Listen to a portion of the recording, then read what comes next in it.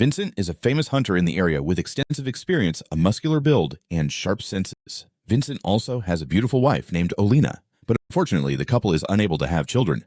A few years ago, on a quiet night, Vincent kept hearing faint cries coming from the horse stable. At first he thought it was some wild animal, but when he brought an axe to the location, Vincent was astonished to see a fair-skinned blonde child wrapped in a diaper lying in the middle of the stable. Years passed, and that child grew up with golden hair and beautiful blue eyes, incredibly adorable. The boy was named Siron, and he is our main character. Vincent and Olena always regarded him as their biological son, their treasure. Every day in the forest, Vincent would take his son along while he chopped wood. Siron would eagerly read the magic books that his father bought for him. Their family was warm and loving, but the village kids didn't seem to like Siron very much. The reason was quite strange, as he was always focused on reading books. Moreover, he was very skinny and looked quite delicate like a girl, not at all resembling Vincent's strong and sturdy appearance. The gossiping women in the village often whispered that Siron was a child that Vincent and his wife picked up from some corner, and of course that's why the village kids knew about it. Although it was true that Siron was adopted, Vincent couldn't accept people talking behind the back of the child he considered a treasure. Vincent always felt that Siron's distance from the village kids was his fault. Of course, he couldn't just go up and hit each of them because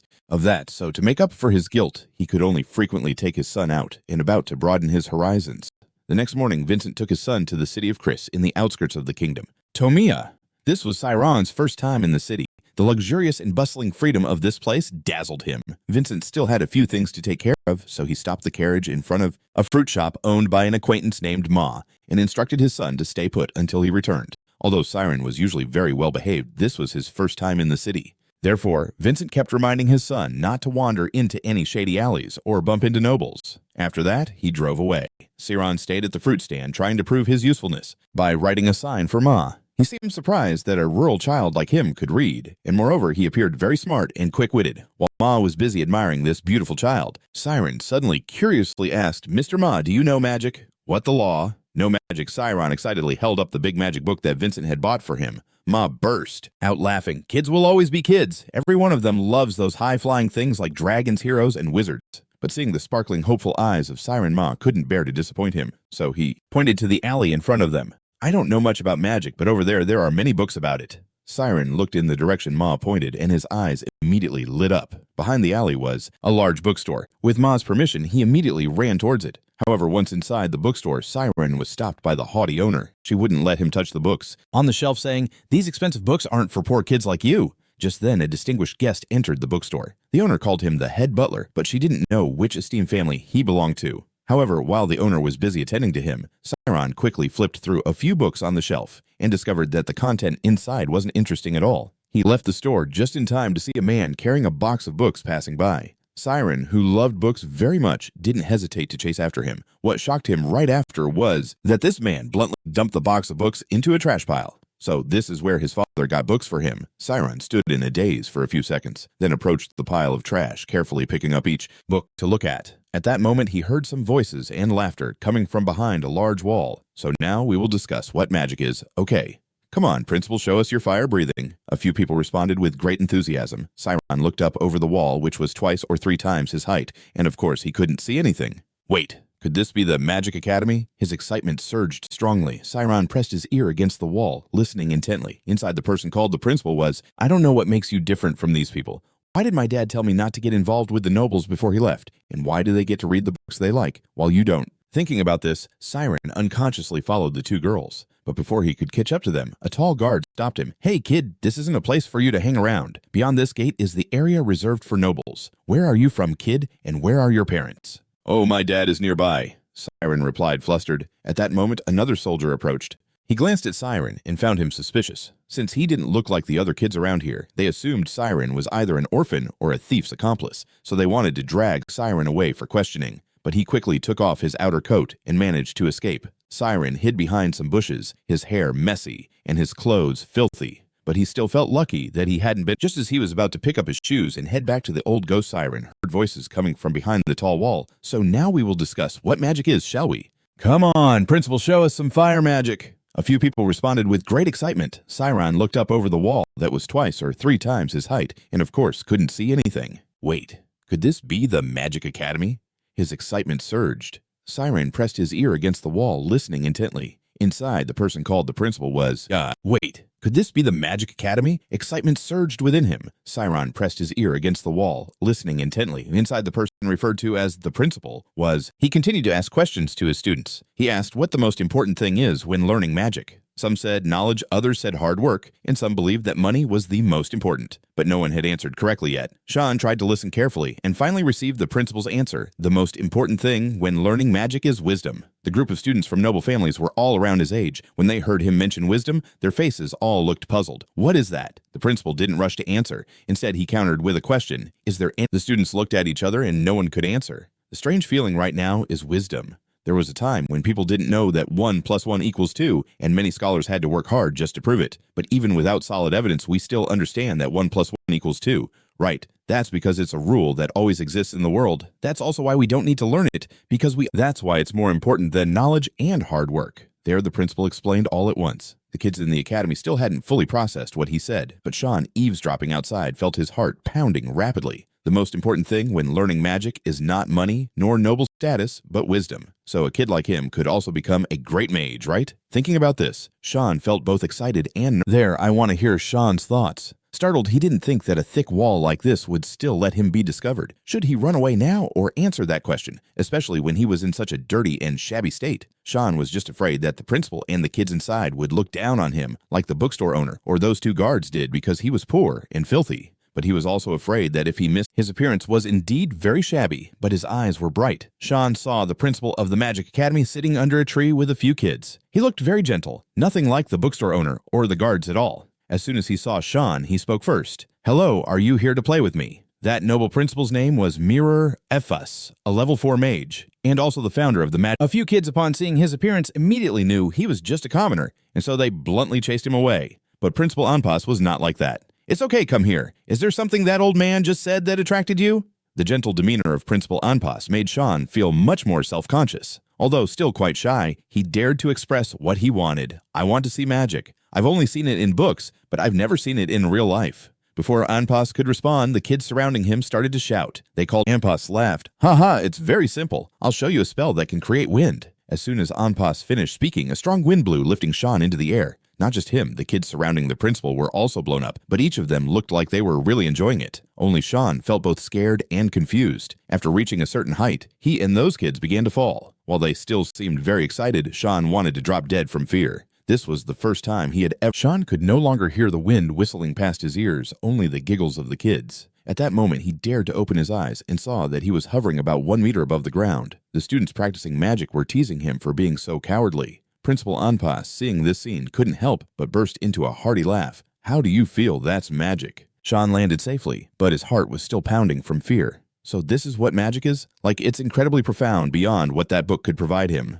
What exactly is magic? Principal Sean still hadn't gotten over the psychological shock from earlier, asking in a daze. Anpas stroked his long beard, seemingly looking for an easy example to explain to him, but Sean, too impatient, urged, please tell me the truth. His voice was quite loud, and anyone outside would think Sean was being rude to the principal. The noble students were shocked to hear becoming a great magician, right? Thinking of this, Sean felt both excited and nervous, and his heart nearly leaped out of his chest when he heard the principal ask a child behind the wall. Now I want to hear Sean's thoughts. Startled, he didn't think that a thick wall like this could still let him be discovered. Should he run away now or answer that question, especially since he was in such a dirty and disheveled state? Sean feared that the principal and the kids inside would look down on him, just like the bookstore owner or those guards did because he was poor and filthy in such a dirty and disheveled state. Sean feared that the principal and the kids inside were just like the bookstore owner or those 2 guards who looked down on him for being poor and filthy. But he was also afraid that if he missed this opportunity, he would regret it for the rest of his life.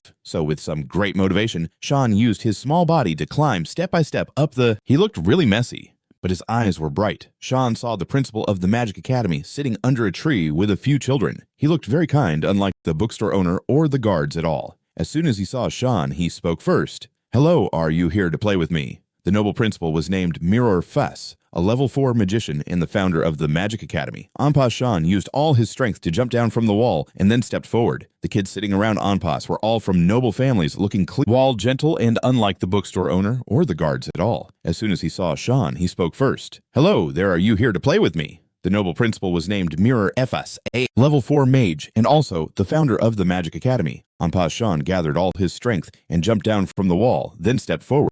The kids surrounding Anpas were all from noble families, looking clean and tidy, completely different from Sean. A few of them, upon seeing his appearance, immediately realized he was just a commoner and bluntly chased him away. But Principal Anpas did not. "It's okay, come here. Is there something that old man just said that caught your interest?" The kind demeanor of Principal Anpas made Sean feel much more self-conscious. Although still quite shy, he dared to express what he wanted. "I want to see magic. I've only seen it in books, never in real life." Before Anpas could respond, the kids surrounding him chimed in. They called Sean a liar. How could a commoner read books? He knew he had no voice here, so he shy away when he dared to express his desire. "I want to see magic. I've only seen it in books, never in real life." Before Anpas could respond, the surrounding students chimed in. They called Sean a liar. How could a commoner read books? He knew he had no voice here, so he bowed his head. The students surrounding him were all clamoring. They called Sean a liar. How can an ordinary person read books? He knew he had no voice here, so he bowed his head. As soon as Anpas finished speaking, a strong wind blew, lifting Sean into the air. Not just him, the kids surrounding the principal were also blown up, but they all looked like they were enjoying it. Only Sean felt scared and confused. After reaching a certain height, he and the other kids began to fall. While they all seemed very excited, Sean wanted to drop dead from fear. This was the first time he had ever experienced free fall, and from such a terrifying height, too. Sean felt like he was about to be smashed to pieces. Out of sheer fear, he shut his eyes tight for a long time. After a while, Sean no longer heard the wind whistling by his ears, only the giggles of the kids. Only then did he dare to open his eyes, finding himself. Just as Anpas finished speaking, a strong wind blew, lifting Sean into the air. Not just him, the kids around the principal were also blown up, but they all looked like they were enjoying it. Only Sean felt both scared and confused. After reaching a certain height, he and the other kids began to fall. While they seemed very excited, Sean wanted. He looked very much like he was enjoying it. Only Sean felt both scared and confused. After reaching a certain height, he and the other kids began to fall. While they seemed very excited, Sean wanted to drop dead from fear. This was the first time he had ever experienced free fall in his life, and from such a terrifying height, too. Sean felt like he was about to be smashed to pieces. Out of sheer fear, he shut his eyes tight for a long while. Sean no longer heard the whistling wind by his ears, only the giggles of the kids. Only then did he dare to open his eyes, finding himself hovering about 1 meter above the ground. The students practicing magic were teasing him for being such a coward. Principal Anpas, seeing this scene, couldn't help but burst into a hearty laugh. "How do you like it, that's magic?" The magic student was teasing him for being so cowardly. Principal Anpas couldn't help but burst into a hearty laugh upon seeing this. "What do you think, that's magic?" Sean landed safely, but his heart was still pounding from fear. So this is what magic is like. It's incredibly profound, beyond what that book could ever teach him. What exactly is magic? Principal Sean still hadn't gotten over the psychological shock from earlier, asking in a daze. Anpas stroked his long beard, seemingly searching for an easy-to-understand example. What exactly is that? Principal Sean still hadn't gotten over the psychological shock from earlier, asking in a daze. Anpas stroked his long beard, seemingly searching for an easy example to explain to him, but Sean, too impatient, urged, "Please tell me the truth." His voice was quite loud, and anyone outside would think Sean was being rude to the principal. The noble students were quite shocked because no one had ever dared to speak loudly to Anpas like that, not even the teachers at the school. They were sure that Anpas would fly into a rage and punish Sean, but when they looked, they were all astonished because no one had ever dared to speak loudly to Anpas like that, not even the teachers at the school. They were sure Anpas would fly into a rage and punish Sean, but when they looked, seeing the intelligent face and bright eyes of the boy, Anpas couldn't help but feel no anger. "Haha, if you want to know that much, then I'll explain it, but it might be a bit complicated." He stroked his beard while explaining to Siron what true magic really is. It's something beyond the ordinary. In other words, it's an expansion of the mind to explore the truth of the world. It's something unrealistic. But could it be that because of that, it gets closer to the truth? Siron suddenly asked. Anpas couldn't hide the excitement on his face because what Siron just said was something that even the noble students here couldn't figure out on their own. "I read this in a book. Why not? But I've seen the similarities between many books that contain ideas from great people that have been considered absurd and avoided by society, yet they all had to accept that this information was a newly discovered truth. So the truth is actually hidden within those absurdities. That's what I thought." Anpas listened to him speak, nodding continuously. It seemed he was very pleased with this bright and intelligent child. Although the circumstances were quite difficult, he still tried to absorb and filter the scant information he had to understand the issue. It's just a pity that he was only a commoner. Resources, after all, couldn't compare to those noble kids. To help Siron understand more about magic, Anpas called a pink-haired girl named Sumin and asked her to enter the spiritual world. Then he took out a handful of coins from his pocket and asked Suin to guess how many coins she was holding. Suen hardly needed to think directly, answering with the number 6, and surprisingly, this answer was completely correct. Sean was incredibly astonished. 100,000 questions of why kept appearing in his mind. Anpas guessed that he would be thinking like that, so he explained that when a mage concentrates their mind, it becomes sharp enough to perceive everything around them. Even superior mages can count the leaves on a tree from a great distance. This is called a highly sensitive mental state, or the spiritual world. While explaining, Anpas continued to change the coins in his hand, and this time, Suen guessed correctly again. A mage who can enter the spiritual world perceives the supernatural ability, and ultimately, they can dominate reality, not just limited to small tasks like counting coins. They can also sense the entire situation happening right before their eyes. This is also the basic thing Anpas wanted Siron to achieve. If you want to become a mage, because not everyone can enter the spiritual world state first, you need to be able to sense yourself.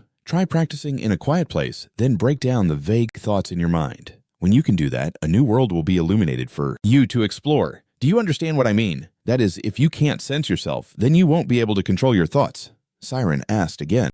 Anpas was continuously surprised by Siron's questions. He asked him to try to sense himself right here. After all, if Siron couldn't do that, he would be out of luck when it comes to learning magic. But what is the self, really? Siron was starting to search for the answer to that question, while the brain is just an organ, and the senses and reality he perceives cannot exceed the concept of the brain. Siron wasn't looking to understand its meaning, but to feel it. Just like that, after quite a while, Siron opened his eyes. In front of him was still Principal Anpas, along with the group of students, but it seemed something had changed. Anpas looked at him with eager eyes and asked, "What do you feel?" Siron was drenched in sweat. He replied, "Sound. I can hear all the sounds." The kids burst. Spiritual world are in a different dimension. There, people perceive things with completely different senses, like the synesthesia syndrome, a neurological syndrome, when the brain processes information data through multiple senses at once. At that moment, you could smell sounds, taste light, and feel the scenery through the air. But Siron just said he heard sounds, which proved he hadn't entered the spiritual world. After all, this isn't something everyone can do.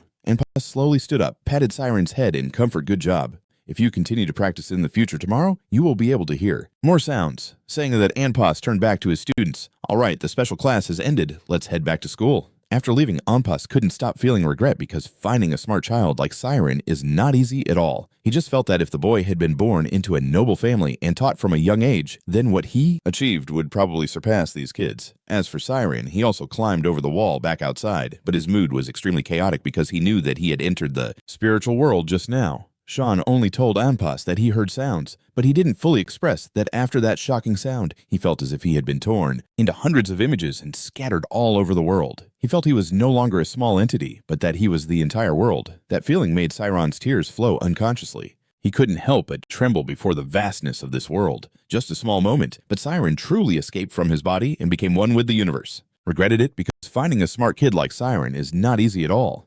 He just felt that if he had been born into a noble family and taught from a young age, perhaps what he surpassed all these kids. As for Siron, he climbed over the wall to return outside, but his mood was extremely chaotic because he knew that he had just entered the spiritual world. Sean only told Anpas that he heard a sound, but he didn't fully explain that after that shocking sound, he felt like he had been torn into hundreds of pieces and scattered all over the world. He felt like he was no longer a small entity, but that he was the entire world. That feeling made Siron's tears flow uncontrollably. He couldn't help but tremble before the vastness of this world. Just a tiny moment, but Siron truly escaped his own body and became formless. Entering the world, you dive headfirst and run as if you want to release the feelings inside. Because of that emotional chaos, Siron accidentally crashes into a passerby, and he is the only one who falls backward. Since the other person is quite tall, Siron frantically apologizes, but the person doesn't seem inclined to forgive him. There are a few more guys with him, and the one Siron bumped into immediately grabs him by the collar. "Are you crazy or what? If you bump into someone else, you have to pay, right?"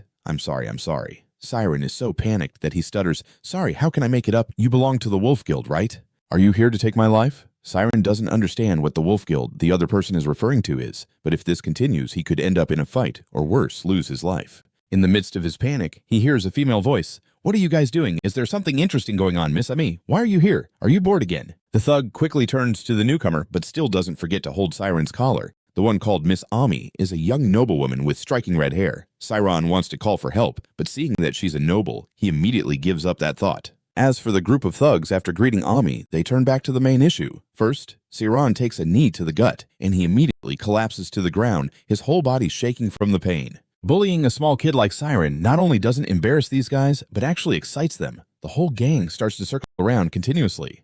They use vulgar language to provoke Siron, even asking about his parents with some not-so-nice words. Hearing them talk about his parents like that, Siron's expression shifts from fear to full-blown anger. The others notice that he's getting angry, but Siron has no chance to respond because right after that, he gets kicked straight in the head. The group of big guys is ganging up on a kid. Siron can't fight back. He can only hold his head and endure. After a while, Ami can't take it anymore, and she steps closer to watch. At this rate, he might really lose his life. Saying that, she sits down next to Siron and asks, "Are you okay? I didn't do anything, I just happened to walk by." Siron seems to sense a glimmer of hope from this girl, and he starts to cry while explaining. "Yeah, you can stop now," Amy says. "Isn't there anything more fun?" Just when he thought he would be saved, it turns out this seemingly innocent girl is actually more twisted than those thugs. In her eyes, Siron is really just a toy. "We plan to beat him up and then sell him to the village in the south since he's just a commoner, so there's nothing to worry about," one thug suggests. Siron immediately falls into despair. He starts to regret not staying put with his grandpa. If they really planned to sell him,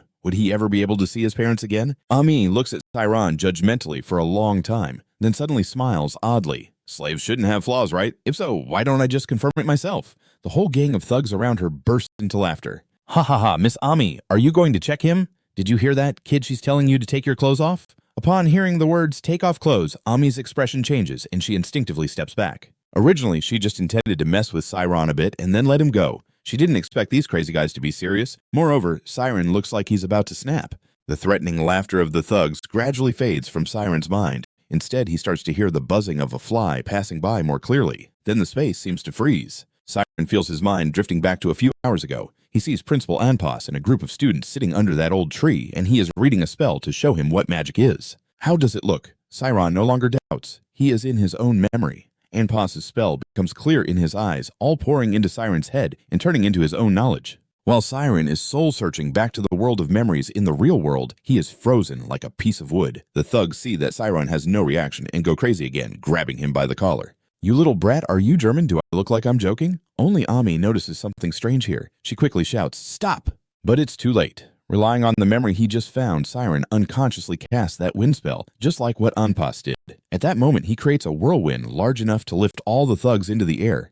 By the time Siron regains his senses, they are starting to fall freely. And at such a height, it's understandable that they would break their legs or arms upon landing. Siron has taken down nearly a dozen thugs who are several times larger than him, and he honestly doesn't even know how he did it. Ami screams and rushes over, temporarily pulling Siron back to reality. "What the hell are you? Where did you learn magic? How can a commoner like you possess magic?" Just then, a few people ran over because of the loud noise from this side. Ami, feeling the crowd getting complicated, quickly slips away. Siron is shocked to see her dart up to the rooftop like a squirrel and disappear. But that doesn't matter now. What's important is that in front of Siron is a mess, and he bets that the newcomers won't let him explain. Siron wants to escape. He can't be caught again, so he starts running headlong out of this alley. Stepping out of the village for the first time has left Siron with too many terrifying experiences. He feels this world is too scary, and he wants to get away quickly. "Just returning to the embrace of my parents, that's all." Meanwhile, Ami has returned to her home. Her family is a top noble clan, and Ami came back feeling frustrated because she was defeated by a commoner kid.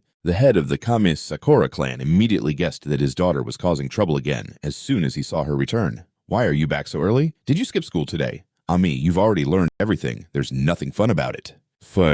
Father, Ami replied sulkily, then went up to her room. Sakura was at her wit's end with her daughter, wondering when she would finally grow up. Even if she is a genius, she doesn't need to be so arrogant. If not one day, she will be outsmarted. Sakura was just speaking casually, but it seemed like the last part of her statement struck a nerve with Amy. Today she really did get outsmarted, and moreover by a commoner kid. Seeing her daughter suddenly silent like that was unusual for Sakura. Normally, if criticized by him, Ami would have thrown a fit, but today was different. She remained quiet for a long time, then suddenly asked a question that was unlike her at all. "Dad, about magic, do you know anyone at the Magic Academy who could introduce me?" After that stormy trip, Siron finally found his father. As soon as he found Vincent, he jumped into his arms crying and saying he got lost. The two of them returned to their small village, but Siron's personality changed completely from that point on. Winter had arrived. The next day, after returning home, Vincent only saw his wife, Irina, sitting and knitting a scarf, saying that Siron had gone to the lumber area to gather more firewood. While it was snowing heavily, Vincent, feeling uneasy, went to look for him.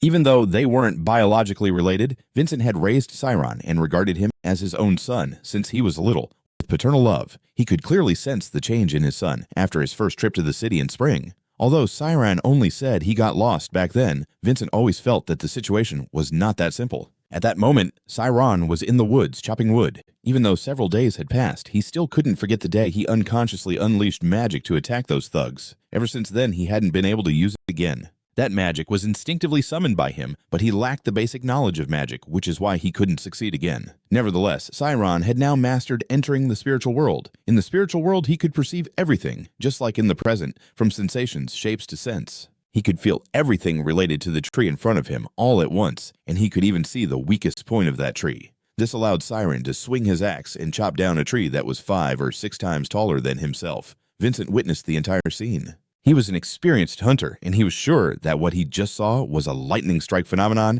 an axe chopping down a tree by targeting its weak point. But how could Siron, such a small and skinny kid, do something that even a skilled hunter like Vincent found difficult? Watching his little son carefully saw the tree trunk in the freezing winter, Vincent couldn't help but shed tears. Meanwhile, Siron seemed very excited because this was the first time he successfully created a lightning strike after countless times chopping wood, just like when he successfully summoned magic that day. Siron knew he wasn't as lucky as noble kids, but that didn't stop him from yearning to seek foundational knowledge about magic. Tomorrow, the day after, and the days after that, Siron would continue to repeat these things, to feel magic, because he believed that an opportunity would surely come to him one day, not far away. Persistence truly brought Siron some achievements. Time passed, and 3 years later, Siron had grown much taller, his hair had unraveled, and he had successfully created lightning strikes that hit every time. By then, he seemed to have merged with nature.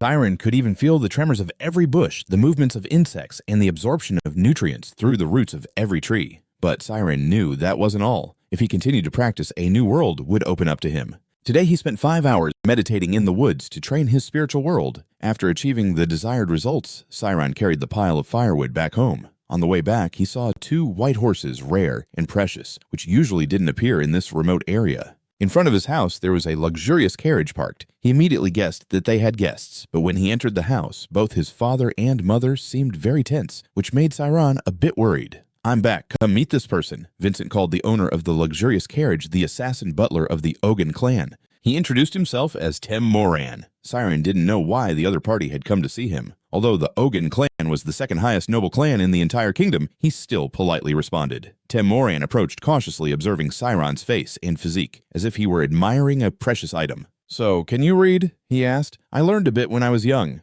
Tem Moran seemed thoughtful. Then he began to nod, continuing to examine Siron. "You seem well raised, just a son of a hunter, but can read. You're also a good child. Wait, can you explain to me why you're here?" Siron appeared impatient, and finally Tem Moran revealed the true purpose of this visit. He was there to recruit Siron to work for the Ogun clan. Although Siron didn't understand why he knew about him, the job was to move a total of 10,000 books out of the main library of the mansion, many of which were very important. This task would be the movement of insects, the absorption of nutrients through the roots of each tree. But Siron knew that wasn't all. If he continued to train, a new world would open up to him. Today he spent 5 hours meditating in the forest to train his spiritual world. After achieving the desired results, Siron carried a pile of firewood back home. On the way, he saw 2 white horses which were usually not found in this remote area. In front of his house, there was a luxurious carriage parked. He immediately guessed that they had guests, but when he entered the house, both his father and mother seemed very tense, making Siron a bit worried. "You're back. Come in and meet this person," Vincent called the owner of the luxurious carriage the assassin butler of the Ogun family. He introduced himself as Tem Moran. Siron didn't know why the other party was looking for him. While the Ogun family was the second highest noble family in the entire kingdom, he still responded politely. Tem Moran approached cautiously, observing Siron's face and figure as if he were admiring a precious item. "So, can you read?" he asked. "I learned a bit when I was young." Tem Moran seemed thoughtful. Then he began to nod and continued to examine Siron. "You seem well raised, just the child of a hunter, but can read. You're also a good kid. Wait, can you explain to me why you're here?" Began nodding, continuing to examine Siron. "You seem well raised, just the child of a hunter, but can read. You're also a good kid. Wait, can you explain?" Siron seemed impatient, and finally Tem Moran revealed the true purpose of this visit. He came to recruit Siron to work for the Ogun family. Although he didn't understand why the man knew him, the job was to move a total of 10,000 books out of the main library of the mansion, including many important books. This would be, although he didn't understand why he knew him, the job was to move a total of 10,000 books out of the main library of the mansion, many of which were very important. This would be, within 2 years, the transportation matter will be handed over to someone else, but the classification will only be completed by Tem Moran and Siron. Just hearing the words Heart Library, Siron's heart raced. Even more so, it's the library of the Int family. It must be filled with important knowledge for a wizard. However, Tem continued saying that the only ones who knew about this were his family. If even one book leaks out or news about this gets out, then both his life and his family's will be in danger. At this moment, Sean finally understood why his parents looked so worried. Of course, because this matter is so dangerous, the Owen family agreed to pay a lot of money. It's an amount that Vincent could never earn, even if he hunted for a lifetime. Naturally, he wasn't so greedy for money that he would sell his precious son. He agreed to Tem request, just so his son could freely read in the Owen family's library. The amount he was paid was indeed very large, so it was worth it for him to take care of his son all these years. Tem seemed very pleased with Siron and turned to speak to Vincent, but those words were no different from saying that Vincent had taken care of Siron all these years just to exchange for money. Therefore, he immediately stood up and slammed the table. "I don't do this for money. I just want our Siron to be able to fulfill his dream." Tem suddenly burst into laughter. "Haha. Why think so much? Do you think the kid will have a career? Stop dreaming. If you're not doing this for money, then what reason do you have to beg me? Choose your son right." His tone was full of mockery because he said he could read books. Vincent almost yelled, recalling that when he was little, Olina had taught Siron a few words just for fun. But he never expected that by the age of 5, the boy would start reading on his own to learn. Vincent still vividly remembers how obedient and adorable Siron looked back then. But more importantly, he was a smart child. Every time he looked into his beautiful, delicate eyes and saw his focused reading posture, Vincent had a thought: could his adopted son belong to noble lineage? And if he had been raised by a noble family instead of a hunter family like theirs, would his life have been better? Throughout those days, Vincent struggled with his thoughts. On one hand, he just wanted to keep Siron for himself and nurture him to become a hunter, a lumberjack like him. But seeing Siron spend hours in the forest tirelessly chopping wood made him feel very uncomfortable. Therefore, it was Vincent who took the initiative to approach Tem after hearing that the Owen family was looking for a commoner child who could read. All Vincent wanted was for Siron to go there and read the books he wanted. That's why he came to beg and plead with Tem But unexpectedly, this arrogant man thought Vincent wanted to sell his son for money. This truly made him furious. "I don't need any money. If I had known you would look at me like that, wouldn't have come to beg you. Now get out of my house immediately." Tem being proud, left immediately after Vincent insulted him like that. But just as he was about to step out the door, Siron quickly called him back. He said he would take the job no matter how dangerous it was, or how Tem looked down on his family. "Are you serious?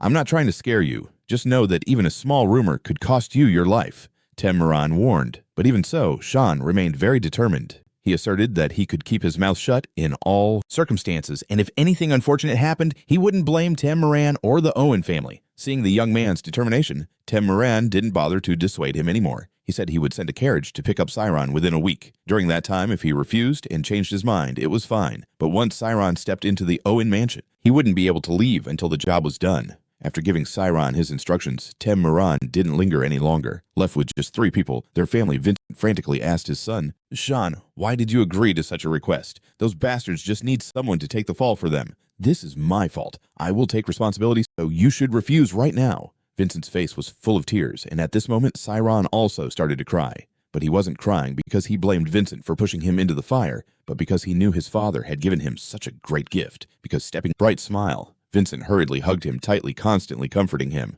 "Don't worry, Siron, and remember to come back safe. I promise they won't lay a finger on this family." At that moment, Vincent truly didn't know if his actions were right or not. Arena couldn't hold back her tears, either worried for her son. But if he wanted to go, they couldn't keep him. A week later, Tem sent someone to pick up Siron, as promised. After having Vincent sign a commitment, they hurriedly took him away. The carriage door closed and began to move. Sean quickly entered his soul world. He could see Vincent and Olina hugging each other and crying very sadly. In his subconscious, Sean wanted to reach out to touch them, but the last spark of reason made him withdraw his hand. That's right, this opportunity is a double-edged sword. Even though working for the Owen family is dangerous, it will also bring Siron a lot of knowledge, and he won't. "Me. Sean, why did you agree to such a request? Those bastards just need someone to take the fall for them. This is your father's fault. He will take responsibility, so you should refuse right away." Vincent's face was full of tears, and at that moment, Siron also started to cry. But he wasn't crying because he blamed Vincent for pushing him into the fire, but because he knew he had given him such a great gift. Because stepping into the Owen library and all tears, and at that moment, Siron began to cry too. But he wasn't crying because he blamed Vincent for pushing him into the fire pit, but because he knew he had been given such a great gift. Because getting to step into the Owen mansion library and read the precious magic books inside was an opportunity that Siron could never have dreamed of in his lifetime. "Thank you so much, Dad," Siron cried, but wore a smile. Vincent quickly hugged him tightly, continuously comforting him. "Don't worry, Siron, and remember to come back safe. I guarantee they won't touch a hair on this family." At that moment, Vincent truly didn't know if his actions were right or not. Irina couldn't hold back her tears, either worried for her son, but if he wanted to go, they couldn't keep him. A week later, Tem Moran sent someone to pick up Siron as promised. After having Vincent sign a commitment, they hurriedly took him away. The carriage door closed and began to roll away, Sean that he couldn't hold back. A week later, the Moran team arrived on schedule to pick up Siron. After having Vincent sign a commitment, they hurriedly took him away. The carriage door closed and began to roll away. Sean quickly entered his spiritual world. He could see Vincent and Olina hugging each other and crying very sadly. In his subconscious, Sean wanted to reach out and touch them, but the last spark of reason made him pull his hand back. That's right. This opportunity was a double-edged sword. Although working for the Ogun family was dangerous, it would also bring Siron a lot of knowledge, and he wouldn't. Trembling and taking a step back. Speaking of the Owen family, their main house is located within the City of Grace in the Thea Kingdom, which is known for training swordsmen in the capital Basuki. Orthodox.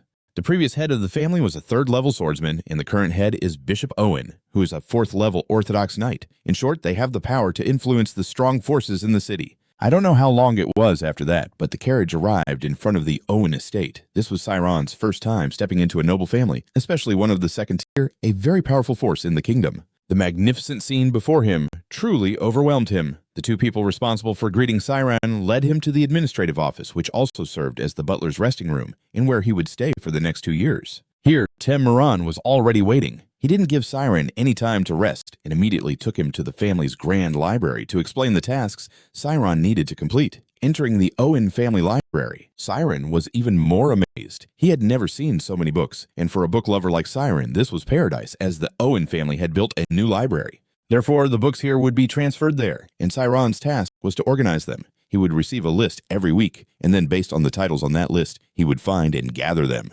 Working hours start from 9 in the morning to 6 in the evening daily. Outside of that time, Siron is allowed to rest, but is not permitted to go outside, and he also cannot enter the estate without permission. Tem Moran is the head butler, so he will be busier, but besides him, there will be other butlers to teach Siron the etiquette when entering this family. Do you have any questions? Tem Moran asked. Siron was still digesting the information that the other party had just shared with him. He felt that this was indeed an opportunity worth risking everything for. "When do I start working?" Siron replied with a question in return.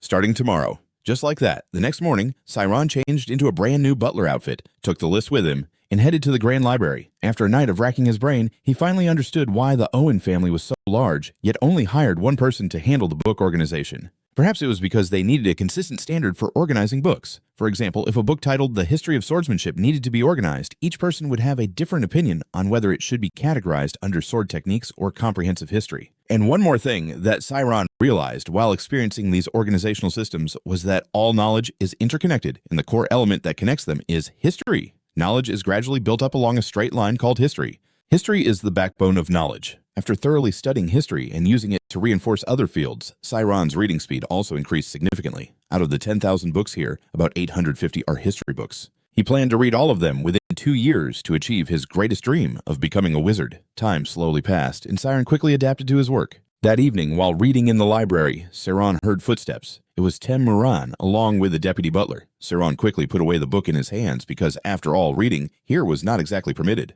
"Have you organized everything? Are you working overtime?" "Yes, sir." Siron quickly stood up straight and replied seriously. Tem Moran had no doubts, and simply reminded Siron not to overexert himself, as he still had 2 years in this library. And most importantly, he must take responsibility for everything he does. If he exhausts himself and makes mistakes, his head could roll off before he knows it. After leaving a new list, Tem Moran left. But after taking a few steps, he suddenly turned around and walked straight to Siron, making him very tense. What is it? Could he have discovered that you were secretly reading books from the library during overtime? But luckily, Tem Moran only came to adjust the bow tie around Siron's neck. In this library, there are not only butlers, but also the head of the family and young masters visiting. Pay attention to your uniform and make sure you are not tarnishing the Owen family's reputation. Tem Moran also reminded Siron to trim his long hair. After that, he truly left. Siron breathed a sigh of relief. He began to think about tying his hair up like his father. But in reality, there was something even more worth considering, which was that the knowledge in the books was quite difficult. After Tem Moran and the deputy butler left, Siron began to struggle with the massive amount of information. He originally wanted to memorize it quickly, but if he wanted to access the knowledge of a book at any time, he had to clearly understand every event within it. And so he tried to cram more words into his head, but after working hard all day, Siron quickly couldn't resist the drowsiness any longer and slumped over the table. By the time he finished sleeping, a hand reached out to take the book he was reading. It was Muron who had returned without Siron knowing. "You really are foolish." He clicked his tongue and muttered to himself while holding this book. "It's been a whole month. Do you think you can succeed just by studying? If you were to read practical books, I would have banned you from coming here outside of working hours." However, it is fortunate because he was just a foolish person with willpower. 3 months had passed and Siron had begun to get used to working at the Grand Library of the Owen family. He also learned many other things from the maids. After 3 months of work, Siron also realized one thing. The nobility really doesn't care about 1 or 2 missing books. This also means that in the library, by the time he finished sleeping, a hand reached out to take the book he was reading. It was Muron who had returned without Siron knowing. "You really are foolish." He clicked his tongue and muttered to himself while holding this book. "It's been a whole month. Do you think you can succeed just by studying? If you were to read practical books, I would have banned you from coming here outside of working hours."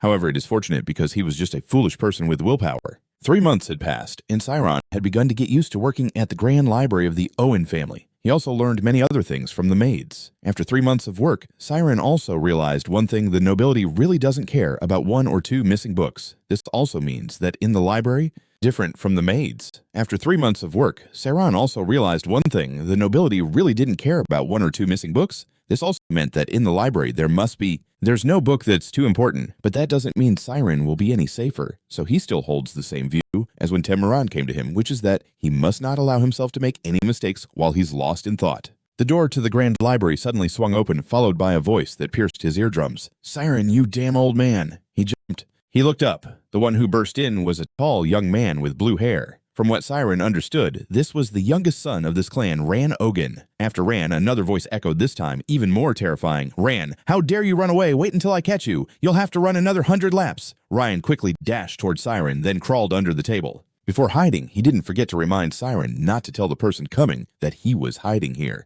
Rand's large frame created a significant pressure on Siron, but then another, even larger figure burst into the Grand Library. "I know you're hiding here, Rand. There's a little brat the size of a pea with blue hair who just rushed in here, right?" Siron was at a loss for words. If that blue-haired kid was the size of a pea, then what would his scrawny figure... Before escaping, he also reminded him not to tell the incoming person that he was hiding here. Rand's large figure created a huge pressure on Siron, but the person who burst into the Grand Library was even bigger. "I know you're hiding here. Rand, did that little green-haired kid just burst in here?" Siron was speechless. If that green-haired kid was the size of a pea, then his scrawny figure in the eyes of this old man was what? But he looked really scary. Siron had to probe the identity of the opponent first. That green hair was the size of a pea. What did this skinny figure mean to this old man? But he looked really scary. Siron had to probe the identity of the other person first. "Excuse me, I am a swordsmanship teacher, and I have the right to beat that little pea into pulp. Got it. 2 words, got it." The words truly pierced Siron's ears, and he felt that if he didn't answer, this old man would bury him alive. Therefore, even though the young master had warned him, Siron had to honestly admit that he was hiding under the bookshelf next to him.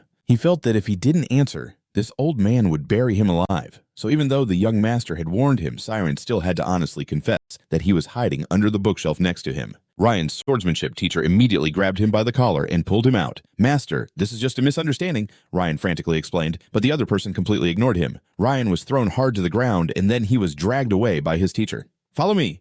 You little brat who dared to skip practice, you need to be taught a lesson about your awareness." Ryan looked utterly miserable, and Siron could clearly see his mouth forming the words. Was thrown hard to the ground by his master, who then grabbed his leg and dragged him away.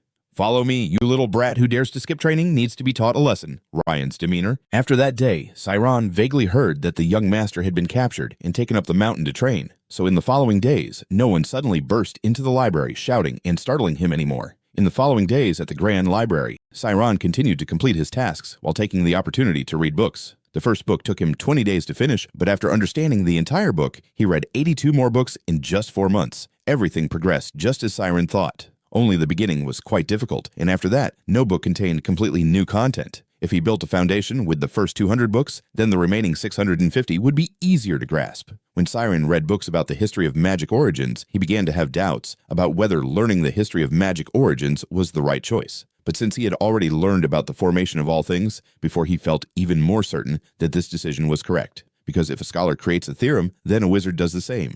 But they also have to realize that theory to apply it in practice. Therefore, a wizard is similar to a scholar. However, not all scholars are wizards because not everyone can enter a state of divine perception in There was only this choice. After that day, Siron heard that the young master had been caught and taken to the mountain to train. So in the following days, no one burst into the library shouting to startle him anymore. The following days, in the grand library, Siron continued to complete his work, while also taking the opportunity to read books. The first book took him 20 days to finish. Yelling startled him again. In the following days at the Grand Library, Siron continued to complete his work while taking the opportunity to read. The first book took him 20 days to finish, but after understanding the entire book, he read 82 books in just 4 months. Everything progressed just as Siron thought, only the beginning was quite difficult after that. There was no book that contains completely new content as well. If you build a foundation with the first 200 books, then the remaining 600 will be easier to grasp. When Siron read the books about the history of the origins of magic, he also began to question whether learning the history of magic at this time was the right choice. But since he had already studied the formation of all things before that, he felt even more certain that this decision was correct. Because if a scholar creates a theorem, a magician does the same, but they also have to realize that theory to apply it in practice. Therefore, a magician is similar to a scholar. However, not all scholars are magicians, because not everyone can enter a state of divine perception magic. He also began to have doubts about whether studying the history of the origins of magic was the right choice. But since he had learned about the formation of all things before, that he felt even more certain that this decision was correct, because if a scholar creates a theorem, then a mage does the same. But they also have to realize that theory to apply it in practice. Therefore, a mage is similar to a scholar. However, not all scholars are mages because not everyone can enter the state of divine perception in their consciousness.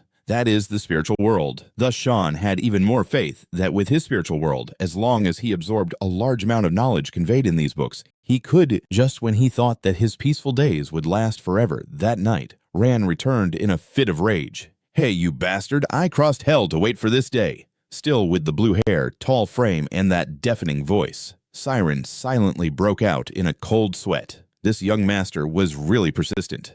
After going through such a grueling time on the mountain, he still remembered the grudge of being exposed by Siron in this library. Ryan was so angry that his teeth were chattering. "Do you know how much trouble I had to go through, you bastard?" Saying that, he began to recount how his master had tortured him, climbing cliffs countless times until his fingers had no strength left. Yet every time he thought he was about to die, Ran remembered the grudge in the library with the person who had pushed him into this situation, and as if fueled by strength, Sean silently sighed. This young master was not simply holding a grudge. It seemed like his anger had been building up and reached a peak. "Hey, aren't you going to say anything? I asked you for help and trusted you, but you turned your back and reported me to the master. Just seeing a little rabbit like you makes me nauseous." While saying this, Ryan grabbed Siron's collar. "It's not like that, I'm just stating the truth. Don't try to justify yourself. You should have said that you didn't follow my request back then." Siron silently sighed. It seemed he couldn't reason with someone who was this angry and had overwhelming strength. "So, young master, what should I do?" Rand seemed surprised to be asked back by Siron with such a calm demeanor. Then he burst into laughter and dragged Siron to the training ground. Even though it was already midnight, Siron thought the other party intended to use a sword to beat him until he vented. This one still, with the green hair, tall build, and that deafening voice. Siron silently broke out in a cold sweat. This young master is really persistent. After going through such a grueling ordeal on the mountain, he still remembers the grudge I exposed in this library. Ryan was so furious that his teeth were chattering. "Do you know how much trouble I had to go through, you bastard?" Saying that, he began to recount how his master had tortured him, climbing the cliff countless times until his fingers had no strength left. Yet every time he thought he was about to die, Ryan remembered the grudge in the library with the person who had pushed him into this situation. And as if fueled by strength, Sean silently sighed. This young master is not simply holding a grudge. It seems his anger has been accumulating and has reached its peak. "Hey, aren't you going to say anything? I asked you for help and trusted you, but you turned on me to report me to the master. Just seeing a rabbit like you makes me sick." While saying this, Ryan grabbed Siron's collar. "That's not true. I'm just stating the facts. Don't try to justify yourself. You should have said that you didn't follow my request back then." Siron silently sighed. It seemed he couldn't reason with someone who was this angry and had overwhelming power over him. "So, young master, what should I do?" Rand seemed surprised when Siron asked back so calmly. Then he burst into a fit of laughter and dragged Siron to the training yard. Even though it was the middle of the night, Siron thought the other party intended to use a sword to beat him until— Remember the grudge he had exposed in this library? Ryan was so angry that his teeth were chattering. "Do you know how much trouble I had to go through,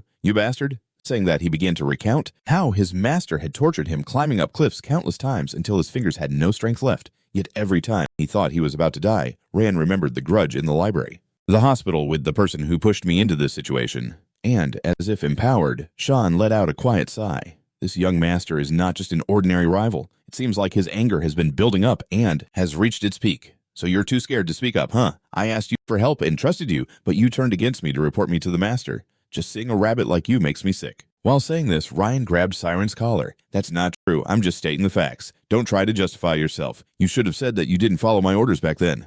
Siren sighed quietly. It seems he couldn't reason with someone who was this angry and had overwhelming power. "So, dear young master, what should I do?"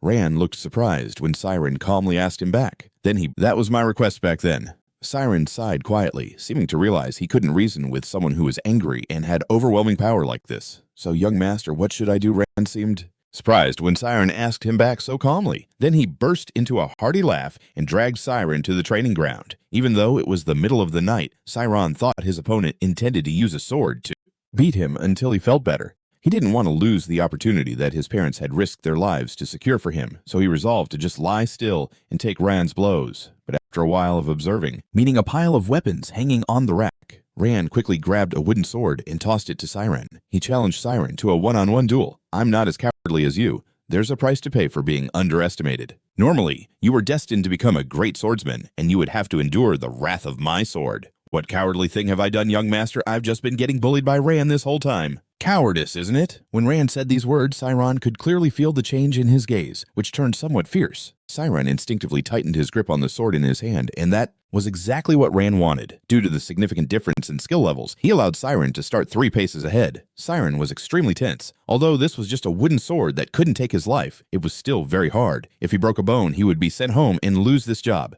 In his mind, a question kept popping up. What should I do now? After a few seconds of thought, Siren gripped the sword tightly and launched a powerful attack. But in this first attempt, Rand easily dodged. On the second strike, Siren attacked again, and he used his sword to block it. Unlike the trembling when holding Siren's sword, Rand clearly had a much stronger foundation. His strength was also superior. Sweat was dripping down Siren's neck. He had only failed.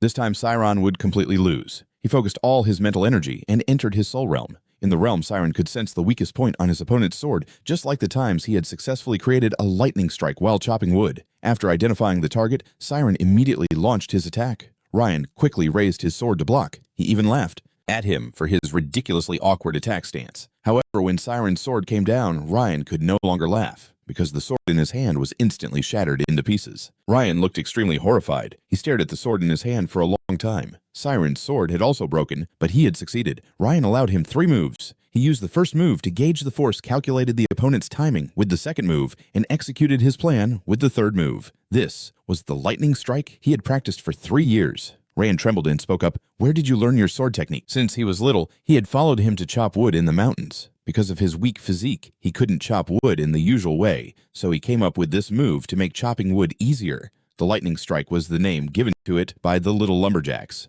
Rand felt increasingly bewildered. A powerful strike like that was something the opponent had figured out while chopping wood, while he had been holding a sword for 15 years and lost to the son of a lumberjack. Moreover, what Siron just called the lightning strike was actually the ultimate killing technique of the Ent clan, which Rand's older brother had learned when he was only 12. At that time, Ron had been defeated by his brother using this very technique. Today, he was defeated by Siren with that same skill again. "I won't accept this." Ron clenched his fists. Unable to hold back, he shouted, seeing the opponent's expression growing more serious. Siren, who had just relaxed a bit, began to feel tense again.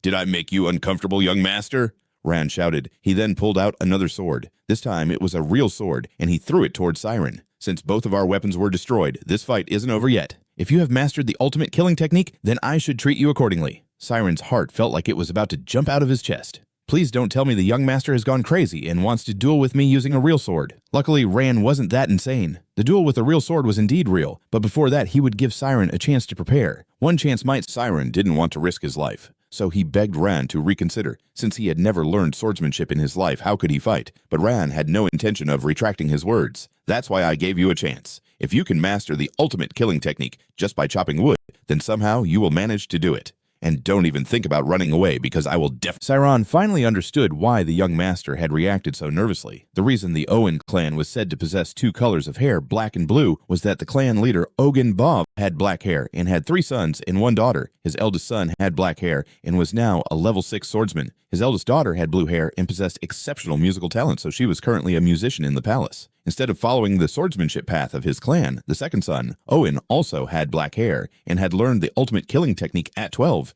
he calculated the opponent's timing with the second strike and executed his plan with the third. This was the lightning strike he had trained for 3 years. Rand trembled and spoke up. "Where did you learn that sword technique?" "This isn't a sword technique, it's just a lightning strike," Siron replied honestly. "Huh." Seeing Rand's confused expression, Siron even patiently explained that his father was a lumberjack, and that since "Where's the magic in that? This isn't swordsmanship, it's just a lightning spear," Siron replied honestly. "Huh." Seeing him make a confused face, Siron even patiently explained that his father was a hunter, and that since he was a kid, he had followed him to chop wood in the mountains. Because of his weak physique, he couldn't chop wood in the usual way, so he came up with this technique to make woodcutting easier. As for the lightning strike is the name that the little lumberjacks gave it. Rand was increasingly bewildered. A powerful strike like that was discovered by the other party while chopping wood. While he had been wielding a sword for 15 years, he was defeated by the son of a lumberjack. Moreover, what Siron just called the lightning strike was actually the ultimate killing technique of the Enti clan that Rand's brother had learned when he was only 12. Back then, Rand had been defeated by his brother using that very technique. Today, he was defeated by Siron with that same skill again. "I won't accept this."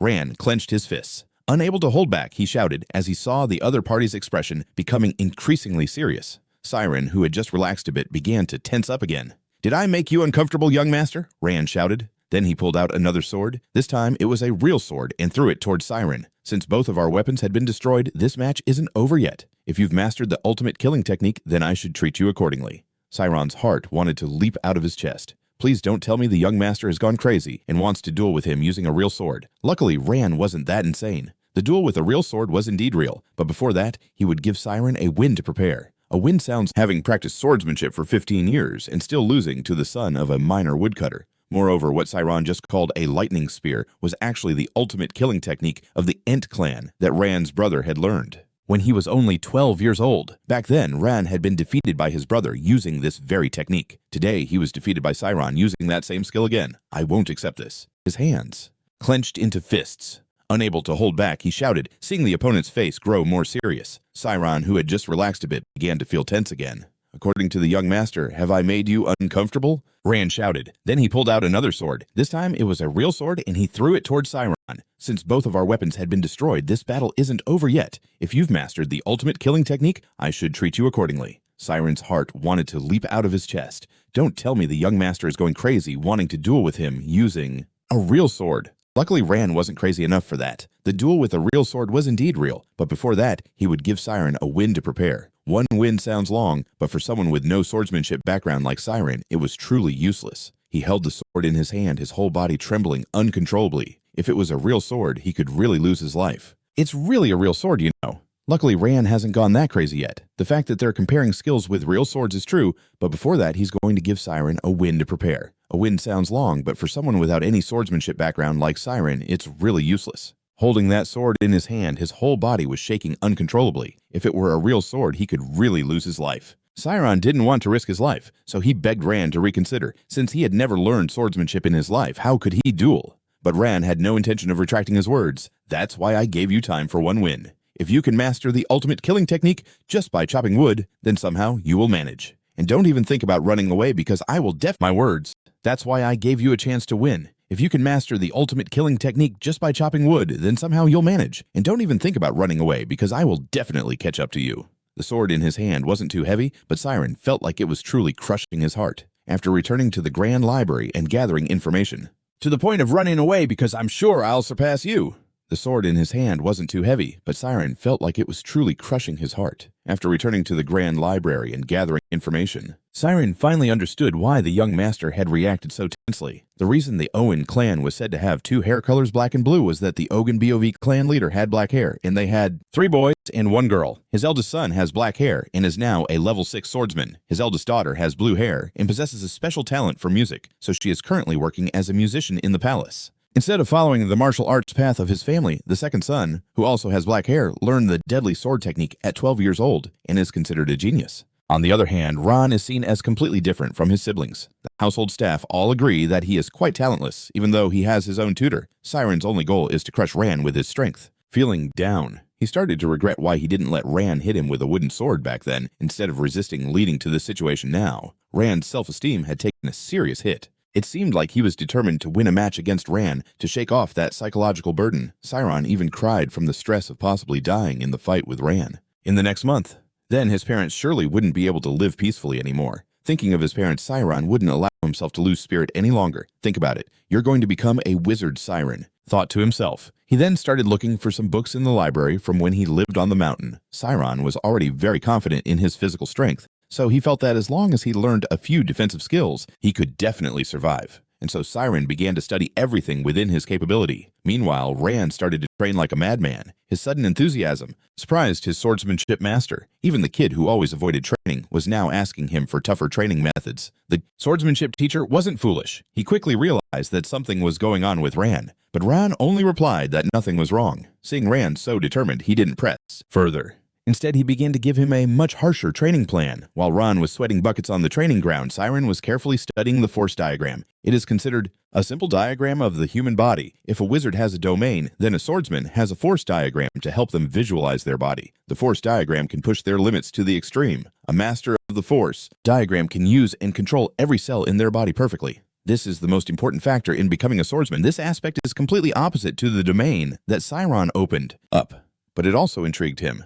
Should I give it a try? Siron thought and decided to do it. Siron closed the book in his hand, closed his eyes, and began to feel himself. This is the first step in opening up the force diagram, and it's quite simple, because it's similar to entering the domain. When opening the domain, one must erase their self, but when opening the force diagram, they need to delve deep into their own existence. In fact, Siron didn't want to put all his effort into the force diagram because it was the opposite of the domain. Therefore, he shifted focus to learning a few basic sword skills based on his existing domain. Siron carried a pile of sword technique books to the backyard. He started with the most basic 8 directional slashes. At the same time, Ron was pushing himself to train, to the point where even his swordsmanship teacher was scared. He had never seen his student so motivated, even though he had taught him since he was little. Ran's mood was very complex. Really, Siron was just the last drop in the bucket. The core issue was that Ran was always compared to his siblings, and the fact that he had trained for 15 years without opening the force diagram made him the failure of the Owen family. His master trained him. Although he seemed rigid, he was actually very caring. Today, seeing the frightening change in his student, he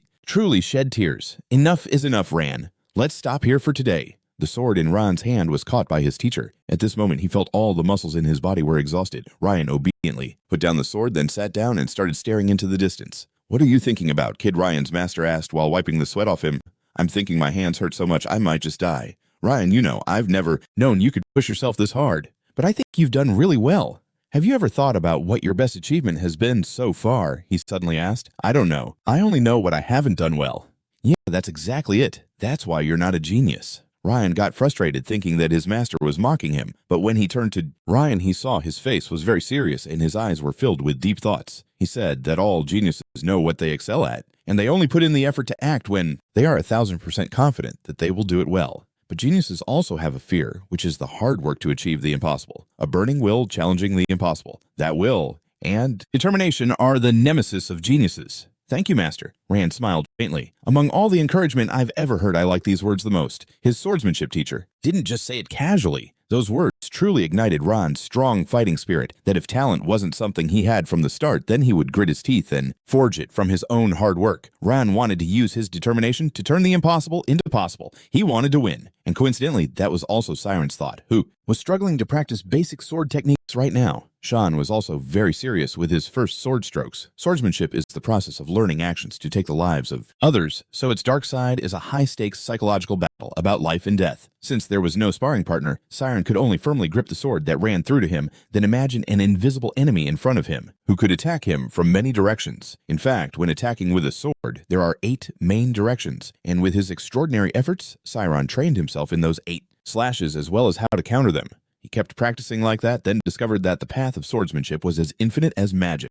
And all that Siron learned by himself too, just like a grain of sand in the desert. Wow, I'm sorry, Mom, but maybe this time I can't go home anymore, Siron said to himself, his voice filled with deep sorrow. But since stepping into the family of grievances until now, he had never regretted it. Although the path he walked faced death, he had also seen a wonderful world, a victory that quickly passed by. Siron arrived on time at the training ground and entered a life-and-death battle with Ran. In just a short month, he could clearly feel the aura of his opponent had completely changed, and that was something Ran sensed in Siron as well. because just a month ago, he had appeared in a very chaotic state in both posture and balance, yet now Siron was incredibly stable. Even though it was his first time holding a real sword, he remained very calm. This made Ran unable to help but associate Siron with his older brother, and it made Ran want to win even more. Ran was the one who rushed forward, and Siron was extremely tense because this young master, even though the servants said he was incompetent, had a level of swordsmanship that was on a different level compared to him. But fortunately, due to the relentless efforts over the past month, Siron could still sense the direction of the sword. Siron's calmness and his way of observing the sword's direction made his blood boil. Wasn't Ran afraid of this blade? He wondered secretly, thinking that in reality Siron was not a reckless person who feared death, but he had completely controlled his emotions. Over here, Ran continued to attack. This time the sword came from Siron's right side. Ran managed to block it again, but the first and second strikes were gentle from the sword swings. After that, Ran's speed increased day by day, starting to surpass Siron's ability to sense the sword's direction. Finally, the tip of Ran's sword successfully drew a shallow cut on Siron's chest. When fresh blood flowed out, he knew he was about to lose. Siron quickly changed his strategy, using all his strength to retreat. Beside him, the pain radiating from his chest was a puzzling sensation. Ran looked into his eyes, seemingly understanding the great sword. Each slash was a bone-crushing effort from Ran, so its power was completely different from ordinary sword techniques. After injuring Siron, he became even more bloodthirsty. In Ran's eyes now, there was only one goal, which was to crush Siron with his strength. They continued to charge into the second round, but this time Siron felt even more confused. If Ran slashed upwards after hitting his chest, then Siron would have been cut on the side. But Ran's subsequent attacks seemed not to be lethal blows. This also meant that his understanding of swordsmanship was lower than Siron's. So while Ran could skillfully wield the sword, he did not clearly understand how to use techniques effectively. This was the gap that allowed Siron to turn the tide. He immediately changed his battle plan by pouring all his... Instead of being exhausted, he was extremely confused, silently questioning himself. And Ran became even more bewildered when clearly the techniques Siron used were quite simple, yet he could not block them. Ran, who was in the dominant position, frantically attacked again, suddenly found himself in a passive position. Realizing that his opponent's stamina was gradually depleting after the defensive blows, Siron's dominance had once again brought the shadow of the past back into his mind. Ran remembered his older brother, who was praised by their father as a genius, and who had also defeated him with lethal sword techniques. When remembering the proud smile full of satisfaction on his brother's face when he defeated him, Ran's anger erupted once again, and he directed that anger towards Siron. The sudden loss of composure from Ran made Siron think he had given up. However, at that moment, a new problem arose. Ran was indeed not calm, but that outburst of anger had greatly increased his sword-swinging speed. It was so fast that Siron could not read all the sword directions, and in the final strike, he always felt like death was tapping him on the shoulder. Yet with such a strong male protagonist aura, of course, this old man wouldn't go down easily. Neither of them hit each other because Ran's sword had been deflected by Siron's sword. He stood there dazed in a confusing manner while Siron's sword pointed upwards, directly clashing with the blade of Ran's sword that was coming down. With all the remaining strength he had, he won resoundingly by deflecting Ran's sword. Siron gasped for air. He had won, but still couldn't believe that he had actually won. And even though he had truly won, Siron still felt very awkward, because even though it was a competition, the opponent was a noble, and he had once again trampled on the already high self-esteem of Ran. He didn't know what else Ran could do next. Siron was very tense. He couldn't imagine how furious Ran's next outburst could be. But this time, Ran was not angry. He just bowed his head and said 3 words, "I lost." While Siron was still trying to process this, Ran continued to scratch his head and repeated the 3 words, "I." They continue into the second round, but this time Siron feels confused again. If Ran had slashed upward after hitting his chest, Siron would have been cut on the side. But Ran's subsequent attacks seem to lack the finishing blow. This means his understanding of swordsmanship is lower than Siron's. So while Ran can skillfully wield a sword, he doesn't fully grasp how to use techniques effectively. This is the gap that allows Siron to turn the tables. He immediately changes his battle plan by pouring all his strength into the attack. Siron has learned the basics of swordplay, so his strikes are relatively decisive. And Ran is truly astonished once again. Why is he suddenly attacking instead of being exhausted? And Ran is even more bewildered when it's clear that the techniques Siron uses are quite simple, yet he can't block them. Ran, who is in the dominant position, frantically attacks back, suddenly finds himself on the defensive. Noticing that his opponent's stamina is gradually depleting after the defensive strikes clumsily, Siron feels more hopeful about preserving his own life. He just needs been attacking with all their might. Siron had learned the basic sword swings, so his strikes were relatively decisive, and Ran was genuinely astonished once again. Why was he suddenly attacking? When he should have been exhausted, he was extremely confused, silently questioning himself. And Ran was even more confused when clearly the moves Siron used were quite simple, yet he couldn't block them. Ran, who had been in the dominant position, was now frantically counterattacking, suddenly finding himself on the defensive. Noticing that the opponent's stamina was gradually declining after the blocks clumsily, Siron felt more hope he couldn't block it. Ran, who was in the dominant position, suddenly went on the offensive. Realizing that his opponent's stamina was gradually depleting after the defensive blows, Siron felt even more hopeful about preserving his life. He just needed to persist in maintaining his stamina and continue this rhythm of attack to win.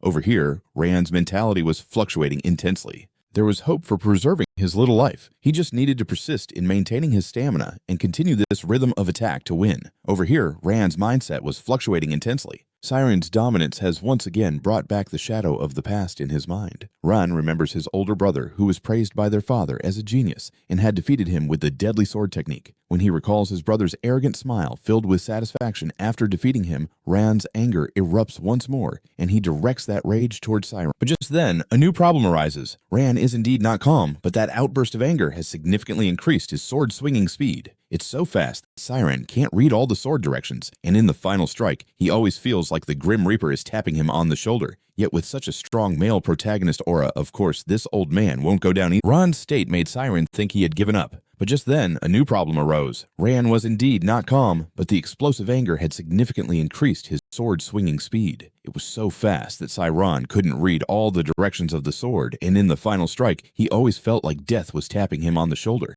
Yet with such a strong male lead aura, of course, increased significantly. It was so fast that Siron couldn't read all the sword directions, and in the final blow, he always felt like the Grim Reaper was tapping him on the shoulder. Yet with such a strong male aura, of course, this old man wouldn't fall. Neither of them hit each other because Ran's sword had been deflected by Siron's sword. He stood there dazed for a moment. Being as strong as that, of course, this old man won't kick the bucket. Neither of them hit each other because Ran's sword had been knocked away by Siron's sword. He stood there dazed. Ran can clearly see in that final strike that Siron read his sword direction, and he changed his grip on the sword in an instant. The tip of Siron's sword points upward, directly clashing with the blade of Ran's sword coming down. With all the remaining strength he has, he wins by knocking Ran's sword away. Siron gasps for air. He has won, but still can't believe that he actually won.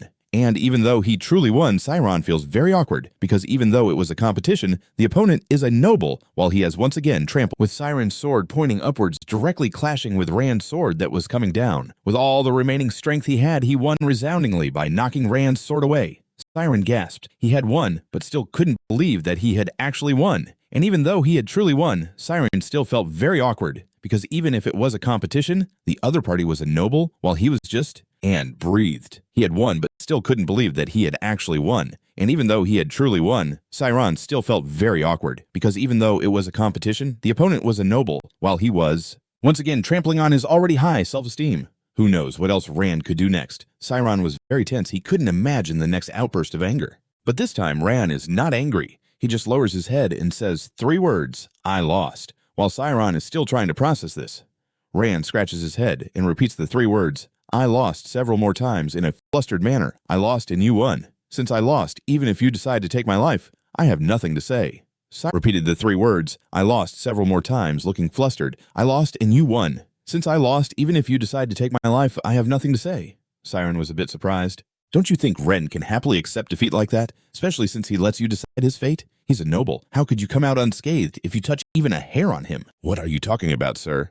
Siron almost shouted. "We fought with our lives on the line, and I admit that I lost." "So you have the right to take my life, right?" Ryan foolishly replied. "You just want to gamble your life on this, but I want to live, you know?" Siron yelled, meaning from the start, "I found this match really boring. From the beginning, why are you blaming me and wanting to throw me under the bus when you're the one avoiding your master just because you don't want to train?" Anger surged up. Siron wasn't afraid anymore and boldly criticized the young master in front of him. Ryan wasn't backing down either, immediately firing back with his mouth. "Wait, who the hell needs to blame? It's all your cowardice. Even if it was our first meeting and in that situation, you should respect me, right?" "Respect my ass," Siron interrupted. "Have you ever thought about how much you've put me in a difficult position? I'm stuck between the son of the family head and your swordsmanship master. If you really deserve respect, you wouldn't have put a small fry like me in such a situation." Sean got more and more fired up, unleashing all his frustrations right in their faces. To be honest, this young master is a real joke. He wants to challenge Siron out of his high self-esteem, not because he wants to push Siron to the brink of death. And Siron really thinks this time he might have to sell salt after all. After scolding Ran for a while, he was so tired he sat down on the ground. Across from him, Ran had just been scolded by the household servant, wiping his face in a hurry. But strangely, he wasn't angry at all in that moment. As Siron just vented, Ran felt the cold, calm warrior he had just faced disappear. Instead, there was a teenager who was just about his age. And the most important thing was that even though Ran felt Siron was definitely a genius, he didn't mock him like Dai did. Instead, Siron was putting all his strength into facing Ryan, both to protect himself and to show respect for his opponent. Because of these things, Ran had a different view of the teenager in front of him. "What's your name?" he suddenly asked. "Aryan Siron." Siron didn't know what the other meant, but still replied. "And I'm Owen Tran," Ryan said clearly. Siron once again felt confused. Who doesn't know this blue-haired youth is Owen Ran? And the confusion peaked when suddenly Ran reached out to pull Siron up, along with a proposal. "Let's be friends." The duel between the two ended like that, and Siron returned to his work. In a flash, a year had passed since he first stepped into the Owen family mansion, and Siron had categorized 7,231 books, 1,153 of them.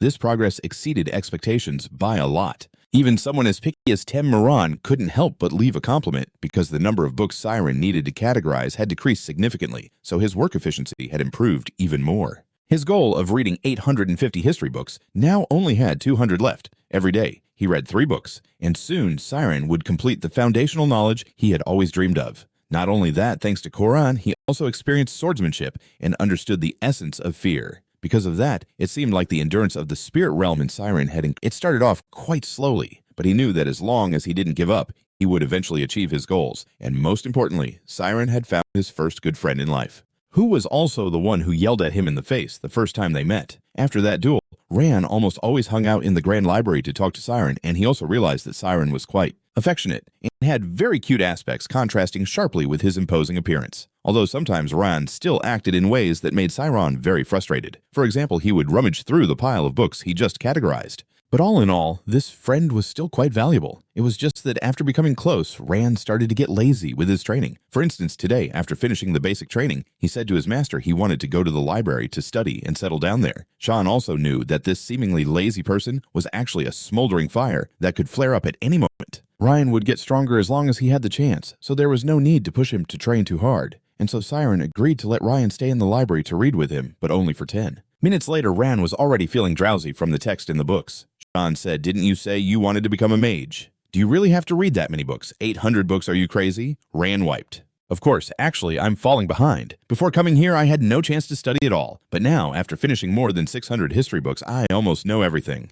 Ran didn't feel like reading, so he focused on observing Siron, and every time he saw him working, he was amazed once again. Siron's reading speed was unbelievably fast to the point that Ran felt Siron could be pulled into a book at any moment. Bored out of his mind, Ran read a few words and started chatting with Siron. The two were fine as long as they were near each other, like in the free waiting area. Sean also couldn't concentrate on reading. They began to debate about the book in hand, which was about the most common comparison made on the continent, that if a swordsman and a mage faced off against each other. A moment later, Ran is exhausted by the pile of words in the book.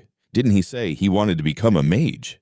Does he really have to read that many books? 800 volumes. He's crazy. Ran wipes his forehead. "Of course, actually, I'm still lagging behind before coming here. I didn't have any opportunity to study, but now that I've finished more than 600 history books, I know almost everything." Ran doesn't feel like reading because he focuses on observing Siron, and every time he sees him working, he is amazed once again. Siron's reading speed is incredibly fast to the point that Ran feels like Siron could be sucked into the book at any moment. Out of boredom, Ran reads a few words and starts chatting with Siron. The two of them are fine being close together, like in a free waiting area, and that's why they can't concentrate on reading. The two start debating about the book in hand, which discusses the most common comparison on the continent. What would happen if a swordsman and a mage faced off against each other? Unable to focus on reading, the two began to debate about the book in hand, which discussed the most common comparison on the continent. What would happen if a swordsman faced off against a wizard? If they fight, who will be the winner? Of course, the swordsman will win. A voice rang out from behind the bookshelf, and Siron jumped up because the owner of that voice was the second young master of the Ogun family. He was also the older brother that Ran despised. Sean was extremely tense, fearing that their earlier conversation had been overheard. A servant who dared to speak disrespectfully to the children of nobility would not be easily forgiven. But now the piercing gaze seemed like it wanted to penetrate him. Seeing Siron feeling awkward, Ryan had to speak up, asking, "Why do you sound like you already know the outcome? You're not siding with the swordsman just because you're a swordsman yourself, are you? Oh, I didn't think you'd care about this so much. Just look at the status of swordsmen and mages on the continent, and it's obvious." Ran burst into laughter. We're talking about fighting. What does their status have to do with it? People choose their positions on the battlefield based on military rank. You can't be serious about saying something so meaningless. Ryan clearly showed his opposition, but Sean didn't care. Instead, he turned to Siron, who was standing beside him. Hey, what do you think? Just a normal question. But Siron felt the invisible pressure from the opponent. He couldn't guess what Sean was aiming for, and whether he would be safe if he couldn't provide the answer he wanted. Nevertheless, Siron couldn't ignore the question. He cautiously expressed his opinion, believing that if the swordsman and the mage were of equal skill, the swordsman would struggle to win once the mage entered their realm. But if the swordsman uses his incredible stamina to fight before the mage can enter their realm, he could definitely win, right? You're wrong. Di interrupted, having approached Siron without him noticing. Di was taller than Siron, so his presence was quite overwhelming. You're wrong. The mage will lose. As he said this, a smug smile appeared on his face. That familiar superior demeanor was incredibly annoying. This attitude of his had been present since childhood. Whenever he felt uncomfortable with someone, he enjoyed trampling on what they valued. Before it was Ran. Now he wanted to press Siron. You seem to love history, huh? I'm sure you've heard of the 5 divine artifacts, right? The holy relics capable of breaking the spiritual realm of mages. I'm talking about anti-magic. Siron was stunned by Di's words. The innate ability of a mage is the spiritual realm. Fighting a mage in their realm is like fighting a pack of sharks in deep waters. However, there is something that can stir the waters and distract that pack of fish. That is the reason for the existence of the anti-magic Di just mentioned. If the spiritual realm cannot be affected, then magic cannot either. Once someone possesses a holy relic with this attribute, mages will be powerless against them. But ultimately, this is still just a theory. In the past, anti-magic was a precious power created from the flow of mana. In the heart of the dragon, just this alone makes its value extremely high. Moreover, due to wave frequency fluctuations, no matter how much wealth is poured into it, its effectiveness cannot be enhanced. Even a master mage like Ayakra can only utilize 65% of the 5 divine artifacts' capabilities. Therefore, the price to obtain a holy relic is even higher. Of course, by now, it also has historical value, so the value of anti-magic is equivalent to the budget of an entire kingdom, calculated over years. But the biggest problem here is that the creators of anti-magic are also mages. They create things that counter themselves, because the demand for it is so high, making it easy to obtain. Those mages are lining up to be utilized. Being a mage is just a profession, and those pathetic guys are trying to sell their own weaknesses for money, said with a tone full of disdain. Ryan was extremely upset because he knew Siron was nurturing a dream of becoming a mage, yet Di openly insulted that profession. However, Siron didn't seem to show much emotional change. That is the nature of a mage. Suddenly, he smiled brightly and said. Siron's attitude surprised both brothers from the Awakens family, especially Di. What did you just say? He thought he misheard and asked again. You're not wrong. Anti-magic was indeed created by mages. It is used to limit the capabilities of magic in the forbidden magic zone, and it is also effectively used to assist in training magic students. Siron's understanding was no less than Di's. He knew that anti-magic was indeed used to counter mages, but its existence was like an intellectual achievement aimed at serving noble purposes. And that's why Siron maintained his stance that Di's belief that swordsmen are nobler than mages is merely a biased and wrong opinion. Di, the second young master of the Awakens family, had always been used to trampling on others. Today, right in his own house, he was pressed back by Siron in a calm tone, but Siron's attitude was very proper, making it impossible for Di to find fault. The theory you mentioned and reality are two very different things.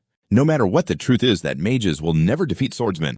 After saying this, Di angrily left. At this moment, Sean could finally breathe a sigh of relief. Just now, the young master Di appeared with such a terrifying face. He thought he was about to die. Ryan was also very happy because he had finally found a gold mine. Today, right in his own house, he was pressed back by Siron in a calm tone. But Siron's attitude was very proper, making it impossible for Di to find fault. The theory you mentioned and reality are two very different things. No matter what the truth is that mages will never defeat swordsmen. After saying this, Di angrily left, and at this moment Sean could finally breathe a sigh of relief. Just now, the young master Di appeared with such a terrifying face. He thought he was about to die. Ryan was also very happy because he had finally found a gold mine. I was so annoyed that I kicked him out, and after that event, he no longer came to the library to cause trouble. Sean also had more time to focus on work because of this. 6 months after winter arrived, he had completed the task of sorting over 10,000 books. He finished the job even faster than the expected 6 months. Moran seemed very relieved that the books that had been neglected for 20 years were finally sorted out. Siron had completed his task and he could return home, but a butler from the Owen household seemed regretful about losing such a useful worker like him. He wanted to force Siron to extend his contract with some ridiculous reasons, but Moran disagreed with this. Meanwhile, Siron at the Grand Library had finished reading the last book he needed to complete his year-and-a-half journey of sorting the Owen nobles' books. Ran, who was practicing swordsmanship, hurried over when he heard that Siron had completed the book sorting task. He was worried that Siron would just go home like that. Seeing that Siron had read over 800 books, Ran looked even more excited than he was. To celebrate this, Siron wanted to do something special, and he suggested that Ran take him to tour his family's estate. Even though they lived in the same manor, they mostly only saw each other in the library. Moreover, it was Ran who initiated this because Siron was just a servant and had no chance to see what a noble's real home looked like. Coincidentally, today the entire Ogun family was out and would return after the afternoon, so Ran happily agreed to his request. Sean had already seen the grand library, but when he stepped inside that estate, he was truly overwhelmed. Just one room here. Must be as big as his whole house. Ryan was indeed the heir of a wealthy family, yet he was not arrogant at all. On the contrary, he seemed a bit clueless. Ryan took Siron to tour his bedroom. It was the smallest room at the end of the hallway. Siron had prepared himself to be dazzled by the luxury upon entering. However, the truth was that Ran's bedroom was much simpler than the other rooms, and importantly, it was filled with training and swordsmanship equipment. The messy bed looked like a rest area after practice. Sean couldn't believe his eyes. How could a young master like Ran live in such a simple place? It was truly impossible to judge a book by its cover. After looking around, Sean and Ran decided to play poker together. However, Ran kept complaining about losing this round. "You were cheating with your powers, right? Do you think I'm someone who plays dirty tricks?" when Siron revealed to Ran how he gets the cards. It was the way he won. You have a habit of putting your high cards at the back, and whether you have a pair in hand is pretty easy to notice, which hit Ran right in the feels. He really just wanted to throw a fit here and complain. Observation skills will be effective right away when you're not focused on any thoughts. So when observing your opponent, you should watch all their actions. After that, you can guess what they are thinking. Sean sincerely gave advice to Ran, hoping he would soon break through his limits. But unexpectedly, after just 2 sentences, Ran had already dozed off. Siron intended to return to his resting room, but then heard a melodious voice. Regardless of the melody tone or rhythm the player controlled, "Rena Owen, how do you like my sonata?" After the music stopped, Rena suddenly asked, causing Siron, who was hiding behind the door, to jump in surprise. Seeing that she had discovered him, he no longer hid and walked straight up to her. I think it's wonderful." Siron's mood began to tense up, perhaps because he was in front of a noble girl, or perhaps because Rena was too beautiful. "Hello, this is the first time I've met you. Did you just get hired?" Rena continued to ask. Yes, miss. I am responsible for sorting books in the library, and it has been a year now," Rena exclaimed because she had heard of Siron's name before, as a smart child who could sort over 10,000 books by himself. If that's the case, have you ever played the piano? Sean really wanted to decline because besides that, he didn't want to get involved with any other competitors. Moreover, Rena was also an expert in using force during performances, so he wanted to avoid this person, as Ran had said he was the one with the worst personality in this estate. Therefore, when responding, Siron seemed very hesitant. "Not yet, miss." "Then let me teach you, come here." Rena actively sat to one side, leaving a space on the seat for Siron, but he really didn't dare to sit there. What was wrong with the Owen siblings, Siron thought to himself. "I can't be careless. She is an expert in using force during performances." He awkwardly replied to her, "It's okay." He said it was okay, but inside he was in turmoil. Ran also said that the most difficult person in this estate was his sister. She looked at him and smiled gently. "Then I will teach you. Will you sit down?" After saying that one of her hands, he was stunned by her invitation, and sweat began to bead on his forehead. He couldn't stop feeling tense, and his inner self was crying out. "What, sit there?" Rena also keenly noticed his tense expression. She calmly reassured him, "You're fine. I allow it so no one will blame you." His head tightened, his lips hesitating, his inner self constantly struggling. She was determined to have it that way. "Rena is so beautiful. Hello, this is the first time I've met you. Did you just get recruited?" Rena continues to ask. "Oh yes, miss, I am responsible for sorting books in the library, and it's been about a year now." Rena exclaims because she had heard of Siron's name before, as a smart child who can sort over 10,000 books by himself. If that's the case, have you ever played the piano? Sean really wants to refuse because he doesn't want to get involved with any other competitors. Moreover, Rena is also an expert at using force in performances, so he wants to avoid this person. Rayan once said that he is the one with the worst personality in this mansion. Therefore, when responding, Siron seems very hesitant. "Not yet, miss. Well, let me teach you, come here." This person was just Ran, who once said he was the worst-tempered person in this mansion. Therefore, when responding, Siron looked very hesitant. "Not yet, miss. Then let me teach you, come here." Rena proactively sat to one side, leaving a gap on Siron's seat, but he really didn't dare to sit there. What is up with the Owen brothers, Siron thought to himself. I can't be careless. He's an expert at using force during performances. He awkwardly replied to her, "It's okay." Though he said it was fine inside, he was a storm of emotions. Ran also mentioned that the most difficult person in this mansion is his sister. She looked at him and smiled gently. "So I will teach you." Are you going to sit down here? After saying that, she placed one hand on the piano keys while the other patted the space beside her. He was stunned by her invitation, sweat starting to bead on his forehead. He couldn't stop feeling tense. His inner self was crying out. "What, sit there?" Rena also noticed his tense expression. She calmly reassured him, "You're fine, we allow it so no one will blame you." His mind was tightly pursed, hesitating, his inner struggle ongoing. He was determined to have it that way. Feeling his tension, she calmly reassured him, "You're fine, I've allowed it so no one will blame you." He bit his lip tightly, hesitating, his inner struggle never ending. He was adamant about wanting it that way. "I really don't have the right to refuse him." So I reluctantly sat down, feeling both tense and excited inside. Lately, Duke hasn't stopped. I told myself that I wouldn't have another chance to sit in front of a piano. He seriously sat and listened. As she introduced him to music theory, she passionately guided him through each note. Now there were notes like do-re-mi and the symbols. In the sheet music were what she asked him to try. Press all 3 keys down at the same time. He quickly followed her instructions, his 3 fingers gently pressing down together. A sound rang out. That left him a bit flustered. The sound was pure and uplifting, stirring something in him. He marveled at how beautiful the resonance was. She turned to look at him, surprised, saying it was a good start. His mood at that moment was a mix of indescribable emotions. He felt shy, his eyes betraying his embarrassment. "I'm sorry if I'm asking for too much, but can I try playing?" She was quite surprised by his suggestion, but didn't think long before she agreed. "All right then." Siron bowed his head, realizing his behavior was somewhat rude. That suggestion seemed a bit excessive, and he felt it wasn't good at all. Maybe it wouldn't be pleasant at all. Venus smiled gently and told him that was how everyone started. However, deep in her mind, a question arose. Did he know more about music theory beyond what she just taught him? Siron placed both hands on the piano keys, gently touching the keys. He began to move his fingers, gracefully pressing and holding the keys in a fluid motion. The pure and enchanting sound of the notes rang out one after another. Rena was so astonished that she covered her mouth, her eyes fixed on his hands. She was amazed, unable to believe that he was completely off, yet there was no hesitation when pressing the keys. Should I stop him? Vina was sweating as she watched Siron play, a stream of thoughts running through her mind. She focused on the music he was playing.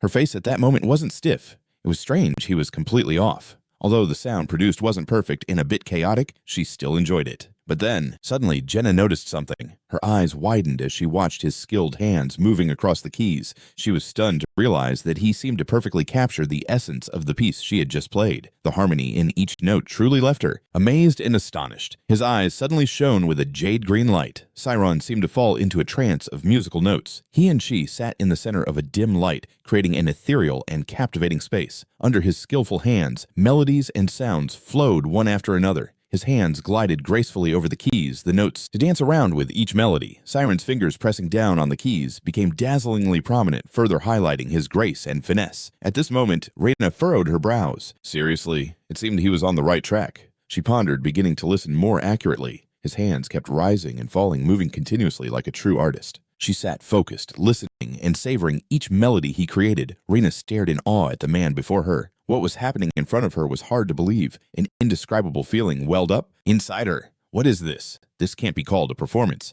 but he seems to have an innate ability to perceive the most exquisite things. Rena observed each gesture and action of Siron. A few questions kept arising in her mind. Why is this kid a butler, especially since he looks so noble? He noticed her contemplative attitude and realized, I'm sorry, I just haven't finished my sentence when Rand's shout interrupted. Don't be so loud, you annoying little gremlin! His shout shattered the harmonious atmosphere, causing Siron to feel uneasy. Sweat began to bead on his forehead. Rand had a displeased attitude, his eyes a bit angry, standing at the door of Jenna's room. He reached into his shirt to scratch lightly, revealing his kept shouting, Once you're home, just rest! Why are you making such a fuss? Looking into the room besides her, the person next to her also caught him off guard. He looked at Siron with surprise and confusion. Oh, you're here too. Siron found himself in a tricky situation, his expression a bit shy and embarrassed. He awkwardly replied, Yes, that's right. Venus, sitting beside him, also looked puzzled, not quite understanding the situation. She was astonished. Huh, do you two know each other? While Rena stood frozen, Siron kept glancing at him and then turning to her. With an embarrassed expression, he stammered, Some crime.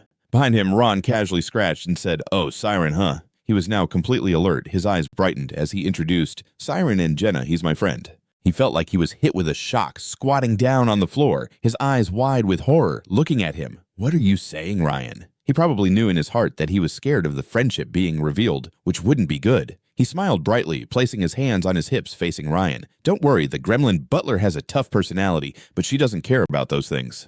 Sean was scared. Sweat was also starting to drip from his forehead. Ryan had an annoyed attitude, her eyes slightly angry, as he stood in front of Jenna's room, slipping his hand inside his shirt to scratch lightly, revealing his toned six-pack. His mouth kept shouting loudly, "When you get home, just rest. Why are you driving me crazy?" Looking inside the room, besides her, the person next to her also left him dumbfounded. He looked at him in complete surprise and confusion. "Huh, you're here too." Siron was in trouble in this awkward situation, his expression a bit shy and embarrassed. He awkwardly replied to him, "Yes. Yes, that's right." Was also confused, not quite understanding the situation. She was astonished. "Oh, do you two know each other?" While Reyna stood still, Siron kept looking at him, then turned to look at her. With an embarrassed expression, he stammered, "No." He didn't know how to answer the question. He was sweating profusely, a sense of unease rising within him. Would his friendship with Ron be exposed? Also bewildered, not quite understanding the situation, she was astonished. "Huh, do you two know each other?" While Ren stood still, Siron kept looking at him and then turned to her. His shy expression made him stutter. No. He didn't know how to answer the question. He was sweating profusely, a sense of unease rising within him. Would the friendship between him and Ron be exposed? He felt like he was committing. Behind him, Ron was scratching and casually said, "Oh, Siron, huh?" He was now fully alert, his eyes lighting up as he introduced Siron and Jenna. "He's my friend." He felt like he was hit with a spray of fear, crouching down on the floor, his eyes wide with horror, looking at him. "What are you saying, Ryan?" He surely knew in his heart that he was afraid of the friendship being exposed, which wouldn't be good. He smiled brightly, placing both hands on his hips, directing towards Ryan. "Don't worry, the three water gremlin brothers have difficult personalities, but she doesn't care about that stuff?" Sean was wide-eyed. Something interesting. He smiled brightly, placing both hands on his hips facing Ryan. "Don't worry, the water gremlin has a tough personality, but she doesn't care about that stuff." Sean was wide-eyed, unable to believe what he just heard, his inner turmoil rising. What? How can that be? How could she not care? While he was unsure how to face her, Jenna had. Wide-eyed, unable to believe what he had just heard, his inner self writhing. What? How can this be? Why doesn't he care? While he was unsure how to face her, Jenna had. "So what's your name?" "Your name is Siron." She squatted down beside him with a gentle and caring attitude, placing her hand lightly on his shoulder. "Don't worry if I say you two are friends." "Then that's good kid." A bit annoying, really, but he's very responsible for his words. Her expression was beyond his imagination, making him feel somewhat anxious. Reyna didn't care whether he was friends with the kid or not, but what made her more curious was his thoughts. She was curious. "So what were you thinking while playing? I really want to know." He was startled by her words, and many question marks appeared in his mind. He couldn't figure out what she was thinking. Ryan was also astonished by her question. "What do you mean Siren hit? I thought you were going crazy in here." Witnessing this scene, the logic of 16 years was collapsing, and his preconceived notions shattered in an instant. He kept wondering, doesn't he care that his sister is friends with commoners? Siron turned to look at him and Ryan. "Why are you lying? Your sister is a beautiful and kind lady." Hearing his words, she couldn't help but feel amused. Contrary to her expression, Rena's face turned pale. His nose looked serious and his eyes carried a hint of fear. "Don't be fooled by her, she's a witch. Who knows when she'll follow you and swallow you up?" Hearing this, he was also taken aback. She leaned closer to him, covering her mouth with her hand, and then smiling apologetically. "Sorry, my little brother is a bit childish. I'm glad he has you as a friend. Please take care of him." He looked at Duina's smiling face and replied, "It's nothing. Actually, I'm the one who owes you, ma'am." Her enthusiasm made him feel shy. Rena praised Siron endlessly. "Oh my gosh, you're really adorable, Ryan." Seeing this, he smiled. "Such a cunning cutie. Why don't you keep him around, by the way? Let him join our family too." Rena was surprised by Ryan's suggestion and smiled with interest. "So close that you're not afraid he'll steal your sister away." Ryan chuckled. "What are you talking about? I'm not worried about him. It's Siren I'm concerned about." After saying that, a hand grabbed the collar of his shirt. The two of them started fighting, and she showed no mercy, not caring that he was her little brother. "You thought I wouldn't say anything, so you think you're so good, huh?" The two of them struggled on the floor, and he couldn't take it anymore, yelling out, "Ouch!" Siren stood watching these siblings fight. The chaotic thoughts in his head made him feel lost. Just when he thought he understood the nobles, they became even more confusing. After getting beaten, Ron huffed in defiance and shouted at her. "Why did you come home? You just took a break not long ago." She calmly brushed off her hands. "Don't you know Gia is preparing for the exam? I'm here to pick him up. Tomorrow we will go, and Dad has gone to visit a friend. He will be back later." Ryan's jaw dropped in shock. "What? Are you crazy?" He lowered his head, his voice getting softer. "So it's that far away." He saw that the kid looked troubled, his mind constantly thinking about what she said. The exam for certification is a standard and condition for mages and swordsmen to be recognized not only in the kingdom, but across the continent. Everywhere, more than 1,000 people participate every year, but no more than 30 succeed each time. Additionally, there are untested certificates. If you graduate from an academy certified by the kingdom, like the Anpas Magic Academy, you have a chance to become an untested mage. After receiving achievement points through organizations and guilds, you can level up. Hundreds of thousands of people flock here. The line stretches far into the distance, but where there is money, wealth, and fame, people will naturally gather. Even if they have untested certificates, people still endlessly hope to receive certification. That is the legendary exam that they prepare for at the age of 18. Ryan sighed in admiration. Geniuses are indeed different, and they have maximum support from their families. He let out a breath, his mood sinking. Vina walked over to him, patting his head to comfort him. It's okay. I'll go prepare dinner. It's seafood from the royal palace, so I have to prepare it myself. She turned to him and smiled brightly. I'm so happy to meet you, Siron. See you next time. He looked at her blankly. Yes, have a nice day, ma'am. He wondered if he would have the chance to meet her again. Remembering the scene earlier, she taught him how to play the guitar. That feeling was really wonderful. He didn't know if he could see her again because tomorrow he would leave the mansion. Reyna went outside, leaving Siron, and ran behind. He turned to her and hesitated to speak. Ran, your sister? He looked at him with a hint of curiosity. He gazed into the distance, his eyes determined, as he asked, Does she have a boyfriend? His question left. Ran stunned for a moment. Looking at his expression, Siron realized he had misspoken. He quickly tried to cover his embarrassment. It's nothing.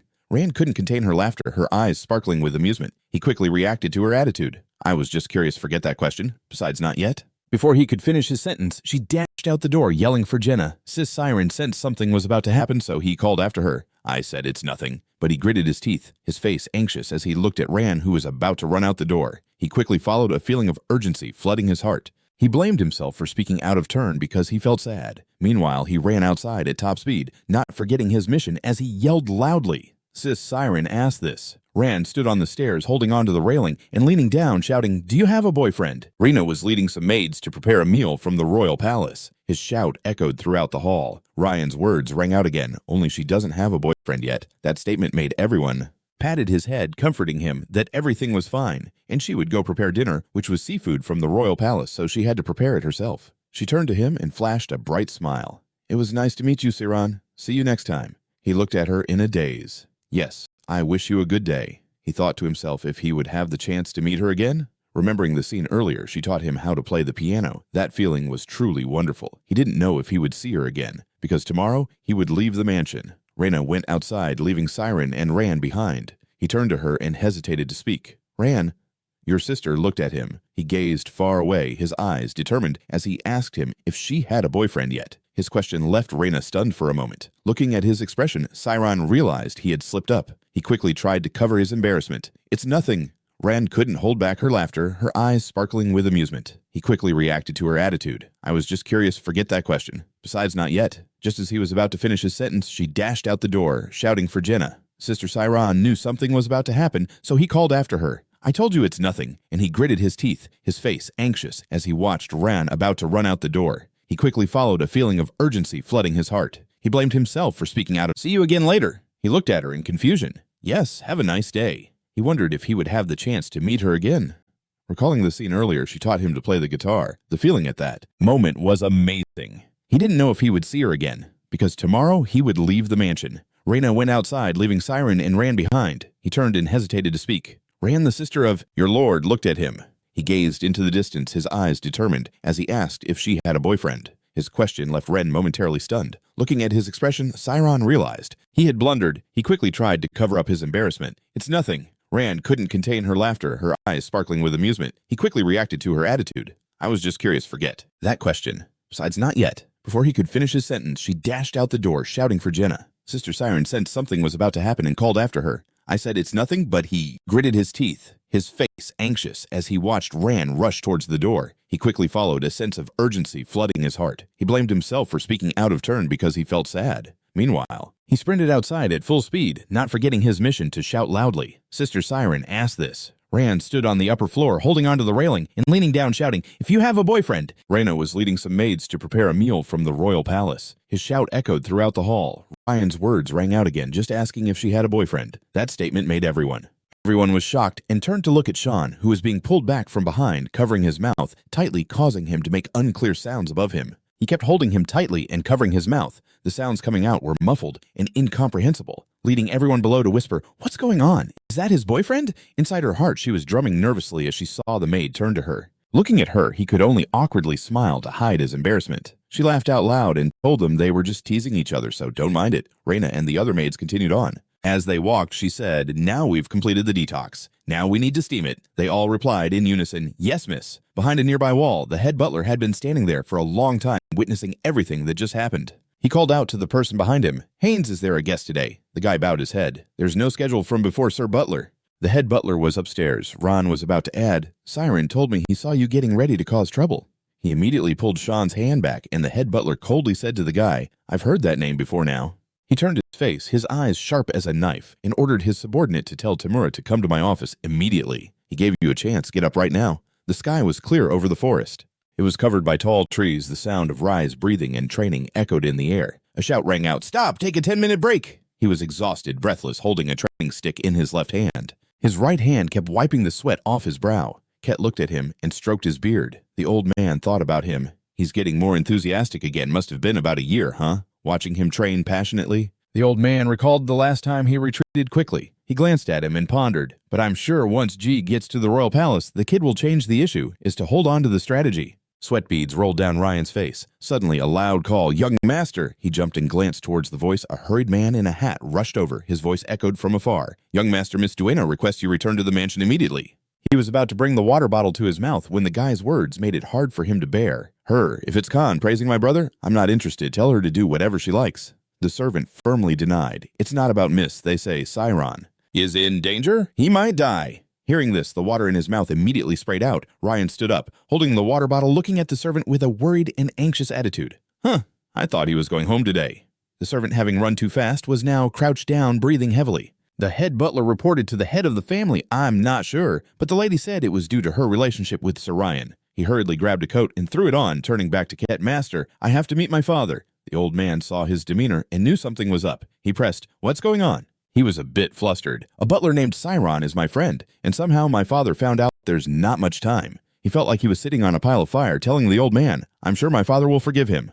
If I convince him, then I'll train later." As soon as he finished speaking, the old man intervened. "You can't." He stopped standing straight, looking at the old man, not believing his ears. "What?" The old man took the sword and stood in front of Ryan. He exclaimed, "Master!" The magnificent mansion stood before him, the mountain here, vast and grand in the main hall of the mansion Siron was. Kneeling there, male and female servants stood lined up on both sides. Sitting in the middle chair was the head of the bishop family. On either side were Miss Duena and young Master Giai. Behind them was the head butler. Kneeling on the ground, his heart felt like ants crawling. The authoritative voice of the man echoed with power, "Siron, Aryan B, you will be executed." The entire hall of the mansion was shaken. Everyone whispered incessantly, "How could this happen?" The maids couldn't help but feel worried and scared. One maid leaned close to another and whispered, "How dare a commoner do that to a noble?" The whispers grew louder. Another person thought he didn't know right from wrong.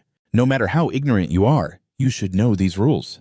Every word of judgment and evaluation was heard by Tamura. He merely glanced at the maids without saying anything. The three people sitting in the long chairs. B-Chop held the document in his hand. He was very focused on it. G, sitting beside him, was a bit arrogant and didn't care much. Only Duena was fidgeting. She felt like she was sitting on a pile of fire, wanting to say many things to her father. She couldn't hold back anymore. Venus spoke up, her tone anxious and urgent. "Father, wait, I have something to say." He flipped through the documents in his hand while questioning her. "What else is there to say?" The stack of documents in his hand was examined carefully. In the documents provided by the head butler, a series of servants stood lined up neatly. All were trembling with fear. B-Chop used a stack of documents to accuse him. It was the testimony of many servants confirming that this kid had acted very carelessly in front of them. He turned to Jenna and questioned her. "You've read the contract details, so you should have no objections. Is there anything else you want to say?" Siron at this moment bowed his head, hesitating a bit, but then his words came out. "I want to ask one question." He raised his head to look at him, his eyes cautious. "If I and the young master are friends, what will happen to the young master?" All the servants were horrified. Everyone thought this time he was done for. Need to say anything else? The stack of documents in his hands was being examined carefully. On the documents provided by the head butler, a series of servants stood in neat rows, all of them trembling with fear. Mr. B-Chop used a stack of documents to accuse him, which was the testimony of many servants, confirming that this kid had acted very carelessly in front of them. He turned to Jenna and questioned her. "You have read the details of the contract, so you should have no objections. Is there anything else you want to say?" Siron, at this moment, bowed his head, hesitating a bit, but then the words came out. "I want to ask a question." He raised his head to look at him, his gaze cautious. "If I and the young master are friends, What will happen to the young master? All the servants were horrified. Everyone thought this time he was done for. Does he still not understand his current situation? He should be begging for his life, but the guy is furious. You dare to ask me that? Avna looked at her father and then back at him. In such a precarious situation, he still dares to ask about Ran. She wondered if he was worried about Ran even though he was in this predicament, and he was furious, cursing without holding back. You're just a stupid commoner. Do you think that if you mess around with someone like you, the nobles will be affected? Siron lowered his head, sighed, and then smiled, looking up at him. He boldly admitted, yes, Rin and I are friends. In front of everyone, he confessed again, we've been friends for a year now, and I will always be. The servants were shocked to hear this from his own mouth, terrified as they whispered his name. His eyes glinted with a murderous intent, and the underlings were curious. Why aren't you scared? He warned him in a contemptuous tone. That's right. It seems you look down on that name, Oyon. Bishop lost his cool and shouted, Head butler, deal with him quickly. Don't let this news leak out. He handed a stack of documents to the head butler, who bowed respectfully and took the documents from him. 2 soldiers stepped forward, each taking him outside to face punishment. Rena screamed, Stop him! Dad, wait, please, listen to me. She bowed in reverence, her face betraying her worry and fear for her father, who was losing his composure. Seeing her interrupt his decision, he turned to her and unleashed his fury. He confessed, and I've made my decision. As the head of the family, once I make a decision, I won't take it back. The servants felt as if they were sitting on a pile of fire, all worried for their own lives. The blonde guy felt it was unfair, turning to the head butler and saying, Isn't that a bit too much? Well, the chubby guy next to him also couldn't accept it and decided to speak up to defend himself. There's no reason for all of us to risk our lives for one person. The blonde guy's face darkened upon hearing this, terrified, as he looked at his sidekick and muttered, This family is our lifeline. To protect it, we must eliminate all conflicts. As Siron was led away by the two, he looked back and said something cryptic. You guys will see it's wrong now, but later you'll be grateful for this choice. Suddenly, the door burst open, and a shout echoed throughout the mansion's hall. I won't let that happen! Ryan appeared, looking rushed and anxious, holding his master's sword. Reyna was overjoyed, unable to hide her happiness. Finally, he had returned, and her heart, which had been hanging in suspense, was finally at ease. She called out, Ryan!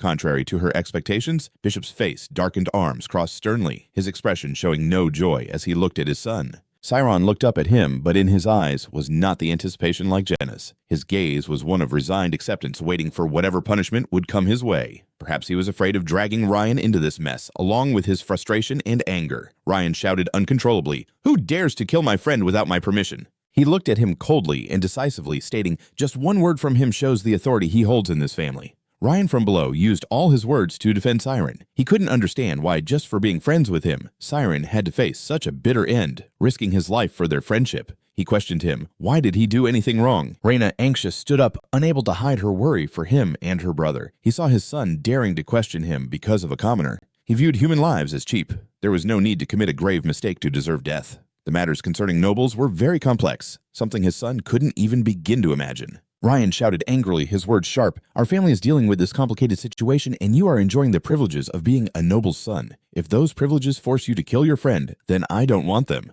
Bishop looked at him with a tyrannical gaze, imposing his opinions on others. His words were heavily laced with class division. You're just a child. Why do you ask why he must die? Being friends with a noble means that relationship must. He was being escorted by 2 soldiers. His indifferent gaze and his earlier bold declaration only made Bishop more irritable. Seeing him, Bishop didn't hesitate to hurl insults and contempt. Do you really think that commoner sees you as a friend? Based on what? There are many people in this world who want to take advantage of nobles? Ryan shouted vehemently against his father's arrogant words. Siron would never do that. Bishop looked at him with half an eye, his words growing increasingly impatient with him. Bishop looked at him, his firm words hitting Ryan psychologically. Why should I trust you? Prove that you and Siron are really friends. Let's see. His words left Ryan stunned, and he was speechless. Prove how? Inside, he was troubled, feeling uneasy. Rena, standing beside him, couldn't believe her father would ask about this. She anxiously looked at him. He was staring intently at Ryan. He smirked, his eyes filled with smugness. Ryan's thoughts were in a jumble. The pressure from his question weighed heavily on him for a moment, and finally he said,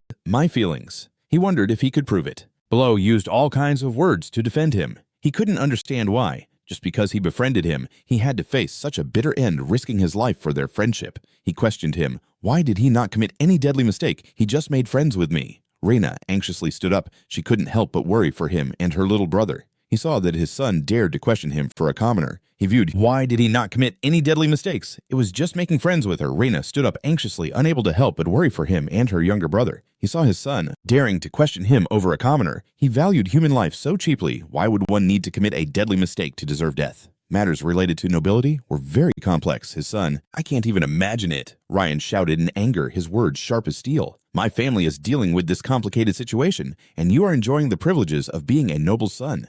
If that privilege forces you to kill your friend, then I don't want it. Bishop looked at him with a tyrannical gaze, imposing his opinions on others. His words were heavily classist. You're just a kid. Why do you ask why he has to die? Being friends with a noble means that the relationship must be equal. He was being escorted by 2 soldiers. His indifferent gaze and earlier bold declaration only made Bishop more irritable. Seeing him, Bishop didn't hesitate to hurl insults and disdain. Do you really think that commoner sees you as a friend? Based on what? There are so many people in this world who want to take advantage of nobles. Ryan vehemently protested against his father's arrogant words. Siron would never do that. Bishop looked at him with half an eye, his words growing increasingly impatient with him. Why should I trust you? Prove that you and Siron are truly friends. Let's see. His words left. Ryan stunned, he was at a loss. Prove how? Inside, he couldn't help but feel anxious. He was caught off guard. Reyna, standing beside him, couldn't have imagined her father would ask about this. She nervously looked at him. He was staring intently at Ryan. He smirked, his eyes filled with smugness. Ryan's thoughts were tangled. If he said he couldn't prove it, then it would all be over. The pressure from his father's question bore down on him, and finally he said, my feelings. He wondered if his heart could prove that. Asked about this issue, she looked nervously at him. He was staring intently at her. He smirked, his eyes full of smugness. Her thoughts were tangled. If she said she couldn't prove it, then it would all be over. The pressure from his question made her feel overwhelmed for a moment. Finally, she said, my feelings. She wondered if she could prove it. If I can't prove it, then everything ends here. He felt pressured by his question, and after a while, he finally said, my feelings. He wondered if his heart could prove it. The feelings of a person don't fall into tangled thoughts, but I feel like I can't just speak carelessly. Try to put yourself in his shoes. If I were Siron, I could easily take him down. Suddenly, a thought popped into your head. If I were Siron, you glanced at him, looking at his carefree face, with no trace of worry or fear, but his eyes were completely determined, strong as they looked at you. You fell into deep thought again. Those eyes seemed to be absorbing everything.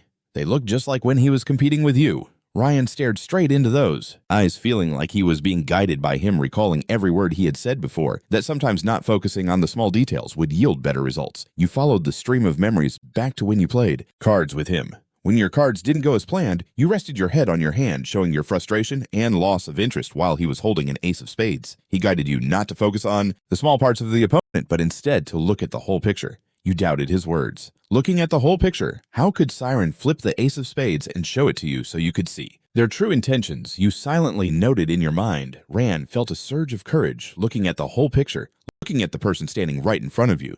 Now his ancestor was a second-class noble, the head of the Owen family with black hair, a level 4 knight certified by the authorities. You tightly gripped the sword given to you by your master, internally affirming that yes, this wasn't like a debate between a father and son, but rather a sword fight. Flashing back 30 minutes earlier when you received the news and were about to leave. But your master stopped you. You shouted at him, Master, why won't you let my friend go? He might die. He remained unfazed by your urgency, calmly saying, yes, I'm talking about the kid who works in the library, right? You hesitated and continued, but that kid is a commoner. You were stunned, left speechless upon hearing those words. Master, I didn't know you were like this. You taught me, Master. You can't believe that the person I have always respected has such authoritarian and outdated thoughts just like my father. At this moment, your mood truly collapsed. You lost control and shouted out your feelings, saying that if swinging a sword could lead to conversation, then anyone could be my friend. Ket calmly looked at his student. He began to explain, clarifying, for you, Ran. Don't you know what is most important for a noble, isn't it? That nobles must eliminate anything that threatens their family's status. He explained to you the disadvantages for your family. Have you ever thought about the weight your friend carries when his worth is equivalent to that of a fly after becoming friends with him without considering the consequences? After hearing those words from him, you gritted your teeth, choking up your shoulders, trembling, tears uncontrollably rolling down your cheeks. Each tear that fell seemed to signify your helplessness and inner pain. Kitch encouraged you, his voice warm yet firm. Don't think about solving this problem through debate. Rand clenched his fists, his fingers continuously tightening. He gritted his teeth, choking back tears, his shoulders shaking, tears uncontrollably rolling down his cheeks. Each drop fell like a testament to his helplessness and the pain within. Encouragement came to him, the voice warm yet resolute, urging him not to think about solving this issue through argument. Rand clenched her fists, her fingers trembling. His determination was evident in every gesture, every glance. Ket looked at him with a different expression, silently appreciating him. Good determination, the boy was very emotional, honest, and pure. With him first, Ron raised his hand, his eyes blazing, filled with high determination, and said loudly to him, "I don't want to be a coward." Your words at this moment seemed to challenge. Adversity. Your determination was evident in every gesture, every glance. Ket looked at you with a different gaze, silently appreciating you. Good determination. The boy is very emotional, sincere, and innocent. Adversity. His determination was evident in every gesture, every glance. Ket looked at him with a different gaze, secretly admiring him. Good determination. The boy was very emotional, honest, and pure. But that won't make you a great swordsman. I have high hopes for you, and I will support you. Ket held his sword out in front of you and handed it to you to take. Fortunately, he truly wasn't the type of person to be outdated and classist. He also advised and warned you, "I will let you go if you bring this back with you, but if you aren't even prepared for this, don't dream of stepping out of here even a single step."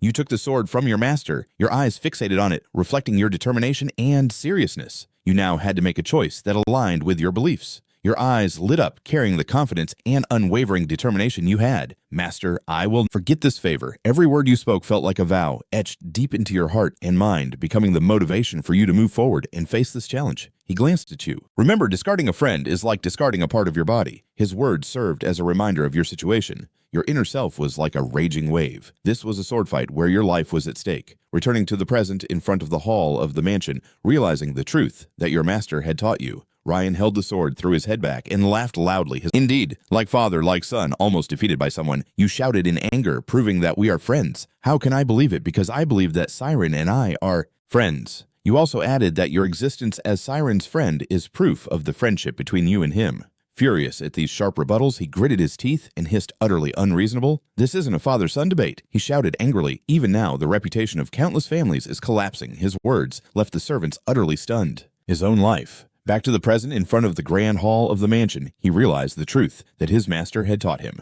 Ryan held his sword, threw his head back, and laughed loudly, the sound echoing throughout the mansion, giving others goosebumps. Just like father, just about to be defeated, he shouted in fury, proving we are friends. How can I believe that? Because I believe that Siron and I are friends. He added that his existence as Siron's friend was proof of the friendship between him and Siron. Infuriated by these sharp rebuttals, Bishop gritted his teeth and hissed, "Utterly unreasonable. This isn't a father-son argument." He shouted angrily, even now, the reputation of countless families was collapsing. His words left the servants in shock. "How absurd, this isn't a father-son argument." He shouted angrily, even now, the reputation of countless families was collapsing. His words left the servants in shock. The old man kept spouting crazy words. If it meant avoiding the decline of the family, I would even be willing to sever ties with my own son. His words left her and a group of female attendants in shock. Vina had to scream. "Dad, your legs took a serious stance, your voice resolute without a hint of hesitation. If I have to do this to save my friend, I will gladly walk away." Everyone was terrified by his actions. The old man, furious, stood up, his hands clenched, veins bulging. He shouted at him. This kid raised his sword. "If you really think this kid is my friend, then bet your life right here."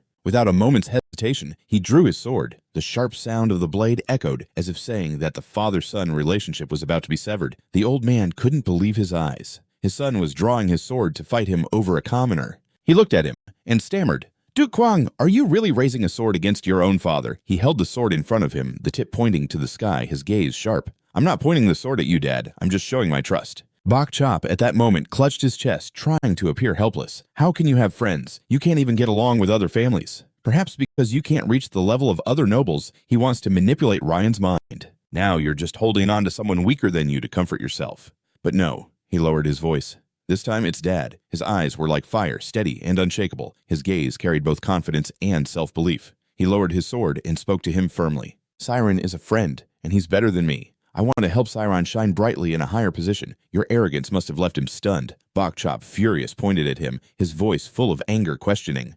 "Did you deceive the boy? Did you convince him that a commoner can be friends with a noble?" His words were like a sharp knife stabbing straight into Siron's pride. He denied it. "No." Rand stepped in front of him, his voice protective and shielding. "Siron, just stay there. I will protect you." Siron knew this was a decisive moment, not just for himself, but for the friendship he cherished. He called out his name directly. Rand heard his call and froze. He took all the blame upon himself. "You don't have to take responsibility for everything. I will take my share." He turned in shock to look at him. Siron recalled the moment his hand reached out to grasp his hand. "From the moment you wanted to be friends with me, I had a feeling I would have to stand at a crossroads to choose whether to be friends with you or save my own life." His eyes were filled with gratitude. He looked at him. Even if it means I have to die here, I don't regret having befriended you. Ryan bowed his head, his eyes welling with tears. His sincere feelings of friendship did not disappoint him. His voice was choked. That's right. Suddenly, he looked up and shouted towards Bokchop. That's what I mean. Those words echoed like a strong affirmation of friendship and his unwavering determination. His heart was filled with faith and will, knowing he had made the right decision. Ryan shouted again to affirm, our friendship, even if we are isolated, we are still friends. His powerful, firm words left the old man speechless, only able to grimace and watch him. Reyna, standing to the side, was also moved to tears by these heartfelt words. She fell into thought. Even though we are immature, we are still emotional beings. A true friend does not turn their back on us. The attendants were also moved, everyone shedding tears. Everyone has a friend like that. Those barriers made them forever lose their own equality. The head butler glanced over at Ryan and Siron. He smirked and clicked his tongue in surprise. Laughter echoed throughout the mansion. How interesting. Everyone below looked up in astonishment. Vina joyfully called out to Mr. Clum, standing upstairs looking down. He was full of life, delighted and applauding. I never thought I would witness such a touching scene when nearing the end of my days. Youth truly is the best. Reyna was overjoyed, her heart relieved. Everything is fine now. If it were him, she thought everything could be handled more easily. If her grandfather were here, but contrary to her attitude, Bokchop's expression was not very natural. He looked at Clum with suspicion. Is Dad here? Vina told me it would take a few more days. He spoke up. I came early because my friend ran away with a girl. After saying that, he sat down. Sean was also very surprised by his appearance. He stared blankly at him, subconsciously realizing his identity. That man is the general of Tomia and a level 3 swordsman, Rand's grandfather. He sat comfortably with his legs crossed, his voice full of enthusiasm. Anyway, this place is still as noisy as ever, huh? Youth truly is wonderful. He is the former head of the CLO family. While he was chatting with everyone, the current head, his son, did not seem happy at all. He looked dejected as he spoke to him. In this situation, it's not great at all. Our family's reputation has completely collapsed. He didn't pay attention to his son's demeanor, eagerly looking towards the others. Vina joyfully called out to Mr. Clum, standing upstairs looking down. He was full of life, delightedly praising. I never thought I would witness such a touching scene at this stage of life. Youth truly is the best. Reyna was overjoyed, feeling relieved. Everything is fine now. If it were him, she thought everything could be handled more easily. If her grandfather were here, but contrary to her attitude, Bok's expression was not very natural. He looked at Clum with suspicion. Is father here? Vina told me it would take a few more days. He spoke up. I came early because my friend ran away with a girl. After saying that, he sat down. Sean was also surprised by his appearance. He stared blankly at him, subconsciously recognizing his identity. That person is the general of Tomia and a level 3 swordsman, Ron's grandfather. He sat comfortably with his legs crossed, his voice full of enthusiasm. Anyway, this place is still as noisy as ever, right? Youth truly is wonderful. He is the former head of the CLO family. While he was chatting with everyone, the current head, his son, showed no sign of joy. He looked gloomy as he spoke to him. In this situation, it's not great at all. Our family's image has completely collapsed. He didn't pay any attention to his son's demeanor, eagerly looking towards the others. Talking to him. In this situation, it wasn't great at all. The image of our family had already crumbled. He didn't even bother to look at his son's appearance, eagerly directing his gaze towards the people down at the main hall. Shouldn't jump to conclusions so quickly. I've been standing behind, watching for quite a while now, and it's clear that everyone here has a lot to say. So first, let's hear each other's opinions and see if we've lost face yet. I'll take the first opinion from our first witness, the eldest daughter, Vina Ogan. She was visibly excited to express her thoughts about him. Regarding him, even though yesterday was the first time I met Siron, I could already tell that he is a very intelligent and talented guy. She stood up to present like a speaker, and everyone there turned their eyes toward her, attentively listening to her evaluation of him. He crossed his arms and rested his chin on his hands, looking forward to hearing his granddaughter's opinion. Moreover, Siron had fulfilled all the requirements in the contract and was supposed to leave the family today. Given such circumstances, it's hard to say that Siron approached R with any specific malice, and as a result, I don't believe his actions have tarnished the family's honor. He stroked his chin as if he understood her point, letting out a cold huff. If that's the case, what do you think my second grandson? The next opinion comes from our second witness, the second son, Zosen. Earlier, although he didn't speak up, his expression showed no favoritism towards him. He sneered through clenched teeth. I don't like that kid. Boff next to him was very pleased with his response. He smiled smugly, secretly praising his second son. That's right. I know I can trust you, but he has never cared about things that don't concern him. However, this has nothing to do with you. His nonchalant words surprised him a bit, leaving him feeling somewhat let down. He exclaimed, What? B looked darkly at his indecisive son, his tone somewhat reproachful. What do you mean? You say you don't like him, then say you don't care. He crossed his arms over his chest, leaning back in his chair with his eyes slightly closed, his indifferent attitude speaking up. That's right. I don't like that kid, but who he hangs out with has nothing to do with me. I just want this to end so we can head to the royal palace. Reyna was also surprised by this attitude from Zosin. Her eyes lit up with admiration for her little brother's stance. He laughed heartily, saying, "This is exactly why there's no place like home." Stroking his chin, he looked towards Ron to conclude and hear the opinion of the person who has surely observed Siron the longest. He called for the next person, the deputy butler witness number 3, Tamura. He cleared his throat, but then his attention fell on the head butler, who was raising his hand near his chin and signaling to him. Deep down, he thought, he must be aware. Looking at Bok Chop's attitude, his eyes were also glancing towards the deputy butler. His thoughts were clear as he signaled to him. "We are the ones who do not express opinions, but are the ones who submit to the wishes of our master." The deputy butler finally managed to say Siron's name. He glanced at the head butler and then expressed his true feelings about him, stating that he had completed the tasks I assigned and had done so very satisfactorily. Moreover, he even finished the work ahead of schedule a whole month early. His words struck like lightning in a clear sky for the head butler. He didn't expect him to go against his instructions. He gritted his teeth, thinking, what the hell is he doing? B sat there sighing, his earlier imposing demeanor fading. Clum looked at the deputy butler and asked, "Do you know those two are friends?" He raised his hand to his chest respectfully and answered his master's question. "I know he often goes out with the young master, but I didn't know they were friends." However, in my opinion, if he were a child who didn't know manners, he wouldn't have been able to categorize those 10,000 books. Siron couldn't believe his ears anymore. He never expected that besides his friend and the kind Miss Dua, someone in the mansion would stand up for him and speak positively about him. That was the deputy butler. Rand shot him a glance with a smile. Finally, someone was willing to acknowledge his efforts and abilities. Reyna raised her hand to her chin, secretly rejoicing for him. Great, the atmosphere has completely changed now. But that joy was extinguished when she looked at her father. His gaze towards him remained unchanged. He looked displeased that time and again someone was stepping in to speak up for him. Especially since Mr. Clam returned, everything was no longer under his control. She also knew that the only one who wanted to punish Siron was her father. Suddenly, a deep, powerful voice rang out. "No!" He stood up firmly, sticking to what he just said. "I cannot agree to this." As soon as his words ended, Jenna and Mr. Bishop both spoke up simultaneously. Her father, Vina, didn't understand why he was changing his mind at this point. She had just relaxed her mindset, but now it felt like ants crawling on a hot pan. Meanwhile, he was looking more radiant. Mr. Clum quickly corrected his words. "No, I understand that the two of them consider each other friends." Siron and Ron stood before him, full of worry and tension. He looked at the two of them and pondered. "However, let's stop here. If this relationship continues eventually, the rumors will spread outside, and this could become a weakness for our political opponents to seize and use against us." He sat there listening to his father speak, paying more attention. The concerns he had were clearly articulated by Mr. Clum. Gia, sitting next to him, still seemed indifferent to everything, appearing nonchalant. He began to express his views. "All the people in our family are. They consider each other friends." Siron and Rand stood before him full of worry and tension. He looked at the two of them and pondered. "However, let's stop here. If this relationship continues eventually, the rumors will spread outside, and this could become a weakness for political opponents to seize and use against us."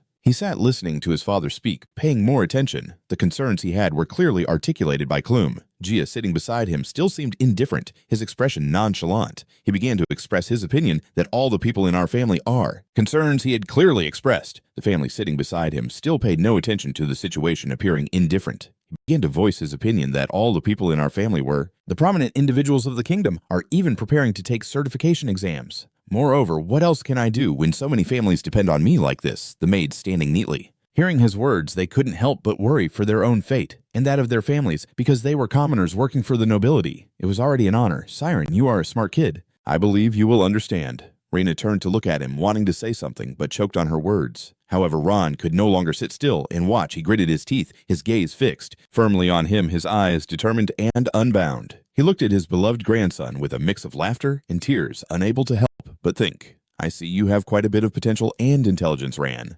But why don't you understand what I'm saying?" He was equally troubled, wanting the boy to grasp the weight of the responsibility on his shoulders. "You know how heavy the lives of countless people are that you carry." At that moment, he turned to look at him, wanting to know how he felt. He also wanted to know what Ran had realized after becoming friends with him.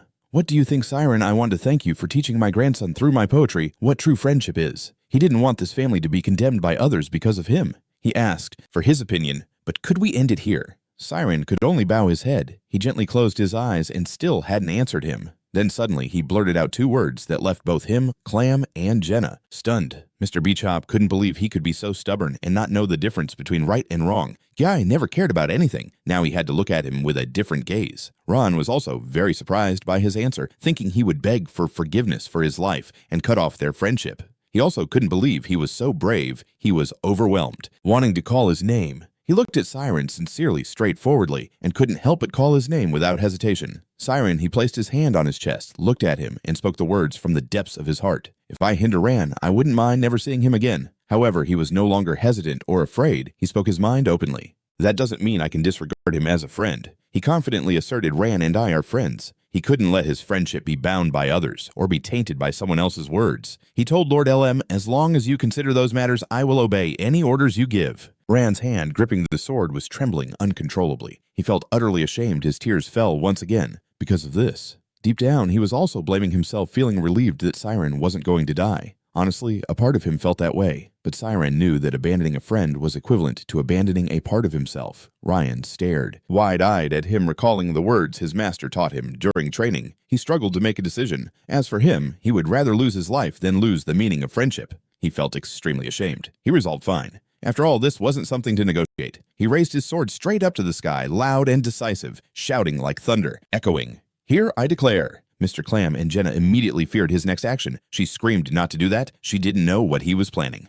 But don't. She reacted this way also because she didn't know if her younger brother was making a wise decision. If there was just a little mistake, then his fate and that of the family would be heavily affected. She couldn't let him act. His sword plunged straight into the ground, the sound upon impact ringing in everyone's ears. He knelt down and drove the sword deep into the tile. To Siron's astonishment, he boldly declared in front of everyone, I ran Ogun, the third son of the Owen family, from this moment will become Siron's sword. His oath thundered in the tense and suffocating air, making his father furious to the point of shaking. He gritted his teeth, his face contorted in a grotesque manner. He roared, "What is this, damn it?" His roar echoed throughout every corner. The origin of the Knight's Oath dates back to when the kingdom of Tomia was first established during a chaotic period. All nations, big and small, fought for the Atapi colonies. The strongest among them succeeded in uniting all and declared the establishment of the Thea kingdom. However, the newly formed kingdom had to rise against powerful neighboring nations, therefore to directly govern their own territories. And in that process, the Knight's Oath was created. The defeated kings would have to kneel before the new king. They swore to become the sword that only the master could command. In return, they were granted noble status, which is the origin of the Knight's Oath, and also the birth of the nobility. Therefore, breaking the Knight's Oath means that person will become more contemptible than a stray dog. Ryan turned to look at everyone and then mischievously smiled. What do you all think? Now I can't take it back, can I? Everyone feeling extremely ashamed. He made up his mind fine then. After all, this isn't something to negotiate. He raised his sword to the sky, loud and decisive, shouting a thunderous roar. Here, I declare. Mr. Clam and Jenna immediately felt fear at his next action. She screamed not to do that. She didn't know what he was planning. But don't. Her reaction was also because she didn't know if her younger brother was making a wise decision. If there's even a slight mistake, then his fate and that of the family would be significantly affected. She couldn't let him make such a rash decision. His sword plunged straight into the ground. The sound when it hit was deafening to everyone. He knelt down, driving the sword deep into the tiled floor. To everyone's astonishment, he boldly declared in front of everyone, I ran Ogun, the third son of the Owen family, will, from this moment on, become Siron's sword. His oath thundered in the tense and suffocating air, making his father so angry he was shaking. He gritted his teeth, his face contorted in an ugly grimace. He roared, "What the?" His roar echoed through every corner. The origin of the Knight's Oath dating back to when the kingdom of Tomia was first established during a chaotic time. All nations, big and small, were fighting for the Atapi colonies. The strongest among them succeeded in uniting all and declared the establishment of the Thaya kingdom. However, the newly formed kingdom had to stand against powerful neighboring countries. Therefore, instead of being purged during the unification of the kingdom, the defeated kings were allowed to directly rule their own territories. And in the process, the Knight's Oath was created. The defeated kings had to kneel before the new king. They swore to become the sword that only the master could command. In return, thus breaking the Knight's Oath meant that person would become more contemptible than a stray dog. Ryan turned to look at everyone and mischievously smiled. What do you all think? Now I can't back down, can I? Everyone was left speechless, jaws dropped at his unexpected decision. He still held the sword tightly in his hand, one foot planted, and the other kneeled. However, the newly established kingdom must rise up against the powerful neighboring countries. Therefore, instead of being purged during the unification of the kingdom, the defeated kings were allowed to directly govern their own territories. And during this process, the Knight's Oath was created. The defeated kings would have to kneel before the new king. They swore to become the sword that only the master could command. In return, they were granted noble status that is the origin of the Knight's Oath and also the birth of the nobility. Therefore, breaking the Knight's Oath means that person will become more despicable than a stray dog. Ryan turned to look at everyone and mischievously smiled. What do you all think? Now I can't take it back, can I? Everyone fell silent, all mouths agape at his sudden decision. He still held the sword tightly in his hand, one leg standing, one leg kneeling. At this moment, he couldn't help but blame himself. Master, I have. Stood still. Everyone was gaping at his unexpected decision. He still held the sword tightly in his hand, one foot on the ground and one knee down. At that moment, he couldn't help but blame himself. Master, I. It seems like I've really messed up this time. I can already picture my master getting angry and scolding me. He didn't give me the sword for me to do this. Siron knelt down beside me, taking my hand, panicking. Ran, what the hell are you doing? I didn't answer, but glanced at everyone. Mr. Clam's voice rang out. His face hardened, his features even more resolute. Ran, if I'm really witnessing you say you'll become his sword, then that kid must be worthy, right? Answer me. He helped me stand up, both of us looking at him. He continued to ask if that kid is really talented, or is he just talented in your eyes because you see yourself as useless? Hearing this, I relaxed a bit, a confident smile spreading across my face. I placed my hand on my chest and shouted, a sword shouldn't be judged, it only protects. Everyone's faces turned dark upon hearing my response. Even Siron was taken aback. Suddenly, a long laugh broke out in the tense atmosphere. He placed his hand on his face and laughed so heartily that his body shook. He had to admit my words were true. Yeah, those immature kids at least have to reach this level to achieve greatness. While my dad helplessly slapped his forehead, my grandfather couldn't stop praising me. You have a good mouth. But with your mediocre swordsmanship, I feel sorry for your friend having to receive such a sword. Rand couldn't believe his words, stuttering, Grandpa. He placed his hand on Siron's shoulder, smiling to comfort and remind him, enough, enough. Everything is over. Even if the kid isn't the sharpest sword yet, Siron will never betray. You take good care of my grandson. He patted Siron's shoulder. Siron closed his eyes, feeling this moment. I looked at him with eyes full of gratitude. Thank you for recognizing me. He pointed at the head butler and ordered him, you two have sworn to be friends for life, so I can't let you go like this. The head butler used the carriage that Siron was supposed to use to go home and brought his parents here. He quickly accepted the order. Yes, yes, going right now. The two servants exchanged smiles. They both put on their hats. The head butler was still in shock, internally screaming, is this for real? Looking up at the clear sky, the clouds floated lazily. He felt helpless, even in his thoughts. He could never understand what the nobles were thinking. Always, Ryan finally relaxed. I smiled comfortably, unable to help, but exclaimed, so refreshing. I flopped onto the bed, arms stretched out. He also sat down next to me. I laughed and asked him, did you see my family's expression? It was amazing. He felt a pang of guilt inside, ran the knight's oath. You don't need to do this for me. I sat up suddenly, startling him a bit. Siron, I'm not doing this because you're my friend. My gaze locked onto him, determination blazing in my eyes. I'm different from your brother who choosing to bet my life on someone like that. He blushed a bit, feeling shy.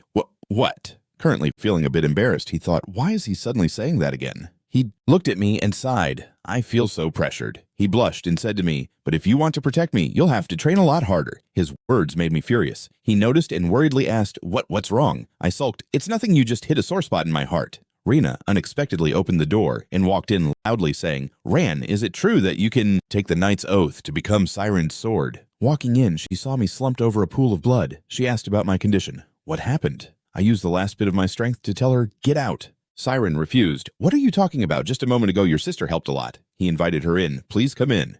She arrogantly replied, that's right. I bring important information from the opposing side. I immediately became alert, my mind filled with a bit of worry. What's going on? What are Dad and Grandpa doing? She gently sat down on the bed and told both of us. They're really bloodthirsty. But after all, I've already thrown out the knight's oath. They're planning what to do next. So anyway, she told me some very important news. She smiled. Of course, now you've become a member of the family. I've told everyone about your talent to see if they would ever want to invest something in you. They want your talent to help Ran. Surely for Ran's future, they want to help you succeed. After hearing this, I yelled at her. Without my permission, who dares to send me to school? I finally get to play with Siron freely. She didn't say a word, using her foot to kick me to the ground and stomp on me. She sighed and then scolded me. No mercy. This idiot is causing such a ruckus and still wants to do what? I protested and yelled, turning my head to glare at her with a sharp gaze. Is going to the Swordsmanship Academy. Siron will be a wizard in the future. He has already opened his domain. She looked at him in shock, full of doubt. What the domain Siron opened it? Wait, does that mean I can take the knight's oath with a future wizard? She looked at him, a bit incredulous. I was angry, shouting, uselessness has its limits. Get out of here.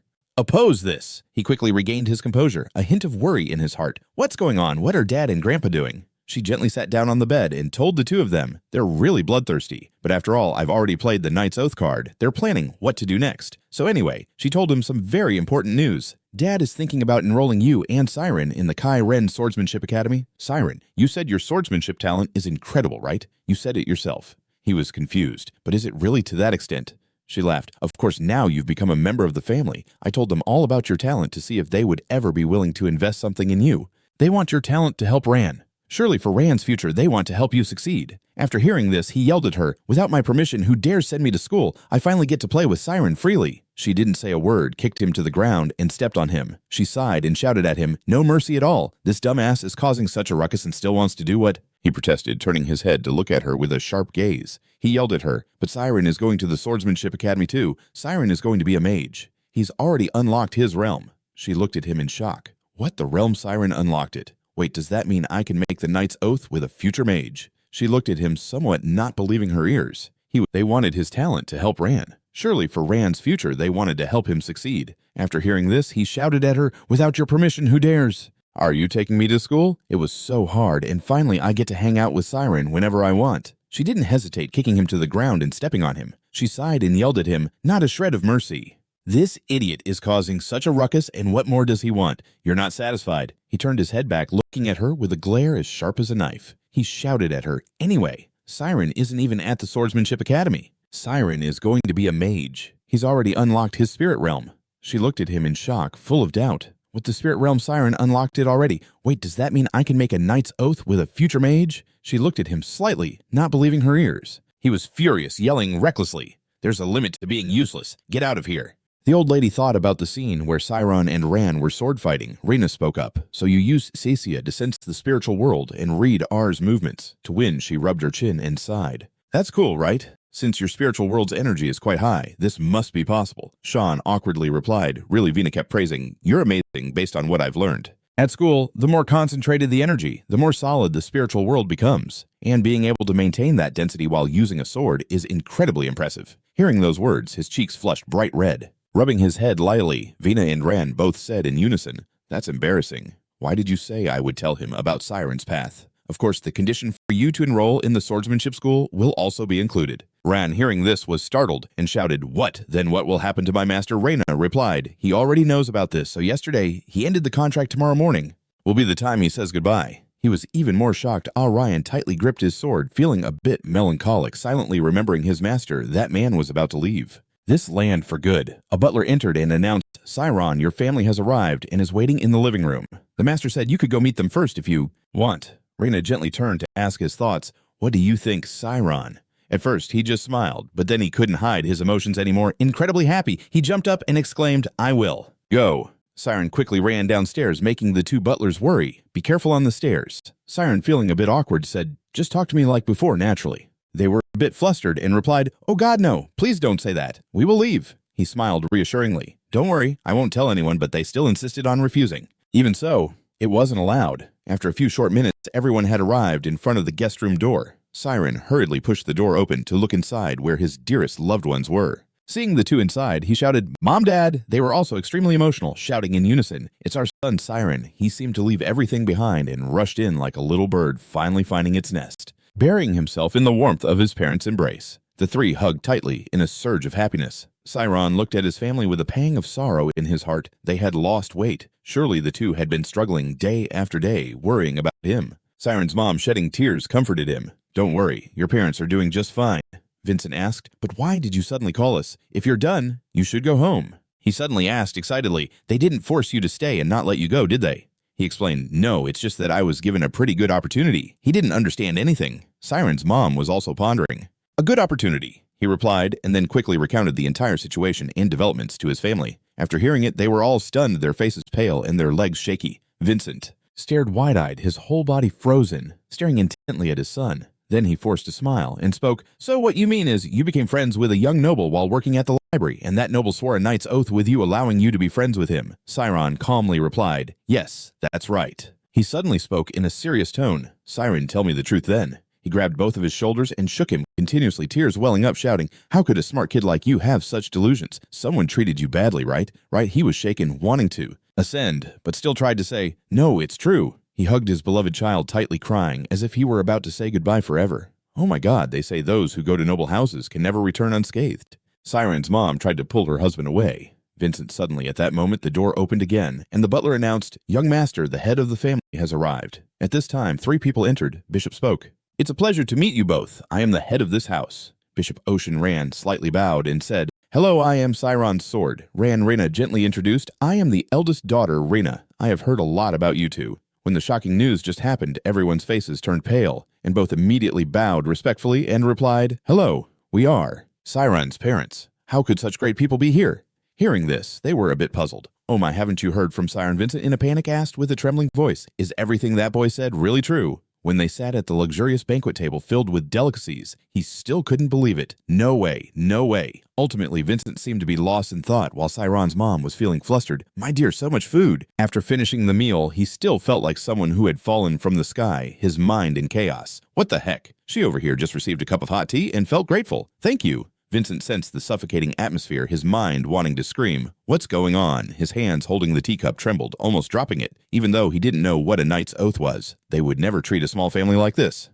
Well, I need to clarify this matter. Thinking of that, Vincent spoke up. I'm sorry, I'm very happy that my son is appreciated by you, but I am also very worried. How could a young noble like Ewan swear a knight's oath with Siron? It's really hard to believe. Bob frowned and said, To be honest, I also feel a bit uncomfortable. He continued, however, for a militaristic family like ours, swearing a knight's oath is absolute. If we discriminate just because of status differences, it would ruin our honor. Hot tea in hand, he felt grateful. Thank you. Vincent sensed the oppressive atmosphere here, his mind wanting to scream, What is happening? His hand trembled, holding the teacup, almost dropping it, even though he didn't know what the oath was. Knights, there's no way they would treat a small family like this well. I need to clarify this. Thinking of that, Vincent spoke up. I'm very glad my son is appreciated by you, but I'm also very worried a young master from a noble family like Ewan swearing allegiance to Siron is really unbelievable. Bob frowned and said, To be honest, I'm a bit uncomfortable. He continued, however, for the militaristic Owen family like ours, the knight's oath is absolute. If we discriminate just because of status differences, it will ruin our honor. He was uncomfortable. He continued, however, for a family like ours that follows militarism, the knight's oath is absolute. If we discriminate just because of status differences, it will destroy our honor. Since it's ran from now on, we will use honorifics. Please don't feel uncomfortable, and my family will fully support your sons. Clam laughed and said loudly, It's been a while since I've heard you say something right. B was annoyed Dad is too loud. Siron thought to himself that he was the head of the household, managing and deciding all major matters for the family. The words decisive and proud really suited him, although he only struggled with the decision to place a commoner under his protection. He glanced at Jenna. Seeing her wink at him, he continued to think when he saw Rand's bright smile. But he wasn't afraid of anyone. Bop returned to a serious expression and said, If we get straight to the point, I have to say your son is indeed a user of the spiritual world. The spiritual world isn't something you can just obtain through hard work. To put it bluntly, it's a talent you're born with. He continued, From what I know, this kid aims to become a wizard. So if he wants to receive an unofficial wizard certification as quickly as possible, I'm thinking of the Anpas Magic Academy. One of the 5 most prestigious schools in the country would be suitable for him. Bop rubbed his chin and spoke up. I'm not saying he has to go to that school to become a wizard, but if he doesn't do so, it would be a waste of that talent, and I wouldn't encourage that. So he should attend the Anpas Academy to meet the Owen family's standards. Clum reminded him to consider their understanding a bit. His son looked at Vincent's stiff expression and immediately understood what his father was implying. Then he got straight to the point. If your son graduates from the magic school, he will become a wizard. At this moment, he finally understood and stood up abruptly. Our son will become a wizard, Vincent thought to himself, the Wizard Academy. He started to tremble, his voice shaking. This can't be a dream, right? Our son Bob continued. However, the biggest issue is his identity. Vincent was taken aback when he heard him struggle to present. The magic school is selective, so they only allow noble descendants to enroll. So Glum continued, there's only one option. Then he seriously said, We will adopt Siron. Vincent couldn't believe what he just heard, standing there in shock with a confused mind. What Clam decisively pushed forward the plan on their side. This is the only option after we formed a family. He pushed out a commitment paper. I have a cousin who still doesn't have children. If I add the boy's name to my cousin's family, then all problems will be solved. However, we have no intention of taking your child away. It's just on paper. But through this, Siron will become a noble. Vincent thought to himself how lucky Siron would be to become a noble. The kid just had such an opportunity, but if I do that, it feels like this child is being taken away. So he looked at his son with a troubled expression, wanting to plead in his mind, tell Dad. Siron, what should I do? Looking at his calm expression made him even more panicked. Could it be that he had already decided? Why he subtly glanced at his father, his hand slowly touching the large hand that had always worked hard under the sun for him. Then he gripped it tightly, causing Vincent to feel quite painful. Siron, with a determined look, raised his voice to refuse. There's no way I'm your son. I can't become someone else's adopted child. Hearing his son say that, he panicked and shouted. Siron, Vina sitting across explained, Siron, this is just in name only. Of course we'll still treat your parents as your parents. You will achieve your dream, and nothing will change. As she finished speaking, Clam spoke up. The kid will become a noble. Not everyone gets such an opportunity. Sean remained very determined and firmly said, if I have to change fathers, I'd rather live as a commoner. Clam angrily shouted that commoners can't enroll in the magic school. That's final. He decisively replied then, I won't go to your school again. Playing with psychology. Then you won't become a wizard. Bishop and Jenna were astonished. He once again insisted then I won't be a wizard. That statement left Siren's mother and Rand stunned. Elle was even more agitated, yelling, Siren, why are you so stubborn? This world isn't that easy. There are things you have to give up to succeed. If you can't do that, then your dream is just child's play, right? He calmly replied, maybe so, making him feel like his head was spinning. What? Vincent, on this side, had tears welling up on his face, which was usually very passionate and full of life. The awkwardness and sadness were evident. Siren spoke up, no matter how wonderful your dream is, it is also something you received from your parents. If your parents are the roots, then your dream is the fruit that draws nourishment from them. He remembered the past full of memories spent side by side with family, knowing how to read and getting the opportunity to work at the Owen house are things that you achieved because you have parents as roots. This is just an opportunity that you achieved nothing compared to the countless opportunities your parents have given you. Siren laughed decisively and said, now you're telling me to deny my roots. Isn't that the same as telling me to die? I really appreciate everyone's offer, but I only have them as my parents. Everyone in the room fell silent after he finished speaking. No one said a word. Clam was so shocked that his eyes were wide open. Deep down, he thought, what is this feeling of guilt? This child wants to say something surprising. At this moment, Vincent bent down and spoke loudly. Please accept Siren as your adopted son. Please, I beg you. He felt a bit flustered. What Siren wants to care about? He ignored what the people beside him wanted to say, just kept his head down, struggling to utter a sentence. Siren is not my biological son. Siren's mother after hearing her husband's words. Everyone in the room fell silent after he finished speaking, no one uttering a word. Clam was so shocked that his eyes were wide open. Deep down, he thought, what is this feeling of guilt? This child wants to say something surprising. At this moment, Vincent bowed down and spoke loudly. Please accept Siren as your adopted son. Please, I beg you. He felt a bit flustered. Clam from afar understood his intention, but, what Siren wanted to care about. He ignored what those around him wanted to say, just bowed his head, struggling to utter a sentence. Siren is not my biological son. Siren's mother, after hearing her husband's words, just saying it straight. Vincent, what are you talking about? He's still bowing his head but speaking up. We can't have children. He told us we could have Siren thanks to an unexpected event. I'm sure you can recognize that.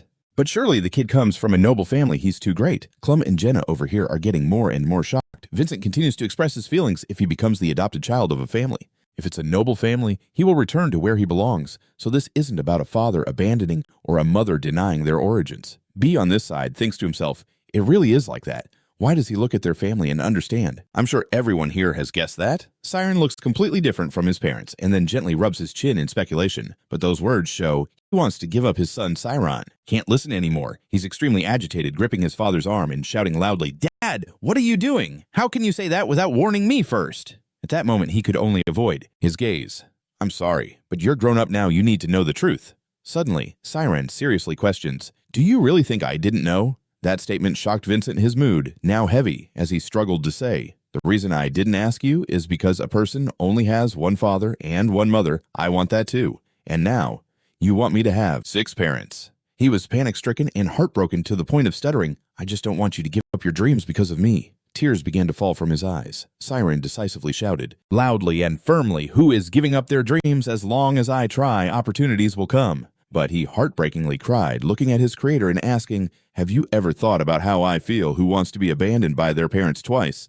Vincent tightly gripped Siren's hand, trembling. Everything his father did was his fault, and I will never abandon you. After saying that, he hugged his little son tightly, as if afraid of losing him, tears of love flowing like a stream. Vincent sobbed and pleaded, please forgive this foolish father. You are everything to me. Then they embraced tightly to express their feelings. Those around them fell silent to admire the sacred and beautiful family bond. B-Top, witnessing that scene, suddenly realized one thing. The things we said no. After that, he hugged his little son tightly, as if afraid of losing him, tears of love streaming down like a river. Vincent sobbed, pleading, please forgive this foolish father. You are everything to me. Then they embraced, tightly expressing their feelings. Those around them fell silent to admire the sacred and beautiful family love. Forgive this foolish father. You are everything to me. Then they embraced, tightly expressing their feelings. Those around them fell silent to admire the sacred family bond. B-Top, witnessing that scene, suddenly realized one thing. The things we Making children can really hurt them. Clam replied that being a parent is indeed very hard. He asked, isn't it tough for you to raise a child alone? Bechop's eyes were watery, trying hard to hide it so no one could see. He was quietly crying, shifting his gaze to his son in front. I heard that at the Anpas Magic Academy there's a special consideration. Dad can help with that. Clam wondered, what can he do? How can I convince that stubborn Anpas? He said no. Really, I heard he owes you though. Clum laughed at that. Well, for someone who follows all the rules, isn't being stubborn the best method? Bop on this side chuckled too. He said Dad used that method to force me to be the head of the family, allowed my family to stay.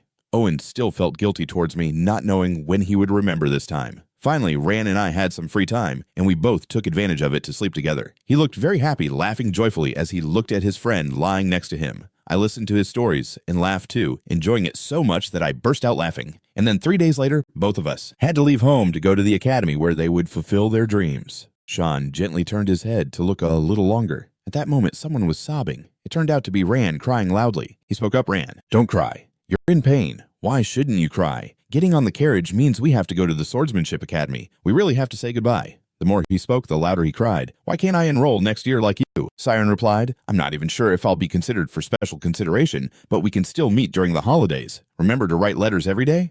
Okay, Ryan suddenly placed his hand on his shoulder and firmly called out his name. Sean! He shouted with all his might he has to become a wizard. I will also become the strongest knight to protect you. I promise you. Before he could finish speaking, he was punched hard in the head by Jenna. Just focus on graduating first. I'm always worried about you. Then she turned to Siron and said, Siron, don't worry about anything. Just enjoy time with your family first. He will definitely. He softly replied, thank you for helping me. He placed his hand on his chest and bowed his head to express his gratitude. Meanwhile, Rena smiled and thought to herself that he was, indeed, a strange child. At first, she thought he was just a cute little boy, but he was also very thoughtful, able to maintain his belief in that scary situation. She suddenly looked at him and spoke again. Siron, you may graduate, but then she fell silent, becoming quiet. She thought to herself, what am I thinking? He is a child who is about to live in a completely new environment, the Magic Academy. Then Duena stepped forward, placing her hand on his shoulder and said, no, just do your best. You will definitely become a wizard. He replied, please take care of Ran. Then she pulled Ran onto the carriage and turned. He got on the carriage on this side where his parents were already sitting, feeling extremely excited and looking forward to it. The horses began to move. The two carriages drove in opposite directions and gradually parted. He was sitting inside when he suddenly heard a loud voice calling from outside, Siron. He immediately poked his head out to see who the owner of that voice was. It turned out to be Ran. Oh, you too.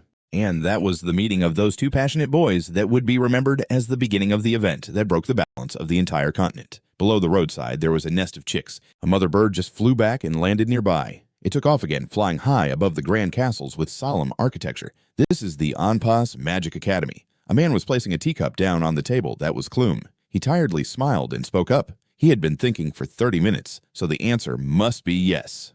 Right. Anpas replied, even though we've been good friends for 50 years, I truly cannot accept your proposal. Clum, hearing this, shouted out in dissatisfaction. What did you say? Do you know how hard I struggled when I was young? Because you didn't. Anpas said it seems like the more he listened, the more he felt like he was being insulted, silently cursing that cunning old man for making him wait 30 minutes in vain. Then Clam burst out laughing. This time is different. That old man looked a bit surprised. It really is important. It's been a long time since I've seen that expression on you. Clam laughed heartily and continued. I never said you should accept a useless child. It has to be the opposite. The boy, do you know what I thought when I met him? I seriously thought I was looking at you when you were young. Anpas, taking a sip of tea, questioned if he was that talented, then why not enroll normally? If that's the case, then there must be some issue. Lamb, still with that serious attitude, explained that there's a big problem. He's not a noble. That old man, upon hearing that, exclaimed, causing him to jump in surprise. No way. Then Anpas described Siron's appearance exactly as a child with blonde hair and blue eyes. Why did Clum remember Siron's earlier words? Even if I lose my life, I won't regret being friends with him. He remarked that was his first impression of him. Strong words indeed. He seriously continued, I once thought he was a smart child. Your hand on his shoulder and said no. Just give it your all. You'll definitely become a wizard. He replied, please take care of Ran. Then she pulled Ran onto the carriage and turned to wave goodbye. Goodbye to Siron. He got into the carriage where his parents were sitting, feeling extremely excited and looking forward to it. The horses started moving. The two carriages drove in opposite directions and gradually pulled apart. He was sitting inside when he suddenly heard a loud voice calling from outside. Siron! He immediately poked his head out to see who owned that voice. It turned out to be Ran. Ogun, you better shout at him when you get to the Magic Academy, okay? Hearing that made him laugh out loud. Then Siron Arian also shouted back loudly in response. You too. And that was the meeting of those two passionate boys that would be remembered as the beginning of the event that disrupted the balance of the entire continent. Below the roadside, there was a nest of chicks. The mother bird had just flown back to perch beside it. It took off again, soaring high above the grand towers with solemn architecture. This place is the Ann P.H. Magic Academy. A man was placing a cup back down on the table that was Clum. He tiredly forced a smile and spoke. He had been thinking for 30 minutes already. Surely the answer is yes, right? Anpas replied. Even though we have been good friends for 50 years, I truly cannot accept your proposal. Clum, hearing this, shouted out in frustration. What did you say? Do you know how hard I struggled when I was young? Because you don't, Anpas said. It seemed like a pretty important matter, so he had to blurt out those empty words. But the special consideration is not a backdoor for nobles. Every year, there are many requests sent in, but this one has its own criteria. The more he listened, the more he felt like cursing that cunning old man for making him wait 30 minutes for nothing. Then Clam burst out laughing. This time is different. That old man seemed a bit surprised. It really is important. Now, it's been a long time since I've seen that expression on you. Clam laughed heartily and continued. I never said you should accept a useless one. It has to be the opposite. The kid is a friend of my youngest grandson. He's really good at it. Do you know what I thought when I met him? I seriously thought I was looking at you when you were young. Anpas, taking a sip of tea, questioned if he was that talented. Then why didn't he enroll normally? If so, then there must be some issue. Lamb, still with that serious attitude, explained that there is a big problem. He's not a noble. The old man, upon hearing that, exclaimed, causing him to jump in surprise. No way.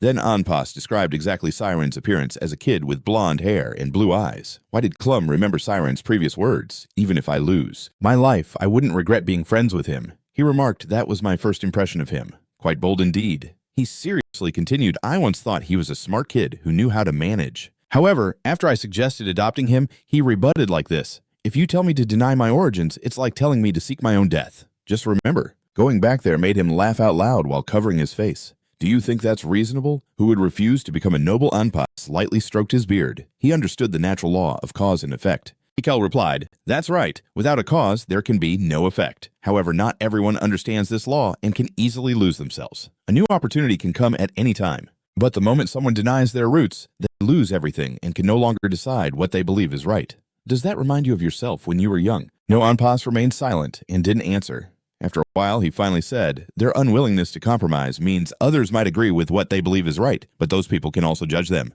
That's what I find dangerous. L, sitting on this side, clicked his tongue upon hearing that, then gently asked, you still can't forgive yourself, can you? You've done everything you could. You've taught many talented individuals. Isn't it time for you to forgive yourself? The old man laughed and said, I should forgive myself. That would be too arrogant, my friend. Anpas looked out the window and shared, the reason I teach children is to prevent someone like me from appearing again. With a sad expression, he continued, if that child is like you, I can assure you he won't tread the terrible path I once did right. El chimed in, you were once a genius, Anpas, a once-in-a-century genius. He continued, you were once regarded as the light of the Milch family, walking down the wrong path just once and nearly losing everything. But in the end, you returned. Of course, who would have thought he would become the principal of an academy in such a remote place? Anpas replied, not at all. Kel laughed, so heaven must be helping you. A useless kid has become a third-rate swordsman. I'm officially worried about the future of the Tomia kingdom. After that, both of them laughed heartily. Suddenly, he stood up and walked to the window to admire his school. Without a cause, there can be no effect. Cal was pouring more tea into his cup and said, is this fate? Who would have thought that boy, the one who was expelled 4 years ago, would return? He laughed. I don't believe in fate, he thought to himself. However, Anpas thought of Siron, a talent buried by class barriers for years now, standing right in front of me. Is this really fate? Finally, he decisively announced, I will take Siron in the spring 3 years from now. A carriage was running into a small house deep in the woods. Siron had prepared everything from his hair to his outfit. He called out loudly, Mom and Dad. Siron Arian, 17 years old, smiled excitedly. I'll be back soon. His mother hugged him tightly, praising him endlessly. My lovely child, I will miss you so much, he promised. I will write letters often, but does my hair look good? I've never had it like this before, so it feels strange. She replied, Lady Dua said short hair is in style among the nobles. Just act normally. Vincent on this side chuckled a bit awkwardly and asked, did you forget anything? Siron waved his hand. Dad, I'm 17 now. Kissing is a bit, he firmly replied. Hey, if you don't do it, let me. Vincent gently placed a kiss filled with endless love on his little son's forehead, then softly hugged him, expressing his feelings as a father. Siron, I'm proud of you. He enjoyed this warm feeling. Siron then asked, but is it really okay? The head of the family said he would provide you with a house. Vincent seriously replied, oh my, you are indeed my son, a hunter, right? A hunter's home is the mountains and fields. He was startled, thinking, is that true? He had just sent him off to the carriage while saying, "Even if I refuse the allowances that the own family provides for you, they are still determined to give it to you." Siron thought to himself, "This is a joyful day in the village because I'm about to join the Magic Academy." But Dad still didn't tell anyone. I'm sure the reason he refused the invitation to live in the city is that he wouldn't become a reason to threaten me. Tamura was already waiting outside and respectfully spoke. "Please get in the carriage. We will escort you to the Shan Academy." Siron stepped into the carriage and poked his head out the window, shouting, "I'll be back soon." And that's how my first day at the academy began. The carriage drove further away, leaving behind a couple sending off their child, who was learning to grow up and pursue their dreams. Inside the carriage, it was just Siron and Tamura, making the atmosphere very awkward. When they arrived, he proactively opened the carriage door and called out, "Young master, we have arrived." Tamura helped Siron step down, and his face showed clear surprise and fascination. He continued, "At the Wizard Academy, Anpas, it's very crowded here, bustling with people coming and going." The school's gate was tall and grand-looking, very noble. Tamura spoke, "The cost of learning materials will be covered by me, young master. You just need to study well." Siron was extremely grateful and thanked him. The steward seriously said, "I'm just doing my job." Siron bowed his head, slightly expressing his feelings as sincerely as possible. "I finally have the opportunity to say thank you. I can be here because you valued me. I won't forget your kindness." He smiled. While saying the words he had always kept in his heart, suddenly a statement startled Siron. No matter how talented a commoner is, they are still just a commoner. They can never be better than a noble. When saying the words he had always held back, suddenly a statement made Siron flinch. A commoner with talent can only ever be a commoner, never better than a noble. Facing him at that moment was Tamura's serious and dark expression, but then he expressed his thoughts. "However, not everyone gets this opportunity after you join the school. Many nobles won't like you." He smiled, teaching with a stormy tone, "But you have to persevere. If you can hold on until the end, everything will pass." Siron replied emotionally, "Thank you, I definitely will." "Become a wizard," Tamura replied. "Now, if you're ready to follow me, we need to register you for admission first." And so the two of them went deep into the academy. He thought to himself, Wizard Academy. Anpas is considered the cradle of geniuses. What will I learn here, and who will I meet inside? The guards at Dongtan shouted, "We will serve you wholeheartedly," bowing in respect. On the field were people coming to pursue their dreams like Siron. After completing the procedures, Tamura instructed, "I'm leaving now. If you need anything, just contact me." Siron replied, "Yes, thank you very much." But then he looked around, thinking to himself, "Who will come to pick me up? Should I take a tour while I wait?" Suddenly he discovered many long boards posted on the wall. Wizard Academy operates based on a 10-tier system with a total of 420 students, of which 30 are in the graduation class. Each year, the number of graduating students is. Siron was so startled that he opened his eyes wide. "Only me." Suddenly someone came and spoke. "Is this Siron?" He immediately turned his head back, bowing respectfully. "Hello." "Hello, Principal." Ampas laughed and said, "We've met before. Do you remember me?" He expressed his gratitude. "Thank you very much for that time." The old man patted his back and said, "It's all good, we can talk." While walking, Ampas announced, "You will need to take an entrance exam." Siron was shocked because he had never studied anything. "An exam? What do I know?" The old man reassured, "Don't worry. It's just a few simple tests to place you." Tamura asked, "Can you access the realm?" He replied, "Yes, I can." The old man was very impressed. "Oh, that's impressive." He thought to himself who knew he could open the realm by himself. If I had started nurturing the boy when he was younger, it would have been great. I failed to recognize the talent right in front of me, even though it was late. I need to teach the boy the basics first. The entrance exam hall would be filled with 10-year-olds, so if he arrived early, the boy would be very embarrassed. So he made a suggestion. "Do you want to take a walk around the school?" The two entered another area where a younger boy was reading 3 floating books in the air. As the boy walked by, Siron noticed something strange passing by him. He stammered, What Principal Ampas introduced to me. This is the classroom where students study." He looked up in awe. "It's the freshman class from Class 18. This is the introductory class of Class 18 with many kids flying above and using magic." He was still standing there bewildered, while those kids were happily playing and sharing books with each other. A few kids were gathering to play games and snack. Z looked around excitedly and exclaimed, "Everyone is using magic." Anpas said, "That's right, but the place we need to go is a bit different." They continued to walk to the advanced class 74. It was very quiet here. Everyone was studying seriously, right? Wow. Joking Siron silently noted the different atmosphere because he was surrounded by peers. What were they discussing so passionately? A boy with black hair spoke a large amount of magical power can bring the air down. Isn't it more effective to condense the cooling agent? Anyway, the downside is that the reaction will happen faster. How about this, if we adjust the time instead of magical power? Siron was so startled that he wanted to scream. He was shocked to realize a painful truth. Why can't I understand what they are saying? Even though we are speaking the same language, suddenly from behind there was A loud explosion. A girl emerged from the smoke coughing. Upon seeing Anpas, she quickly bowed. "Oh, hello, Principal." He smiled and said, "All right, it seems there are some issues." The red-haired girl with glasses replied, "Yes, I was experimenting with some things to amplify sound, but the results had an error." Siron wondered, "Don't they care at all?" Anpas remarked. "It seems there is a bit of imbalance in the input and output. Then check if the current is balanced." She eagerly gave a thumbs up. "Thank you, Principal. I will redo it." He was very surprised that the principal didn't stop her. Moreover, was she planning to try again? Siron looked around with a bewildered and amazed expression, as if he were in another world, as the two continued to tour. A long-haired girl in red glided by. That was Ami, a beautiful girl that made the boys around her swoon and gaze after her. The two continued to walk too. Another room where something caught Siron's attention. "Is this a bulletin board?" On the wall was a yellow board filled with letters. He looked at it and thought, "This shows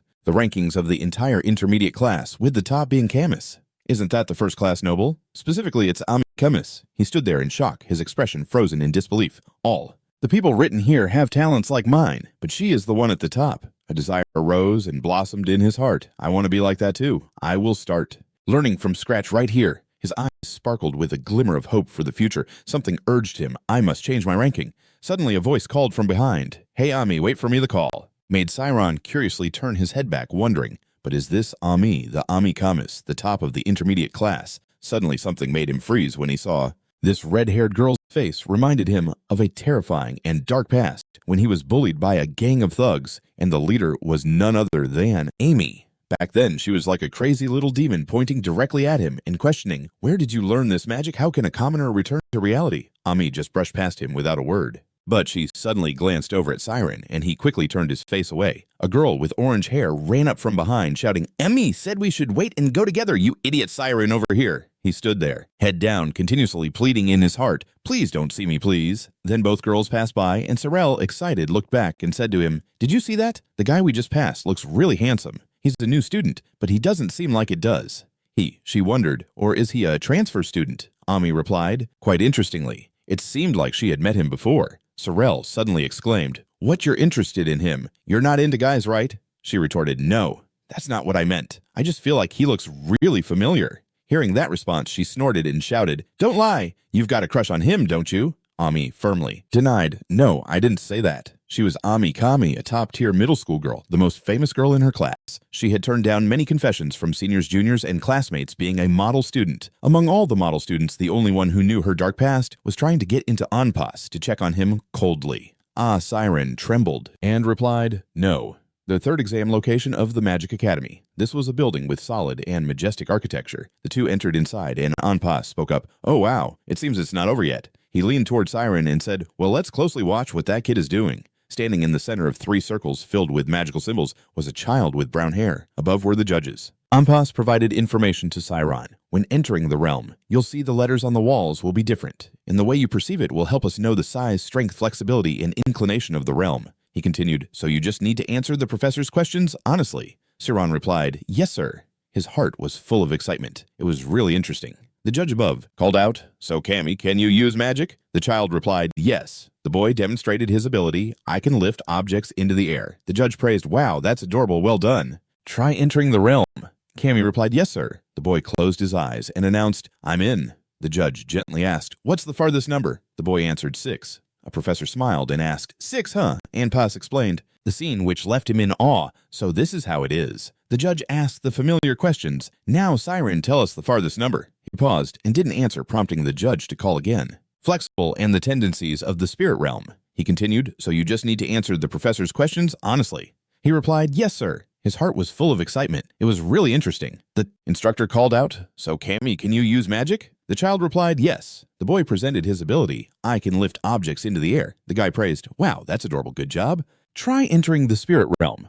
Cammy replied, "Yes, sir." The boy closed his eyes and announced, "I'm in." The instructor gently asked, "What's the farthest number?" The boy answered, 6. A professor smiled and asked back, 6, Anpas explained. "Number 6 means the diameter of the area is 6 meters. Siron then absorbed more knowledge. "Got it." A brown-haired man continued to ask, "What color do you see as the strongest?" Cammy replied, "Red. I think I'm entering a red world." The man recorded the type of divergence similar to light and fire, indicating that this person has a strong tendency to act. Then Anpas spoke again, explaining that type of divergence. That means his spirit realm is much stronger than his age. A female professor asked, "Do you see the giant tower?" Cammy replied, "It's on my left." Then Zena asked, "How do you feel the temperature?" The boy replied, "A bit hot, I'm sweating already." Once everything was done, she said, "Well done." Cammy, the praised child, happily ran back. Sienna exclaimed, "This year's new student is really impressive." The instructor, smiling, said, "Indeed, that student's spirit realm size is 12 meters. It seems the quality of students has improved year by year." Finally, they wrote a comment as follows: "Overall evaluation of good spirit realm usage, but a bit lacking in endurance." Then they called out his name next, Siron Arian. Anpas put his arm around him, smiled, and said, "Show them your skills." He smiled back. "Yes, I will do my best." The instructor thought to himself, "So that kid is the one who went through the special test the principal mentioned." Sienna was also thinking in her head, what a special choice. But he is quite old already. Borrowing a noble's name isn't his family very famous. The paperwork states that Siron Arian, age 17, is a guest of the noble. She thought again. It seems he discovered his talent a bit late. Sienna saw him and thought to herself, "Wow, his appearance is special. But he's already quite old. Borrowing a noble's house isn't that his family is very famous. The papers say, Siron Arian, age 17, a guest of the nobility." She thought again. It seems like he discovered his talent a little late. Sienna saw him and thought to herself, "Wow, his looks are really special, but in this school he'll quickly be buried." The instructor asked, "Siron Arian, can you use magic?" He replied, "No, I have never been taught before." The guy answered, "Oh, really? But even if you haven't learned, you should still be able to do a few things, right?" Anpas frowned a bit. "That's what they will think. Magic is an action that brings knowledge into one's mind. Noble children are taught many different things, and they're some things right." Anpas frowned a bit. "That's what they will think. Magic is the act of bringing knowledge into one's mind. Noble kids are taught many different things, so they can naturally use magic. But that kid has no knowledge at all." That then said, "All right now, step into the circle and move towards your realm." The guy asked, "Can you enter the realm?" Siron hesitated and replied, "I'll give it a try." That breathed a sigh of relief. Thank goodness, it seems like it's not a serious case of domestic abuse. He gradually stepped into his own realm. Surrounding him was a blue light, a beam shining down from above onto his head. The characters around him began to move and float. He opened his eyes to feel the scene that left him in awe. So this is how it is. That asked the familiar question, "Now, Siron, tell us the farthest number." He paused, not answering, causing the guy to call out again. Once again, Siron, the woman with brown hair, smiled and said it seemed like he was embarrassed. Anpas, standing outside, called in to Siron, "Hurry up and answer. We won't classify you. We're just trying to find the best way to educate you." He hesitated before explaining his current situation. "I see a number, but it's so long that I can't read it." "It's hard to understand, aren't you? It's not based on sight, but rather how you feel," Siron explained further. "No, that's not what I meant. I can sense it, but it's just too long. Even now, it's still getting longer." He sighed and thought, "Really?" Then the guy frowned and said, "Then let's start with the first numbers you can see." Sean focused and slowly looked at the results. In his realm, it was extremely long, and he looked at the number 415, with another row of numbers behind it. He summarized it into one number and replied, 314. What Sienna over here was extremely shocked. "Siron, we don't include 314 in that. Are you confused?" He frowned and replied, "Really? But that's what I see."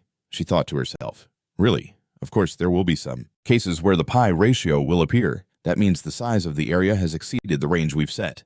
"Can he really see as far as 30 meters?" the brown-haired woman asked. "So what? Color, do you see, is the strongest?" Sean looked around and answered, "Blue, definitely blue." Once again, the professors looked at each other in surprise. If it's really blue, isn't that a type of convergence? But his realm is still that large. A type of convergence has better thickness than the size of the area, in contrast to divergence. Anpas over here was also stunned. "Now we understand why you're so adamant about this, but this isn't just a good talent." The old man stared wide-eyed, beads of sweat pouring down his forehead. They had noted in his file the term convergence. Then they wrote down both hemispheres. The fake professor asked, "How many floating numbers are around?" Sean looked up in his realm and thought, "Is he really asking about this? No need to count each one when I can feel it. Inside here, there are so many bright circular dots." He firmly answered, 857 numbers. The old man, upon hearing this, was so shocked that his face went blank, stuttering, 867, then tremblingly wrote down on the paper, density 86 7 parts. Anpas outside just stayed silent, his face suddenly showing seriousness. "This is dangerous." Sienna gently pushed her glasses up with a somewhat cautious look. She regained her composure and continued the test. "Siron, how cold are you right now?" He heard the question and replied, "Pretty cold, like freezing." She wasn't surprised and wrote it down. Just as expected, Sienna noted in the overall assessment, convergence and defense with exceptional durability, his realm size is unusually large. The brown-haired woman smiled and praised, "Good job. Now, we need to learn to decide which class you will enter. So all new students please wait outside." Siron immediately followed the instructions and turned around with the other kids to head outside. He was the first to slowly push the door open, waiting for the other kids to come out before closing the door behind him. As soon as the door closed, there was a buzz of conversation inside the room. What an interesting student. How is it possible for a 17-year-old student to possess a realm with a diameter of over 300? The density of the realm increases with its size, but the realm density of that student is 86.7 parts. The old professor said, above all, it is pure concentration without using any enhancement skills. Is he a monk training endlessly on a mountain or something? Suddenly, a comment from the fake made everyone stop discussing. Could he be lying? The guy smiled mockingly, thinking about it. A realm with a density of 90 and a diameter of 30 centimeters coming from a 17-year-old who doesn't know what magic is. That's a bit unreasonable. Is it possible he increased the numbers before telling us? Sienna frowned and said, but Mr. Fake, it seems you forgot there's no reason for new students to lie. If they get into the advanced class this way, they won't keep up with the class. Not to mention taking the test. How could a student be so deceitful when coming to school? Above all, it seems several teachers here have forgotten that pi is displayed as an error code. Siren is now sitting awkwardly smiling among the kids. She continued, that's not something a simple student would say just to get attention. The guy over here clicked his tongue in anger. Suddenly, Anpa stepped forward and asked, so where would it be best to place him? I mean Siron. She stood up. Principal Sienna Oliver, a level 6 mage, said, the class after this studies the development of realms and its hypotheses, while the 5th class starts learning real magic, right? I think this student's realm is almost complete. Therefore, I suggest placing him in the 5th class. The guy behind firmly stated, extremely angry inside. The level 6 mage spoke up to express his opinion. He's a 17-year-old teenager who knows nothing about magic. This could cause trouble and make him arrogant after being placed in the advanced class. Now I think we should teach him from the basics. Sienna bluntly replied, that may be true, but not every student is like him, Mr. Fake. The guy angrily shouted, what the hell? Both of them jumped at each other, arguing loudly. Long, you just want to put him in the 5th class because that class is managed by you, and you just want that student right. Sienna retorted, what's wrong with wanting to teach such a talented student? A brown-haired professor said, Mr. Fake is right. Even with great talent, he is still just a young student, so we teach him to be admitted into the advanced class. Now I think we should teach him from the basics. Sienna bluntly replied, that may be true, but not every student is like you, sir. The guy got angry and shouted, what the hell? Both of them jumped at each other, arguing. That yelled loudly. Long just wanted to let him into the 5th grade because that class is managed by her and she wants that student in, right? Sienna retorted, is there a problem with wanting to teach such a talented student? A brown-haired professor said, sir, that is right. Even with great talent, he's still just a young student, so we should teach him. We took it step by step since 10th grade, but the tired old professor next to us finally said those two were like that. The woman with brown hair gently said he might lose motivation if we send him to the basic class because of his age. What does everyone think if we just postpone the class placement and keep an eye on him? The old professor spoke up, I think 7th grade would be suitable. 7th grade is an advanced class that includes basic lessons in the field. If that kid is that talented, skipping a grade is also an option. Anpas stroked his chin and replied just as expected what he said was right. That old man didn't hesitate anymore and immediately decided Siren would be placed in 7th grade. The Magic Academy has a system with 10 classes based on assessments. Students will be placed in classes of 10 different levels, but those classes can also be divided into 3 groups. Classes 10 to 8 are primary, and students there are educated with a focus on developing their fields. Classes 7 to 5 are advanced, where students learn how to use magic in their fields. Finally, the graduating class consists of classes from 3 to 1 rigorously training to produce professional wizards. The next morning at the large and spacious school named Ain Faz, a 7th grade badge was pinned on the chest of a newcomer. He attracted the attention of many female eyes. They always gasped when they saw him. Siron carried a backpack in his hand and slowly walked into the class under the gaze of so many people. The teacher in the class announced, today we have a new student. The girls below were continuously gossiping. He was placed in the intermediate class right when he just started school. He seems quite older, doesn't he? But he's so handsome. He stood on the steps and gently smiled a dazzling smile, introducing himself. I am Aryan Siren. Nice to meet you. Well, the class immediately buzzed like it was New Year's. Cheers and laughter filled the air. Most were girls who welcomed him warmly. The teacher had to request silence. Siren was very excited because the wish he had longed for had finally come true. He had arrived at the Magic Academy. The Anpas Magic Academy covers a total of 45 kilometers of mountains, including dormitories. It has 33 buildings and 40 training centers. Although going out is prohibited on non-weekend days, it's not inconvenient since most facilities are located within the school. Classes end at 5 o'clock and any time after that is free time. However, students often go to the library, which is open 24 hours, to connect with other students who share the same interests and satisfy their desire to learn. All of this is motivation to create a prestigious environment. Sean thought, as expected, the classes are tough. There are so many subjects and all are advanced knowledge. This place is reserved for nobles, those who have studied from a young age and have gone through a long time of hardship with it. Therefore, he faced many challenges. However, by using every possible means, he could keep up. Knowledge, according to the timeline of history, has been deeply engraved in Siron. All the knowledge of the world gradually began to accumulate within him. One beautiful morning, the teacher announced that class would end here. Well done, everyone. Just as Siron closed his book, he pondered that the afternoon class was a practical combat class, but the schedule didn't list the address. Looking around the class, he felt a bit shy. I should ask someone. Luckily, there were a few people around my age. Siron gently approached and asked, "Hi, do you know which training house we need to go to?" Maria was taken by surprise by the question. Startled. "You're asking me," he thought to himself. "She's a shy classmate, isn't she? No wonder I'm so comfortable." She replied, "You probably still don't know that today's practical class is at the Comprehensive Training Center." On Monday, Siron asked Comprehensive, what Maria explained. All intermediate classes will train together for 2 weeks.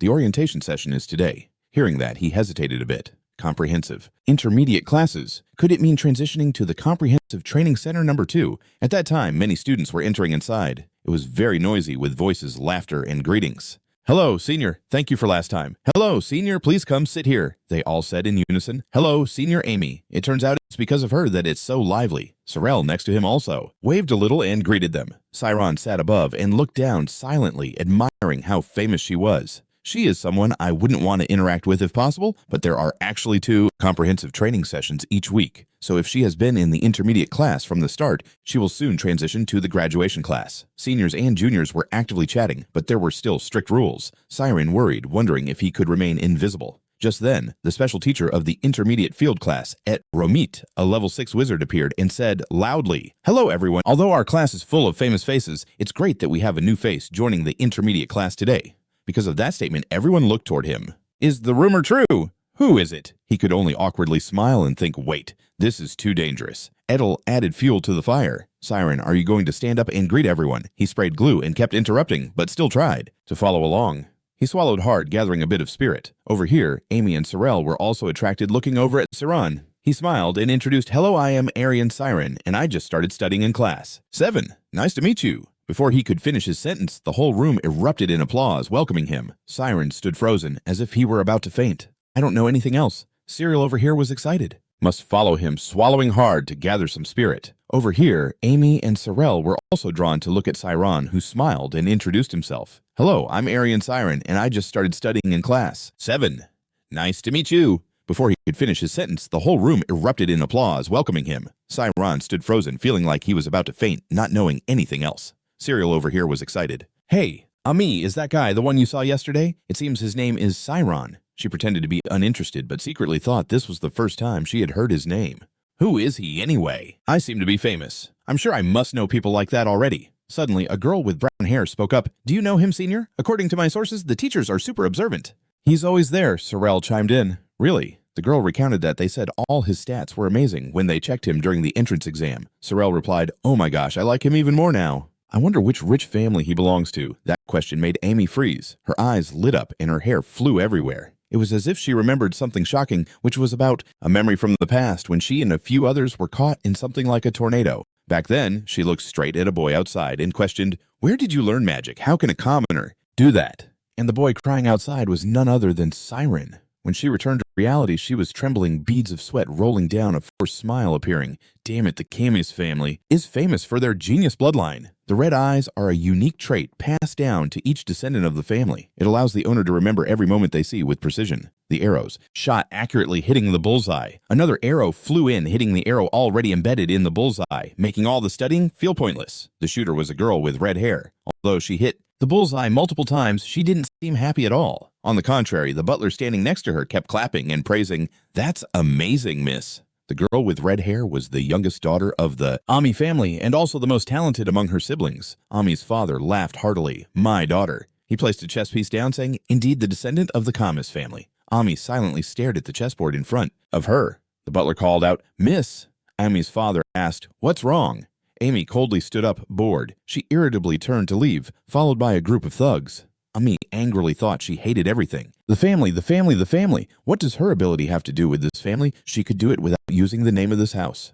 She followed the thugs around fighting. Everywhere, Ami thought she could do whatever she wanted. Watching the thugs fight, Ami sat cross-legged feeling bored. However, someone surprised Amy and made her rethink. Amy was stunned. She looked at the thugs falling around her, and a boy standing opposite her. That boy was crying, tears streaming down his face. The one who changed Amy's mind was a boy from a lowly class. Damn. In the lecture hall, Siron was bowing his head to everyone. Ami looked at the scene in front of her, her mouth twitching, exclaiming, damn it! Suddenly she heard Sorel calling, Ami, Ami. The brown-haired girl next to her also stammered. Senior, both were on different wavelengths. Ami, startled, explaining, I mean my shoes are a bit uncomfortable. Ami thought to herself, I knew it.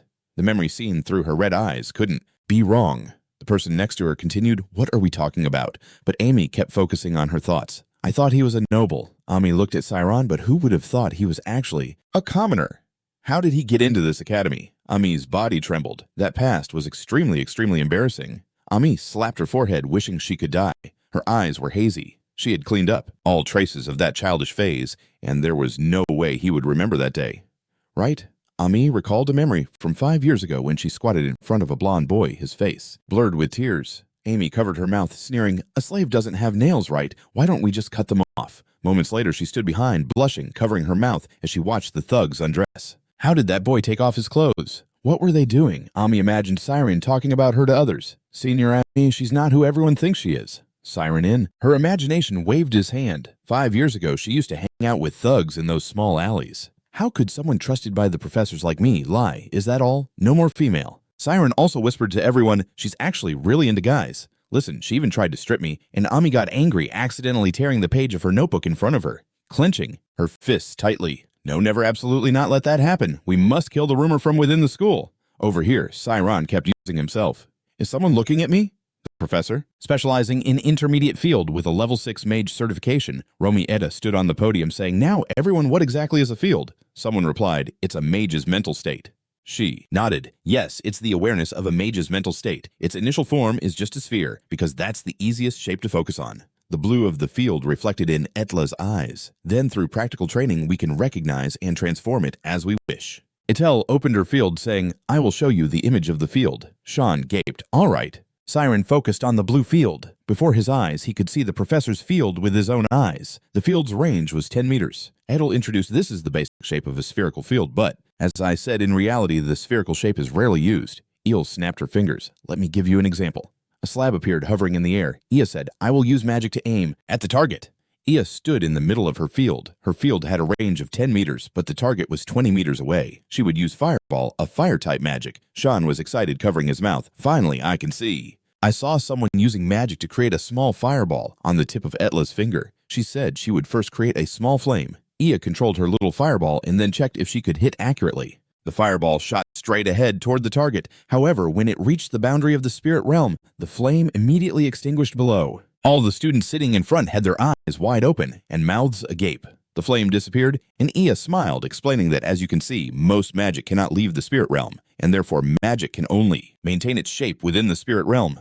Ethan leaned down, slightly extending his hand, and continued, however, if I expand the spirit realm, Etla's spherical realm would immediately turn into a straight line. She continued saying that if it goes straight to the target like this, Etla's small flame would instantly hit the target, she told the students below. Then we can touch it. The sound of surprise and admiration echoed throughout the lecture hall. Some older students were secretly chatting, looking at the amazed faces of the 7th graders so cute. Siron and his friends applauded the impressive demonstration of Etla. He thought to himself that he didn't know it could be done like that. Can you really change the shape of the spirit realm? Then Eel continued speaking, but this method has a weakness. The faces of the students showed the hint of disappointment. A boy asked, isn't that the right way? Etla opened the projector next to her and pointed at it. Changing the shape of the spirit realm requires a lot of focus in actual combat. When your opponent can attack you in every way, constantly changing shapes is not the right choice. Ethel pointed to the green screen displaying information about the spirit realm. She introduced, so people have divided the shapes of the spirit realm into 4 main types: defensive, offensive, targeting, and redirecting. These are its 4 main forms. Eel continued, starting with the defensive form. The defensive form is an octagonal shape, which protects the spirit realm from most attacks. Eel's realm immediately transformed into an octagon surrounding her inside. She said the more contact faces there are, the higher the defensive effectiveness. Ethel waved her hand to change the shape. The next spirit realm form is the star shape, also known as the offensive form. Based on its shape, it helps the user easily locate the target. The sharpest point is the one aimed at the most targets. Ethel's spirit realm changed shape once again. She was still continuing her lecture. Next is the targeting form, extremely effective in long-range battles. However, it will not be effective against fast-moving targets. Theoretically, yes, but in reality, the distance between the heads and the center is quite far, so it will be hard to turn. Ila's voice was steady. The important thing when using this form is speed. You can rotate its shape. The B students were chatting with each other. She could even use that technique without blinking. The professor thinks we can do that. In contrast to the others, Siron was deep in thought with that method it could be used within a 10-meter range in actual combat. Ila continued, and finally there is the redirecting form. It is not very popular because even 5th grade students struggle to use it proficiently. Etla said, but she would give them an example. Just then, a student behind Siron spoke up. If we can do it, does that mean we can move up to higher classes? Right? Back in 8th grade, I got a perfect score. In this spirit realm subject, it was as easy as pie. Before she could finish her sentence, the transformation below made everyone freeze. The students gaped in shock. Siron was also startled. The students were noisy. The spirit realm. Below, the green sphere is gradually separating from Ia. All the students in the lecture hall shouted, "Separate from the professor's body." Siron was so excited he wanted to stand up. I don't understand how the spirit realm, which is a mental state of the mage, can be separated from the body. Eel's spirit realm gradually transformed into a stream. Siron was curious about what was inside it. At the center of that spirit realm, Ila stood below, surrounded by streams of spirit realm. It said the redirecting form is extremely difficult to use. It is so difficult that even real mages have trouble with it. But the strength of this form is that the mage is not the center of the spirit realm, so there are no limits to movement. Therefore, targeting with instant spells will no longer be just a theory. Its operational range is infinite. Instant spellcasting means that the mage will place the spell within the redirecting form and it will activate automatically upon reaching the target. Hearing Ila speak, the students were amazed and gasped. They discussed among themselves, how can the professor do that? She seemed so casual, as if she were just breathing. Just stepping into the spirit realm is already hard enough. The girl behind Siron replied, she is on a completely different level, a level 6 mage. Siron was dazed, his gentle expression hiding an extraordinary talent. Eel adjusted her glasses. You will be disappointed if we skip the practical part of the first lesson, right? The top student in the quick spellcasting test for the targeting form. Before Adela could finish her sentence, the students below were excitedly noisy because they were about to practice. Eaton called out, Ami, where's Chemis 4? We will start with the student representative. And the girl sitting next to Sorel said, you're amazing, always the top of the class. Sorel turned to smile at Ami. Here we go again, Ami. Truly a star. As soon as the boys saw you, they fell in love. Suddenly, turning around, she saw Amy's lost expression. Sorel stammered, finishing her sentence. Right. Ami was sweating profusely. I don't want to be the center of attention right now. The first form among the 4 spirit realm forms, the targeting form, has the advantage of long-range attack. However, it is a disadvantage against fast-moving targets and multiple targets, but if it is used by someone.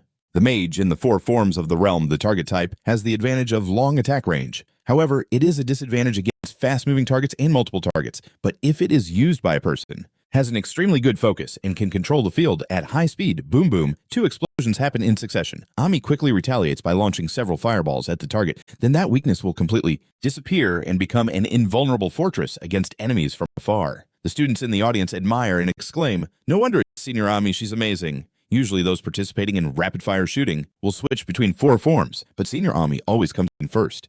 Even when she only uses the target form, a classmate sitting next to Siron mutters, I wonder if I could become a wizard like her. Siron stares in awe. Even a novice like me has to realize how incredible she is. Siron can't take his eyes off Amy's performance as the fireballs continuously shatter the targets. Not only does she continuously shift the field while standing still, but she can also attack all the targets that the field sweeps over. Ami is like a ruler of the battlefield even in another dimension. Siren sighs, her face shows no expression, and every gesture exudes elegance and grace. The applause sounds amazing. A student behind Siren says, if I could date a senior like her, my school life would be completely different. A girl next to him scoffs, dream on. She doesn't care about anyone, don't forget the Kamis family. Siren listens to their conversation and thinks I can understand why the boys are crazy about her. Not only is she a high-class noble, but she also lacks nothing. Siren shifts his gaze. Down to Ami, below a perfect person. So why is she hanging out with those street thugs? Below, Ami finishes her demonstration bows and quickly casts a spell to achieve level 9 in 205 seconds. A round of applause erupts around her. Ami is momentarily stunned. Suddenly she looks up, staring with her blue eyes in one direction. Sean feels that gaze and is startled. What are the students around discussing? Senior Amy can't be. Someone loudly says, she just looked at that new student, right? Ami is jolted awake by this shout. Around is discussing, do those two know each other? No way. He just enrolled today. Siron turns pale thinking, I get it now. And not just Siron, at this moment, Ami has the same thought as him. Ami thinks he remembers her, and Siron also realizes she remembers him. Ami ponders if he spreads rumors about her past, it would be a huge problem. Surely she has to silence him, right? After thinking for a moment, she shakes her head no. Way, I'm the top student in the school. Just a few random words from someone like him can't be taken seriously. It's too easy to believe if I'm careless, it'll only make things worse. Sorel runs over to check on Ami. Ami, is something happening in the field? Your face is all red. Ami quickly shakes her head, rubbing her face. No, nothing. Then the practice is divided by class, and the students move. Down below, Etla says, Class B, we will start with the defensive form. You must master the defensive form first. She walks around teaching the students as wizards. Need to maintain focus to survive on the battlefield. Sean stands alone, closing his eyes, focusing on the trick of imagining he's shrinking and condensing his consciousness in his head. Siron is sketching out a field that belongs to him. First, he condenses the field and creates a shape, then builds a framework to prevent it from collapsing. When Siron thinks he has succeeded, he suddenly gets startled. Siron looks at the field in front of him. No, if it hasn't materialized, I can't be sure. It would be easier if I could see the field in the image. Siron walks over to Eaton and asks, Excuse me, can I use the image field? She looks surprised. Huh. The image field. Eaton looks around and says, Actually, the upperclassmen are the ones allowed to use it first. Siron also follows her gaze, thinking there's no need to pay attention to others when learning magic. Siron is thinking because the chance for someone to truly progress isn't always available. At this moment, Etel turns back smiling. It seems like no one is using it all right. Sorel's next words make Ami choke on her drink. That student just stepped into the image field. Ami turns around loudly asking, What the hell are you doing? What can a 7th grader do? Sorel whispers, Ami, you seem a bit off today. I'm starting to get scared. Everyone's attention shifts to the image field. Siren stands alone in the middle of the image field with the board behind, displaying the image field range of 0 meters. Siren stares straight ahead, finally encountering it. A green sphere envelops Siren.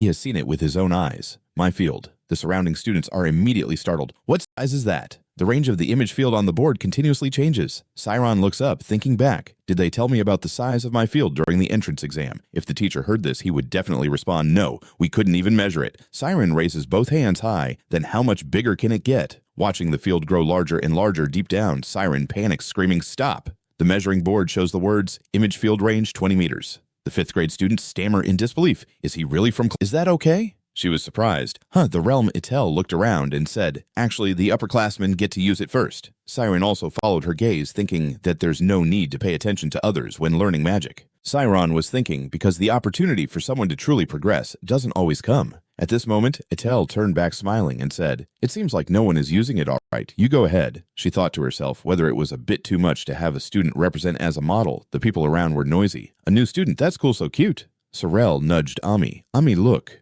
Sorel's next comment made Amy choke on water. That student just entered the realm. Ami turned back loudly asking, What the hell is going on? What can a 7th grader do? Sorel whispered, Ami, you're acting kind of weird. Did something happen today? I'm starting to get scared. Everyone's attention was focused on the realm. Siren was standing alone in the middle of the realm with the board behind, displaying the realm's range in meters. Siren stared ahead, finally meeting it. A green sphere enveloped Siron. He had seen it with his own eyes. My realm. The surrounding students were immediately startled. What size is that? The realm's range on the board was continuously changing. Siron looked up, thinking back if they had told him about the size of his realm during the entrance exam. Write the range of the shadow realm in meters. Siren stared ahead, finally meeting it. A green sphere enveloped Siren. He saw it with his own eyes. My realm. The students around him were immediately startled. What size is that? The range of the shadow realm on the measuring board kept changing. Siren raised his head, thinking back they did tell him about the size of his realm when he was taking the test. If the teacher heard this, he would definitely respond, No, we couldn't even measure it. Siron raised both hands high. So how much bigger can it get? Watching the realm grow larger deep down, Siron panicked, shouting, Stop. The measuring board displayed the words, Realm range 20 meters. The 5th graders stammered in astonishment. He really in the 5th grade isn't the average? The bigger it got deep down, Siren panicked, shouting, Stop. The measuring board displayed the words, Shadow realm range 20 meters. The 5th grade student stammered in shock. He really a Class B isn't the average for Class 7, only 13 meters. The chatter was non-stop. Are you sure he's not just trying to show off? If so, the density will drop to the level of a balloon. 7th grade is only 13 meters long. The chatter was non-stop. Are you sure he isn't just trying to show off? If that's the case, the density would drop to the level of a balloon. Sean was sweating. All the sweat can stop now. Thank goodness I've attracted too much attention already. Now I need to switch to a defensive stance while preparing to shift my domain. Then Siron suddenly goes blank. What's going on? Siron looks at the domain in front of him in shock. Why can't it be raised when it's collapsing? But everything was fine during practice earlier. Ami stands in the 4th grade area wide-eyed thinking there's no way he could succeed right on the first practical class, right? Siron is wondering, where did it all go wrong? Seeing it with my own eyes makes me scared. How can my concentration be affected by something like this? Sean focuses on thinking, I need to figure out the reason. So what's the difference between the outside and inside of the domain? There must be something tight, something sparkling like a drop of water. How can I keep my mind calm in Siron's head? I understand now. Siron recalls when Ethel stood in the domain. I mistook it because Professor Ita demonstrated too comfortably. If I change my domain, I need to concentrate, so the intention to shrink my domain. Also, use that concentration. Siron takes a deep breath, regaining his spirit. If the thought of shrinking my domain affects that, Siron opens his eyes wide, focusing on thinking. If that's the case, I just need to keep it at a normal size. As soon as Siron finishes speaking, the range of the domain keeps expanding. The surrounding students are left gaping.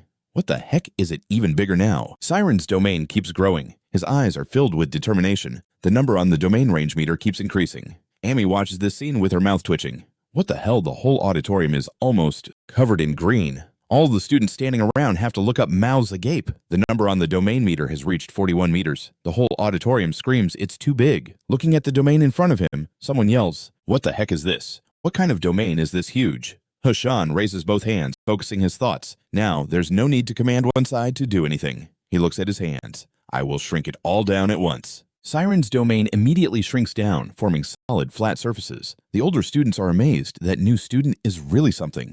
They watch Siron standing inside his domain. The crowd immediately buzzes. He succeeded. It's only the first day, and even Siron is surprised by his own domain. He reaches out to touch the domain. It looks like he's in the middle of a gemstone. Ethel, standing next to him, is also surprised. Adjusting her glasses, she thinks to herself, although the superior gathering properties of the defensive form helped him succeeding on the very first day, is truly impressive. Not to mention, he surprised the teachers at the entrance exam too. Sorel turns to Amy and says, it seems like the rumor about him getting all the teachers' attention is true, huh?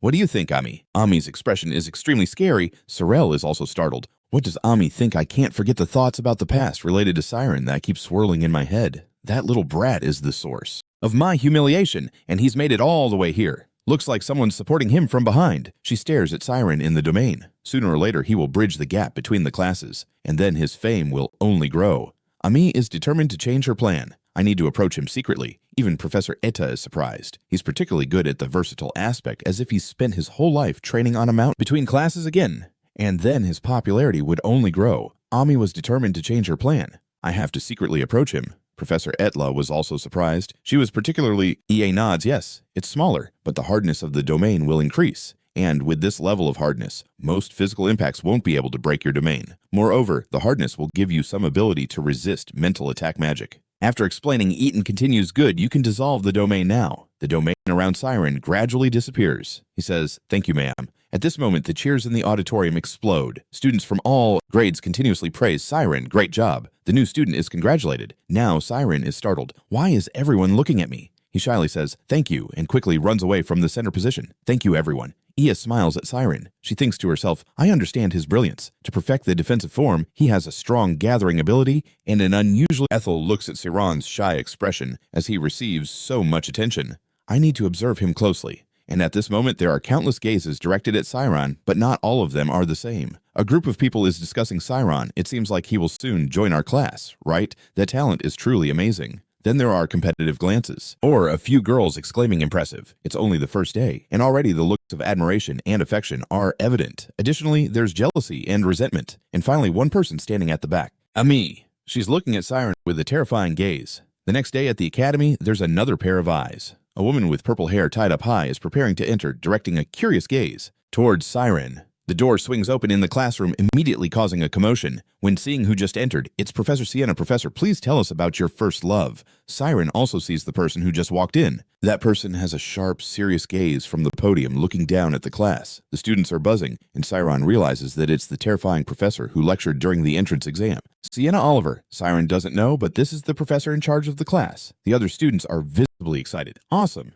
Who would have thought we 7th graders would get to attend her lecture? But why would someone like her bother teaching a 7th grade class? The more Sienna thinks about it, the more annoyed she becomes. The professor is so bothered. If you put a talent like him in 5th grade, it would be a sure thing. The person had a sharp, serious gaze from the podium looking down at the class. The students were buzzing, and Siron realized that it was the scary professor who lectured during the entrance exam. Sienna Oliver. Siron didn't know, but she was the professor in charge of the class. Several other students were visibly excited. Awesome, who would have thought we 7th graders would get to attend her lecture? But why would someone like her bother to teach a 7th grade class? The more Sienna thought about it, the more annoyed she became.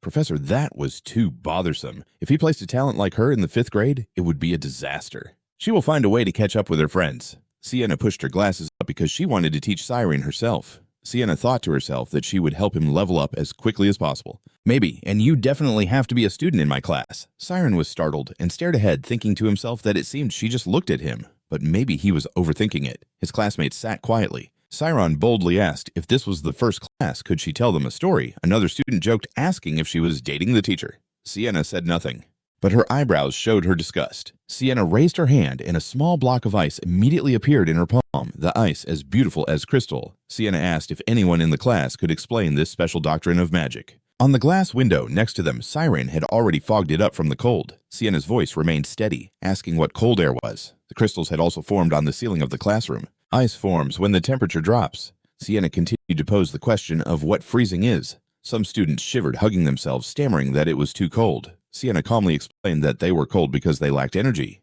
She controlled the small block of ice in her hand and moved it down to the class, but the term energy did not exist in this world, so the temperature could only increase infinitely. It could not decrease infinitely. The block of ice in Sienna suddenly shattered, and she explained that the state, when energy reaches absolute zero, is called absolute zero. Sienna smiled, saying that if we mix in a little heat, energy from this room can easily create things like this ice sample. But if we break it into tiny pieces and create a convection current, what will happen? The ice fragments fall to the ground. Sienna answered this question herself. The answer is that we can create enough cold to kill someone just like you all have experienced. The students were both scared and amazed. So does that mean we are going to die? Sienna turned her back to the podium. So the question here is, how can a wizard absorb that energy? She picked up the chalk and wrote on the board. Looking down at the class, she continued saying, there are no tools or devices. How could they activate magic like that? Siren focused on Sienna as she drew a circle representing the realm and the wizard on the board, then said that the wizard controls the world within their realm, and of course it is only within a certain range, but once inside, that wizard is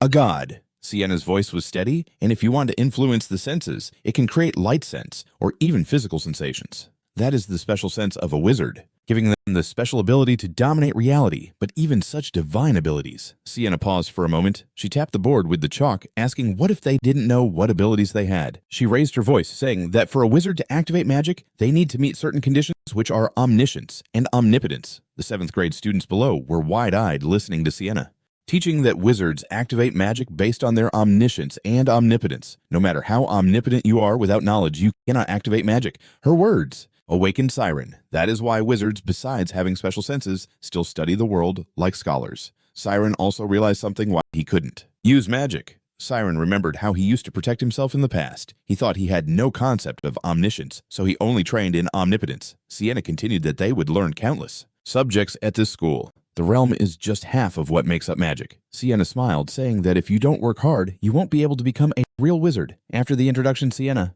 also began today's lesson. Now we will start the basic chemistry class. Yes, Professor. Siren resolved that he could do it. His eyes seemed to say he could become a wizard. Outside the academy campus in the evening, some girls were chatting, asking if he was going to the library today. Of course, there's a test coming up. They even discussed studying at the table. What is your research topic? Another student replied that there are a few things I need to create first. Students walked back and forth in the courtyard after classes ended. Students often went to the library or participated in research groups. Siron carried his backpack and walked ahead. He went to the library every day, and because of that, he was just able to keep up with the other noble students. He looked up at the sky, realizing that his sleep time was also reduced. So tired, he thought to himself, but learning magic made him feel relieved because his dream was gradually being fulfilled. Sean quickened his pace, wondering if anyone had created a spell that made people not need to sleep. Suddenly, his feet felt lighter, as if he was floating away from the ground. Why is my body getting lighter, Sean realized he was flying in the sky. What the heck is this? I'm flying. Siren glanced back, seeing someone grabbing him by the collar. What the hell is going on? Siron was astonished someone was carrying Siren through the sky like a hawk, prey deep in the forest. With a thud, Siron was thrown to the ground. The pain made him tear up. He sat on the ground, looking at the person in front of him. Me! Siron panicked. A red-haired girl was Ami. Ami Kamis. Siron broke into a sweat, thinking to himself that he had anticipated facing her. But who knew she would appear so suddenly like this Siron? Hesitated. Was she really still the same kid from 5 years ago? At this moment, Ami spoke up her expression, saying that indeed you still remember who I am.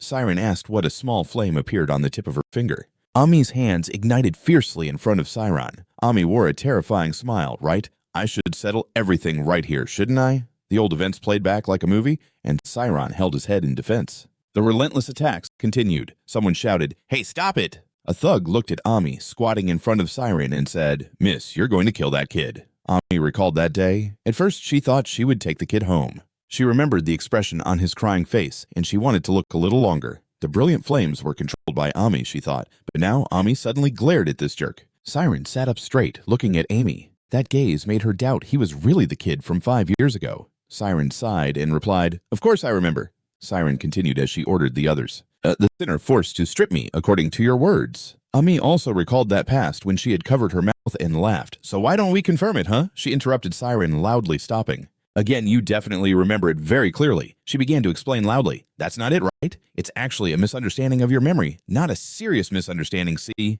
Siron wanted to say. But Ami interrupted him. "Then you'll see." Ami blushed, hesitating to say, "I'm not a loose woman." Doesn't Sean keep up with her thoughts? Ami shouted that those thugs wanted to strip you down. "I never ordered that." Then she hurriedly continued without waiting. "I think I heard you say you wanted to see it, right? Or something like that."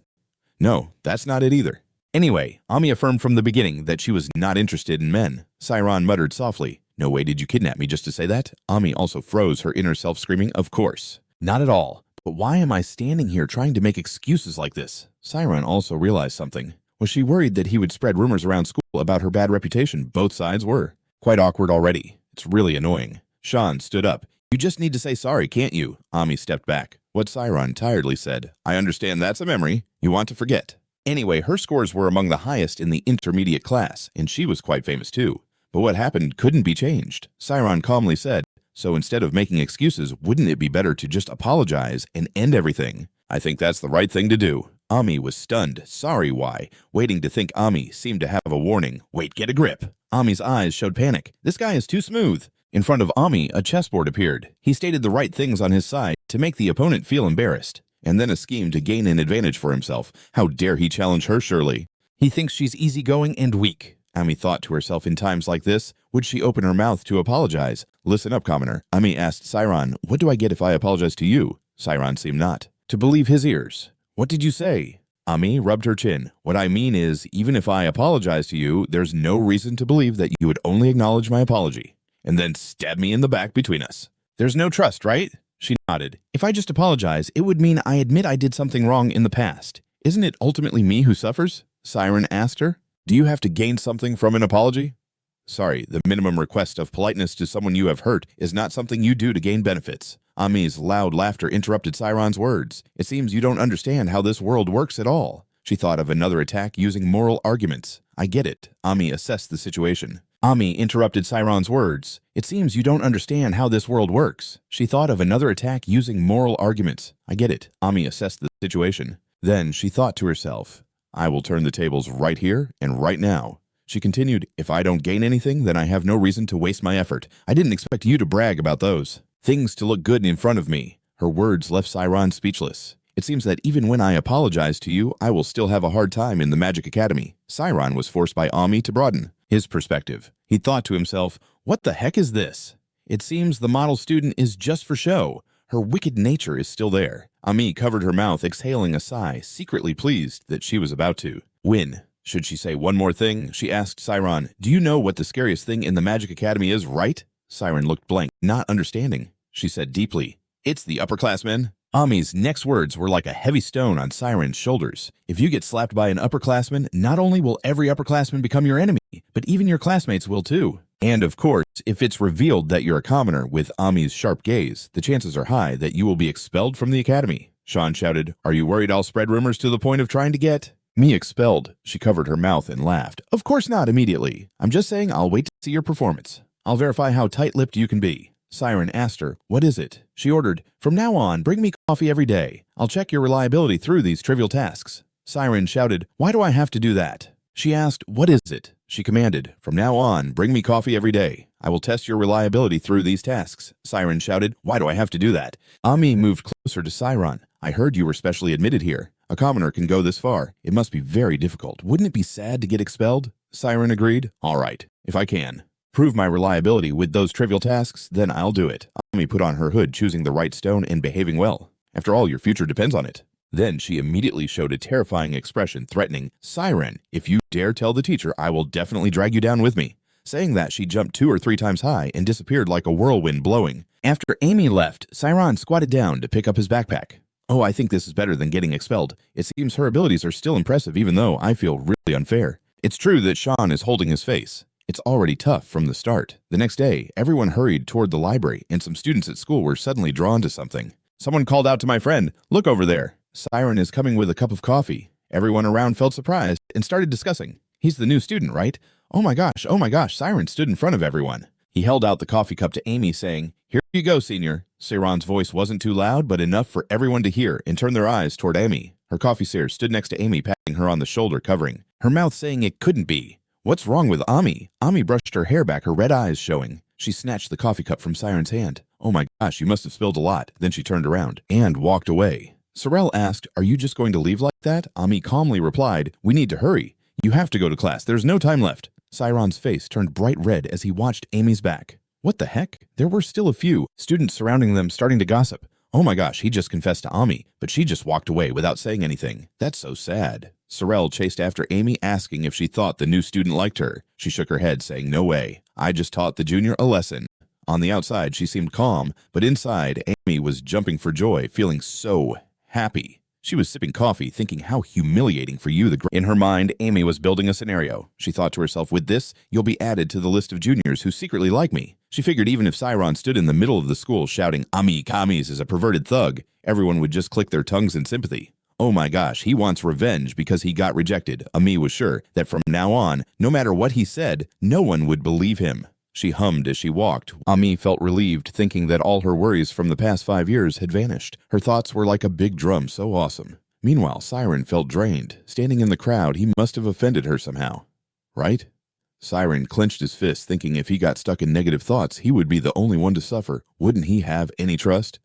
Once again, he looked up and the emotion in Siron's eyes had changed. "If I have to do this anyway, I will do it perfectly. Experiences and feelings depend on my thoughts." And from then on, right up until 10. A lot. Amy felt relieved, thinking that all her worries from the past 5 years had vanished. Her thoughts were like a loud drum, so awesome, while Siron felt drained. Standing in the middle of the crowd. Surely I must have offended her at some point, right? Siron clenched his fist, thinking if he got stuck in negative thoughts, he would be the only one at a loss without any trust once again. Looking up, the emotions in Siron's eyes had changed. "If I have to do it anyway, I will do it perfectly. Experiences and emotions depend on my thoughts." And from then on, right up to 10. Days later, everyone in the academy was buzzing. He came again today. Hey, someone shouted loudly. The innocent romantic story at the Magic Academy, 10 continuous days. He confessed continuously for 10 days. What? The loud cheers and gossiping. Ami and Sorel are standing in front of the library, also looking this way. Ami laughs. It seems the number of onlookers has increased. Behind Siron, there are a lot of people staring. He smiles gently. With so many people, everyone must know by now. Should I slowly wrap this up? Suddenly, Sorel next to him speaks up. "Hey, Ami, when are you going to accept Siron's feelings?" The unexpected question leaves Ami speechless. "Huh, what are you talking about?" Sorel Ami shouts, "Why should I accept that guy? Have you forgotten who I am?" What Sorel thinks for a moment and says, "But there are so many rumors going around and you don't even glance at anyone else. Yet you always accept coffee from Siron." Sorel's words hit Ami like a bolt from the blue. Everyone is eagerly waiting for the legendary couple of the academy to emerge. Her thoughts are reduced to 3 words. Another cup of coffee is placed in front of Amy. Siron calls out, "Senior, here's your coffee." As soon as Siron finishes speaking, the students below immediately start shouting, "Just say yes, just say yes." Siron looks at Amy confidently and casually says, "This time I didn't spill a single drop of coffee, right?" But inside, he's urging Amy to take it quickly. "I need to get to the library." Amy grits her teeth now. Not only are her eyes red, but her cheeks are also flushed. How did it come to this? Are you guys messing with me?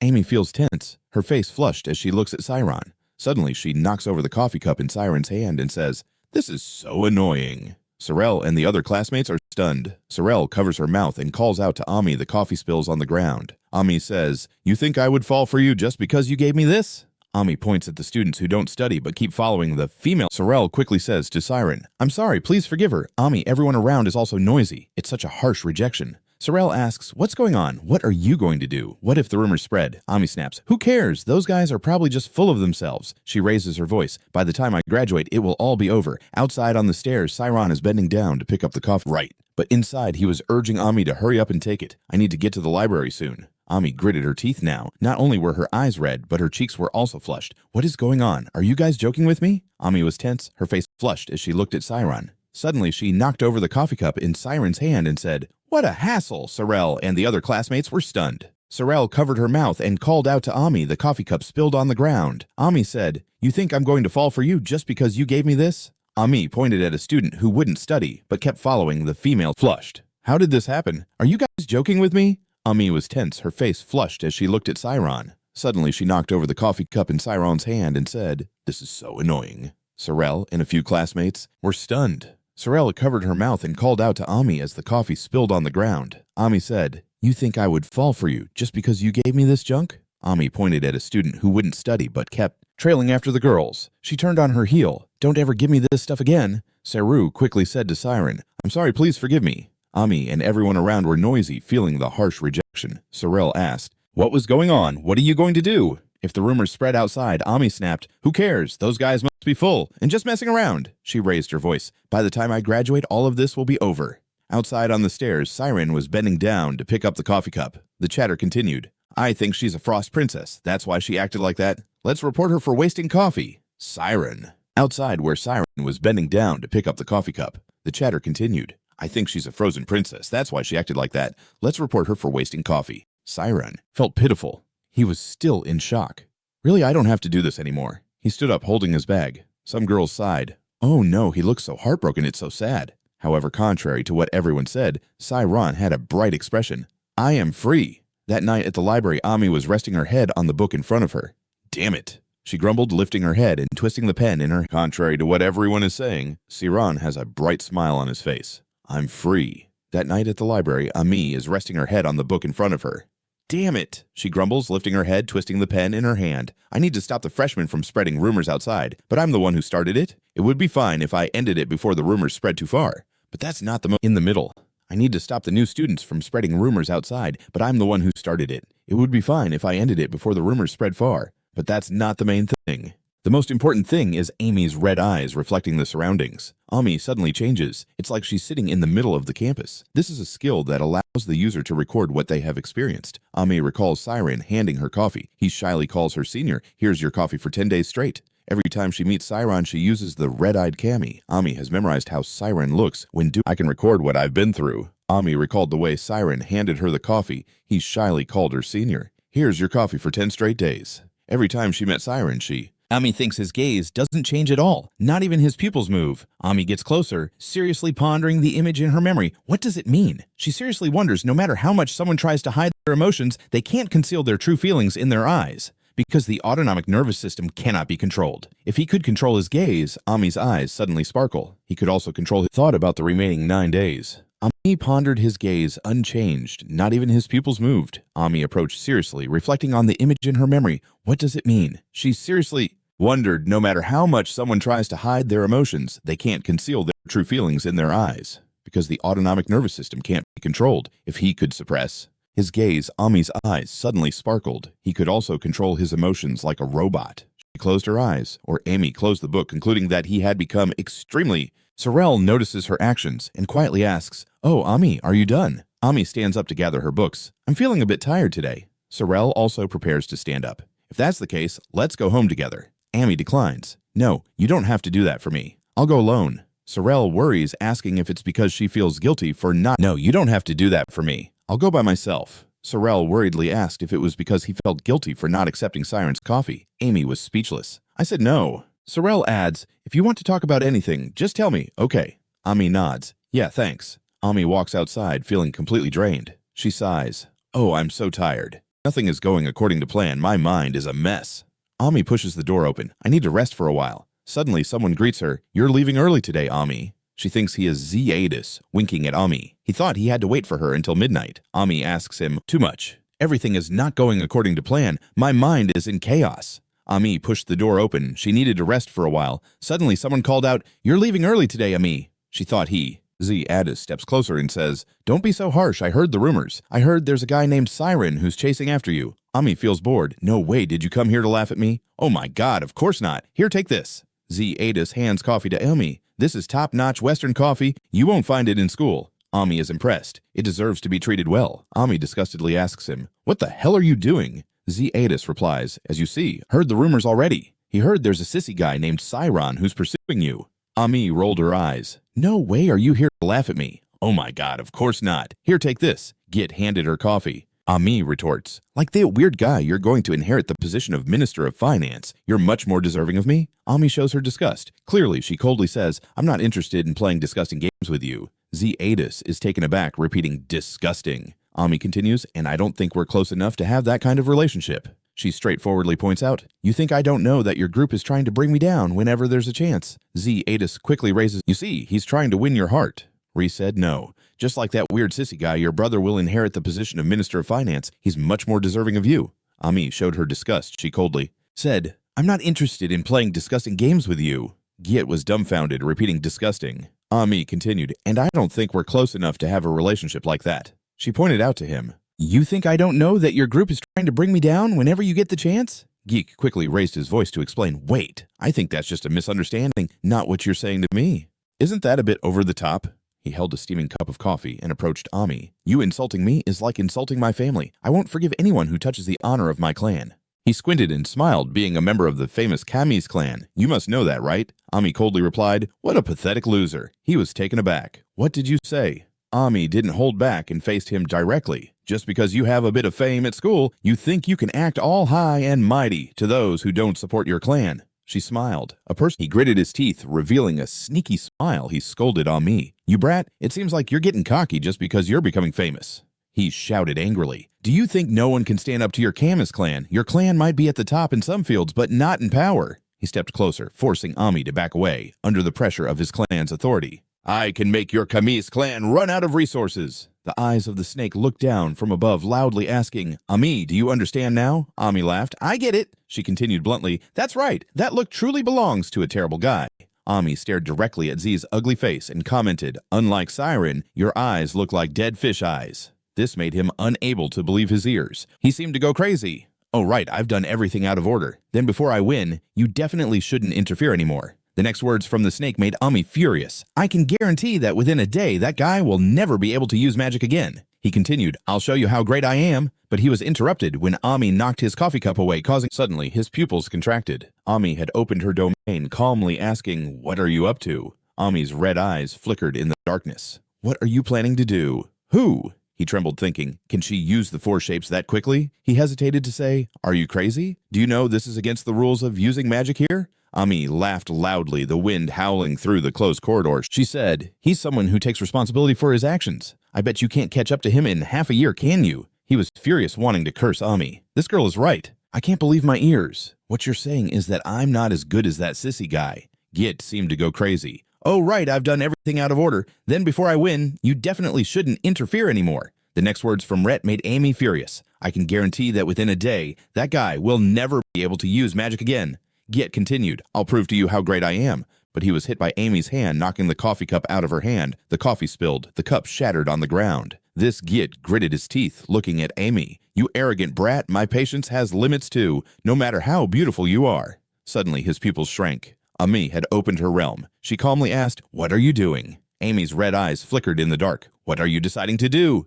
"Who?" Git trembled, thinking, "Can she use the four shapes that quickly?" He hesitated to say, "Are you crazy? Do you know this is a thought I shouldn't intervene anymore?" The next words from the centipede made Ami furious. "I can guarantee that within a day that guy will never be able to use magic again."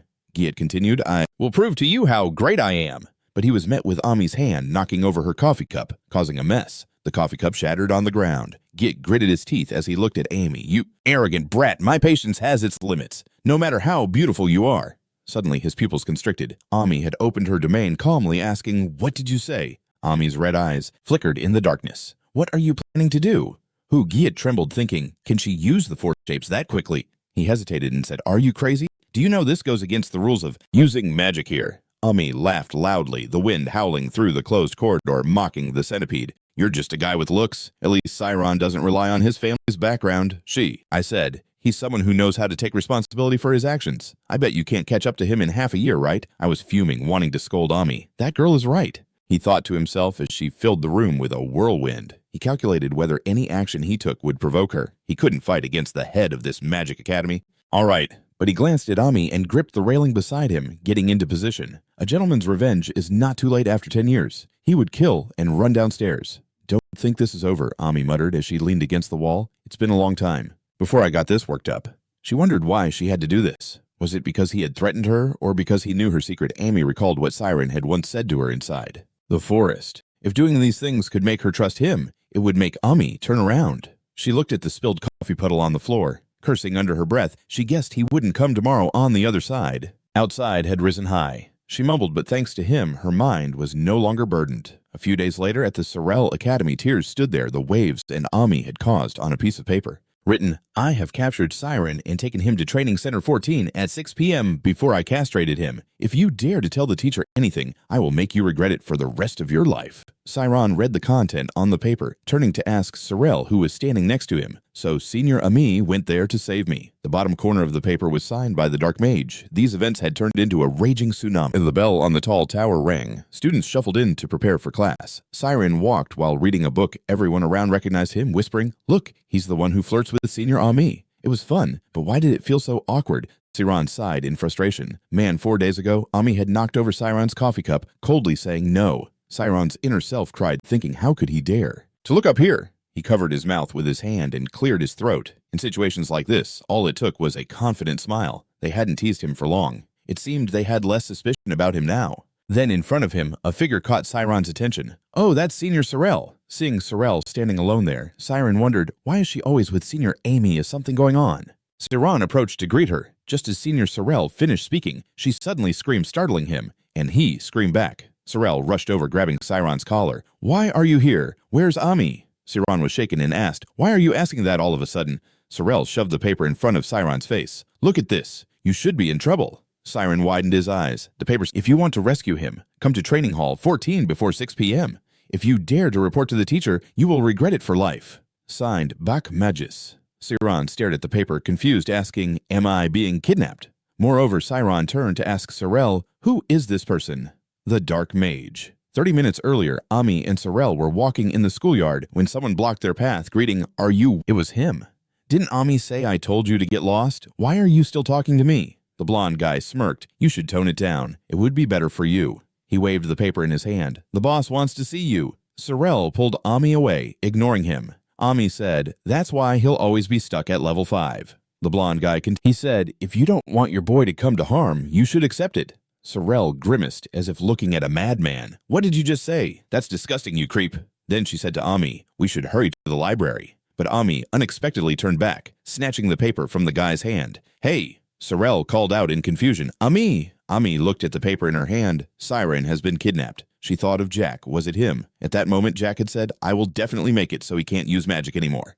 Ami angrily cursed under her breath. Damn you, rat! Ami clenched the paper tightly in her hand, loudly saying, So what? Ami threw the paper down. What does his business have to do with me?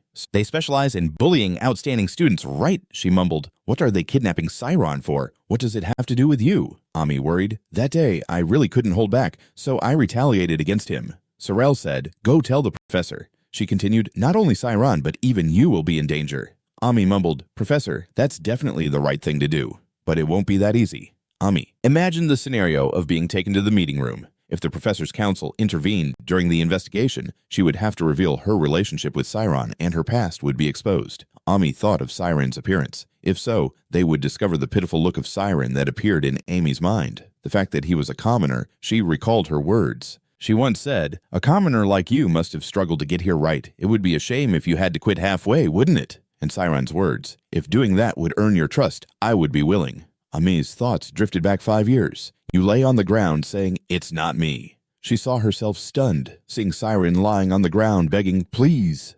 Ami clenched her fists, calling out, Sorel, Ami, take Sorel's backpack. I'm going. If you don't see me return, go tell the professor. Sorel was startled. What? Why are you? She watched Ami's figure walk away, shouting, What can you do alone? Do you know how many of them there are? Amy turned back, saying, "Sorry, but I have my reasons. Don't worry about me." She confidently said, "Even if there are 100 jerks like Jack, they can't do anything to me." Back to reality. Siron looked at the paper in his hand, saying, "So I can't believe it." He asked Sorel, "Senior, did Ami go to save me?" In his heart, Siron thought, no way a cunning person like her. Siron was anxious. "Let's hurry to the library." But Ami suddenly turned around, snatching the paper from the guy's hand. "Oh no!" Sorel called out in confusion. "Ami!" Ami looked at the paper in her hand. Siron has been kidnapped. She thought of Jack. Was it him? At that moment, Jack had said, "I will definitely make it so he can never use magic again." Ami angrily cursed under her breath, "That damn snake!" Ami clenched the paper tightly in her hand, loudly saying. Sorel asked, "What is it?" The blonde guy waved his hand. He said, "Whatever, I'm just delivering the letter." Sorel opened the paper to read. "The dark sorcerers are a bunch of evil guys. They bully the outstanding students, huh?" She mumbled, "What do they want with Siron? What does it have to do with you?"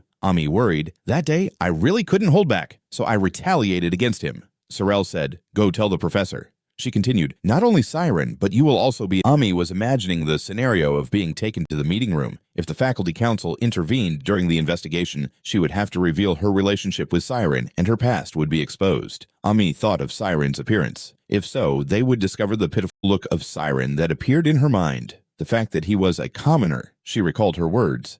"A commoner like you must have struggled to get here right. It would be a shame if you had." Ami's thoughts drifted back 5 years. You lay on the ground saying, "It's not me." She saw herself stunned, seeing Siron lying on the dirty ground, begging, "Please!" Ami clenched her fists. She called out to Sorel, "Ami, take Sorel's backpack. I'm going. If you don't see me back, go tell the professor, okay?" Sorel was startled. "What? Why are you?" She watched Ami's figure fade away, shouting, "What can you do alone? Do you even know how many of—" Back to reality. Siron looked at the paper in his hand, saying, "So I can't believe it." He asked Sorel, "Senior, did Ami go to save me?" In his heart, Siron thought, no way a cunning person like her.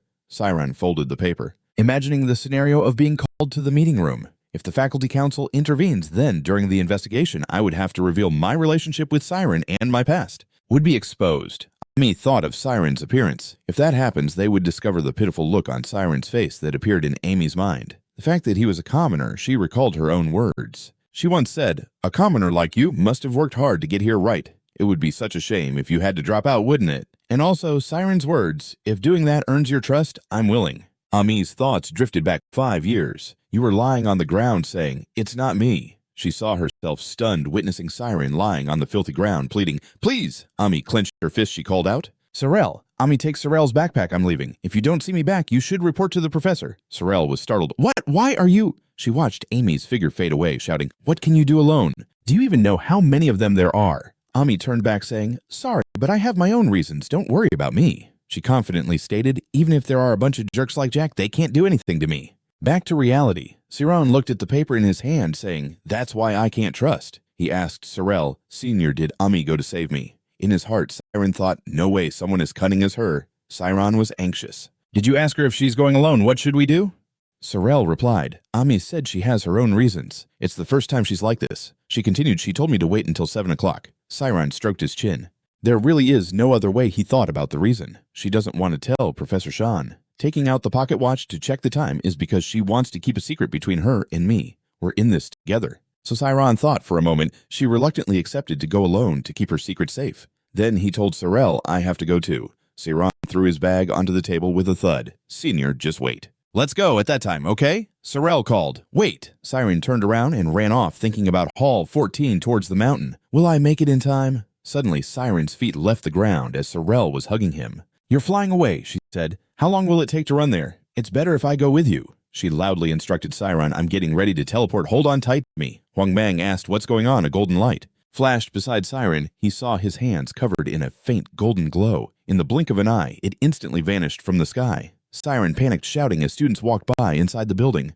They saw something flash in the sky. What who? Just used magic. Siron's eyes widened. The destination was the forest. Sorel hugged Siron tightly. "It's dangerous to bump into trees while teleporting. We should just fly from here." As soon as she finished speaking, she immediately hugged Siron and took off. Moments later, Sorel had landed on the ground. Siron trembled, clinging to the tree trunk to steady himself. Not having prepared mentally, he stood there, hugging the tree, feeling nauseous. The green and yellow nectar, while Sorel had just landed in Hall 14, rushed off, calling out, "Where are you, Emmy?" Sorel worried, "There's no one here. It's strange I'm 10 minutes early for the meeting, and Siron wiped his mouth. Maybe they changed the location since the address in the letter was leaked. They must have found a way to avoid the teacher's eyes and ears. Sorel loudly asked, what about Ami? Siron thought the plan is really secretive. The past intertwines with the present now is not the time to worry about my secret, whether I'm a commoner or what. Both she and I could be suspended stuck in a situation much more difficult than imagined, Siron said. Senior, please go back and report this to the professor. He looked ahead. If you go back alone, it will be much faster.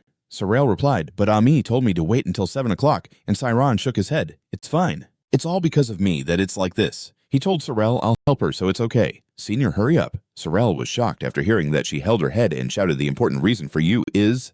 You, what's the relationship between you two? Are you really secretly dating? Is there something I don't know? Siron anxiously shouted, we don't have time. The later it gets, the more dangerous it will be. There, Sorel is back to her senses. You remember to wait here. Wait, Sorel ran off, and Siron sighed. The mountain is familiar terrain for him. Sean stood in the middle of the forest, activating his spirit realm. He focused his eyes, sure he would find a trace. The spirit realm expanded throughout the forest. Siron felt he had caught something. There were footprints. He followed the footprints to the tracks of 2 people. They haven't been gone long, but they stopped midway. Did they fly? Suddenly a sound came from the forest, startling. Siron, a cracking sound. He stood up, looking towards the column of smoke rising in the deep forest. Don't say something has happened inside the deep forest. Someone just used magic. The voice slipped, and the blonde delivered a letter to Ami, smiling. Oh my god, I almost hit you with it. It's a firecracker used to welcome you. Ami glanced at the red fire burning beside her. Above, there were a few new people appearing. They landed and surrounded Ami. The big sister Amy is really here. Catch. Such a big fish. Let's see how different we are. The one named Ja, leading the gang of thugs, said, Ami is our honored guest. Don't be rude. Ami stood in the middle of the encirclement, arms crossed, looking. They thought, what, is just a bunch of thugs? They have nothing better to do than eat. Ja asked, did you really come alone? Is that kid so important to you that you risk danger to come here? Ami coldly replied, it's just a trap. No need to burn down the whole house, right? Ja gritted his teeth, furious to the point of laughing. Still feeling proud, huh? With this many eyes on you, I doubt you'll get your wish. He revealed a petty look, looking at Amy. This time, I've planned everything out. Ami didn't bother to pay him any mind. She replied, what you plan is your business. I don't care. Siron's group of thugs heard Amy's question and immediately laughed loudly. Where else could it be? Surely it's still licking books somewhere in the library. It doesn't even know its girlfriend is about to meet. What else is there? The blonde shouted, Book, I love you. Where that guy is. I don't care. We're only interested in you, girl. The guys here want revenge. They're crazy. Jay looked at Ami, gritting his teeth. Talking about last night. This guy is still very bitter. If there's a grudge, take it out. You can just take it easy. Ami exhaled. If Siron isn't here, it's easy. She smiled, just like you said. With this many eyes on me, it's really troublesome. Ami's body was immediately covered by a source of blue light, she said. Because I have to clean up all this trash, it's a bit of a hassle. The thugs were worried, sweating no way. Before they could comprehend what was happening, Ami had launched an attack at the blonde, flame scorching his arm. The blonde screamed, it's too hot. The others immediately panicked. That girl really breathes fire. G ran while shouting, calm down and dodge. He shouted loudly, the target is ineffective. With such a large number of targets, Jay quickly flew up high with a few others. Dodge quickly and immediately returned to the original position. However, Ami's spirit realm had swept over to where they were, and the guy stood there dumbfounded. His blonde-haired guy was yelling too loudly, causing the others to panic, as that girl was really shooting fire. He ran while saying to calm down and avoid him. He shouted loudly, target ineffective. With a large number of targets, the coward quickly flew up high with a few others. Avoid quickly and immediately returned to the original position. However, Amy's domain had swept towards them, leaving them stunned. Boom! An explosion went off right where he was. Ami remained calm below, and she swung her hand. Ami revealed her sharp red eyes, ready to confront the realm of Lin, which was divided into multiple beams. Sweeping over them, leaving no one unscathed, she focused her blazing firepower, erupting with a loud bang. Ami simultaneously launched countless fireballs in various directions. The fireballs shot off randomly, and the guys clutched their heads. Dodging. Hey, how come you said she was only practicing target forms? Why is her speed so fast? One guy who got hit was sent flying, cursing under his breath. Damn it. What the hell is this level? This is completely different from when we were on the training field. Could it be that she has actual combat experience? It's too hot. Kill fly straight up high. However, no matter how powerful the skills are, there will always be a flaw.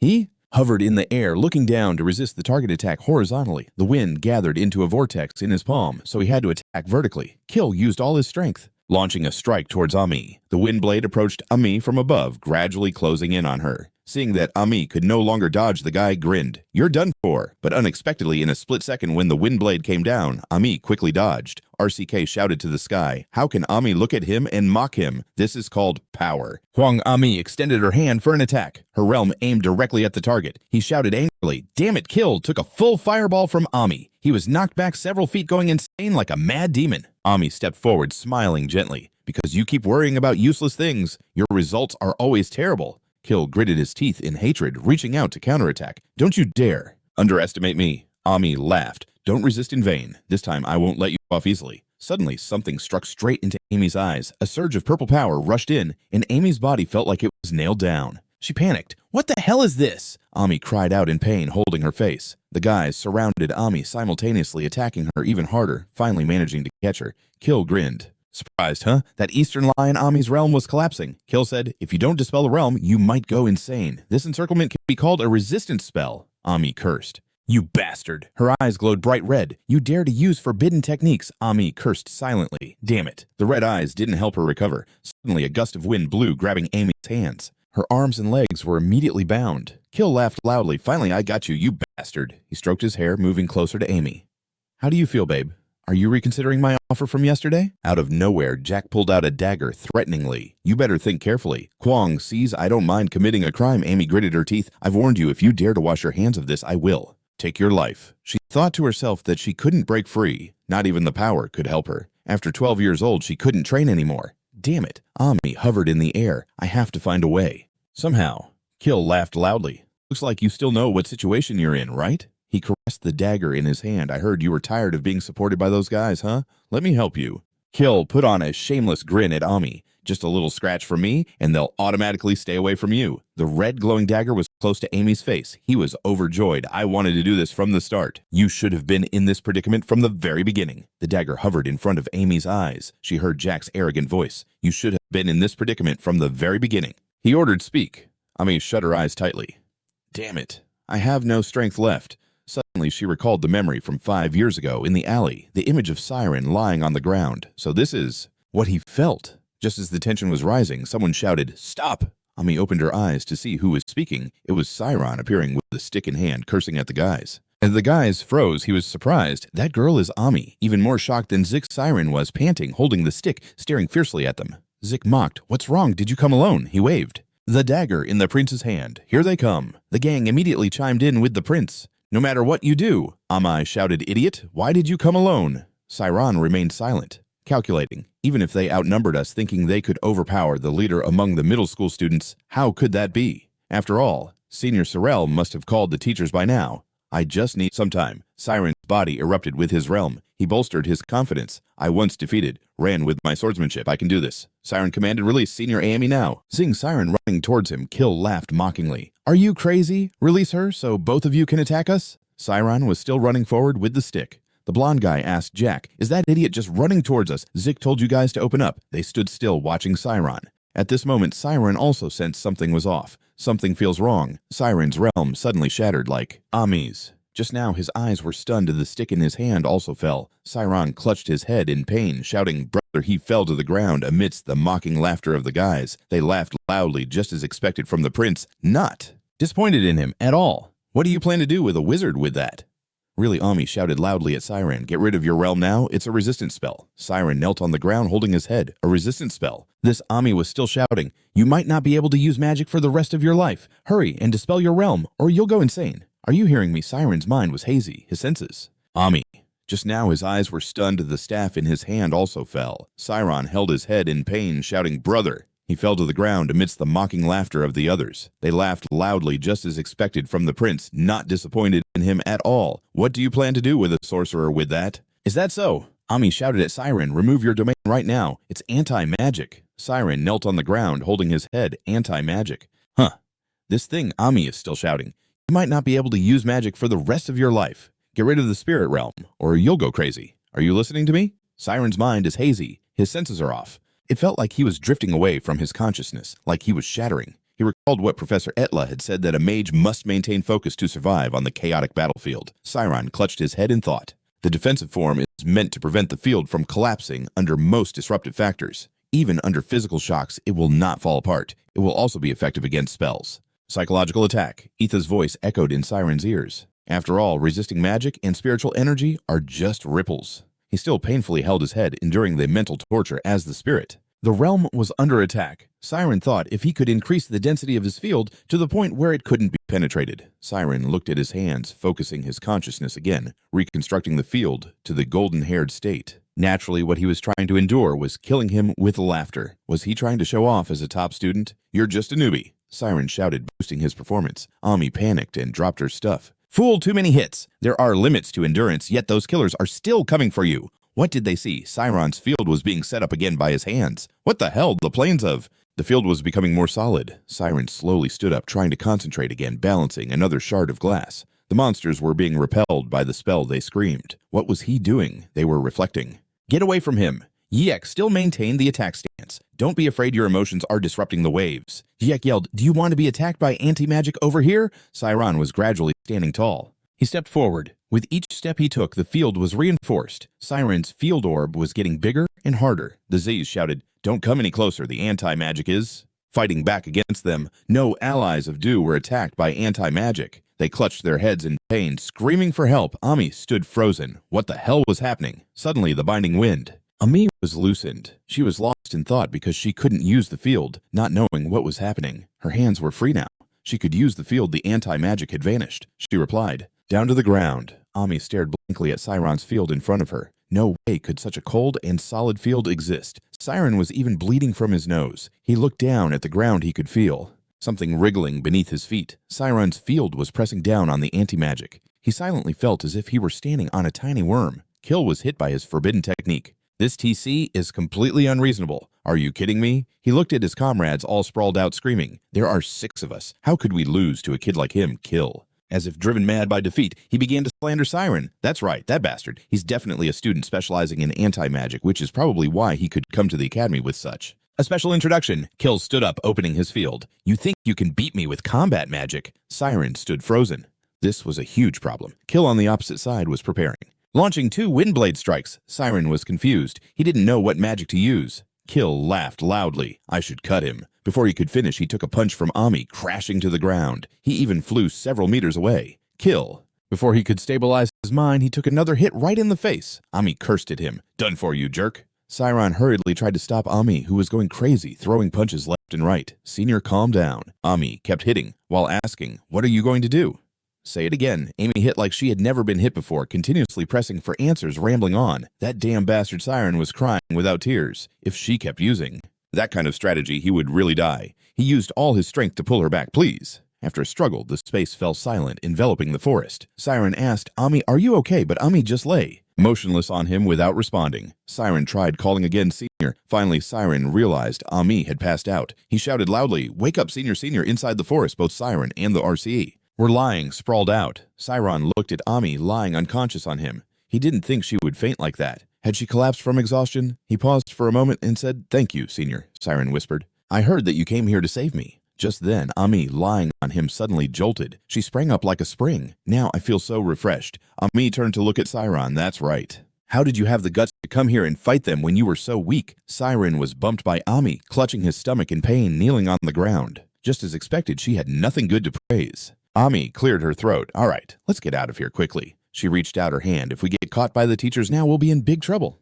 Siron grabbed Amy's hand, standing up. "Senior." Sorel must have reported this to the teachers by now. I told her to do that. Ami was startled what I told Sorel not to do that. Why, Siron raised his voice. "What else could we do? That was an emergency situation." Ami clutched her head. "That's because you don't understand how things will unfold here. Things will get much more complicated if the school has to intervene. Mages only overlook something after thoroughly considering and investigating it. In other words, they won't let this slide." Ami yelled, "Do you want our secret to be exposed or something?" "Siron, do you think that's the issue here? We barely survived." Kill lay dead on one side, listening to them argue a secret. Amy said, "Damn it. We can think about the consequences later. Let's just run for now." Siron didn't understand, asking again, "We're running already. What else is there?" At that moment, a blinding pink light shone down from above, splitting the two. Ami stood frozen, gritting her teeth. Please let it be an older teacher coming here. A fake teacher would easily overlook this. An older teacher might actually say something serious. Surely something like this could happen. But the ones who arrived were 2 terrifying figures. One was Blaze, a level 6 fire mage, and the other was Frost, a level 6 ice mage. Just seeing them made Ami freeze up. She immediately held her head, thinking she was doomed. It was the two most hot-headed advisors in the school. How could she not be scared? Sorel rushed over. Ami, are you okay? Sorel shook Ami's face. Are you hurt anywhere? What happened to your head? Ami, dazed, replied, I'm fine. How did you get here so fast? Meanwhile, the mage was preparing to cast a spell, a ball shooting straight up into the sky. Siron looked on in admiration. That's the blazing sunlight spell. I heard that's a very difficult spell to use. Thanks to the light from the spell, the mage saw 6 guys lying unconscious on the ground. What the heck happened here? I frowned and turned to look at Amy and Siron, making both of them jump. The mage approached, shaking Ami, asking, Ami, how did a top student like you get caught up in such a messy situation?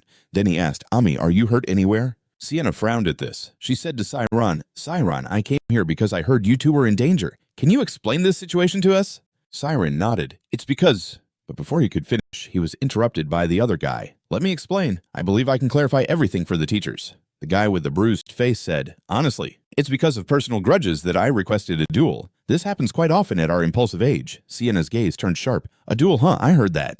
You received a threatening letter. She glanced at the guy's buddies lying on the ground. I saw you using counter magic. You wouldn't say you didn't know the Academy's rules, would you? No, he stammered defensively. It's because Ami is too strong. I only used it as a means to cope. He was being tough. But look, we were the ones facing the heavy consequences. He pounded his chest confidently. Not to mention it was Ami who broke the rules before she attacked me in the library. That's why I suggested a duel. Don't you find it strange that Ami didn't immediately report this to the teachers?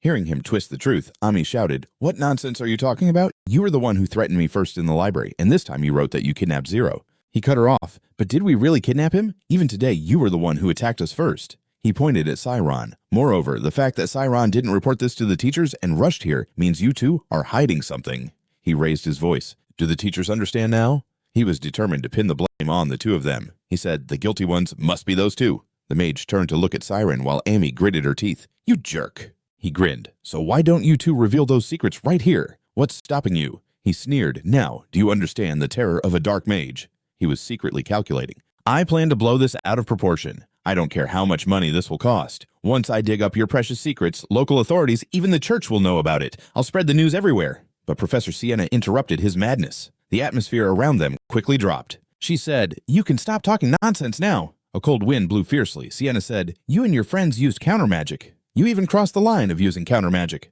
You used it to attack others. She looked at Siron and said, You know that Sean or Amy's minds could be ruined. They could even lose their sanity. Siron gritted his teeth his life. Professor Sienna's gaze turned a chilling blue. I see that what you've done is more than enough to expel you from this academy. The guy laughed loudly. A lowly advisor thinks she can expel me. The mage stepped forward and whispered to Sienna, Ma'am, the Adios family is practically the lifeline of this academy. Without their funding, we'd lose our salaries too. Sienna replied, Isn't it the role of advisors like us to guide students onto the right path? She spoke coldly. If you can't even do that, you'd better pack your bags and leave this academy.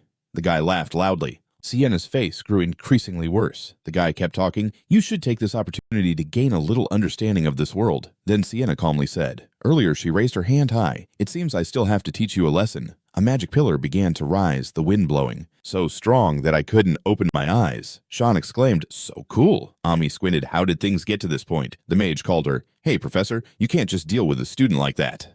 The next moment, the guy was immediately surrounded by a mountain of ice, like a frozen Christmas tree, with countless sharp icicles pointing at his face. Siron watched this display, mouth agape. Impressive. She didn't even touch a scale on his clothes. This meant she had control over magic down to the smallest detail. Sean was bewildered, so that's why she's called him. You should just pack up and leave this academy for good. Kill laughs loudly. All right then. Let's see if I get expelled or if you get fired. He tries to widen his swollen eye to look at Xena and says, So... This world runs on money. Money, yes. Before money, everyone will be forced to bow their heads. Xena's face grows darker. Gishi keeps talking nonstop. You should take this opportunity to gain a little understanding of this world. There, Xena says casually. Earlier, she raised her hand high. It seems I still have to teach you a lesson. A pillar of wind seems to be gradually rising, the wind blowing. Strong enough that I can't open my eyes. Sean exclaims, So cool. Amy squints. How did things get this bad? That calls her, Hey teacher, that is stopping you. You can't just deal with a student like that. Okay. The next moment, Kill is immediately surrounded by a mountain of ice, resembling an ice tree with countless sharp icicles pointing at his face.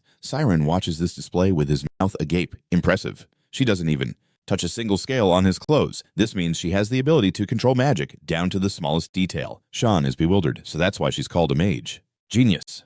Sienna said, Z, do you really think everything can be solved with money? Why doesn't he understand life and death? Stop talking nonsense and break this spell for me, freeze it. Sienna snapped her fingers, and a block of ice immediately shattered. Sienna calmly said, we know you've harmed many other students, but the Academy has hesitated to punish you for your inappropriate behavior. Killing is just because of my family's funding right. Sienna shouted, don't get it twisted. She continued, school is not a place where teachers teach you for money. More than that, we teach you lessons that even money can't buy. Killing, hesitating. What the heck is that? Zena said. That's what you dreamed of becoming. She seriously asked, don't you want to be a wizard? Those words awakened him, reminding him of his past self. Miss Zena, if you take me to the 5th grade, I will become a great wizard and repay you. Zena continued, the dream that you share with your friends studying together to become wizards, isn't that the reason you decided to go this far? Killing looked dazed. He remembered how he and his friends looked as kids growing up. Sienna asked, do you really want to destroy everything you've built with your own hands? Sienna gently looked at him as he fell silent for a moment and then spoke, ma'am. He bowed his head to the ground for a while, then said, I'm sorry. Siron looked up at the sky, thinking about what mattered most to him inside the room. Punishment. There's a scream. It's too painful. Be gentle with me. Don't be so nosy. It's just a scratch. In the end, what will come will come. The two Siron and Ami were sitting in the meeting room. Why didn't you report to the teacher right away if such things happened? The first thing you should do is report to the teacher. His voice was flat, but instead you went to rescue an upperclassman, someone way above you, and that can't be considered an explanation. Ami and Siron exchanged glances, remaining silent for a long time. Finally, Ami spoke. I understand and I will answer honestly. Siron looked at her, right as if we could hide this forever, even though we don't know who leaked this to the principal. Ami was silent for a moment, then said, actually Siron is. Siron thought, you think your identity is Ami's boyfriend. Just as Ami finished her sentence, both Sienna and Sorel gasped, and the scream echoed throughout the academy. What? The loud screams rang out. Help me, is anyone there? In her imagination, Amy was like a princess caught in thorny roses crying for help. Please save me. Those killers like cruel black guys don't care. This desolate mountain to save you. You should have accepted our feelings. Then this wouldn't have happened. Suddenly, a horse whinnied, startling the black guys. They turned around to see a shining white horse. Who else is here? Siron appeared like a prince kicking the bad guys away. They shouted, look over there. Ami is hanging from a tree. Siron cut the thorny branch that was trapping her. Ami tenderly replied, I'm here now. Siron picked Amy up like a princess. Ami called out Siron, sweetly looking at him. They both called each other's names, Siron, Ami, and the excited students shouted, no way is this real. The girls stared at Sorel, standing in front of them, saying, so romantic. Sorel nodded. Of course it's all real, she affirmed. I saw it with my own eyes. Suddenly, Ami ominously appeared behind her, calling Sorel. Ami's voice echoed throughout the academy. What kind of rumors are you spreading? I know you've been influenced by some cheesy romance lately, but this is just unacceptable. On the academy's bulletin board, an official notice was posted announcing the punishment related to the misconduct of the research club, specifically the violent behavior of the research club, along with numerous other images. The goddess of Alpia, Amy Karras, admitted to dating the new student Siron Arian, a senior. Ami said she was dating the new student to save the one she loved from the grip of wrongful violence. Young love blossomed the moment they connected. The dark magic was easily defeated. What is the true identity of the new student? Ami and Siron shared a passionate kiss under the moonlight in the desolate mountains, while the girls couldn't stop exclaiming, oh my gosh, I'm so jealous. Ami's voice rang out, Sorel, are you out of your mind? She sighed, you've never even seen that happen. Sorel excitedly laughed, I don't need to see it to know what happened. You said you two were dating right. So you two kissed right. That's right. She laughed. I planned it all out. With this, no annoying boy will dare to come near you anymore. Ami clicked her tongue. That's true. That part makes sense. A few days before the incident, Tha slammed the table and asked Ami, you're lying, right? Tha loudly questioned Ami, I know you have no interest in dating anyone. This is too ridiculous, and Siron is a new transfer student. Ami calmly fabricated a story. Actually, I met Siron when we were kids, but to meet again at the Magic Academy, like this is fate. She turned to tuck her hair behind her ear, smiling at Siron, right Sean. Siron quietly asked, so how will you take responsibility for this? But before he could finish, he received a painful kick from Amy. Siron quickly nodded, that's right. Tha and Sienna felt speechless. Is that why he was so eager to go along with Amy like that? Ami thought, it's better to pretend to be each other's lovers than to have our past exposed. Sorel was still excited. I knew it. I found it strange from the beginning. What is this? Ami, you are so silly. Ami silently drank. What? This is too ridiculous, and Siron is a new transfer student. Ami calmly fabricated a story. Actually, I met Siron when we were kids, but to meet again at the Magic Academy, like this, is fate. She turned to tuck her hair behind her ear, smiling at Siron. Right Sean Siron quietly asked, so how will you take responsibility for this? But before he could finish, he received a painful kick from Amy. Siren quickly nodded. That's right. Tha and Sienna felt speechless. Is that why he was so eager to go along with Ami like that? Ami thought it's better to pretend to be each other's lovers than to have our past exposed. Sorel was still excited. I knew it. I found it strange from the beginning. What is this, Ami? You are so silly. Ami silently drank, but before he could finish, he received a painful kick from Amy. Siren quickly nodded. That's right. Tha and Sienna felt speechless. Is that why he was so eager to go along with Amy like that? Ami thought it's better to pretend to be each other's lovers than to have our past exposed. Sorel was still excited. I knew it. I found it strange from the beginning. What is this, Ami? You are so silly. Ami silently drank. Sorel said, there's a combined class today, right? You might get to meet Siren then. Sorel forgot to eat, focusing on asking Ami if she has plans to meet him after school, maybe to have dinner together or something. You like secretly dating in the library? Ami replied blandly. We just focus on studying as usual, Sorel. Sorel rested her chin on her hand, bored. Ami smiled faintly, thinking she had a ton of work to do and didn't have time to waste on that fake love story. She clenched her fists. Even Siren, that useless guy, was just enjoying a normal school life. He was still carefree. Suddenly, Ami realized something was off. Wait, why do I feel uncomfortable about that? At the training area for the combined class, someone called for Siren. Sorel cheerfully said, Hey, Siren, waving her hand to greet him. Sorel excitedly ran over. Hey, how are you today? Do you miss Ami a lot? Siren scratched his head and laughed. Senior, you're so funny. Ami covered her mouth. So that's how it is. That's it. He should be really grateful to have me pretend to be his girlfriend. But look at him, Amy thought angrily. He should feel pressured standing next to me, yet he dares to treat me like this? Suddenly, she cleared her throat to catch Siren's attention. Ami patted her chest and said, When it's just us, you can talk freely with us. No need to be formal about seniors and juniors. Anyway, we know each other too well already. Sorel stood next to her, astonished. Oh my God, it's the first time I've seen Ami say something like that. Could this be the power of love? Ami said, considering our relationship. Siron quickly laughed it off. Oh no, I'm fine. Anyway, you're still a senior. He continued, It's time for class, so I'll head in first. With that, Siren walked away, leaving Ami standing there. Okay, see ya. Ami turned and walked away in another direction. Sorel quickly called out, Ami! She turned to look at Siren. What's up? Siron pulled out a chair and sat down quietly, listening to the nasty remarks aimed at him. Congratulations, you must be feeling pretty smug. You come to class just to play the love game, right? You don't even have any skills. Did you get into the academy just because of your looks? Countless disapproving glances were directed at Siren because he was only dating. The rumors started 2 days ago, and they were spreading more and more. 2 days ago, someone rushed into the 7th grade classroom shouting, Hey, everyone, have you heard the news? They were chattering excitedly. Senior Ami and the new student are dating. Of course they were. I heard they even admitted it in front of the teachers. There were boys crying, comforting each other. No way, the senior has to be mine, not yours. What are you talking about? Lean on my shoulder and cry. A girl chimed in. This is so annoying. Just thinking about those two attention-seeking students becoming a couple makes me sick. I was going to claim that new student. Maria sat there listening to everyone laugh and gossip. It's understandable. The clouds meet the winds at that level. We should congratulate him. Right. Suddenly someone appeared next to Maria and spoke up, But isn't it a bit strange? Everyone in the class turned to look at the person who just spoke. The short-haired girl asked, What do you mean? The guy said, I'm talking about the new student. Look at this. The newcomer slammed a piece of paper on the table. What's this midterm scores? Everyone gathered around to look at the paper. What's this? What's this? The paper showed everyone's scores. Siren stood there with 30 in every subject. 30 points. Isn't he supposed to be at the top? People began to change their views on Siron. So, it seems he doesn't know anything about spells.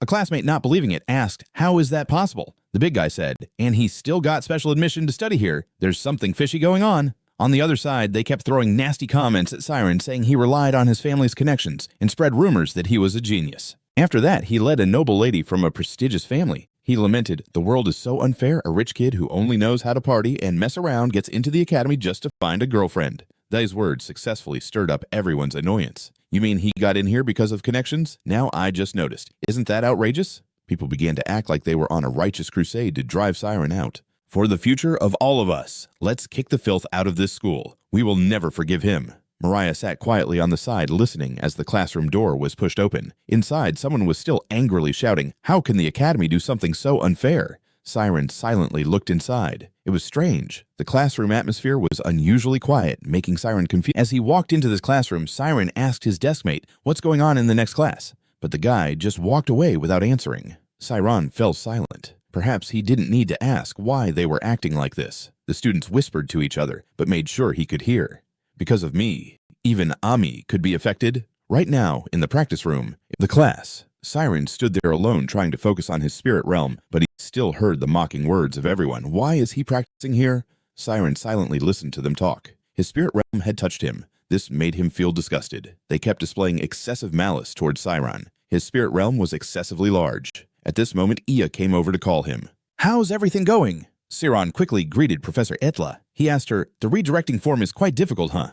When I try to move the spirit realm out of my body, it feels like my consciousness goes along with it." Etla smiled. "That feeling is perfectly normal. Siron, my spirit realm is of the natural type, so it will pull along my consciousness." Etla continued, "The redirecting form is artificial." A new student slammed a piece of paper on the table. "What's this midterm scores?" Everyone gathered around to look at the paper. "What's this? What's this?" The paper showed everyone's scores. Siron stood there with 30 in every subject. 30 points. Isn't he supposed to be at the top? People began to change their views on Siron. So it seems he doesn't know anything about spells. A classmate, not believing it, asked, "How is that possible?" The big guy said, "And he's still got special admission to study here. There's something fishy going on." They kept throwing nasty comments at Siron, saying he relied on his family's connections and spread rumors that he was a genius. After that, he led a noble lady from a prestigious family. He lamented, "The world is so unfair. A rich kid who only knows how to party and mess around gets into the academy just to find a girlfriend." These words successfully stirred up everyone's annoyance. "You mean he got in here because of connections? Now I just noticed. Isn't that outrageous?" People began to act like they were on a righteous crusade to drive Siron out. "For the future of all of us, let's kick the filth out of this school. We will never forgive him." Maria sat quietly on the side listening as the classroom door was pushed open. Inside, someone was still angrily shouting, "How can the academy do something so unfair?" Siron silently looked inside. It was strange. The classroom atmosphere was unusually quiet, making Siron confused. Just a moment ago, it was so lively. As he walked into the classroom, Siron asked his deskmate, "What's going on in the next class?" But the guy just walked away without answering. Siron fell silent. Perhaps he didn't need to ask why they were acting like this. The students whispered to each other, but made sure he could hear. "Because of me, even Ami could be affected." Right now, in the practice room, it was time for the practice of the spirit realm, according to the class. Siron stood there alone, trying to focus on his spirit realm, but he still heard the mocking words of everyone. Why is he practicing here? Siron silently listened to them talk. His spirit realm had touched him. This made him feel disgusted. They kept displaying excessive malice towards Siron. His spirit realm was excessively large. At this moment, Ia came over to call him. "How's everything going?" Siron quickly greeted Professor Etla. He asked her, "The redirecting form is quite difficult, huh? When I try to move the spirit realm out of my body, it feels like my consciousness goes along with it." Etla smiled. "That feeling is perfectly normal." Siron, "My spirit realm is of the natural type, so it will pull along my consciousness." Etla continued, "The redirecting form is artificial." Always Etla smiles, feeling that it's just normal Siron. "Your spirit realm convergence belongs to the natural line, so it will also pull along your consciousness." Etla continues, "The artificial direction is the spirit realm. It's not suitable for me since it's out of my body." Siron nodded. "I think so too." I asked further, "What about my other 4 forms?" Siron thought about those other forms. Siron said, "There's no problem at all." "I guess so." Etla smiled and asked, "Great, so do you want to try practicing in the realm?" Siron was surprised. What Siron was confused right now. Ia said, "If you feel uncomfortable, you can just skip it." Siron remained silent and did not respond. She continued, "Siron is the only student in the class who can switch between all 4 methods, so she just wants to see it once." Eaton looked at Siron with concern. "This kid wanted to use the realm from the very first day. Is he worried about how the other students will look at him?" Siron thought now is not the time to be sensitive emotionally. But someone who believes in their own worth won't be easily swayed like that. After a moment, he looked up and said, "I will try. Please give me feedback." The 7th grade students immediately shot unfriendly glances at Siron. "He still intends to do it," another guy replied. "He just wants to show off in front of his crush." While they looked at Siron standing in the realm without any restraint and said, "Anyway, what is he good at besides that?" Eaton La said, "Try each form one by one. Just switch between the 4 forms, okay?" Siron nodded. "Yes. One of the criteria for being promoted to the next grade is proficiency in switching realms. If I succeed now and get closer to being promoted, the 4th grade students are also waiting to laugh at Siron. Except for Amy and Sorel, how much better could he be?" Siron only thought that maybe he wouldn't have to deal with the 7th grade anymore and could escape this situation. He closed his eyes and took a deep breath. Siron's realm immediately appeared in the realm. First was the defensive form. Ami was surprised. "Is it even stronger than at first with the Dark Mage?" A male student said, 144 faces. "This is already a high-level defensive form. What else?" The students in the class fell silent and listened. If someone else comments on Siron at that level, isn't it like a wall of armor? Siron's realm transformed into a star shape. That realm then changed into a cross shape. Atella smiled. Indeed, this student has a very good foundation, and the switching speed seems to be far superior to the 7th grade. At this level, moving up to the 4th grade is not difficult at all. Sean stood in the realm, exhaling. Although I really want to prove my successes, if I want to get advice from the professor, I have to show them my failures. Siron's realm wavered again. The 5th grade student stared blankly as he switched to the redirecting form. Why is only the 5th grade allowed to try that form? The students in the class frowned. The redirecting form, could it be that the key is for Siron to focus on moving the center of the realm before it completely retracts and disappears? He held his head, panting from expending a lot of power. Just like when I practiced, I can move the center of the realm, but it feels like the further the realm moves away from the body, the more my consciousness is pulled out with it. Sean encouraged himself. Let's do it again. The other students started to cover their mouths and laugh. Malicious whispers continuously rang out as if they had caught the opportunity to bring Siron down. What is he doing? Does he think he's a genius? So arrogant, isn't it? Right? Does he know what shame is, still daring to stand there? Siron remained silent, standing there while the others laughed at him. That was still just the 4 basic forms. Ame also spoke up. Hey, he's doing really well. Why the sudden change? Sorel said, look at Siron's realm. She said to Ame, why is he trembling like that? Is he embarrassed to be noticed? Ame shook her head. No way, he's not that kind of weak guy. She muttered, hey, what's going on? Siron bowed his head and stood there. Why do people take pleasure in the failures of others? Isn't it just that everyone wants to see their failures? Everyone is isolating him. Siron began to doubt himself. Indeed, I still have memories from childhood continuously replaying in my mind. Siron doesn't fit in here. Suddenly, a voice spoke up, startling Siron. You're overthinking it, that person said. Don't hesitate, just do what you want. Sean listened silently. Didn't you want to become a wizard? He was confused by this voice. Who is that? But Siron also woke up. What am I thinking? He tightly closed his eyes again. Siron's realm rose powerfully once more. I came here to become a wizard. The students in Class B were agape at Siron's realm.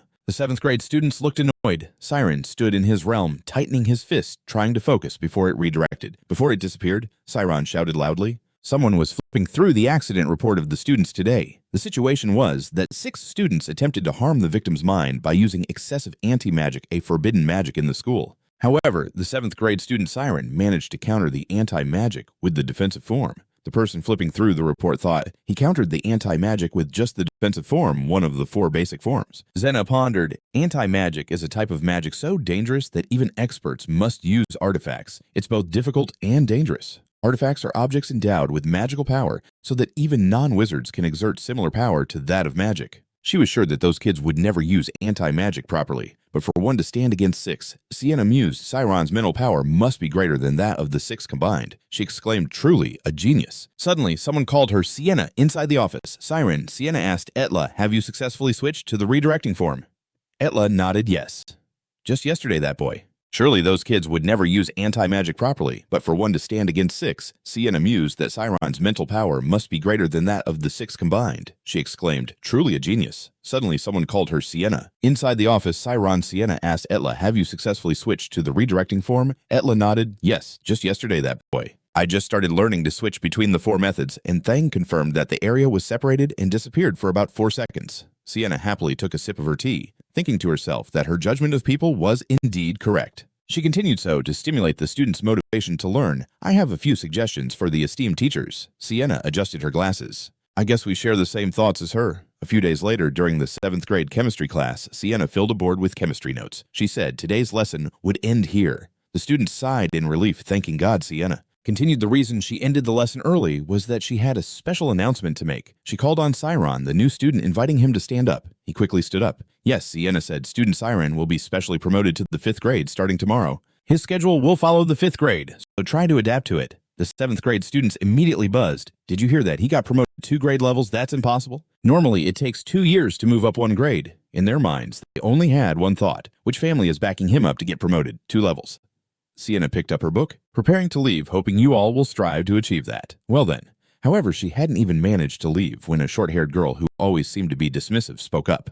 Wait a minute, I object. There has never been a precedent for promoting 2 grade levels at once. It seems there's something shady going on here, she loudly questioned. Furthermore, why would a student who can't use any magic get promoted early? Sienna pondered, can't use any magic. She looked up at Siron. She hadn't mentioned this. Sienna asked, is that true? Siron was silent, countless gazes in the class focused on Siron, all clearly implying that he had nothing to say. He couldn't speak. He couldn't. Quickly calm down and respond. Yes, I haven't been able to use any magic. Sienna was also a bit surprised, unable to believe that even a simple spell could be learned out of curiosity. However, she said, there's no rule requiring magic to be promoted, so there's no problem. As soon as Sienna finished speaking, someone slammed their desk loudly. Standing up was the tall guy who had deliberately provoked everyone. Siron's promotion is completely unacceptable. He shouted, "It's clearly favoritism. Didn't the teacher say that the area isn't everything in magic?" Why is Siron just standing there listening to his questioning? What else can he do besides the area? If he could perform even one spell, I would accept it. The students in Class B seem to find their footing, all chiming in. That's right. If it's about casting spells, we're confident we can do better than him. Siron can't keep up with the theory class. They looked at Sienna. If you still insist on promoting him early, we will propose to the student council and organize a hearing. Sienna remained silent. She knew nothing about this. Sienna said, "I understand your thoughts. It seems I was a bit hasty with this announcement." She said, "We will officially announce again after the teachers' meeting." The tall guy immediately smiled, having achieved his goal. Sienna sat inside, looking out at the sky. Why were the students so agitated? She pondered. It seems it's not just about opposing injustice. The sound also mixed with emotional issues. Just then, someone entered looking for Sienna.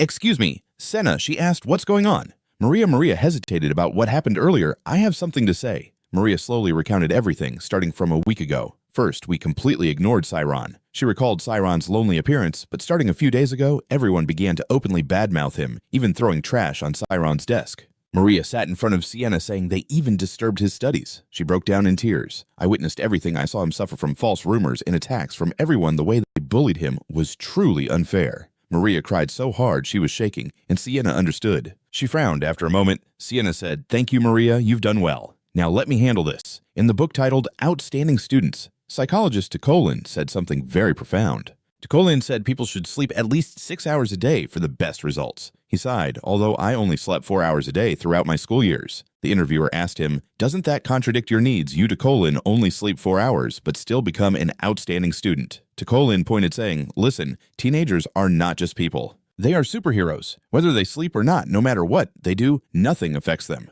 The clock just passed 12. Siron leaned back sighing. He looked around. It was so empty at this late hour. Then, as he passed a classmate leaving the library, Siron proactively nodded in greeting. Unfortunately, the girl politely nodded back. Alone, Siron walked outside the campus. The crescent moon hung high. Siron recalled Tamura's words, "Young master, once you enroll in the Magic Academy, there will be countless nobles who won't think highly of you, but no matter what, you must endure. If you can endure until the very end, you will reap the rewards." Sean looked up at the sky. "I will definitely make it." He thought of those who cared for him. Siron made up his mind. He had placed his trust in himself. In the advanced class during the lesson, Siron looked at the moon above. No matter who would block his path, he would still become a wizard. In the third-floor dorm room, Siron had just finished showering when someone knocked on the door. He hesitated to look over. It was so late. Sean looked at the clock. It was past 1 in the morning. Who could it be? Sean suspected it was the students from Class B. Could it be them? "I have seen him endure false rumors and attacks from everyone. The way they bully him is truly unfair." Maria cries, trembling, and Sienna understands that too. She frowns after a moment. Sienna says, "Thank you, Maria. You've done your best. Now let me handle this." In the book titled Exceptional Students, the physiologist Tukolin said something very profound. Tukolin said people should sleep at least 6 hours a day for the best results. He sighed, "Even though I only slept 4 hours a day throughout my student life." The interviewer asked him, "Isn't that contradictory to your needs? You, Tukolin, only sleep 4 hours, but still become an excellent student." Tukolin pointed out, "Listen, teenagers are not just people. They are superheroes. Whether they sleep or not, no matter what they do, nothing affects them." The clock just passed 12. Siron leans back sighing. He looks around. It's so empty at this late hour. Then, as he walks past a classmate leaving the library, Siron proactively nods to greet her, and luckily she politely nods back. Alone, Siron walks outside the campus. The crescent moon hangs high. Siron recalls Tamura's words, "Young master, once you enroll in the Magic Academy, there will be countless nobles who won't value you, but no matter what." Around there was no one at this late hour. Then, as he passed a classmate leaving the library, Siron took the initiative to nod and greet, and fortunately, the girl politely nodded back. Alone, Siron walked outside the campus, the crescent moon hanging high. Siron recalled Tamura's words, "Young master, once you enroll in the Magic Academy, there will be countless nobles who won't think highly of you, but no matter what, you must keep your focus and trust in yourself. Must endure. If you can hold out until the very end, you will reap the sweet fruit." Sean looks up at the sky. "I will definitely make it." He thinks of those who care about him. Siron resolves placing his trust in himself. The advanced class professor teaching the subject, Siron looks at the moon above. "No matter who will block my way, I will still become a mage."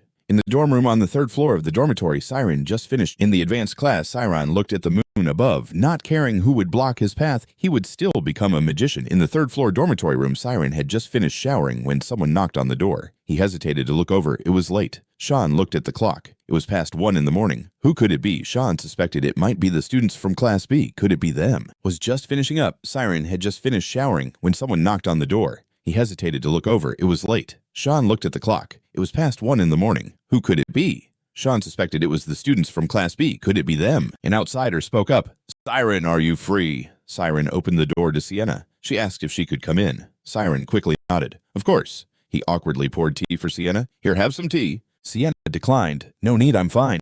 I meant to come see you earlier, but you weren't in your room. She apologized for bothering him so late. Sienna looked at the table and realized something. She recognized it when she first saw it. Siron's grades seemed a bit strange. Even though his scores were low, all his subjects had the same grades. She understood that it seemed like he was trying to improve his knowledge in all areas at once, instead of achieving temporary results. He studied for the future not because he couldn't learn magic, but because he chose not to. But why did he do that? At that moment, Sienna looked at Siron, wondering if he didn't get to go to school when he was younger. Siron sat straight in front of Sienna, feeling shy and thinking he was too embarrassed. The two sat across from each other, and Siron thought it must be because it wasn't during class hours. Sienna focused on observing Siron. Although in class he always looked straight ahead, he seemed like the type who gets embarrassed easily. She spoke up, asking, "School life is really tough, isn't it?" Siron nodded. "Yeah, but it's fun, and studying is really interesting." Sienna said, "I heard the other students are bullying you." Siron lowered his head. "I'm fine, you don't need to worry about me." Sienna said seriously, "You need to tell me the truth, don't be shy." Siron nodded. "I'm really okay. Although I do feel a bit sad that I can't make friends." A moment later, he looked up and said, "But I don't know what to do to make them stop hating me." Sienna asked, "Aren't you a little angry with them?" Siron nodded. "Of course I am, even though I'm still human, but I really want to have a good relationship with them." He calmly said, "But I don't want to obsess over relationships and end up denying myself. Even if all the students in class say, I'm wrong in the end, they're just 40 people." Siron spoke clearly to Sienna. "I believe that somewhere in this world, there is someone who can understand me." Sienna realized. "I understand now." She smiled and nodded at Siron. "I understand what you're saying." Siron, "I'll keep that in mind for the teacher's meeting." Sienna realized that Siron wanted to be promoted to the next grade. Sienna's serious voice echoed in the teacher's meeting. "So I would like to conclude the announcement with the opinion that student Siron should be promoted to the next grade early." The professors pondered this. "Isn't that a bit sensitive?" In the Anpas Academy Council room, the professors were also noisy. A whole group bullying a student just because that student can't use magic at the class of intermediate teachers. This often happens in lower grades. Those classes usually have many kids and older students who lack talent. Additionally, the skill gap among students at that level is often very large. One teacher said that this means Siron should be promoted as soon as possible for the benefit of the student. He should graduate in 4 years. Sienna sat down, and he continued, "In terms of schools, he should graduate as soon as possible, the sooner the better." However, that spoke up, "I oppose." Anpas asked, "You oppose why?" He looked stern. "What's the reason?" The guy replied, "I know student Siron is a genius. The problem is he can't use magic, and I think the issue of weak theoretical scores can't be overlooked either." Sienna was annoyed. As I mentioned earlier, Siron's score issue is because he has studied all fields at once. He is just postponing learning magic, and as teachers we shouldn't interfere with the student's personal learning methods. I don't question his learning methods. That frowned. The problem is you are showing too much concern for Siron. Sienna's lips twitched. "What did you just say?" That explained, although other students may be weaker than Siron in versatility, they still surpass him in intelligence. Such decisions could make students feel defeated and diminish their will to learn. He laughed, saying, "A teacher shouldn't only focus on a genius and forget about the other students' right." Sienna raised her voice. "You're not just intending to ruin the future of a talented student, but you also don't recognize the wrongful jealousy of the kids." The two that and Sienna banged the table loudly. Other teachers sighed. "Here we go again. Can their personalities really be that opposite?" Other professors looked at Sienna, who had a level 6 certificate, and that who also had a level 6 certificate like water and fire. They marveled at how they could become wizards. Anpas waved his hand. "That's enough, you two back to your seats," he said. Both had their own views and reasons. Sienna's perspective was very meaningful, but that's opinion also had its merits. He was concerned about the overall balance of the school, and I think that comes from his love for the students. Anpas said he had good intentions. "I understand that. We need to consider the common feelings often seen in students." That nodded. "That's exactly what I wanted to say, Principal." Sienna listened to Anpas. Instead, he smiled. "Why don't we do this?" The next morning, the students were bustling in and out. Everyone quickly ran forward, making noise, gathering in front of the middle school class notice board. What's going on? It said an announcement about the class promotion exam due to many complaints regarding the decision to promote classes early. The school decided to give all 7th grade students the opportunity to be promoted. Those who are promoted will be decided based on the criteria below. All relevant students are advised to take note. Those who are promoted early will be decided through the exam. And exclaims in disbelief that they could become mages. Anpas waves his hand. That's enough. You two go back to your places. He says both have their own views and reasons. Sienna's perspective is very meaningful. But teacher, that's opinion is not without merit. He cares for the overall balance of the school, and I believe that comes from his love for the students. Anpas says he has good intentions. I understand that. We need to consider the common emotional tendencies of the students. That nods. That's exactly what I wanted to say, Principal. Sienna listens to Anpas. Instead, he smiles. Why don't we do this? The next morning, the students come and go in a bustle. Everyone quickly runs forward. They noisily gather in front of the notice board of the middle school class. What's going on? It says there is an announcement about the class promotion exam due to many complaints regarding the early promotion decision. The school has decided to give all 7th grade students a chance. Those who are promoted will be decided based on the criteria below. All related students are advised to take note that those promoted early will be decided through the exam.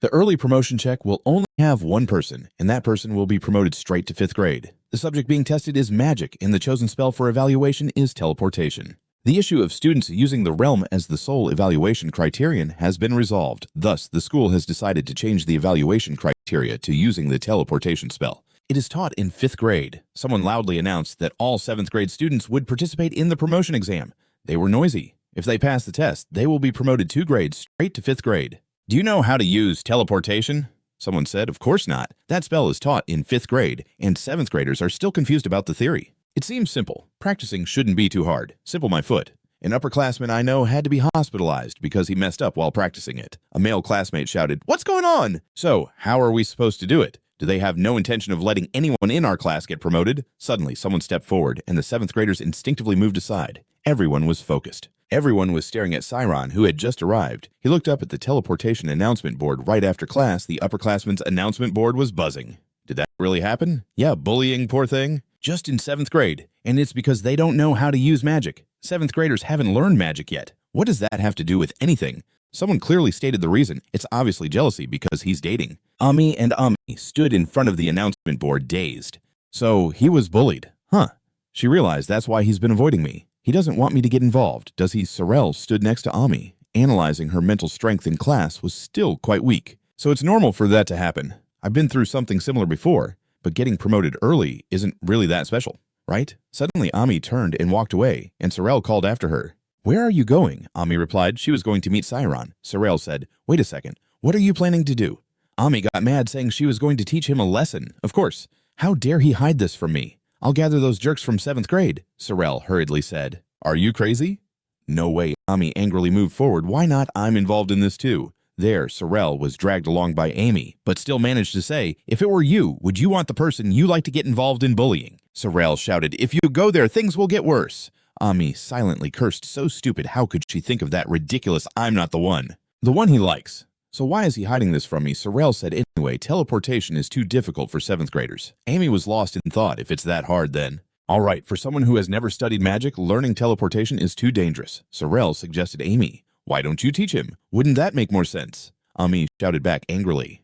Why should I help that kid? Besides, I'm preparing for the upcoming exam. I don't have time to deal with that. Sorel nodded right. I forgot, sorry. Ami said loudly, that's all. If he can't solve this on his own, he's not worthy to be my boyfriend. At night, in the academy, something appeared on the trees. Someone was moving at an extremely fast speed. A figure landed. Someone murmured. I assure you, this is absolutely not meant to be anything else. Amy, dressed like a boy, sat on a tree trying to convince herself I'm only helping him out of responsibility. In the blink of an eye, she disappeared. Ami kicked her feet. I'll fly to Siron's room first. I need to make him beg me for help. Ami landed on Siron's window, startling him, who Siron shouted someone was silenced before they could finish speaking. Ami said, I'm here to teach you a lesson. Ami smiled brightly. How dare you do that to me? Suddenly, Ami froze. In Siron's room was Sienna sitting there. Sienna adjusted her glasses. Are you Ami? She asked. Could it be? Meeting at this hour and even entering the boys' dorm at night. Ami quickly waved her hands. You've misunderstood. It's really a terrible misunderstanding, Sienna quickly said, almost pulling the next room over. Come here first. Let's go inside. Sienna covered her mouth.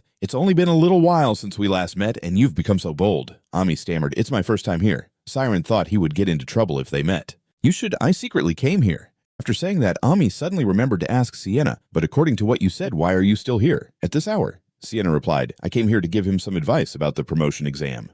The classroom atmosphere is very chaotic right now. Ami nodded. Really, Siren handed tea to Ami Sr. Have some tea. Thank you, it smells great. Where did you learn to brew tea? Just as she was talking, Ami suddenly gasped. Hit Siren, not like this. That damn kid again. Why do I have to endure such humiliation? Siron quickly shouted. I'm sorry. Ami's voice echoed throughout the dorm. Besides, why didn't you tell me? I knew you were being bullied. Sienna quietly called. Hey, you two, first sit down. Let me finish talking about the promotion exam. Siren took a sip of tea, thinking about how everything was. He was speechless looking. I and Ami were sitting across from each other. Miss Sienna sighed helplessly. It turned out like this again. Ami said, isn't the teleportation test a bit dangerous this time? Siren hasn't learned magic yet, has he? Sienna said the principal directly issued that order. I'm worried too, but clearly he must have a plan to do that. Ami thought to herself, no wonder it's one of the principal's tricks. Siren asked, Ami, is it that dangerous? Ami nodded, of course. You know, teleportation is magic that uses the property of light, right? Siren replied, yes, I've heard about the theory.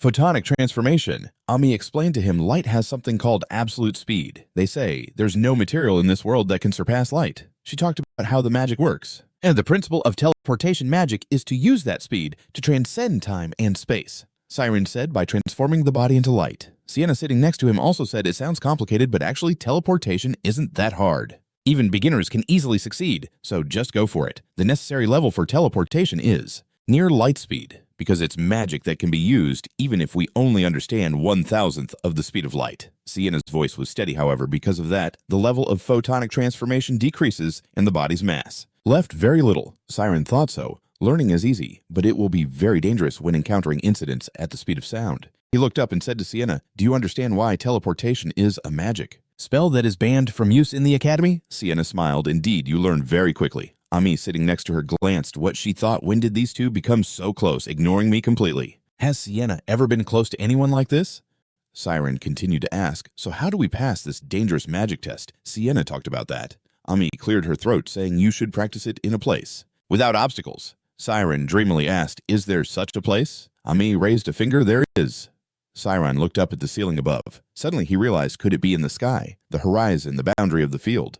Practice teleportation at a height of 1,000 meters, a length of 700 meters. Sienna said it hasn't been certified yet, but in reality there's no other place besides that. Mentioning that mountain peak, she said the rules of the test are racing from this mountain peak to the next. Siren was left speechless. It was truly amazing. There are no obstacles up there at all. He smiled. If you fall, you could lose your life, right? Ami asked Sienna. But that's a test where whoever reaches the finish line first wins. She didn't think it was a bit too difficult for a Class B level, did she? Sienna's gaze darkened. If no one finishes, then the student who moves the farthest will win. Of course, the difficulty of the test will be set at level 1 with safety equipment to minimize danger. But she paused for a moment and continued, what I'm worried about is if the students compete too fiercely, there will be collisions. Ami glanced at Siron. If that's the case, then Hien Hien is Siron. Sienna continued, what Ami said would make Siron a target for the kids. Siron silently wondered if he could do it. If it's just a tough test, then it's fine. But Siron remembered the malicious looks everyone gave him. He didn't like the idea of standing alone against the whole class. He hated being hurt by the harshness of competition. Siron asked himself, should he take this test? At that moment, Sienna spoke again. I'm sorry, Siron. She looked at him. I tried to place you class.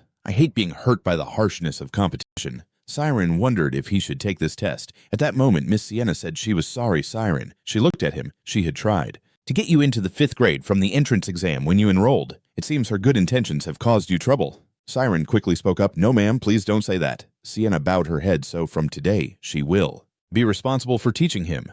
Ami, sitting beside her, remained silent. After a while, Ami finally looked up gloomily at Sienna. Why? Why do you have to go this far? Sienna looked at Amy. She just felt responsible for the unprecedented difficulty of the promotion exam. Well, she would try her best. Ami patted her chest. No, that could make things worse. There will be rumors spreading that the teacher judging the promotion exam is biased towards Siren. So even if he passes the exam, the results will be canceled. She confidently looked straight at Sienna and said, let Siren take it. If it's just level 1 difficulty, then it's no problem, right? He can teach him.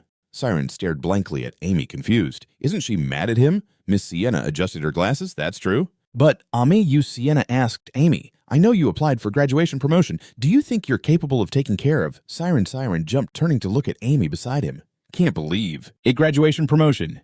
He widened his eyes, thinking, oh my god, graduation promotion means graduation promotion. It's the desire of all students in the magic school to become professional magicians. There, the ability of graduation promotion is recognized at a quasi-professional level. If you become a student about to graduate from a prestigious school, there will be an article written about you in the kingdom's magic school journal. However, once you step onto that path, the beautiful school life will end. Ahead will be a hellish and terrifying training awaiting the promotion application. The first test. Ami's application was sent out. Ami will be the first to set foot in such a place. Siron leaned closer, asking Ami how it could be. Isn't it too fast for someone our age? Ami avoided eye contact, looking away. That Ami shed tears, thinking it's all your fault. That damn kid, she thought about how Siron was about to skip 2 grades. That kid of yours. Ami avoided eye contact, looking away. About that, Ami shed tears, thinking it was all your fault. That damn kid, she thought about Siron about to skip a grade. That kid is progressing too fast. Fast. The only place to escape is the graduation class, right? Ami quickly ran to the graduation class. Hell, don't come here. Siron looked at Amy with puppy dog eyes, so cool. He couldn't even dream of claiming the top spot in the advanced class, yet she confidently applied to a place so far out of reach. Siron silently watched Amy and Sienna talking. He thought even in such an important situation, they were still here to help him. Over there, Amy was laughing and chatting with Sienna. No matter how busy she was, there was nothing she couldn't handle well. Just give up. Sienna smiled back. She understood your feelings for your boyfriend, but at such an important time, you should leave it to the teacher, Sienna said, because this was Siron's first time learning magic. Having a teacher teach him would be more effective. This statement successfully boosted Amy's competitive spirit. She turned sharply to look at Siron, so Siron, you choose me. Or Miss Sienna. Siron felt tense. Me, Amy asked, wouldn't it be better to have your girlfriend teach you what? Sean chuckled and said, I can handle it myself. This time, both Sienna and Ami were stunned what the sound echoed throughout the dorm. But Ami shouted at Siron, you idiot! Do you know how rare this opportunity is? Siron twisted his arms, replying, I don't want to bother the teachers on the judging panel. Again, the seniors still have an important exam ahead. Amy shouted others are even willing to spend a ton of money to hire tutors. And besides, aren't you the target?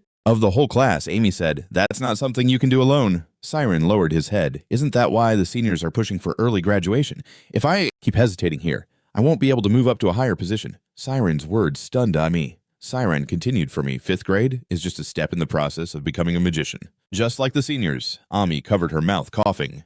Siron said to Ami, trust me, senior, although I can't say I'm sure I'll pass the test, I will try my best and won't regret it. Sienna silently listened to the two talk. Once Siron finished speaking, she stood up. She understood if that's what the student wants, then as a teacher, she must accept it. Sienna said goodbye, not stay any longer. But if there's anything you're unsure about, feel free to ask. The other students too. Siron stood up, bowed his head to thank her. Thank you so much for caring about me, Miss Sienna, Sienna said. Just like a senior. Ami covered her mouth, coughing. Siron said to Ami, trust me, senior. Well, I can't say I'm sure I'll pass the test. I'll do my best and won't regret it. Sienna listened silently to the two talking. After Siron finished speaking, she stood up. She understood if that is the student's wish, then as a teacher, she must accept it. Sienna said goodbye she would. Not stay any longer, but if you have any questions, feel free to ask. The other students too. Siron stood up, bowed his head to thank her. Thank you so much for caring about me, Miss Sienna, Sienna said. You all keep discussing your opinions, okay? As for Amy, Sienna walked out the door, turned back to Amy, and said to forget about today. But if you climb through the boys' dorm window one more time, you understand, right? Ami bowed her head and said yes. Her soul screamed as she waited for Sienna to leave. Ami sat down, exhaling a sigh of relief, but suddenly she was startled and quickly stood up, saying, I'm leaving too. Siron also bowed to Ami. Yes, for you to come all the way here. Siron sincerely said, thank you very much, senior. Ami suddenly asked, hey, tell me the truth, why are you avoiding me? Siron froze. Ami continued, from the very beginning. You could have told me that you were being bullied. It's not just your responsibility. Ami turned back. Could it be that her heart remembered what Sorel said? If the person you like sees that scene, they would feel their self-esteem deeply hurt. Stammering self-esteem hurt. Siron replied, it's not that I want to avoid you, senior. Amy panicked, covering her mouth. So, it's true, really, Siron continued. If you're wondering why, it's because you are my target. Amy fell silent, feeling bored. She knew that already. Siron scratched his face. Actually, from the first time I came to school, I saw your name at the top. Siron remembered when he first arrived at school and saw Amy's name on the honor roll. Siron said, at that moment I thought I wanted to study really hard to be like you. On the 4th grade honor roll, 42 people had the first rank Camus Amy. Siron laughed and said, but back then, I never expected things would turn out like this. It's really awkward. If I told you that I was being bullied, things might get even more awkward. Ami scoffed. A target, huh? You're kidding me, getting beaten by a kid. Ami remembered the past. If Dad knew anyone at the magic school, he would introduce me. She coldly looked at Siron. What a ridiculous fate. Ami softly asked, "Are you joking?" Siron looked confused. "Yes." Ami shouted, "Target, what the hell? That's ridiculous." Up to Siron, acting all friendly, calling him senior, this and that. Then behind my back, you're secretly trying to catch up with me, huh? Siron, panicking, raised both hands to block in front of his chest. How did it turn into that meaning? "Oh my," he sighed. "How did it come to this?" Ami pushed the window open. "If you plan to surpass me," Ami said while putting on her cloak and turning back, "then from now on, don't call me senior anymore." Siron stood there frozen. Ami loudly said, "Let's compete fairly and squarely, shall we?" She climbed up to the window. "You better catch up with me soon, or I'll—" Ami was surprised, panicking. "You're calling my name directly," Siron said. "Wait a moment." He stood seriously in the room, looking at Amy. "I will definitely catch up to you." Ami found it funny, her whole face shadowed, radiating that dead aura just to catch up with me. She turned around to face Sean and flew out, hoping that by then she still hadn't graduated. Siron clung to the window, watching her disappear in an instant. He exhaled. He had refused help, but surely those attacking him were watching every move he made. Siron's eyes showed determination. He could only rely on his own legs. The remaining time until the early promotion exam was 1 month. The countdown began. The next day after class, everyone was chattering, "Are you Ami?" Am I surprised, panicking, calling out her name directly? Siron told her to wait a moment. He stood in the room seriously looking at Ami. "I will definitely catch up with you."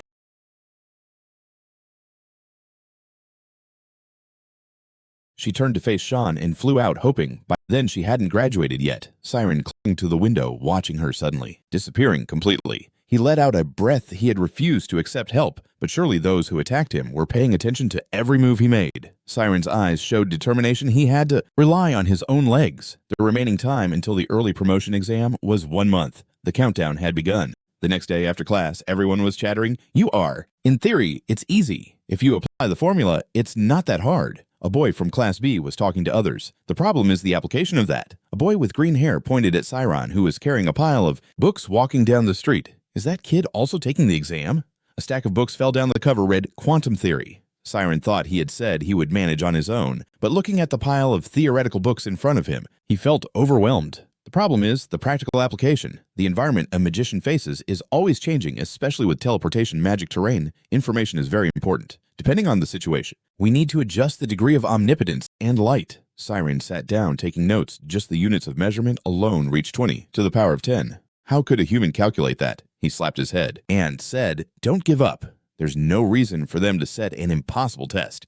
He pondered. Sienna had also said that learning teleportation wasn't complicated. But what if that doesn't apply to someone who has never learned magic like me? Siron thought about what Sienna said. The kids in Class B would definitely succeed because they had been educated since they were little, because they bombarding me. Don't give up. There's no reason for them to set an impossible test. He thought Miss Sienna had also said that learning teleportation wasn't complicated at all. But what if that doesn't apply to someone who has never learned magic like me? Siron thought about what Miss Sienna said. The kids in the first grade would definitely succeed because they had been educated since they were young, because they could easily hire expensive tutors. Siron felt like an outsider watching them. Sienna had asked him if he could bridge that gap. Siron looked up. Enpas was smiling at him. Over here, someone was clapping, praising, "That's great." That person looked at the back of the tall guy through the fog, said, "You performed teleportation perfectly." Indeed. Smiled at him.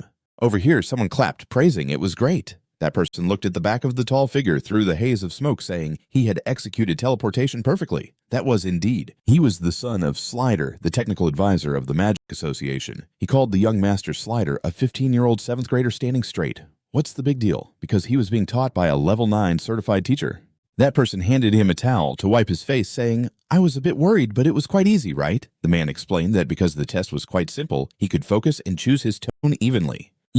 Although learning to apply teleportation perfectly in 1 month is impossible, if we just speed up learning the necessary parts for the test and spend the remaining time practicing, it's entirely possible to complete the exam. Laughing, feeling smug, maybe I should thank that special jerk for the umbrella. He wiped the sweat and said, "Practice, so it was entirely possible to complete the test." Funny smug, maybe I should thank that special jerk for helping me. He wiped his sweat, saying, "Remember him if I level up in time." The short guy took a sip of water and turned to ask that man, "Hey, what's that jerk doing?" The man replied, as instructed by his master, "I'm keeping an eye on him, but it seems he's just self-studying and reading books." Self-studying with books? That's hard to believe, he thought.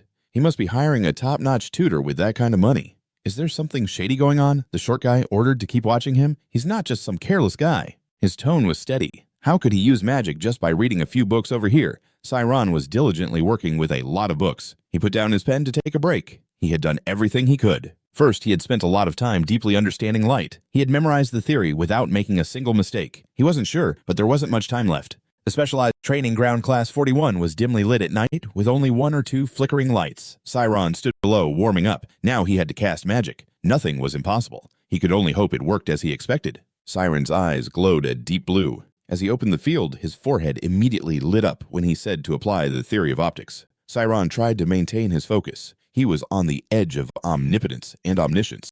The light grew brighter. Siron was almost enveloped in blue light. The words he formed in the middle erased his body, and suddenly Siron was shining bright yellow. He joyfully looked at himself. "All right, it's working," Siron shouted. Now it was time for teleportation. His eyes widened. A human couldn't calculate the amount of light. Siron recalled the teachings. When a magician focuses, their mind becomes sharp enough to perceive everything around them. It's said that excellent magicians can even count the number of leaves from a distance. Someone placed small coins in his hand and explained, "This is called the extreme sensitive mental state, also known as the unpus field." He extended his hand, saying that in this state a magician would perceive the outside world in an extraordinary way. As a result, they could manipulate phenomena right in front of them as if opening up a new land, not calculating the quantity, but feeling everything. Time was passing.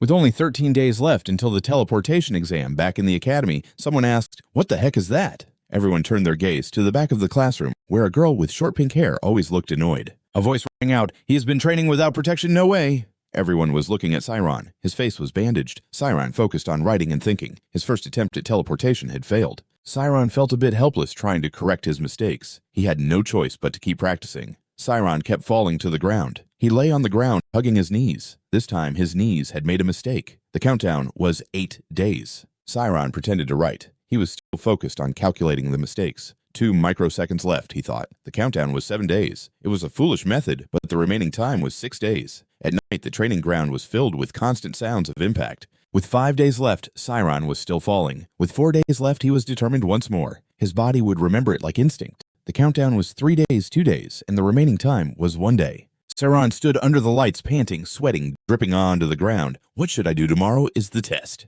Just like every time he corrected one mistake, another one popped up. Siron wiped his face. Now there's nothing left to fix. I have to do it.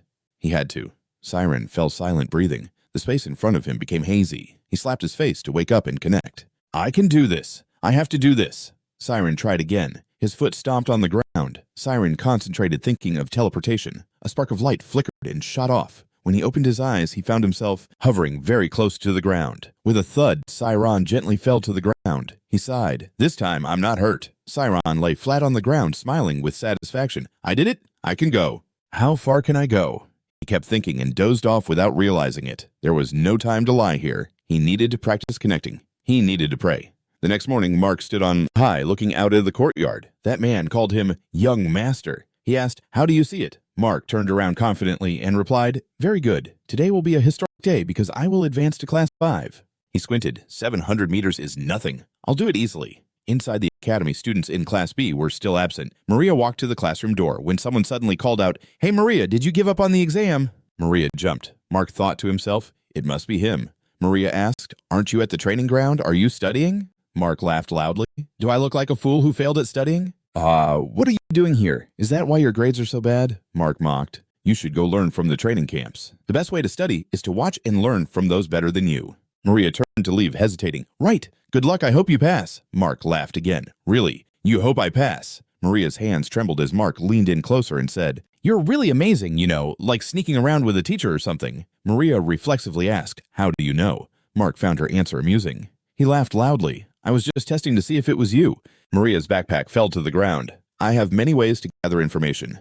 It's a bit strange for a shy girl like you to come to the teacher's office." Maria pressed against the wall. "Because we're classmates, I'm nice to you. But once I'm your senior," he threatened. "Do you think something will happen after that?" Looking at her trembling figure, Maria pressed against the wall. "Because we are classmates, I treated her well. But once I am her senior," he threatened. "Maria, do you think what will happen next?" Looking at her trembling figure. Maria, the main character, stood up straight. She's really such a coward. How could she even think about becoming a magician? So even though she's 4 years older than me, she's in the same class as me. I left a comment and walked away. Just wait and see. Behind Maria sat on the ground in fear, trembling and covering her mouth, tears streaming down her face. I pushed the door open and loudly asked about the plan we discussed.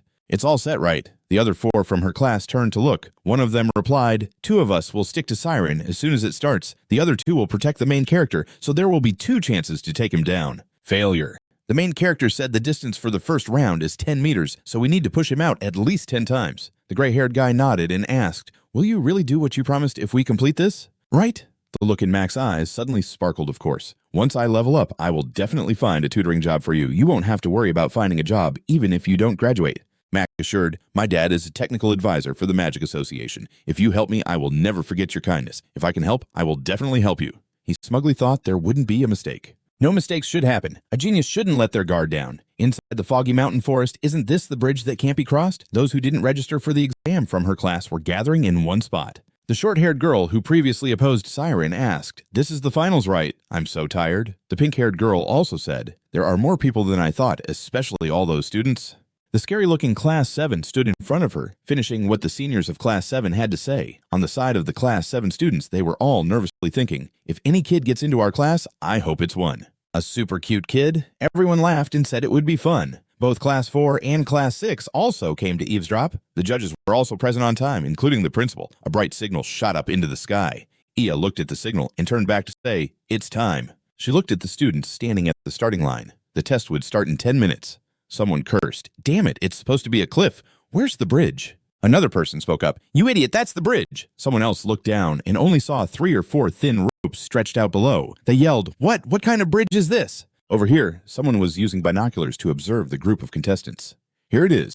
This is the best spot. Sorel excitedly held the binoculars, seeing everything clearly. Ami crossed her arms behind her, saying, hey, we don't have time. Why are you watching those stupid 7th graders? Sorel said, what are you talking about? I have to cheer for your boyfriend. Give him a little luck. Ami sighed. Whoever passes will pass. Whoever fails will fail. What's the point of cheering? She bit her finger in thought. Anyway, can he teleport? The black-haired guy walked over to call the main character. He was just warming up and asked, have you found Siron yet? The black-haired guy replied, no, the boy said he's not here. Mac glanced at something over here.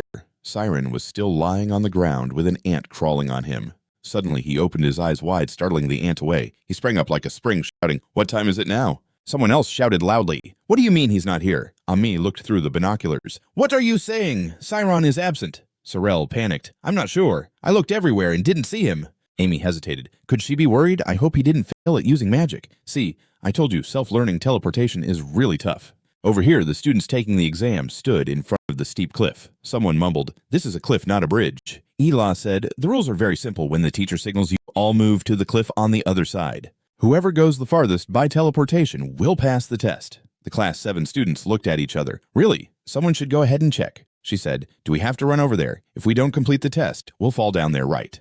The Class 7 students were skeptical. Is there really safety equipment down there? That stood in front of them talking, if you're scared, just give up. The Class 7 contestants turned to look at him. That said, as you all know, death is a very real possibility in any program at the magic school. His face was serious. Moreover, this is an early promotion exam, a place to select suitable students for Class 5. So, if you can ensure your own safety, then participate. With that weak determination, he coldly warned the students, then leave now, while you still can. Outside, he looked serious, but inside, he was bursting with laughter. You're just trying to prevent safety incidents, right? A little pressure is necessary, isn't it? He glanced in one direction. The real danger was looking at Mac's group standing there with their arms crossed. Those participating for competitive purposes. Mac sneered, what are you doing here with such mediocre abilities? You'll just end up paving the way for me in society. He was smug and added, that kid with the umbrella, I heard he self-studied to pass the test. He's bound to fail. Just watch, what a joke. Mac looked ahead. I even have to prepare thoroughly like this. Just then, Ia raised her hand. All contestants, the exam is now allowed to begin. Suddenly, she saw something and fell silent.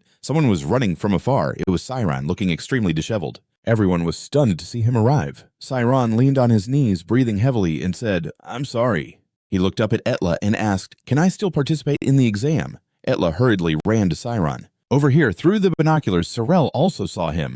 Ami, there he is. Ami snatched the binoculars from Sorel's hands, yelling, what the hell were you doing that you just got here now, you idiot? Over here, through the binoculars, Sorel also saw him. Ami, there he is. Ami snatched the binoculars from Sorel's hands, yelling, what the hell were you doing that you just got here now, you idiot? Ami was watching while biting her lip. Why does that kid's face look so beat up? Did he get hurt while practicing? Near the judges, Sienna turned back to ask Principal Anpas about Ethan. The principal wanted to ask if students arriving late should be penalized, and Pas nodded. Managing the situation is also a skill for students, so let's start the exam on schedule. Sienna stayed silent for a moment. Then she replied, I understand. Just then, an orange flare shot up into the sky. Ethan turned around and shouted, Get ready, the exam will start as planned. Itel said to Siron, who was unsteady, Siren, if you want to. If you want to give up, just tell me. Siron trudged forward, thanking her for her concern. I'm fine. Someone waved at Siron from this side, and Ngu said thank you to the kid who just spoke. He glanced at the person standing a Siron away, signaling him to step aside successfully, getting rid of that kid in one go. Siron bowed his head, panting, drenched in sweat, and glanced ahead, focusing. Now give it everything you've got. Miss Edel raised her hand high and said, Next, the early promotion exam for Class B officially begins. Everyone prepare. Edel looked at the watch in her hand, and everyone lined up. In position, everyone bent down into a ready stance. M glanced at the person next to him and signaled, Just follow my lead. The person next to him nodded, and Siron focused his mind. Edel fired a flare. Up into the sky, as a signal, all the students participating in the exam dashed forward. Siron also ran headlong like everyone else. The other two ran behind Siron, looking at each other and nodding. The clock was ticking. As time passed, the exam went on for a second. The kids had come this far after many rigorous training sessions. However, this was the first time they saw the cliff, feeling the sky stretching out. What would it be like underfoot? A warm sensation spread through their toes, excitement or fear. It was a world they had never known. There was only one strategy the kids could think of. Run ahead with a determined wish they had to secure the first place. Each student held the thought that the chance to win first place was entirely possible. The exam time was passing. After 2 seconds, the distance to the cliff was still 2 meters. M was also using all his strength to run. He thought that running fast wouldn't help him secure first place. What mattered was using teleportation. At that moment, according to theory and practice, the prerequisite for victory was to determine the right moment to jump. Depending on the jumping position, it would decide the outcome of the previous or next round, nothing else. Of course, if you have the courage to do so. The red-haired classmate accidentally kicked his foot. The distance to the cliff was still quite far. He risked it all. The red-haired classmate shouted, Screw it! Then he immediately disappeared in a flash of golden light. The classmate nearby hurriedly said, Me too! Everyone started using teleportation as the exam time passed 3 seconds. 5 meters to the cliff, the leading group. Go, someone shouted. Damn it, I'm definitely going to make it. The distance was 3 meters. Another guy also dashed forward. One of M's buddies ran up from behind. Sorry, I'm going up.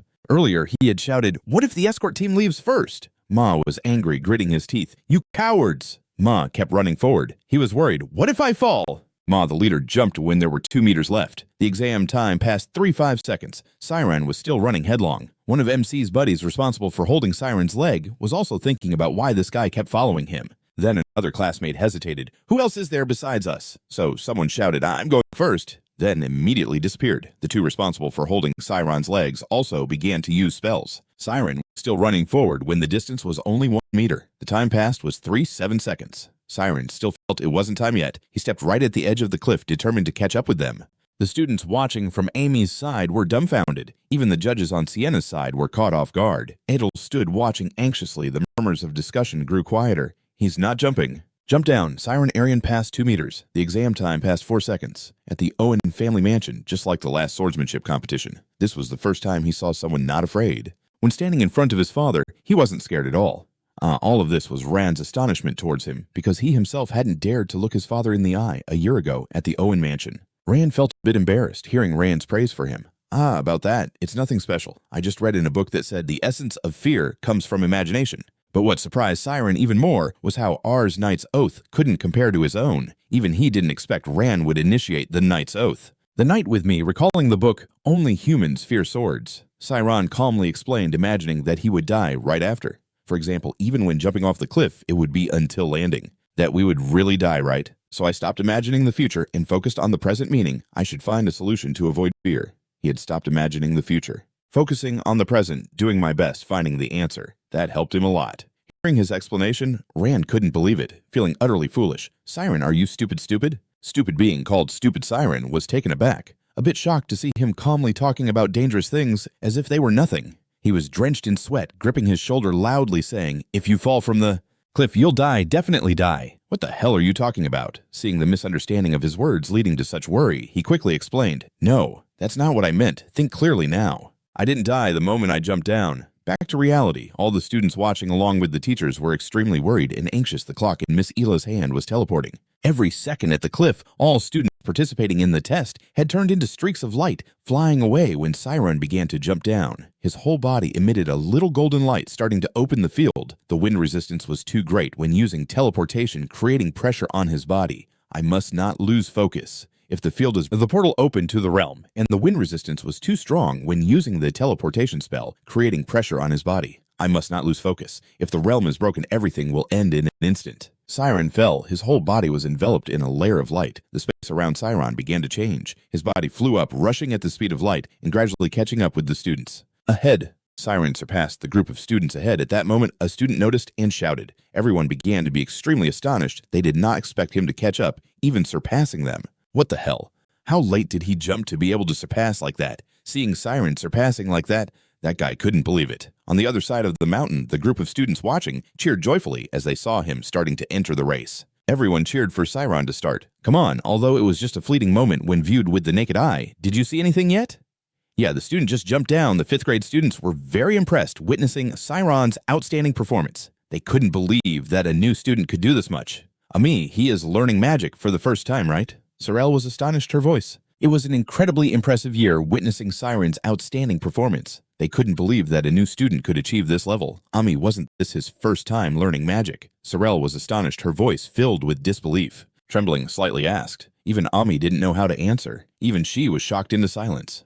Calm down. She also understood why he started later than everyone else, so she felt no longer surprised as before. Indeed, although starting late, he had tried to make up for it. As long as he maintained that good pace, Siron would always be the one leading back in the race. M was in the lead. But he knew it wouldn't be long before Siron caught up with him. Damn it! What the hell is the operation team doing? Now the distance ahead is no longer a problem, he thought to himself. Glancing back, he tried to speed up, but it was too late. In an instant, Siron had passed him, becoming the leader. That kid was right in front of him, while in the distance, in the forest. Near the mountain range where the competition was taking place, Maria was slowly stepping into the forest. Maria wasn't that she lacked talent from the beginning. The bullying of classmates, along with her own insecurity and weakness, had held her back. In the teacher's room, when asked about her score, Maria was scared to look up, her voice trembling as she replied, "Yes, sir, they bullied me too much." Her heart was holding her back. In the teacher's lounge, when asked about her grades, Maria was too scared to lift her head, trembling as she replied, "Yes, it's just that those kids were too rowdy." Moreover, even though she couldn't finish speaking, the teacher coldly cut her off. It's obvious that classmates hold each other back. This is a competition where all the other students have surpassed and been promoted. After the 3rd round, the exam participants were divided into 3 groups. The leading group was the one with Siron and Mark's combat team. The middle group stayed about 3 meters behind, and the last group consisted of those who used magic first out of fear of dying. Damn, I can't even use the flying spell. According to the seniors, even if we fall, we should be safe. Right after flying for a while, a careless student let out a scream. Just that scream caused the student to lose balance and fall. Following them were many other students from the 3rd group, all falling down the cliff, screaming for help in panic. "Teacher, I give up." Seeing the students fall, the other students came to watch, and the teachers all laughed. The scene was just as predicted. Those students who couldn't overcome their fear would fall first, saying that the teacher immediately wrote down the names of those eliminated on paper. The eliminated students continued to fall, screaming non-stop. "Damn, where's the safety equipment? How much longer do we have to fall?" When everyone had fallen to a certain height, a large fan at the bottom of the cliff started operating. The fan created gusts of wind to catch the falling students and safely land them. Those who were still conscious lay flat on the ground lamenting, "This is so unfair. You should have told us about this." After a thrilling experience, the eliminated group of students collectively shouted in despair as the seniors hadn't warned them about this. They all didn't know this was just a small gift for the juniors that the seniors intentionally left behind. In the end, all the students in the last group were eliminated. 200 meters, the students who made it this far were showing signs of exhaustion, panting. "I can't go any further." Some students too tired to maintain the teleportation technique fell down. "Teacher, help me!" Familiar cries rang out again. The middle group had given up quite a bit, returning to the leading group. MC was still trying to speed up. His magical talent was also average. Up until now, there were no signs of fatigue. Those fools without ability shouldn't dream of climbing high. The ones in the middle would definitely give up eventually. Hearing the cries of surrender from behind, Mark secretly looked down on them. Although Mark had tried to speed up to keep up with Siron, the distance between them was still quite far. The problem was the atmosphere. I really don't know if it's due to my mood, but I feel like the distance to that kid is getting further away. M gritted his teeth in frustration. M continued to increase his speed, trying to catch up to him. Inside, he couldn't help but feel annoyed thinking about him. He didn't even show any signs of fatigue. How could that be? He should have collapsed before starting. Suddenly, up ahead, Siron underwent a transformation. A surge of energy flooded into his body. MC, witnessing everything from behind, cursed inwardly. Damn it, what the hell is going on? Siron suddenly accelerated. Etla used her magical eyes to observe the exam of all the students. Had to admire his talent. Siron's talent was truly amazing. Even I had to use shadow spells multiple times, yet Siron's pace was maintained like a constant, just like a machine. The illusion machine that Eaton uses is a way for her to objectify herself, to stabilize her mind, while also creating a unique inertia that not only she, but all the teachers grading also nod in agreement with her comments. Some teachers even gave feedback to the MC when they saw his decent level of magic. On the other hand, the MC showed a noticeable change in his rhythm compared to his classmates, but there was still some impatience due to youth. Not only that some people praised Ethan's talent, indeed, she could accurately detect things from such a distance with her empathy. Standing next to the displeased principal who remained silent, the principal was also very pleased with the talent that Siron was displaying. Sorel took out binoculars to watch the competition and asked Ami beside him,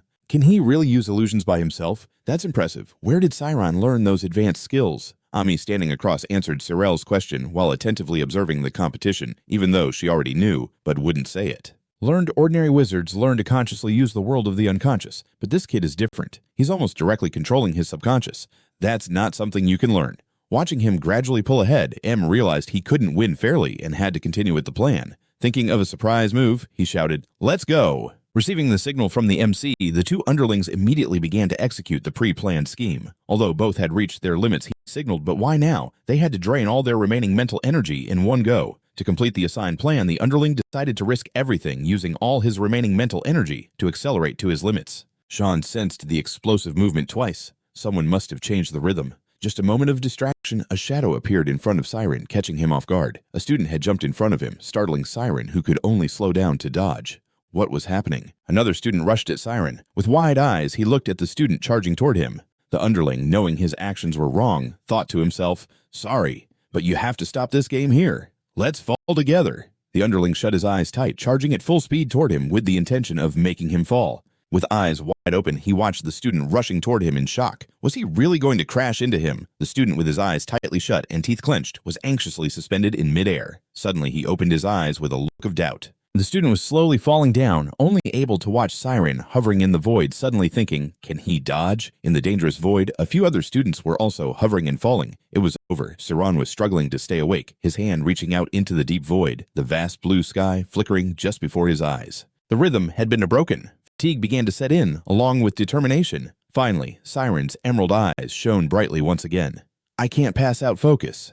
A beam of light like sunlight shot up into the blue sky. The student falling down saw that scene. He was indeed a demon, not a human. With that thought, the student continued to fall alongside a few others below. The 5th grade students were still chattering.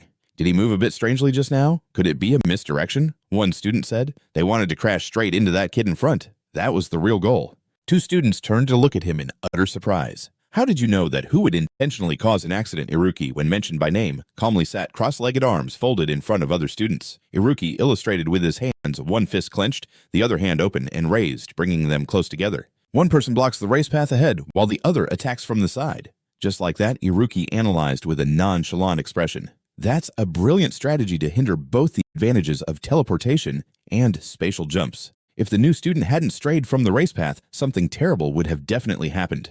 After finishing his analysis, Iruki waved his hand. "If it were me, I would have easily escaped using the motion equation." Hearing that the 2 students could only frown in anger, disgusted, and looked away. What a disgusting act of pretending to be innocent. The 2 exchanged glances. But according to Iruki's words, something must have happened. The teachers hadn't noticed. Who knows what they were planning? Meanwhile, the principal and Miss Sienna were still monitoring the exam. M, with his abilities, was speeding ahead with a confident expression, laughing joyfully. The top position is mine." The MC smiled victoriously. "Everyone must be so jealous. Those stupid classmates and even the 6th graders will become my juniors. Just watch M's. My talent is unmatched." At that moment, Siron was still trying to catch up with the dazzling magic flow of the MC. Siron thought the MC was in great shape. He would definitely finish the exam. If he wanted to win, he had to be faster. If he rushed, the teleportation distance and temperature might get ruined. Siron's eyes were filled with determination. He would move at it, and then Siron's magical light accelerated even more. Siron shot ahead faster than the MC by half a beat. The crowd became more lively, excitedly shouting, "Siron is catching up!" Now there's no turning back. More importantly, that was the real goal. Two students turned back to look at him in utter surprise. How did he know that who would intentionally cause an accident when Iruki was mentioned? He calmly sat cross-legged, his hands clasped in front of many other students. Iruki demonstrated with his hands, one hand clenched into a fist, the other hand open and upright, bringing them close together. Then he said one person blocks the race path ahead, while the other attacks from the side. Just like that, Iruki, with a calm expression, analyzed. It was a brilliant strategy to hinder both the advantages of teleportation and spatial jumps. If the new students didn't stray from the race path, something terrible would definitely happen. After finishing his analysis, Iruki waved his hand, calmly smirking. If it were me, I would have easily escaped using the motion equation. Hearing that the two students could only frown in anger, disgusted, and looking away. The disgusting act of playing innocent. The two of them exchanged glances, but according to Iruki, something must be going on. The teachers hadn't noticed. They didn't know what they were planning. Meanwhile, Principal and Sienna were still monitoring the exam.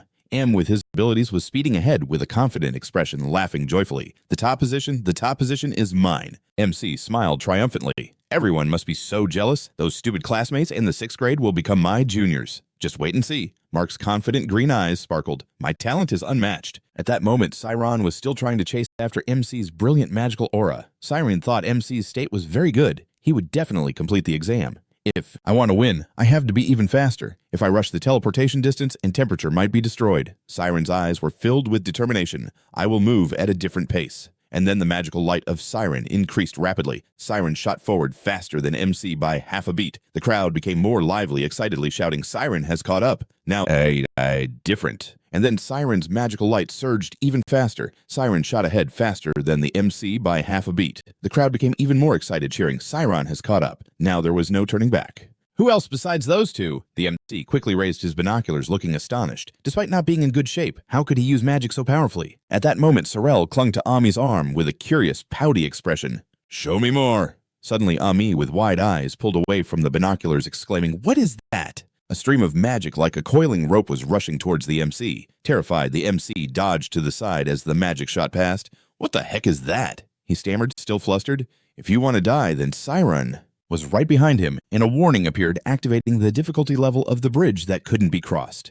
Everyone was shocked by the warning. Level 10 Siren left both the MC and Siren stunned. Looking at the dangerous, intricate magic array before them, it continuously shot out long strands. What the heck does level 10 mean? In front of everyone, Miss Sienna quickly called out, Principal, I need to check the equipment room. As she spoke, the principal dashed off, using magic to fly up a bright stream of magic shooting up into the sky. Miss Sienna hurriedly said, Principal, we should stop the exam. Another teacher replied, but this is the promotion exam for 2 grade levels. If it's canceled, the families will protest fiercely. What do we do then? At that moment, Principal Anpas was still watching the ongoing exam. Hearing the other teacher, Principal Anpas shouted angrily, Is this the time to worry about that signal to stop the exam immediately? A magic bolt shot up into the sky, appearing before Siren and the MC, startling both of them. Sean hovered in the air, watching the signal before him.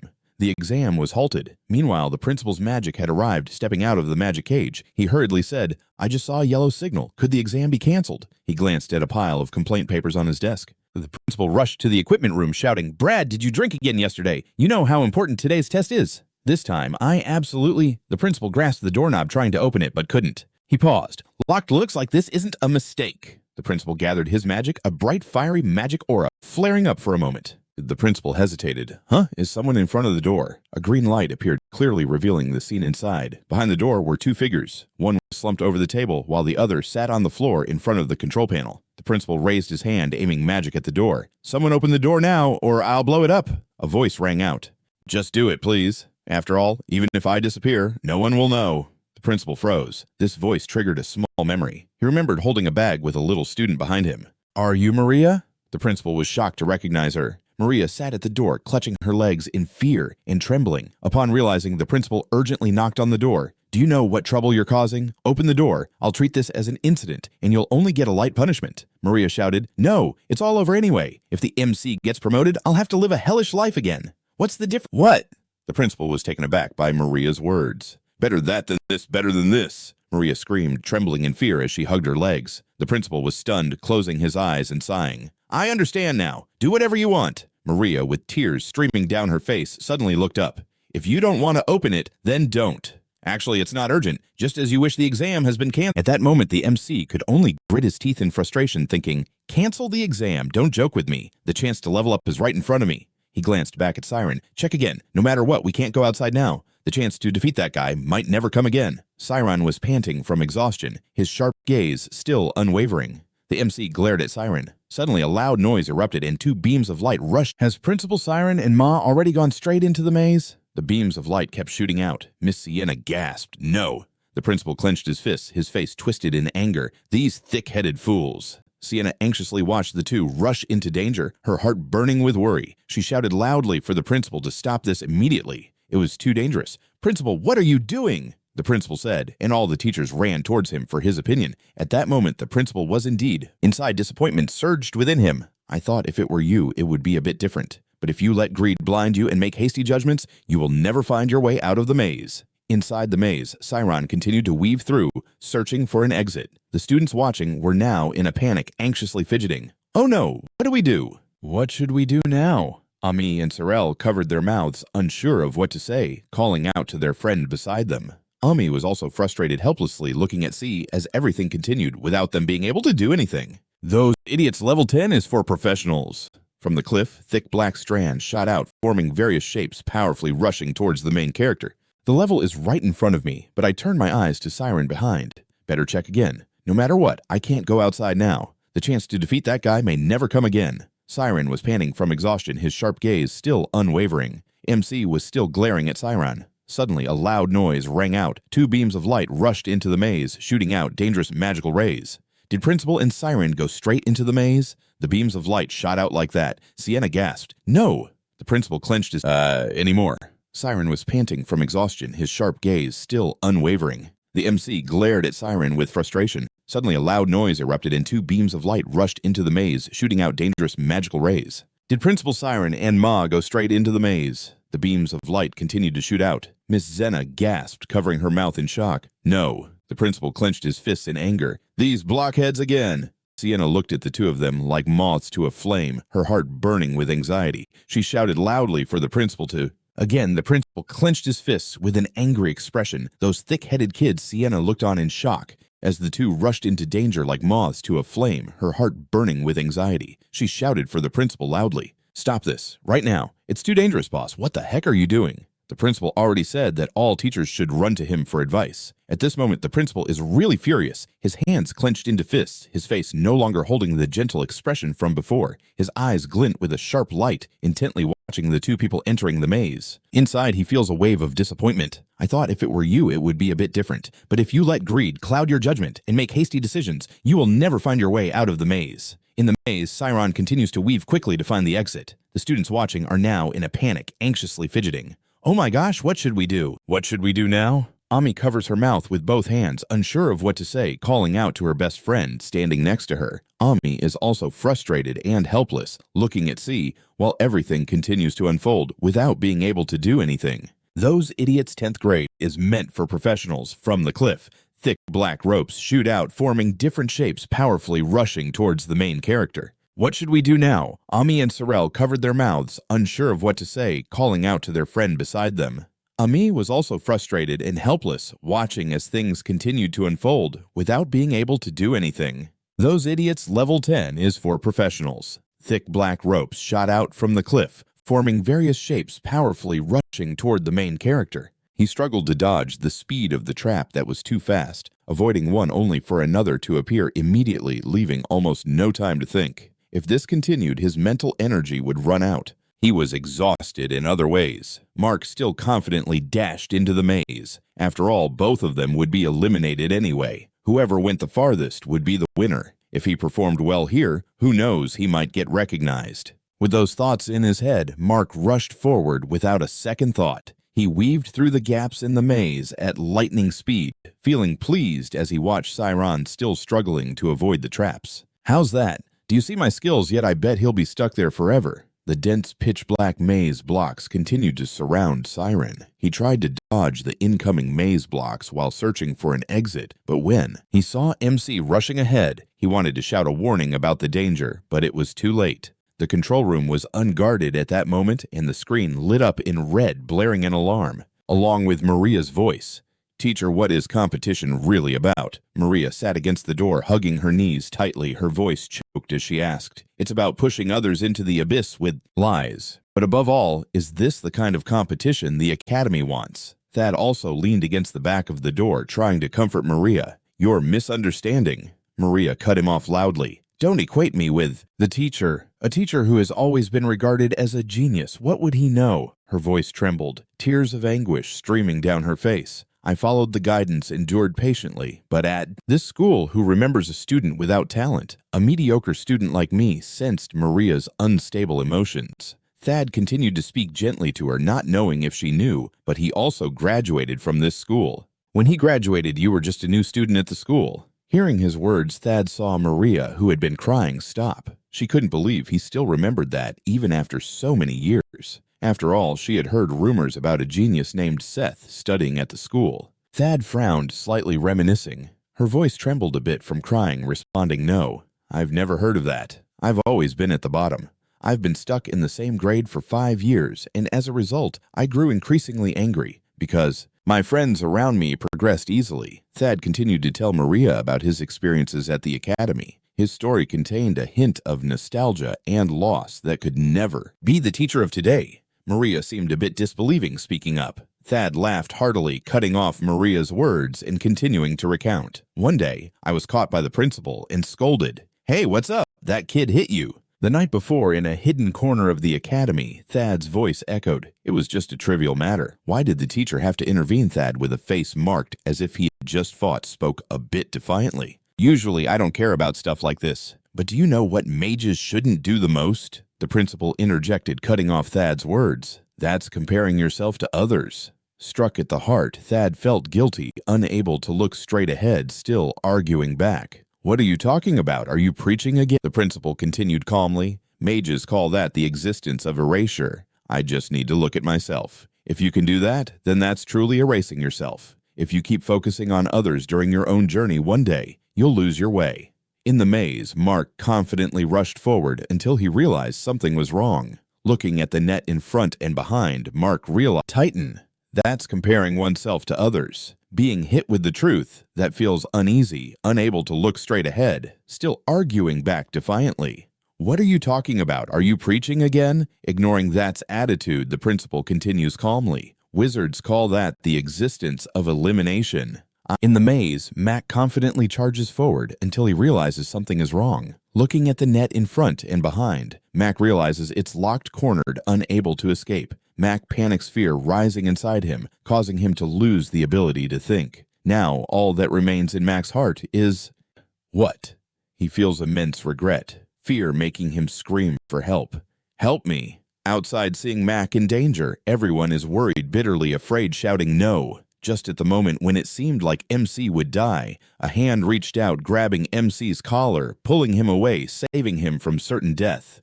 And later Mac realized he was trapped, cornered with no way out. Panic surged within him, fear overwhelming him and causing him to lose the ability to think. Now all that was left in Mac's heart was regret. He shouldn't have taken this path. Seeing himself trapped, unable to escape, and the maze blocks advancing to attack. In his mind, there was only one thought: would he die like this? He felt immense regret. Fear made him scream for help. Help me! Outside, seeing Mark in danger, everyone was worried, bitterly afraid, shouting no. Just at the moment when it seemed MC would die, a hand reached out, grabbing MC's collar. What? He felt immense regret, screaming in fear for help. Help me! Outside, seeing Mac in danger, everyone was worried, bitterly afraid, shouting no. Just when it seemed like the MC would die, a hand reached out, grabbing the collar of the MC, pulling him away, saving him at the last moment. Grabbing the MC's collar, his hand reached out, grabbing the collar of the MC, pulling him along, saving him from certain death. Grabbing the MC's collar, Siron gritted his teeth, pushing himself to escape the labyrinth's attack, looking on. Seeing Siron successfully save MC, everyone in the 7th class cheered joyfully. MC was saved. Siron rescued him. Suddenly, a student realized that both were still in the competition and voiced their confusion. But this is a competition. Why would he save his competitor? Hearing the question from the girl who just spoke, another student immediately scolded her loudly. "Idiot, does winning even matter when someone is dying right in front of you? Now that doesn't matter anymore." Another student just realized that the way Siron saved MC was a bit special. How could he perform such a teleportation? In the air, MC continued to struggle, crying out for help. "Save me, save me." Feeling Mark was too annoying, Siron shouted, "Shut up. I'm thinking of a way. These traps are a kind of illusion. I need to see through." At the competition, why would he save his rival? Hearing the question from the girl who just spoke, another student immediately yelled at her. "You fool! Does winning even matter when someone is dying right in front of you? Now that doesn't matter anymore." Another student just realized that the way Siron saved MC was a bit special. How could he perform such a teleportation? In the air, MC continues to struggle, crying for help. "Save me, save me." Feeling Mac is too annoying, Siron shouts, "Shut up, I'm thinking of a way. These traps are a kind of illusion. I need to see through." Does it even matter when someone dies right in front of you? Now that doesn't seem important anymore. Another student noticed that Siron's way of saving the MC was somewhat special. How could he perform teleportation like that? In midair, the MC continued to struggle, calling for help. "Save me, save me." Feeling Mac was too bothersome, Siron shouted, "Shut up. I'm thinking of a way. These traps are a kind of illusion. I need to see how can we teleport like this?" In midair, the MC continued to struggle, calling for help. "Save me, save me." Feeling annoyed by Mark, Siron shouted back, "Shut up. I'm trying to think. These traps are a form of illusion. I need to see through these traps to find a way out of here. Let's move forward." While thinking of a way to escape the labyrinth, Mark was also dragging a weight, making Siron feel a bit tired. Siron used light speed, carrying Mark up high. The traps were chasing after them. As Siron moved the traps in, the maze seemed to come to life, chasing after them. Running upward was useless. Avoiding it, the students below saw that flying up was useless, so they shouted loudly to remind them. Seeing the maze chasing closely, Siron knew that pulling was a useless method, but right now, he couldn't think. There's got to be a better way. It doesn't mean anything at all. What should I do?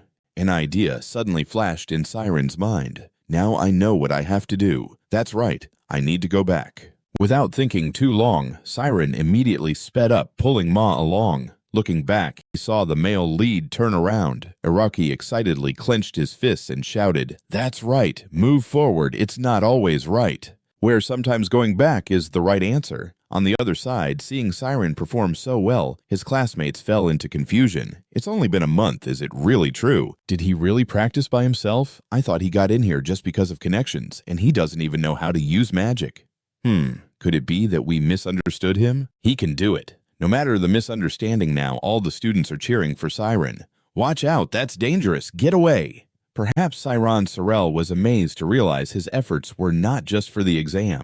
Ami affirmed from the side. He must have practiced hard not just to do well in this exam. After all, the promotion exam is just a small part of the journey. To become a talented magician, he simply wants to be a talented magician. Sorel spoke up in the control room, still chatting to comfort Maria. Competition is just a tool to reach the goal faster. Going slow is fine too. When we cross the finish line, we will all become magicians. The words of teacher that still echoed. At that moment, all the teachers and students, including the principal, were astonished, speechless, watching Siron dodge and escape the maze behind the door. Maria weakly voiced her regret. Isn't it too late now? Knowing she had succeeded, she tried to advise. A teacher that smiled gently and said, "I will help you. So why don't you have a little more courage?" Every word from teacher that gave Maria the courage she needed. She burst into tears, either out of regret or relief. Returning to the exam, unexpectedly the principal spoke up, "Continue the exam."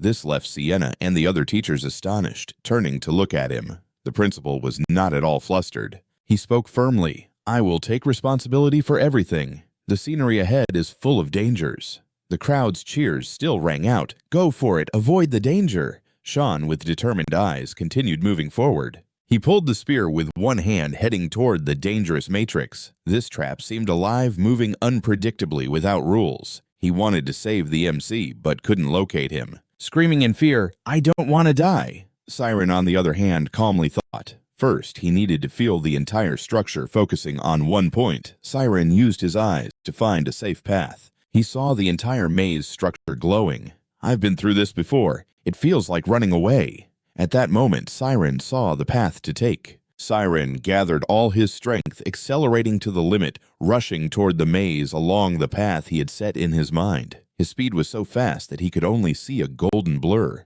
Siron slipped through the maze's gaps incredibly quickly before disappearing into it. He was like a fish in water, easily overcoming the obstacles. The students witnessing this were astonished, mouths agape at Siron's power. MT, who was pulled along, had fainted, foaming at the mouth without realizing it. Amy and Sorel were also quite surprised by how the danger increased the hidden strength. The limits formed at a satisfying point. Anpas realized the source of Siron's hidden strength, but what he didn't expect was that he couldn't know the limits of this kid. Was it because this kid had no limits? The maze kept changing, rushing toward him. No matter how it transformed, Siron could still dodge everything. Ampas, who witnessed it all, was amazed. Now he could feel that in Siron's heart there was not a single distracting thought. How surprising, no attachments, no distractions. Ethel still closely observed every second, every minute. Though her exterior remained calm inside, she was anything but. The density of the spiritual realm was nearly 99.9 pH. In a state of panic, calculating everything perfectly. Her talent was outstanding, but this challenge was truly too. Siron passed through one maze after another, and each time the challenges became more difficult. When overcoming a challenge in the maze, he realized the distance to the obstacles had narrowed to about 1 meter. He kept thinking of a solution for instantaneous movement of 10 meters, which was impossible. If so, then divide the instantaneous movement into 1/10 in order left and right. Left, right, left, right. While thinking, his body followed suit, slipping through the gaps. In less than a meter at the speed of light, Sean moved to the next level. The next was a trap at this level. The maze formed hexagonal shapes tightly packed together like a beehive, causing him some trouble. Siron realized the problem. He couldn't go in a straight line due to the extremely narrow distance. Without hesitation, Siron immediately found a solution to adapt. If so, then I will also divide my strength as much as possible. Rainbow Drop finally made it there. Araki excitedly clenched his fists and shouted loudly. This startled everyone around. What is that bending light?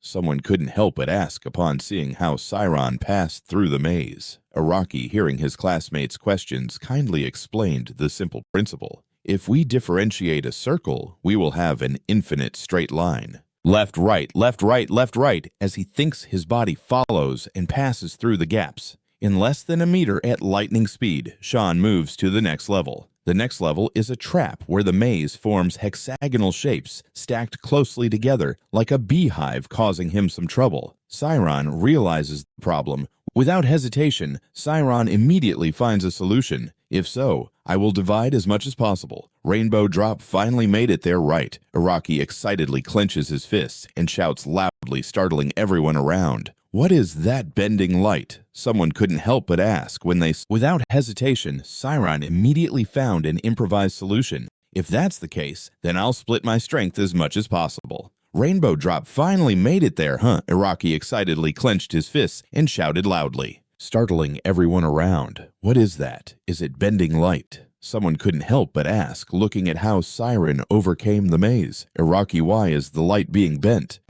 Travels in a straight line, right? Araki hears the questions from his classmates and kindly explains the simple principle. How can you ask that if we differentiate a circle, we will have an infinite straight line distance? Instant teleportation was divided into one part in 1,000, leaving all the classmates in shock, shouting, how could they calculate that?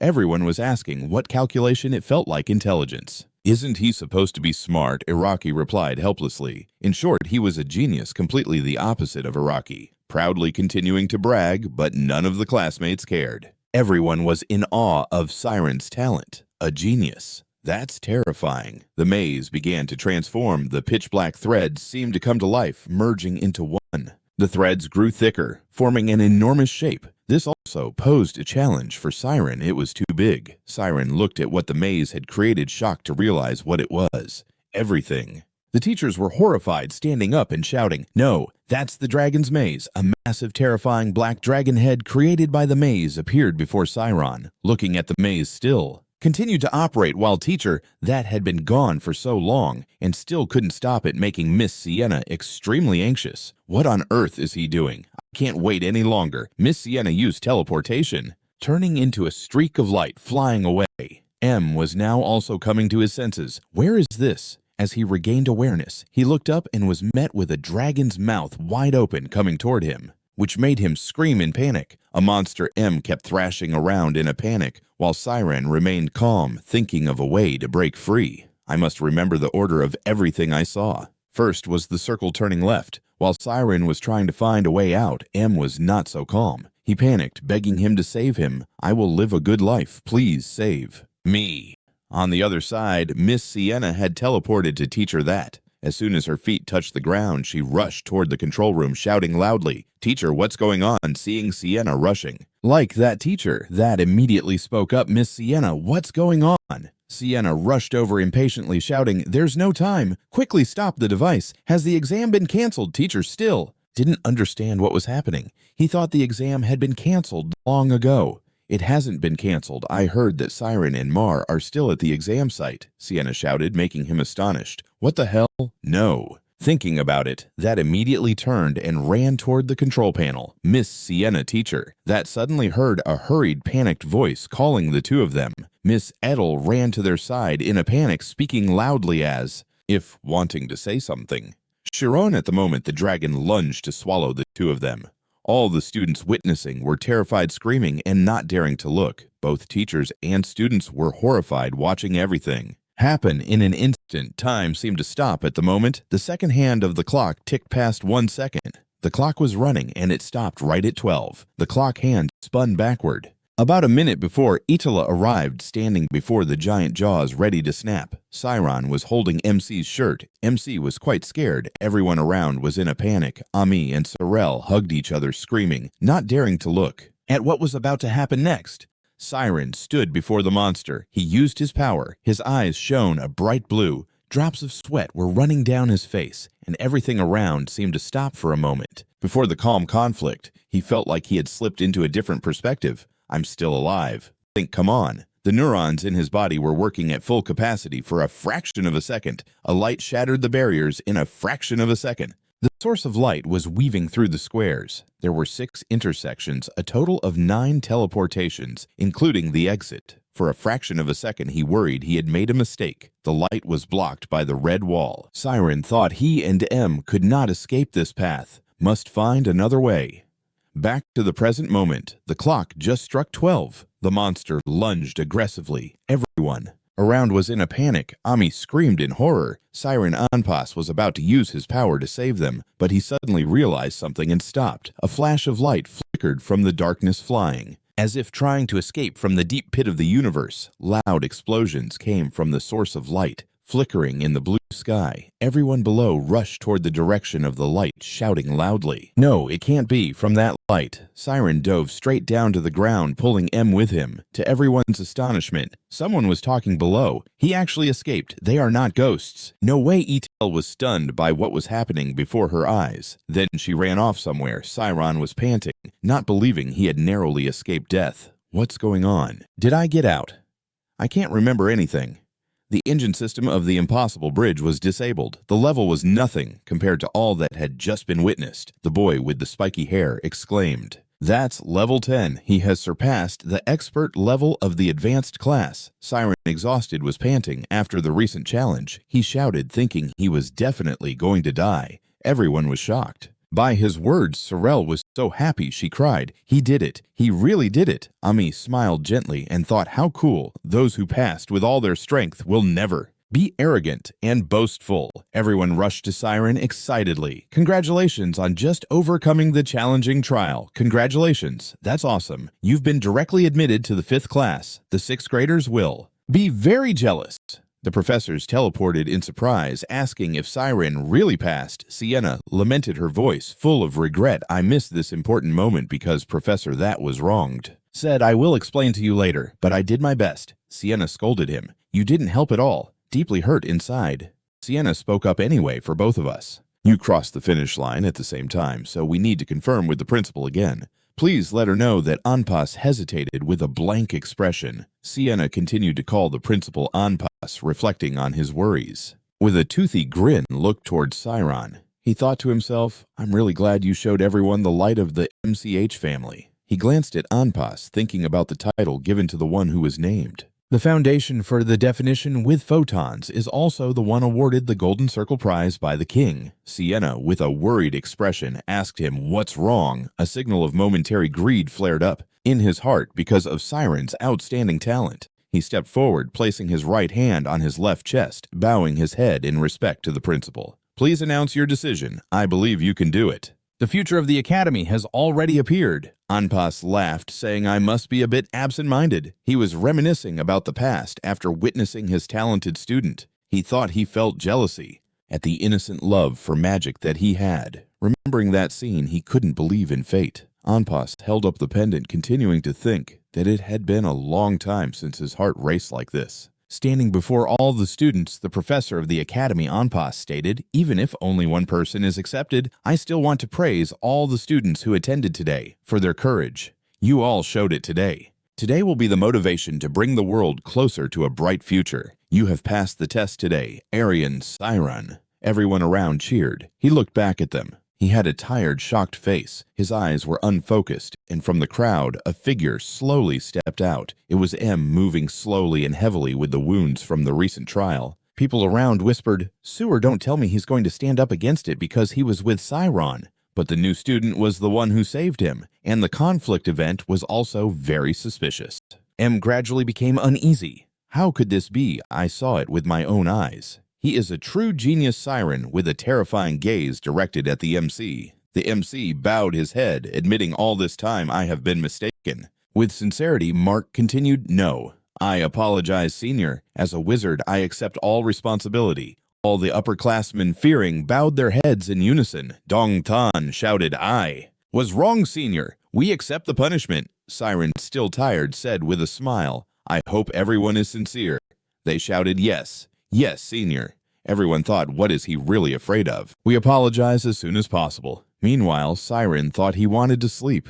He was too tired to stay alert. Awesome. Ami urged, let's go. Sorel, puzzled, asked back, I think we should stay with Siron. On an occasion like this, right? Ami replied, there's no time. In her heart, she thought he has proven himself. Now it's my turn. Suddenly, Siren looked at Ami and shouted, Ami. Ami began to feel uneasy. Both of them stopped. He raised his hand, pointing at Ami, saying, I kept my promise right. Right now, Siren is not alert. I will catch up with you soon. Ami froze. Everyone around gasped. Calling out the name of someone else's daughter like that, is he too jealous of his girlfriend? You're really cool. Siron Ami cried tears at what he just said. Siron would not remember this when he woke up. Siren had been promoted to the 5th grade somewhere in Etla. Looking for something, a feeling of curiosity arose. How strange. I'm sure that. Sezia had chased after Siron. She worried that she had lost him in the Dragon Maze, in a luxurious school building in a room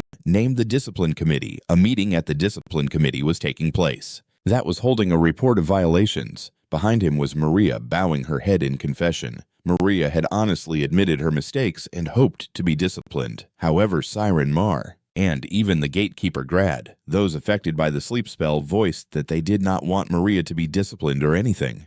Other students also sympathized. They began to stand up, admitting their mistakes. They even mentioned things related to Siren's test. From behind, Mark and other students also stood up to admit their faults, and the atmosphere grew tense. Siron looked at the MC, thinking, is he trying to keep his promise to take responsibility? Aeneas spoke up. I think Maria's situation is unfortunate. Instead, she should not have used that machine to harm others. With a serious expression, he continued, and according to the regulations, disciplinary action will be enforced. Siron placed his hands before his chest, saying, but I also accept the punishment, sir. I ignored the signal to postpone the exam and entered the maze. Moreover, I put Mark in such a dangerous place. Anphia rubbed her eyes, but who would have thought I would see such a scene in this school that everything came out beyond what the principal wanted, and all the students were bowing their heads to accept the punishment. The students failed to see the truth because they were blinded by competition pride and jealousy to become wizards of reputation. They were also admitting their mistakes. That side recalling the first time meeting the principal. Who would have thought he would teach in this way he had always taught me? So many things, dear teacher Aeneas. The gavel struck down with a loud bang. All the students burst into tears, returning to where Maria bowed her head in apology. Sienna was writing violation reports for each student. This is a precedent that has never happened since the school was established, that everyone here is punished. On the violation reports, Maria, 19 years old, 7th grade homeroom teacher, disciplinary suspension for 2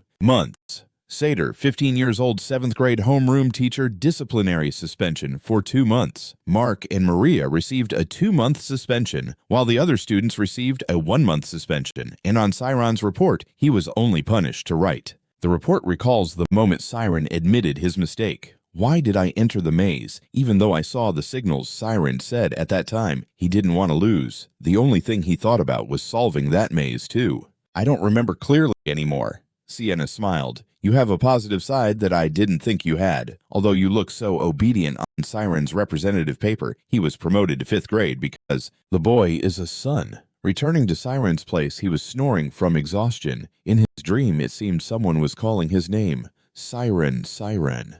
Suddenly there was a shout, the dragon's maze. A light flashed, as he was flying like a beam of light. Moreover, focusing even more, his eyes widened, remembering the scrutinizing gazes on him. I will erase myself, remember what happened, and scatter my soul into tiny pieces, as if it was dissipating all over the world, as if that was the world itself. Siron continued to rush forward. The space around him began to shatter. Siron kept rushing forward. The space around him started to break apart, infinitely faster. He suddenly fell into the shattered place, rushing at breakneck speed. Siron panicked. On the other side of the break was a black void. Piano sound rang out, waking Siron from that terrifying dream. He wondered, is the piano already bright? He was in uniform, adjusting his tie. He thought he couldn't remember anything, but why did it feel so difficult? He picked up a notebook, right the one Ami lent him. It helped him remember the rules of magic. He flipped through each page. Today he had to return it in. The new class. I want to repay her because she helped me to the end, but it seems like I saw something.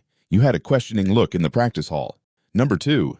Siron shouted, Ami, Ami. Turning around with a worried face was Siron. Greeting Siron. How are you, Siron? Still okay? Siron held a basket full of apples to give to the two of them, thanking you guys. I want to express my gratitude. Ami wondered, what's up? Apples. Siron handed the notebook back to Amy, replying, I didn't mean to peek, but it seems you like apples. She thought to herself, but I like cherries. Why would I like apples? She immediately flipped through the pages of the notebook. On the notebook, it was written, what do I think? The issue is that apologizing is fine, right? Sorry, apple in Korean sagwa and sorry are homophones. She was embarrassed, immediately ran away shouting, anything is fine. Sorel called, Ami, where are you going? Class is about to start. Soon. Leaving behind the two who didn't know what had happened. Why was she like that Sorel chased after her? Ami then easily passed the advanced test and moved up to the graduation class, but it seemed there were still problems that even her genius brain couldn't solve. A month later, the 7th grade students returned after a month of suspension, shouting in unison, Senior, we saved a spot for you. Siron was surprised by that. He worriedly said, you guys don't have to do that. But strangely, every time the composite class was held, the 7th grade students would start saving a spot for him. Everyone remembered the time he made a scary face. They left, immediately returning to their seats, feeling like they had become a scary senior. Suddenly, a voice asked, do you have a spot for me? The junior seemed to recognize his voice and turned around. Of course, Sister Sorel invites you to sit. Sorel continued, your lovely girlfriend isn't here. I don't see you being very active, huh?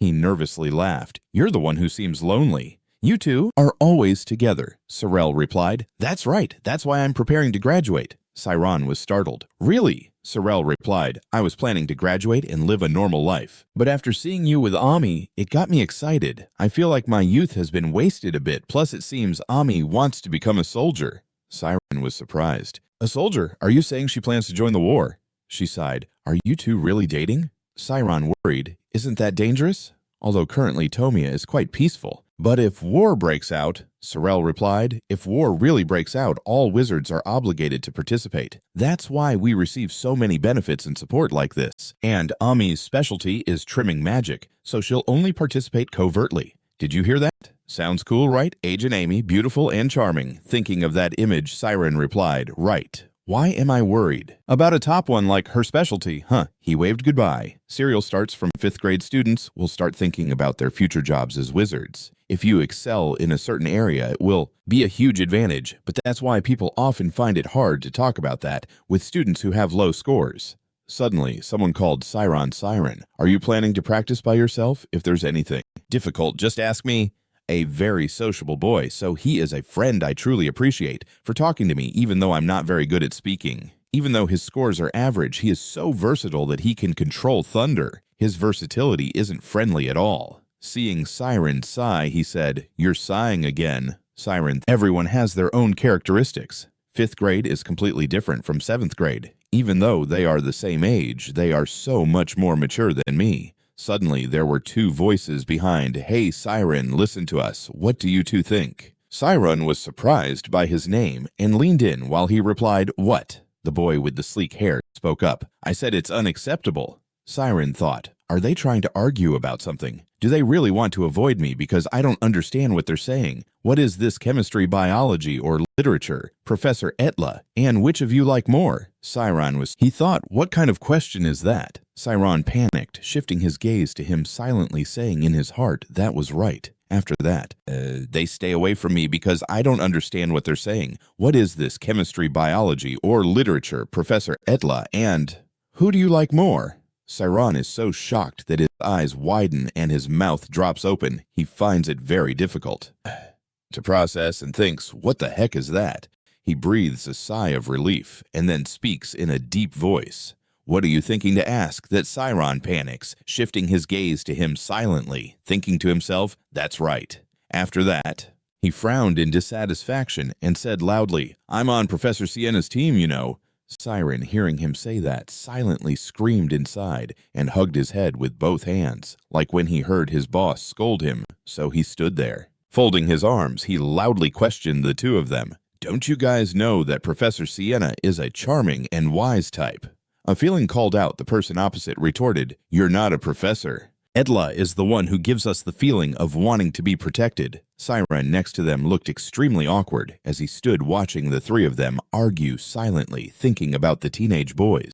Suddenly a voice directed at him rang out, Siron, what do you think? He was startled, standing there with his mouth agape, thinking, what do I think? Caught off guard, Siron hesitated and thought, yes to have. A beautiful school life. I need to learn how to fit in with everyone. Standing in front of 3 pairs of sharp, cold eyes staring at him, Siron looked uncomfortable. He had to choose one of the 2 people, which made him uneasy, thinking that both of them were professors he respected. Choosing one felt a bit difficult. He clenched his fist tightly and resolutely said, for me. Before he could finish, he suddenly froze in confusion when he saw the 2 people from before glaring at him. He was now tiptoeing. He tiptoed away, looking shy as he greeted him and said, oh, sorry, we'll come back later. He stood there stiff as a statue, silently lamenting and wondering if it was because he couldn't answer. Behind him, Siron seemed to see someone and looked away, then raised his hand and loudly replied, no, it's because of that guy. After that, he called out loudly, hey, Iroki. His gaze was cold as he looked at them, and Araki walked over. With one hand stroking his chin and the other in his pocket, he slowly approached, pretending not to know anything, and asked, what are you guys so excited about? He sighed softly and smiled wryly. In response, he said as usual, just asking which professor is better or something similar, so those guys are no longer kids, so to avoid revealing too much, he raised his hand. To introduce, Siron, this is Iroki. Hearing his name mentioned, Siron, standing behind, thought to himself, wow, changing attitude so quickly. Then he awkwardly spoke up, hello.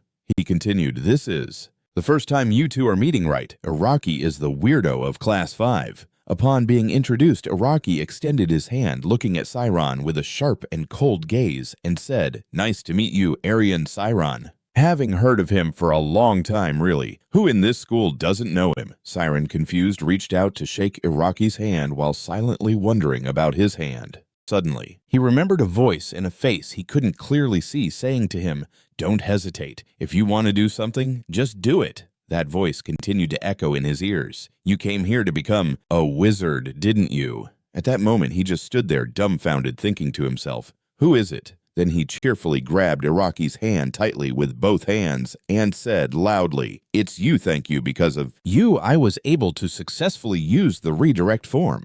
Araki looked a bit surprised as he glanced down at his hand being tightly held and didn't respond. Siron continued, "Thank you very much. About last time."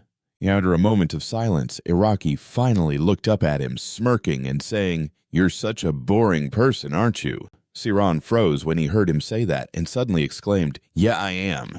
Seeing that, he quickly intervened to separate the two. He looked at Siron with a wry smile and explained, "Don't mind him, he always talks like that." Then he turned to Araki now with both hands crossed in front of his chest. "Hey, what do you mean by that?" Araki scratched his head, looking clueless, and calmly replied, "Isn't that a compliment?" saying that he stepped forward, turned his head back, and glanced at the two who just raised their hands. He smirked and said, "Anyway, good luck. Class 5 is full of weirdos, so be careful." Seeing that, he asked, "Araki, where are you going? What about class?" He turned and walked away, leaving behind 3 words, "Not concerned." Sean was astonished by that statement, silently lamenting when he heard Araki's words, "Don't you care about attending magic class?" After Araki left, he turned to scratch his head, looking at Siron. He continues on, leaving behind just 3 words, "Not concerned." Sean is astonished by that statement. He silently sighs when he hears Araki's words, "You don't care about participating in the magic class," seeing Araki leave N immediately. "He's a bit strange, isn't he?" He continued, "Yeah, if you want to understand him better, it will be exhausting. Honestly, he is a genius," so he spoke a lot and then hesitated. But the problem is that he is a genius in a weird field, so Siron looked surprised at his words and immediately asked, "Araki is a genius." Suddenly, loud voices discussing from somewhere echoed, "Hey, look! It's Araki. Why is he entering the arena again?" Up ahead, Araki was on the podium heading somewhere, and the people below were densely watching him. Another voice teasingly exclaimed, "Come on, he's not going to take off his clothes and lie down there, right?" Siron was stunned, silently wondering, take off his clothes. He stood beside and slapped his forehead, then panikedly shouted, "Oh my God, what is he planning to do now? Go check it out." At that moment, on the high podium, Araki's feet began to have swirling winds around them and some kind of spell circle surrounding him. Then, from where he stood, the forces began to radiate quickly outward. Beneath Araki, thought he wouldn't take off his clothes and lie down there, would he? Siron is stunned, silently wondering, take off his clothes. He stands beside and slaps his forehead, then panics and shouts, "Oh my gosh, what is he planning to do now? Let's go check it out." At this moment, on the high platform, the winds begin to swirl around Araki's legs, and some kind of spell circle surrounds him. Then, from where he stands, forces begin to radiate quickly. Any more? Go check it out. At this moment, on the high podium, swirling winds began to circle around Araki's legs, and some kind of spell circle surrounded him. Then, from where he stood, forces began to radiate outward. Beneath Araki's feet, spell circles spun around. He stood tall, one hand in his standing. The energy began to radiate outward quickly. Beneath Araki's feet, magical circles spun around. He stood tall, one hand in his pocket, glancing at a stream of green energy rising from the ground. Sean and the others stood there with their mouths agape, watching that green force. He wondered, what is that? Then he continued to think, redirecting magical energy, that's really fast. That green force was now creating, turning into a huge swirling circle above the heads of the other students. Some people looked terrified, and suddenly another voice rang out, and every time I witnessed it, I found it captivating. Another voice continued, surely no one else in this kingdom could do that. Araki scoffed and snapped his fingers, and suddenly 8 medium-sized blue circles appeared on the ceiling. The others looked up and murmurs erupted, what is that target practice? The teacher in the middle of a lesson in the 4th grade heard the noise and turned her head startled. Then the teacher shouted, Araki, stop it right now. Above on the ceiling, the blue circles began to sprout small wings and move, and there was an inner circle that looked like an eye. Araki pinched his thumb and index finger together and said with a cold, glowing gaze, Ignite! A voice rang out, sounding the alarm for everyone, Get down! Everyone panicked and scrambled to escape. People shouted, That crazy guy! At this moment, everyone was so scared they ran without noticing that the blue eye was pierced by a sword and began to glow intensely. On the ceiling, everyone was even more terrified. Then suddenly, it exploded. A loud bang echoed above everyone who was in sheer panic with a bright purple smoke, and everyone screamed until their throats were hoarse. Sean did not run but stood there dumbfounded, letting the purple smoke blow his hair around.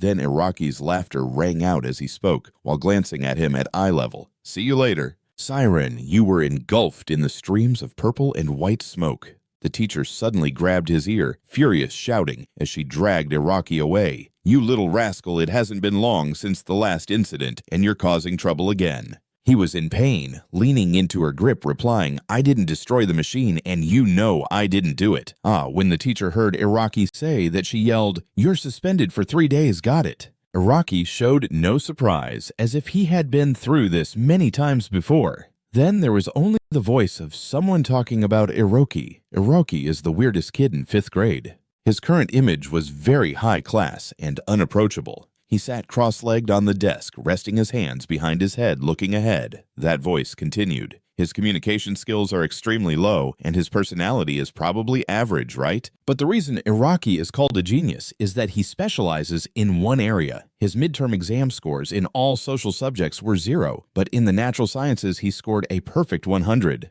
There is a condition called savant syndrome. Savant syndrome is a phenomenon where sometimes after recovering from brain injuries, patients gradually acquire abilities far beyond those of normal people." That strange voice continued. "Specifically, Iraqi is the king of science subjects. His nervous system shines. Those neurons explain that, for example, he can calculate what will happen in extreme environments with temperatures below 0 or above 100. He could even calculate the date 40,000 years from now. If he really wanted to, I bet he could count pi for his entire life." However, regarding other fields, the voice stopped here. Then the literature professor was so angry that the veins on his face bulged, holding up the literature test and shouting, "Iraqi, are you disrespecting the authority of the professor?" It was funny how he turned the essay into a math problem. Specifically in question 2, the prompt asked for a poem by the poet Gin Bateau explaining the meaning of the line, "The leaves tremble and fall." Iraqi answered that the speed at which the leaf falls has air resistance, so it moves strongly in the direction of the resultant force.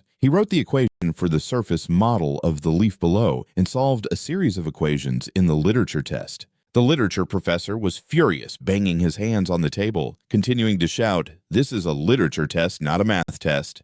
Meanwhile, he sat looking at his completed test. The professor's face appeared large on the big screen. The professor was so angry that he shouted a tirade. "It seems you want to prove you're a genius, huh? But there are many things you can't explain with math, like a profound image or emotions." Iraqi appeared uninterested, picking his pinky to clean his ear, saying with a bored expression, "But professor, there's nothing I can't explain with numbers." He glanced at the professor and continued, "If we can't explain the world with logical reasoning, how can we live in such a terrifying world?" Saying that, he pointed his index finger at the tip of his nose, teasing the professor. Her face looked like it could explode at any moment. Then he sat with his arms crossed, looking the other way, saying, "For example, an angry face is a manifestation of a chemical phenomenon inside the body." The professor silently glared at him with anger. Iraqi continued, "Emotional imbalance, nerves taut due to stress, blood pressure fluctuating. Then your blood vessels dilate and your face turns crimson, while conversely, the blood vessels constrict, causing them to bulge and turn blue."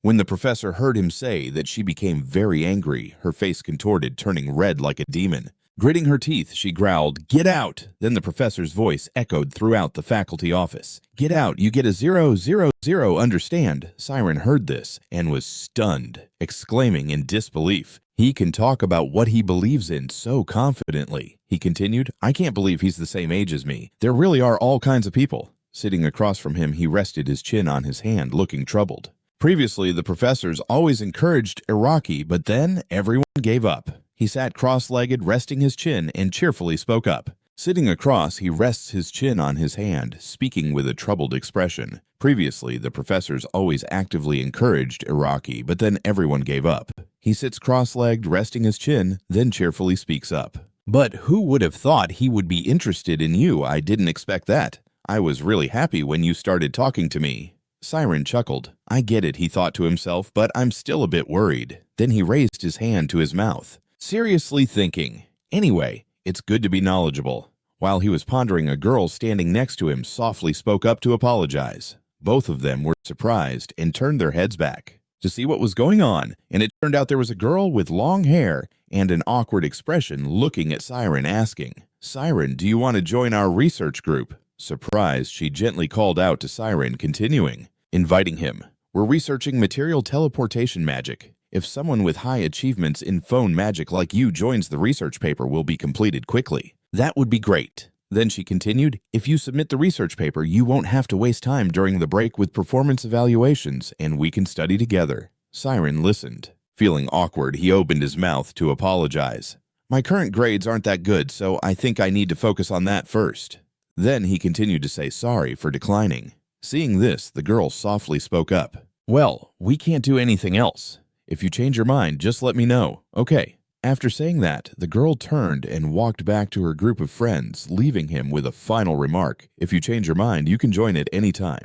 Siron, sitting at the table over there, turned around and smiled with squinty eyes. Hearing that, he replied, "Okay, thank you," and smiled at them. After a while, they went somewhere else, so he turned to watch them grinning. Feeling embarrassed, "That research group is quite prominent. Well, you already have Senior Amy, so that group isn't that impressive, right?" Siron silently wondered how those two were related. Then he thought about something else. Unfortunately, his knowledge was still lacking. He felt frustrated remembering his low score on the midterm exam. Just raising his score was already hard enough. He couldn't dream about the research group, so he teased him. "You're too jealous." Siron changed the subject and asked, "Don't you have a research group? If it were you, I think you could join a good one." So cheerfully replied, "I do have a research group." Siron exclaimed in surprise, and then continued, "And I'm also the group leader." Hearing that, he showed a look of envy and disappointment, sighed, and bowed his head in silence. Seeing this, he awkwardly waved his hand to comfort him. "It's not a big group. You're making me embarrassed. I only have 2 members, so the group's budget got cut." He raised his voice to explain to Siron, "All the seniors have graduated, so I got that position." He nodded in agreement, lamenting that the graduates also once participated in that group, right? Then after that, he brightened up, thinking of something. If it's a research group that had graduates participating, then it must be an extremely promising research group. Thinking about it, Siron asked him, "If it's not a bother, can I visit your research room?" Outside the stopping area, a strange voice rang out. "Siron, I thought you weren't interested in research." Siron replied, "No, I'm interested, but I think I would disturb others if I joined." So surprised, he exclaimed, "What, the research group isn't that rigid. We learn while having fun." "This is our research room, so I'm leading Siron to his room, a place as dark as pitch with strange shapes." Siron voiced his curiosity about what this is, introducing that it's called the Ista's Magic Storage Room, a storage room with all the training facilities for students. The two suddenly felt small like ants when standing in front of a research room shaped like a cube. A large black cube with a huge gap in the middle of the empty land in a forest. He continued, "This is an extremely advanced storage room. You can put your study materials into a block, and it will automatically bring them to the room you need to use." Sean sighed, showing his despair about himself, and spoke up, "Oh, so this is a storage room." Seeing Sean's expression, he quickly explained, Wait, even though it looks like this, inside is definitely secure. You'll be amazed." The two stepped into the laboratory, so he spoke up to introduce that this is a precious place that my seniors have worked hard to preserve. Siron wondered. "Really?" Siron continued, "So I can expect it right." "Good, of course," he continued. "You'll be amazed by the things inside." Suddenly an image appeared of a hand, of someone quickly writing on the blackboard with chalk at the place where the sounds were coming from. The two walked and talked. He lifted the bag onto his shoulder, looking at Siron, smiling, saying that other groups were peeking at this place. My seniors had to fight hard to keep ownership of it. Siron passed by another passage. He stopped and asked him, "What is this?" He looked back, grinning, and spoke up. "To be honest, we can use everything inside if we want." Siron wondered, "Isn't that against the rules?" He looked at him and replied, "And every time you find an item, you want the structure of this place will change again." In other words, he said to stop here. He had stepped deep inside, while Siron had just stepped in along the extended yellow line with the 7H symbol. He just walked, one hand carrying the bag on his shoulder, while the other hand was in his pocket, smirking confidently, saying that no one could find us here. He was surprised, following behind while looking at him. Sean was lost in thought about a hideout that no one could find you, so he extended his hand forward, happily looking at him. "This is our research room." He was speechless, unable to say a word, just opened his mouth. In amazement, he let out a sound full of doubt. The two stood in front of a sign that looked old hanging on the door, with an additional line saying the Scientific Research Room for Supernatural Phenomena. In amazement, he lets out a sound full of doubt. The two stand in front of an old sign hanging on the door that reads, Research Room for Scientific Phenomena of the Supernatural. Suddenly, Siron exclaimed in surprise about supernatural phenomena, and then he spaced out, thinking in a magic academy, but he was still as excited as at the beginning. He asked him what he thought it was so cool, right? Then he continued with an excited tone about demons or spirits, human lifetimes, planets, hell, gods, and so on. We study everything related to such things. He stood behind his face, pale, and his body trembling. Siron doubted himself, thinking he must have joined the wrong group. He definitely had no interest at all. But then a sound of a door opening echoed in the quiet space, followed by a loud explosion that caused no harm, the blast blowing his hair and clothes. Siron jumped and exclaimed, "What is this?" He chuckled with squinty eyes, saying, "It's just a bit dusty. You'll get used to it soon." He coughed violently while covering his mouth, glaring at him silently, thinking, "Why do I need to get used to it instead of cleaning it up?" He stood frozen again when he saw something in front of him. In front of the two was the back of someone. Standing and writing on the board, it turned out to be Iraqi. He was focused on solving something. Siron spoke up, "Is that Iraqi?" He tilted his head to look at him leisurely, saying, "Our research group is quite famous. So, we can't reveal all the members yet. That's why I couldn't tell you before." Sean was confused. Does Iraqi have an interest in supernatural phenomena? Iraqi seemed to have noticed the presence of the two, so he explained that his joining was actually the opposite. He joined to prove the contrary. This is also a good bait to lure those who think everything in this world can be understood with a rational mind. Iraqi's eyes lit up excitedly, saying, "Is that Siron? Oh." He ran over, grabbing Siron's hands. He excitedly opened his mouth. "What wind brought a genius like you to this humble place? It's good that you're here. Listen to what I've found." Siron was startled, mumbling a response. Then Iraqi continued, "When matter is broken down, what remains are atoms, right? Is that correct?" Iraqi still had that excited face and said, "But I think even atoms can be broken down into even smaller particles. What do you think those particles are made of?" He was confused by Iraqi's question, hesitating to say, yeah, right. "I'm not sure, but I think there's a form of hidden energy concealed." After hearing this, Iraqi kept shaking hands up and down with Siron, saying, "You're right. I knew you were an amazing person. I can't believe you think that far." He was really sweating bullets with Iraqi. Silently thought to himself, "Did I get it right?" Iraqi looked at Siron happily and continued, "There must be a lot of potential energy there, so much that it could destroy an entire city. What do you think would happen then?" Siron was puzzled by the question Iraqi posed. He replied in surprise, "What?"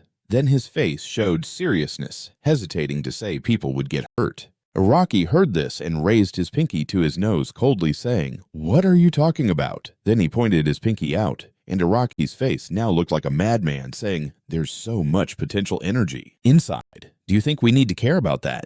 Sean frowned in shock, exclaiming, "What, do you even understand what you're saying?" Then he raised his voice. "The principal told us that if you become a wizard, you must think about the consequences that magic can cause on this earth." And seeing the two of them so tense, he didn't know how to handle it. Siron was getting louder. "Do you think sacrificing the majority is acceptable to satisfy your desires?" Iraqi was lifting the stem of a cherry from his cup, casually commenting, "You're really boring, Siron." Then he held the cherry up to eye level, looking at him with a smirk. "Do you think other wizards know about this but don't do it? They don't have the ability to do so. That's why they don't." Then he put the cherry in his mouth while saying that your supreme intelligence was bestowed by heaven to accomplish something. Siron looked at him dissatisfied, shouting, "Even if we are geniuses, that doesn't matter. I'd rather be a harmless fool than a genius who harms others." Iraqi was looking up at the sky, chewing the cherry. Hearing him say that, he glanced down teasingly, saying, "A minority of geniuses lead the majority of fools.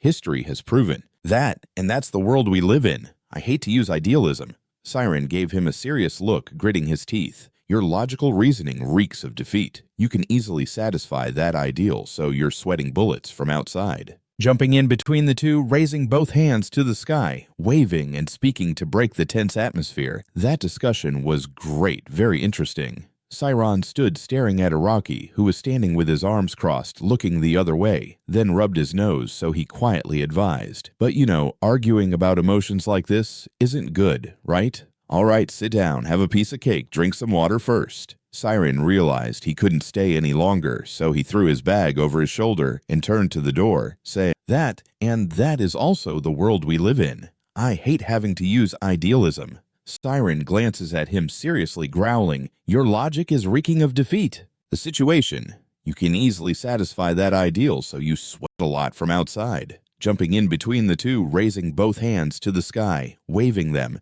and speaking up to break this gunpowder-filled atmosphere. The discussion we just had was great, really interesting. Siron stared intently at Araki, who was standing with his arms crossed, looking the other way, then rubbed the tip of his nose, so he quietly advised against it. But he knew fighting. About emotions like, this isn't good, right? All right, let's sit down, eat a piece of cake, and drink some water first.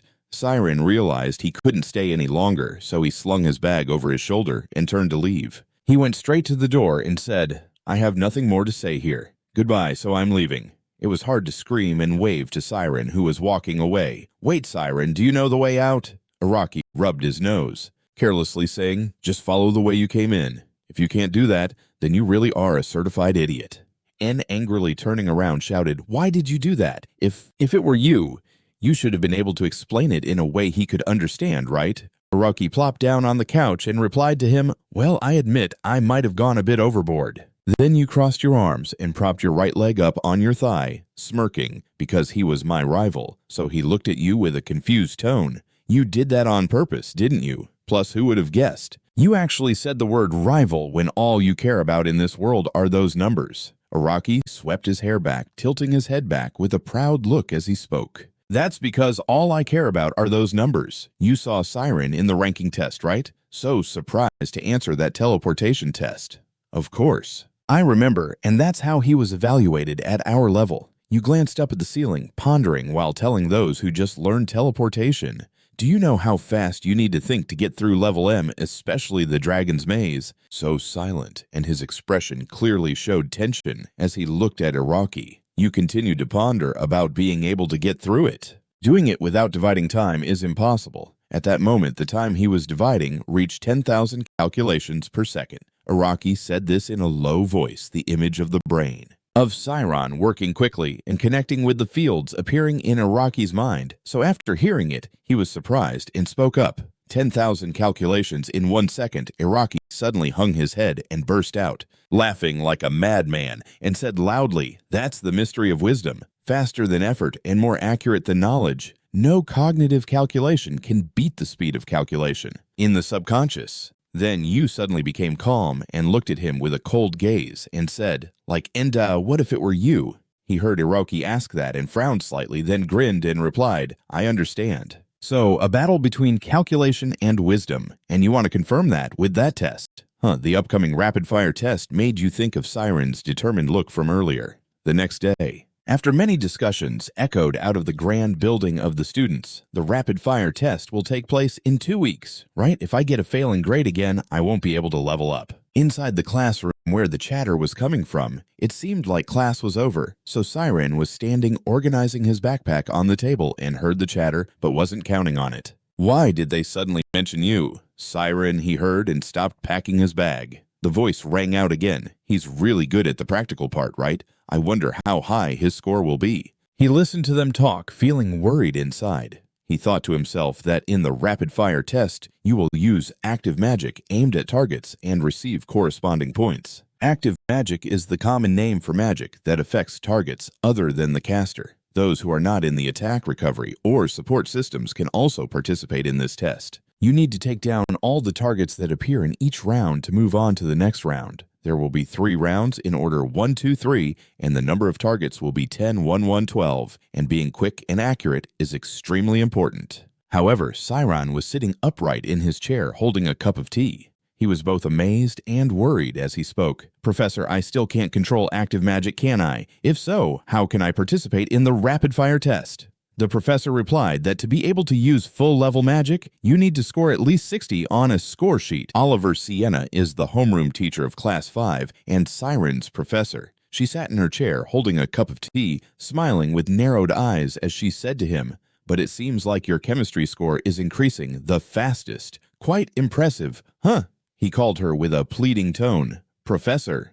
From outside the window, you could see Sienna wholeheartedly encouraged him. "I'm not teasing you. You completely understand this subject, and you can optimize using all your knowledge." Siron sat slightly hunched awkwardly, listening to her. She continued, "And there's one more thing, right? A part of knowledge that only an expert can fully understand." He was surprised to hear her say that, and then he speculated in shock. Wait, is it the photon reduction theory? Then he thought to himself, teleportation magic is a variant of the photon reduction theory, a type of passive magic that can reduce the use of photon particles. He remembered what happened earlier. The time was so short that he didn't feel this was passive magic at all, so it wasn't something too advanced for him.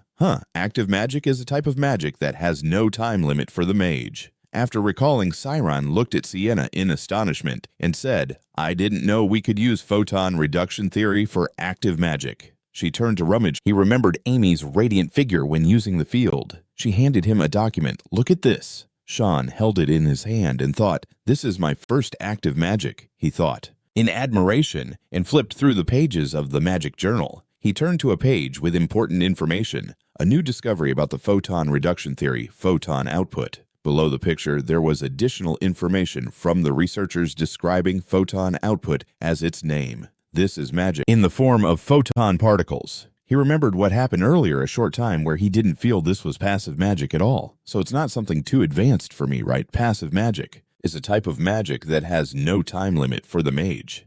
After reminiscing, Siron was astonished as Sienna spoke up. "Did you know we could use photon decomposition theory for active magic?" She turned to search for something while saying that recently, such magic is being registered at the association.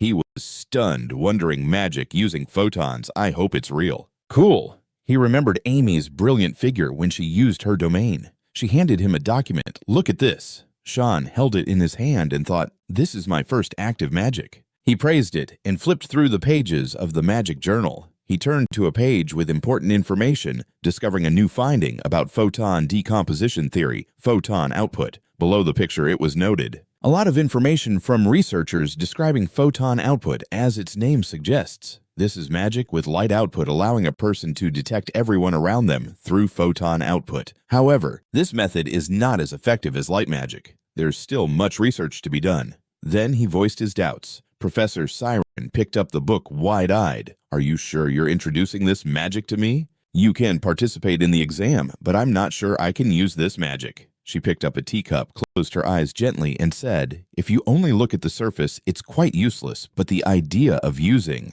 photon output is incredibly bright." She sipped her tea and continued, "Light is the fastest thing in this world." A golden beam shaped like a Z flashed through her mind, and the lines have the advantage of being very easy to control in the ivory tower, which leads in optimizing magic efficiency. It's been predicted that photon output will be a significant breakthrough for information transmission and communication in the future. A towering tower faintly appeared behind the white clouds. Sienna said it has been and is being researched in many magical techniques that we don't know yet. If they study it more thoroughly and regularly, it will develop into a magnificent field of magic. When you graduate with that great potential," she finished, and Siron looked at the book resting his chin on his hand, deep in thought, then replied to Sienna, "I understand now. It wouldn't be bad if I could master this skill before that happens. I'll do as you say, Professor." Magic leading to a new field. He thought perhaps it would become something quite interesting to learn. Now, Siron was in another space in the forest. He reached out, into the air, but there was nothing. He exclaimed in surprise, then mumbled while extending both hands forward, moving them up and down. "Why isn't it working?" He held the document from Sienna in one hand, raising the other hand with his palm, facing up and looking at it. He was surprised and joked, "I can't control it at my current level." So, it turns out, he was in a corner to practice, along with other students in Practice Area 32. This was a vast area at the foot of the mountain, surrounded by forest and rocky hills. Close to the edge was a fairly large stand with students surrounding it. They were students from the 5th-year practical class. Someone raised their hand in the air and quietly said to themselves, "Activate magic." Activating magic is a spell-casting action. Then he thought, praised. Of course, magic doesn't come from the hand, but from the domain. But imagining photons emanating from the hand makes casting spells easier. Then he worriedly raised both hands, continuing to think. Creating photons isn't simple. Could it be because my domain is of the convergence type?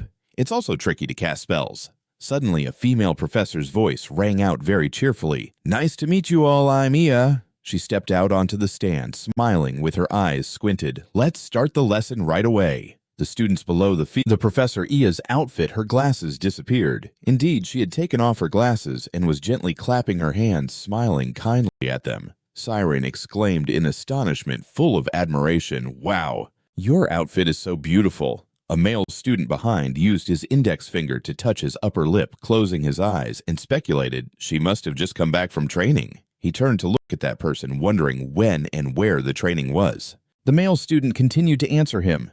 That's right, Professor Etla is the bishop of the Cassis congregation. Siron looked at him skeptically. Bishop, you mean Miss Ia is a pastor? Another male student behind him chimed in. That's right, a bishop is a high-ranking position that protects the 12 sanctuaries. He said there are 12 bishops across the entire continent. Ila shone in her bishop's attire surrounded by a halo. Not everyone can have that. The voice of that male student continued, and Miss Etel is one of them. With her resilient mental strength, she was granted by the kingdom. Another student behind him chimed in. That's right, the bishop is a high-ranking position protecting the 12 sanctuaries. He said there are 12 bishops across the entire continent. Ila shone in her bishop attire surrounded by a halo. Not everyone can achieve that. The voice of that male student continued, and Miss Etel is one of them. With her resilience surrounding him was the halo of glory. Not everyone can have this. The voice of that male student continued to echo, and Miss Etel was one of them.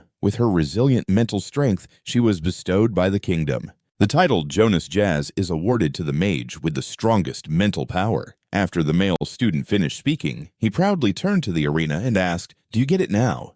Despite his appearance, the professor. Ila immediately had the words fascinating pop up above her head. He looked at Ila with a dreamy gaze, intertwined his fingers, and exclaimed with admiration, From today on, I will join Professor Etla's team. Then he hugged, his face twisting his body as he spoke with his pink eyes. I will study hard, study forever, and ace every test. The two male students were left speechless by his antics, while Siron silently looked away, lost in thought. Awesome! He thought he never expected to learn magic from such a talented professor. Eaton happily stood on the arena, clasped his hands, and loudly asked, Are you all ready for the test? The crowd in front of him shouted in unison, Yes. She told them that before the test, each class would have a practical lesson like today. They all excitedly replied in unison, Yes, Etel said, seriously smiling as she introduced the content of today's lesson.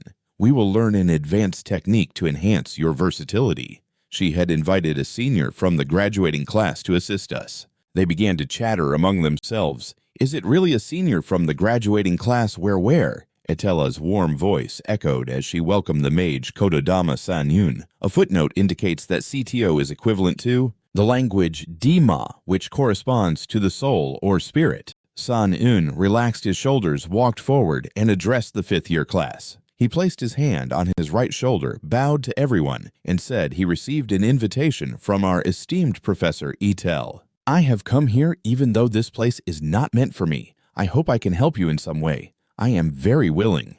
The female students excitedly cheered while San-Yun stood beside, bowing his head, and Ia clasped her hands in front of her chest, reminding them that San-Yun's signature magic, Kododama, is closely. San-Yun, standing beside, bowed his head, while Ia clasped her hands in front of her chest, reminding them that San-Yun's unique magic is Kododama, closely related to today's lesson, so pay attention and focus everyone. 2 years ago, I stood in front of Siron and En with a face full of jealousy. The person on the left exclaimed about the graduation class, while the one on the right clenched his fists, grinding his teeth as he spoke. He wasn't even on our level. Na and Siron stood behind, showing disdain on their faces. En asked, "Since when did he become on the same level as you guys?" San Yun stood on the podium looking down at everyone who was gathering below and said loudly, "The Kotodama magic uses the power of words to enhance magical energy. It will be easier for you to visualize." He stretched both hands out in front of him, his blue eyes slightly looking up, and said, "So first, I will show you the basic wind dragon magic." He used the energy field created from his palms to form a stream of green air that spun like a ball. Sean was surprised and thought to himself, "Wow, that magic is what the principal showed me when I was little." Then San Yun exclaimed, "Wind dragon." Immediately, a towering tornado appeared out of nowhere, whipping everyone's hair around, and the center of the tornado was right where he stood. After a while, the tornado calmed down, and everyone was terrified, whispering, "That scared me." Not just any kind of magic. San Yun calmly closed his eyes, holding the notebook in his hands, and continued, "Remember the power of the spell just now. Now I will enhance its magical energy with Kotodama." Then he opened his mouth and recited a spell, "Earth Mother Wild and Fierce." After that, San Yun opened his blue eyes and looked at the small notebook in his hand, reading aloud, "I beseech the power of you, please hold my hand, looking from the heavens, eternally stretching." By this point, everyone was surprised by his reading voice. A female student looked at him with admiration and murmured, "It sounds like a spell. His voice is amazing." 3 minutes later, he was still reciting his spell. "The soul merges with the body. We call upon the name of the wizard, unafraid of the wild power of the mighty lion, along with the ocean." Everyone had dozed off while listening to the spell for 3 minutes. Others tiredly asked, "When will he finish? Come on, don't fall asleep." He had a serious face, his eyes narrowed as he said, "Wind dragon." Following that, another tornado spiraled up from his feet straight into the sky, its power so great that it threatened to blow everyone watching away. Others panicked and shouted, "Help me!" Everyone was being pulled by the tornado, stumbling around. They looked like strands of hair in the wind. They exclaimed, "I thought we were going to fly away." A Thla chuckled with squinted eyes and said, "You didn't read the spell out loud, but you still chanted it in your mind." San Yun's voice rang out. He continued, "That is what has enhanced the magical energy. This is the basic principle of Kotodama magic." San Yun held the small notebook, closed his eyes calmly, and said, "However, the spell is too long to be used in battle, so now I will show you something called the sound speed magic." The others, hearing him say that, panicked, "Another one." But San Yun didn't read anything more. He folded the small notebook with his thumb and index finger and softly said, "Earth Mother Wild and Fierce." Then he tilted his head back and shouted, "Grant me." Following that were rapid and everyone was utterly terrified. As the wind grew stronger, their hair seemed like it wanted to fly off their heads. San Yun kept reading the spells quickly. His tongue moved up and down continuously, making it hard to hear what he was saying. San Yun held the notebook in one hand and raised the other to the sky, opening his mouth to shout some spell. After those 3 words, the wind blew from the ground straight up to the sky, visible even from a distance of thousands of miles. It formed a massive pillar of wind, surrounded by strong winds that created a tornado, blowing away the dense canopies of the vast forest. Eel's voice suddenly rang out, "All right, you all saw the senior." No one replied because they were all knocked down by the wind dragon technique, sprawled out on the ground. Siron propped himself up with one hand, struggling to get up,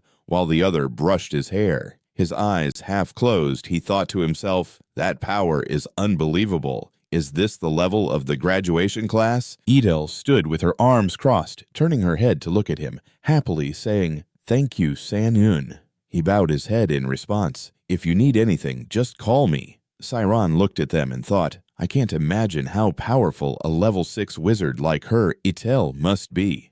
So this is how the world is." A student over there kept trembling, trying to raise their hand to ask, "Professor, do we have to practice Kotodama magic?" She stood on the podium looking down and replied, "Kotodama magic is an advanced subject, so you won't have to practice it." They all breathed a sigh of relief upon hearing that. Then she continued, "Instead, the technique you will practice is called Track 2. Track 2 is a technique that will help enhance your versatility by concentrating your magical power while counting." Siron raised his hand seriously to ask her, "So now I will show you something called the sound speed technique." The others panicked upon hearing him say that again. But San Yun didn't say anything more. He folded the small notebook and softly said, "Earth Mother Frenzy." Then he tilted his head back and shouted loudly, "Grant me." Following his words were rapid and everyone was utterly terrified as the wind began to pick up their hair, feeling like it was about to fly off their heads. San Yun continued to quickly recite the incantations. His tongue moved up and down continuously, making it hard to understand what he was saying. San Yun held the notebook in one hand and raised the other to the sky, shouting some incantation. His hair flowed in the strong wind, and his blue pupils seemed ready to fly out of his eyes, clearly showing blood. Couldn't hear clearly anymore. Everyone was utterly terrified as the wind grew stronger, their hair threatening to fly off their heads. San Yun didn't stop reading the incantations quickly. His tongue was moving up and down continuously, making it hard to hear what he was saying. San Yun held a notebook in one hand and raised the other to the sky, shouting some incantation. His hair flew in the strong wind. His blue pupils seemed ready to fly out of his eyes, clearly showing the activity was continuous and hard to hear what he was saying. San Yun held a notebook in one hand, raising the other to the sky, loudly chanting some spell. His hair flew in the strong wind. His blue pupils seemed ready to burst from his eyes, showing signs of blood vessels. He shouted, "Dragon Scroll Wind." After those 3 words, a gust of wind blew straight up to the sky, visible even from miles away. It formed a massive pillar of wind, surrounded by strong gusts that created a tornado, blowing away the dense foliage of the vast forest. Eel's voice suddenly rang out, "All right, you all saw the senior demonstrate right." No one responded to her because they were all knocked down to the ground by the dragon spiral wind technique. Siron propped himself up with one hand, struggling to get up, while the other brushed his hair. His eyes half closed, he thought to himself. I said, "All right, you all have seen the senior demonstrate right." No one responded to her because they were all knocked down by the dragon scroll wind technique, scattered on the ground. Siron propped himself up with one hand, struggling to get up, while the other hand brushed off his hair. With his eyes half closed, he thought to himself that this power was truly unbelievable. Is this the level of the graduating class? He continued to ponder how powerful a level 6 official mage like Miss Itel could be. So this is how the world is. Those students, some managed to sit up, while others lay sprawled on the ground. A student over there was trembling, trying to raise their hand to ask, "Professor, do we have to practice Kodadama magic?" She stood on the podium, looking down. He fell to the ground, struggling to get up while brushing his hair with one hand. His eyes half closed, he thought the power was truly unbelievable. Is this the level of the graduation class? He continued to ponder about a wizard. Itel stood with her arms crossed, turned her head happily to look at him, and said with a smile, "Thank you, San Yun." He bowed his head in response. "If you need anything, just call me." Siron looked at them and thought, I can't imagine how powerful a level 6 mage like Itel must be. So this is what the world is like. Some of the students managed to sit up, while others lay sprawled on the ground. One student over there was trembling, trying to raise their hand to ask, "Professor, do we have to practice Kodadama magic?" She stood on the podium looking down, answering, "They were just thinking, I can't imagine how powerful a 6th level wizard like Miss Edel must be. So this is what the world is like." Those students, some were able to sit up, while others lay sprawled on the ground. One student over there kept trembling, trying to raise his hand to ask, "Professor, do we have to practice?" Stood on the podium looking down, answering, "Kodadama magic is an advanced subject, so you won't have to practice it."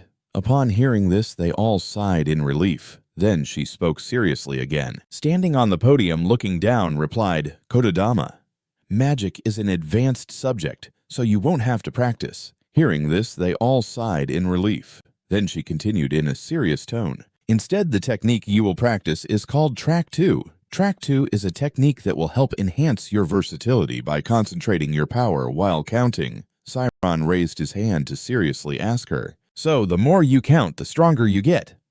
The other students were left speechless. The male student wondered why it was that number, and the teacher spoke up to explain that numbers are characters with rules, which is why they are compatible with our field. Just as she finished her sentence, her eyes changed to blue, and a blue area appeared behind her like a glass panel showing a radius of 10 meters. She continued to say, "Of course, you guys are not just here, like in Kodadama magic. You are assigning them a certain meaning, and I will illustrate that. The rules are the most basic propositions used in logic and mathematics. and this moment the space around Etel was surrounded by a radius of 10 meters. She stood inside, squinting with a smile, saying she would open the field using the counting technique, and she would count a series of tens. Then she closed her eyes and began counting to 100. The radius of the area suddenly expanded more than before. The students below saw this and started discussing. Did the professor just count to 100? Did she just count? From 1 to 100, a voice exclaimed in surprise. The professor's field has expanded. The radius of 10 meters has really expanded to 12 meters. After that, Eel opened her mouth and continued counting 401, and the area kept expanding its radius with her counting. She counted to 1,700 and then to 2,400. Siron was extremely amazed, quickly covering his face with his hands, thinking to himself, how could an ordinary person be so fast? The area kept expanding, and he continued to ponder, and it was so easy too. He was lost in thought, and after she counted to 10,000, she opened her eyes and let out a sigh of relief. The area now covered almost half of their training ground. Everyone was in awe, exclaiming that just using the counting technique, the field had increased fourfold. Eel stood on the platform looking down at the students with their mouths agape in astonishment, saying, you all noticed, right? If Kodadama magic reflects and constructs scenes, then the counting technique uses thought and reflection. She reminded them that the faster you count, the stronger the field becomes, not only in size, but also in power, accuracy, and precision. A spiral full of numbers twisted down from above. She continued, and all of your skills will be enhanced. He was amazed, thinking to himself, awesome. If I learn this technique, I can create light particles. Etel's voice kept ringing out. Of course, the counting technique is not omnipotent, as its effects will diminish if your mental strength is not stable enough. She cheerfully stated that, so don't forget that strict discipline and a strong will are the basic principles when opening the field. Got it? Everyone responded in unison. She said yes. A moment later, everyone split. I counted to 1,000 in 1 minute. Then he thought that counting out loud was harder than he thought. Indeed, everyone around couldn't focus when counting for too long. Seeing this, he pondered that if he hadn't been continuously training his mental strength in class, he definitely wouldn't be able to do it. Suddenly, he remembered something. Wait, when I moved instantly, I used a technique that helped me feel complex calculations. He speculated that perhaps that was the counting technique. A series of large and small numbers appeared in his mind. He continued to think, categorizing the numbers by hundreds and counting them all at once. A beam of light touched the plane and shone brightly. Siron estimated that about 10 seconds later, he sternly raised his palm forward, silently wondering if he should aim for the tree. He just murmured in his head about the light particle when his palm suddenly glowed, and then that over there. To everyone's surprise, the light particle flew straight toward the distant tree. People exclaimed, "What was that? What is that light?" The students behind him all widened their eyes in shock. Siron was also startled and held his position. He silently exclaimed and thought to himself, "It's so dazzling." After unleashing that technique, Siron stood still, thinking it was so flashy. From above, looking down at the vast training ground, he saw himself standing still. Did he learn that for the speed shooting test? Since it was light, it really was fast. Another student hesitantly spoke up, but learning that just for a test seems a bit much. Another voice replied, "Right, it doesn't have any damage." Atla, who was standing outside, accidentally turned her head and saw him unleash the light particle, slightly puzzled, thinking, Siron, who specializes in defense, has now learned active magic. Then she approached, calling out to him loudly, "Siron, it seems you've succeeded with the counting technique." He turned his head in surprise to look at her professor. Then he turned away, speaking in a flustered tone. Yes, maybe so. EA cheerfully suggested, "Do you want to try practicing in the field?" Now everyone was focused on the field where there was a figure standing in the middle. Everyone was discussing, are we going to practice speed shooting right away? I'm so curious. Etel stood behind the table, looking at him and advising. Siron turned his head back, replying yes. After answering, he closed his eyes tightly, concentrating on his thoughts. First, use the counting technique to enhance his field. Gradually, the large and small numbers gathered into a large point of light, then split into smaller points of light that converged onto him. Siron stood straight and snapped his fingers, and the area began to activate around him. Then he thought in his heart and summoned a target. After that, a series of blue shadows appeared around Siron. On the dark blue board, information appeared: speed shooting, level 0, score 0, time limit 1 minute. Siron's pupils widened. A person standing in the middle. Everyone began to chatter. "Oh, are we going to practice the sound speed technique right away?" "I'm so curious." Etel stood behind the desk, looking at him, instructing, "After you complete track 2, summon your target." Siron turned his head back, replying, "Yes." After answering, he closed his eyes, focusing his thoughts. First, use track 2 to enhance his domain. Gradually, the large and small numbers concentrated into a bright point, then split into smaller points of light, gathering around him. Siron stood straight and snapped his fingers, and his domain began to activate around him. Then he thought in his mind and summoned the target. After that, a series of then became a big bright spot, which split into many smaller bright spots that gathered around him. Siron stood tall and snapped his fingers, and the realm began to activate around him. Then he thought to himself and summoned the target. After that, a series of blue shadows appeared around Siron.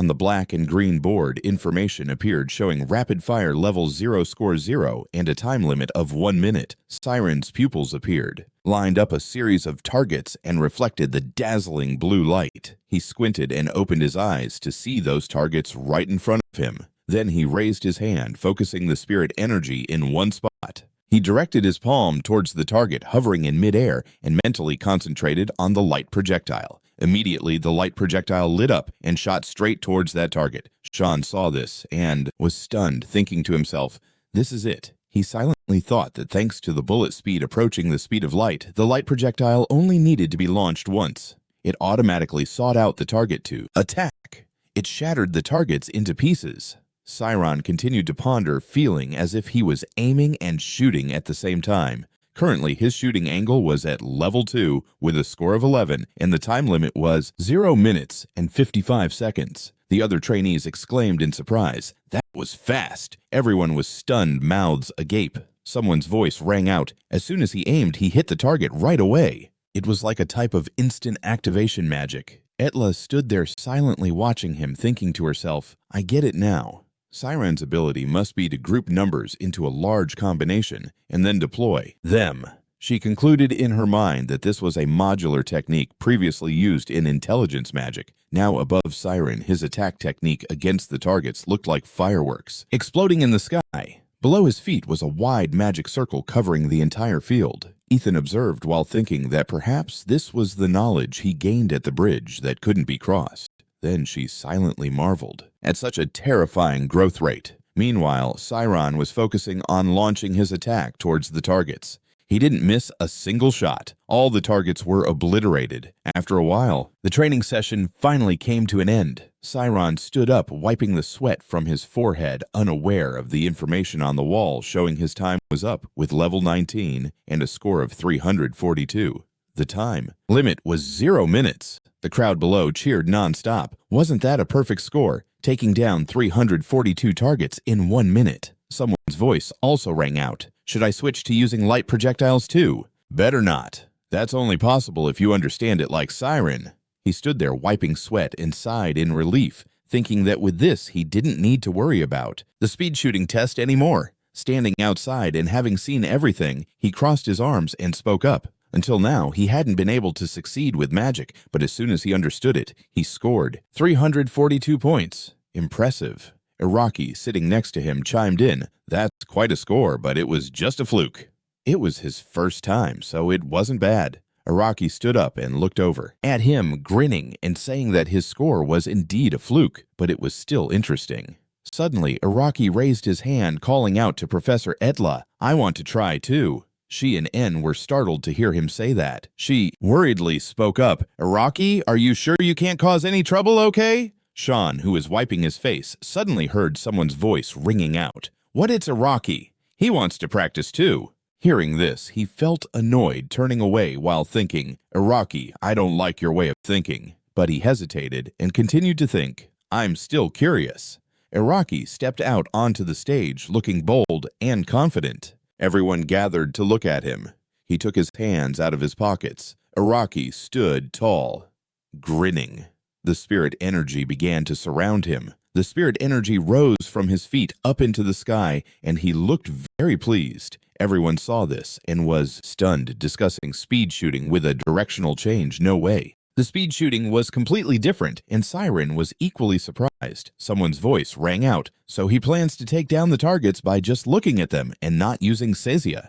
The targets gradually appeared hovering around Araki. Below his feet was also a large magic circle. He bowed his head and snapped his fingers. His spirit energy shot straight towards the target. Siron furrowed his brows in surprise, wondering if the size of the targets was reduced even more. How was he planning to do that? Then he widened his eyes and softly exclaimed, "Wow." Araki's spirit energy twisted in a zigzag pattern through the centers of the targets in the sky, to the astonishment of everyone below. Then those targets suddenly exploded simultaneously, looking like fireworks. Everyone gasped in amazement as the information displayed on the board showed Speed 1 level, 2 score 13 time limit, 0 minutes 57 seconds. Araki's spirit energy twisted and pierced through the centers of the targets, and they continued to explode above everyone. Siron stood frozen in shock, watching them explode. He thought that he didn't need to watch any further to know that he would easily surpass his score. He thought seriously. Araki stood above, glancing down and smirking, thinking to himself, if this is already shocking, then it's not good for you, Siron. Then he pointed his hand forward, adjusting the spirit energy to pierce through the targets. It moved faster and took on various shapes, causing the targets to explode. Everyone exclaimed, "Wow, the speed has increased, hasn't it? Is UKI always this strong?" A fellow student said in surprise. Sean stood behind, looking up, raising his hand to cover his mouth, his expression one of shock. Then he deduced, "I get it now. If you observe closely, you'll see he's not chasing the targets with his eyes. He's predicting their movements with equations." He looked up at how Araki controlled the spirit energy and thought that way. The targets were divided by Araki into different equations. He continued to think, but he didn't expect that after predicting their movements, he could still catch up with all the targets using directional changes. Siron thought and raised his hand. Moved. He looked up at how Araki controlled the domain and thought. The targets were divided by Araki into different equations. He continued to think, but was surprised that after predicting their movements, he could still keep up with all the targets with a redirecting form. Their movements, he could still catch up to all the targets with the redirect form. Siron thought and raised his hand to his chin, wondering how his realm could be so fast. Surely it must be. So I should get closer to him smirking and say yes, but Araki doesn't just calculate hundreds or thousands of numbers. Siron asked with a questioning tone, so he's calculating even higher numbers. Millions of stars. So I looked at him and grinned, only saying thousands. Upon hearing this, he showed a look of disbelief as the board on the wall displayed the time for level 24 with a score of 548. The time limit is 0 minutes, and everyone cheered at Iraki's results. Wow, Araki is really amazing. Meanwhile, he smirked proudly, standing with one hand on his hip and the other raised, looking quite ridiculous. Everyone continued to shout, "Why are you hiding your skills?" Hitting the target with such a tiny redirect is really hard. He's also a person not Ela, standing aside watching him walk by. As he passed by, he thought to himself, "Wow, that's really skillful." He stepped up to the edge of the stage and stood in front of Siron, who was wary of him. Araki spoke up, "What do you think, is it worth watching?" No, Siron looked up at him and replied, "That's really impressive. I didn't know you could use redirection like that." Araki, with his hands in his pockets, smiled arrogantly, looking at him. "Is that all?" He seemed a bit disappointed. Siron wondered, "What?" Araki spoke up, "I'm really impressed that you could think of modularization." Siron's face turned gray upon hearing Araki say that. Then he looked serious and asked him if he was curious. "How I calculated millions of numbers." Siron nervously looked up at Araki, cautious. "I do, but is it okay to tell me that it seems like you see me as a rival?" Everyone was watching to see what the two were discussing. Araki stood on the podium arrogantly saying, "It doesn't matter if you know. You might not be able to do it." Sean fell silent, not responding, and everyone was curious about what was happening. What the heck?" Araki's voice rang out. "It's nothing."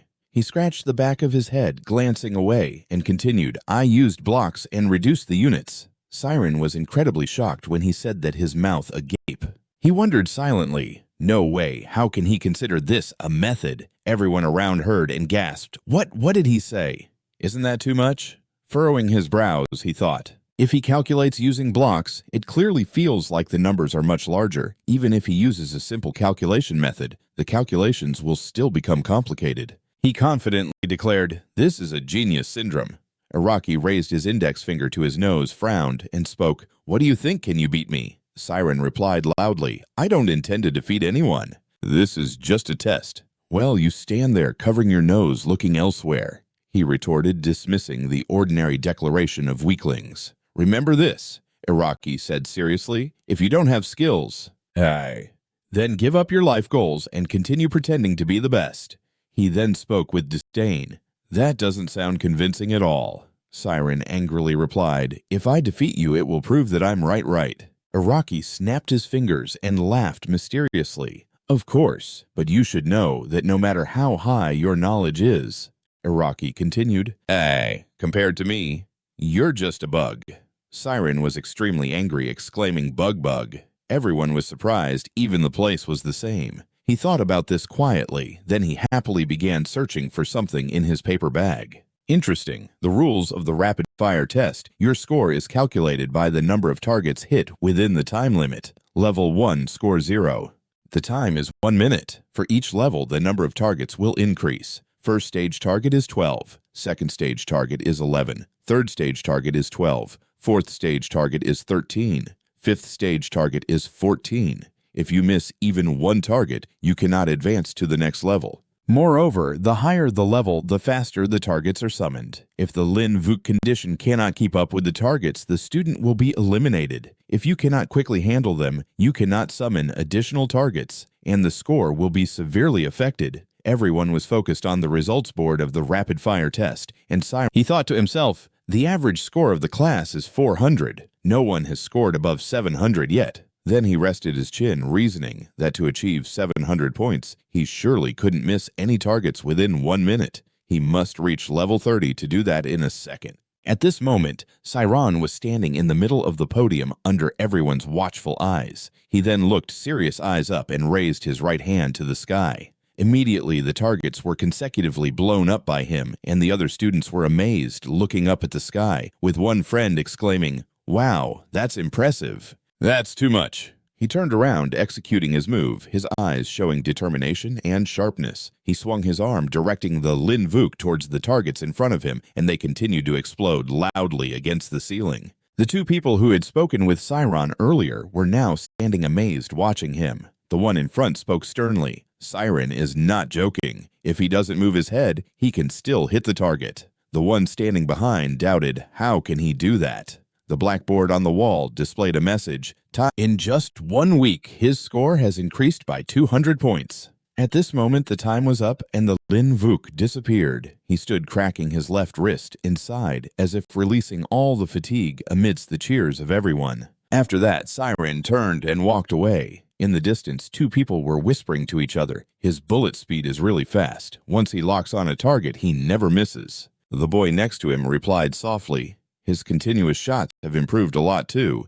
In 1 second, I think he must have fired 4 bullets. He wiped his sweat with a towel while glancing back. In just 1 week, his score had increased by 200 points. At this point, time was up, and his domain disappeared. He stood stretching his left wrist inside as if releasing all the fatigue in a breath. The cheers of everyone echoed as Siron turned and walked away. Over here, two people were whispering to each other. His shooting speed was really fast. Once he locked on a target, he never missed. The boy next to him softly replied that his continuous shots had improved a lot. In 1 second, I think he must have fired 4 bullets. He wiped the sweat off his forehead while glancing back. Sighing, he thought to himself, "Looks like I caught up with your score." It turns out he was glancing at Araki behind him, who was smirking and leisurely sitting up. Then he walked past him, heading towards the podium with his hands in his pockets. Araki casually said, "Is it my turn?" Siron looked at him with a hint of worry. As everyone looking up at it, the results were still the same. Araki was still skillfully controlling the spirit realm and was effortlessly breaking the targets, causing them to explode spectacularly. Someone's voice suddenly rang out, "His spirit realm is even smaller than before." Araki's spirit realm zipped past their heads, and everyone was. After a while, Aoki finally finished. He raised his hand, signaling a gun to the sky, looking cool, and announced, "The board on the wall shows time's up level 25 score 568, and time limit is 0 minutes. After that, Iraqi didn't care and walked away, while everyone then the chatter gradually faded. Siron was also close, but he lost. However, Siron's score was increasing exponentially. He would catch up soon. As for him, he was feeling very confused. Siron watched Iraqi's back, thinking that the 1-point difference was not a coincidence. The next day, the day after that, the scores of 585 and 586 were also just 1 point apart. The following day, 593 and 594 also had a 1-point difference. Iraqi stood with his back to everyone, raising his right hand, glancing back, and smirking proudly. The other students were shouting his name, Iraqi. He stood silently among the crowd, staring up at the podium, thinking, to just beat me by 1 point, you must have calculated carefully since level 1. Then Siron frowned, staring ahead, contemplating that very idea. Even though he didn't say it out loud, that was his message. He imagined Iraqi standing on a tall wall, looking down at him. A moment later, at that luxurious tall building, someone's voice rang out. This time, Iraqi will surely win right. It turned out that a group of 3 was sitting and talking together. The guy sitting at the table, legs crossed, tilted his head, and continued, he'll score over 600 points. Siron is also really good. The person then towards Iraqi, he was sitting with his chin resting on his hand, looking arrogantly in another direction, not caring about the words of the 2 people standing in front of him. He spoke up. Iraqi, do you want to join our research group? Teach us how you do it. What's the maximum score you can achieve? Iraqi Sean sitting over here. Exactly. Unlike someone who gives it their all, like me, Iraqi hasn't even used all his abilities. After that, he fell silent, thinking that if he didn't soon recognize those strategies, he would be in trouble. Suddenly, a guy named Den placed his hand on his shoulder, smiling with squinted eyes, saying, "It's okay, we're cheering for you." He continued, "Actually, both of them are my friends, so it doesn't matter who wins." Siron found it hard to bear, turning to look at him. So he propped his elbows on the table, tilted his head slightly, and leisurely said, "I feel sorry for you, but as a spectator, this is really exciting. We're all eager to see which of you will break the scoring record." Siron wondered, is there a scoring record? Then he asked him, "How many points is it? Is it the record of some senior who graduated?" So he replied, so surprised he asked him. He heard that and turned his head. "What?" So he said loudly, "It's Senior Ami with 987 points." At the same time, in another place perhaps, on the schoolyard in front of a 2-story building, many people were passing by, and there was a girl with pink-red hair sitting back on a chair. When she heard someone call, Sorrel anxiously stood in front of her, speaking, "Long time no see, you look like you've been through a lot. It seems like the graduation class is really tough." She handed her a stack of documents while smiling gently, revealing her dark eye bags, then said, "Sooner or later you'll be like me, here's the material you asked for." After that, the 2 of them sat down, drank water, and even if you score high, it doesn't guarantee you'll pass. Then Ami made a serious face, scaring her. "They will review everything you've done so far." Sorrel gasped, "Oh my gosh, that's terrifying." But then she lowered her head and smiled, reassuring her, "Don't worry, even though it's called a graduation class, it's pretty much like an advanced level 4. While she was thinking, Ami spoke up, "How's Siron doing these days?" Sorrel, hearing that, felt like lightning struck her ear and suddenly screamed in shock. "This is terrible. Haven't the 2 of them ever met? Is it true that they are dating?" She continued, "Yes, there's something interesting." Her voice echoed by the artificial waterfall that was run. It's Siron who doesn't know his own strength. Over by Iraqi, he was sitting with his chin resting on his hand, looking arrogantly in another direction, ignoring the words of the 2 people standing in front of him. He spoke up, "Iraqi, do you want to join our research group? Teach us how you do it. What's the highest score you can achieve?" Iraqi Shan, sitting over here, was propping his chin up, looking at Iraqi with dissatisfaction. "Exactly. Unlike someone who gives it their all like me, Iraqi hasn't used all his skills yet." Then he fell silent, thinking that if he didn't recognize those strategies soon, it would all be for nothing. Suddenly, Den placed his hand on his shoulder, smiling with squinty eyes, saying, "It's okay, we're cheering for you." He continued, "Actually, both of them are my friends, so it doesn't matter who wins." Siron couldn't take it, turned to look at him, and replied seriously, "When I'm eating, I don't even know if I'm chewing food or just numbers." So he propped his elbows on the table, tilted his head slightly, and said leisurely, "I feel sorry for you, but as a spectator, this is really exciting. We're all eager to see which of you two can break that score record." Siron asked, "Is there such a score record?" Then he asked him, "How many points is it? Is it the record of some senior who graduated?" Nden replied, "Don't tell me you don't know anything about your girlfriend's score." Nden asked him in surprise. He heard that and turned his head. What? Nden shouted, "It's Senior Amy with 987 points. At the same time, in another place, maybe on the schoolyard, in front of a 2-story building, many people were passing by, and a girl with pink-red hair was leaning back on a chair when she heard someone calling her Amy. It turned out to be Sorel, who had just run over calling her. Sorel worriedly stood in front of her saying, "Long time no see, you look like you've lost a lot of weight. It seems like the graduation class is really tough." She handed her a stack of documents while smiling slightly, revealing her dark eye bags, and said, "Soon enough, you'll be like me. Here's the material you asked for." Then the two of them sat down on the chair, drank water, and chatted. Sorel looked at her and asked, "Was the promotion test very difficult?" Ami held her cup, drank, and replied, "Not too hard, but the standards are high. Even if you score high, it doesn't necessarily mean you'll pass." Then Ami made a serious face, scaring her. "They will study everything you've done before." Sorel gasped and exclaimed, "Oh my gosh, that's terrifying." But then she bowed her head and smiled, reassuring her, "Don't worry, even though it's called a graduation class, it's pretty much like an advanced level 4 class. With your skills, you'll be fine." She held her cup up with both hands and looked at Amy with admiration. "Oh, I think she's changed. Her mindset is much more stable now." While she was thinking, Ami spoke up, "How's Siron doing lately?" Sorel, upon hearing this, felt like she was struck by lightning. Suddenly, she screamed in shock. "This is so bad. Have the two of them never met? Are they really dating?" She continued, "Yes, there's something interesting." Her voice echoed. "By the artificial waterfall that was running." Ami seemed uninterested and asked, "So Eroki challenged Siron?" She looked at Sorel, who was worried, recounting that back when she was in 5th grade he was. Hope by the artificial waterfall that was in operation. Ami had a somewhat indifferent expression and was curious. "So Eroki challenged Siron, huh?" She looked at Sorel, who was worried, recalling that back when she was in 5th grade he was. "Also challenges. You're being kinda weird, huh? He keeps pretending like he doesn't care about anyone else until he beats me."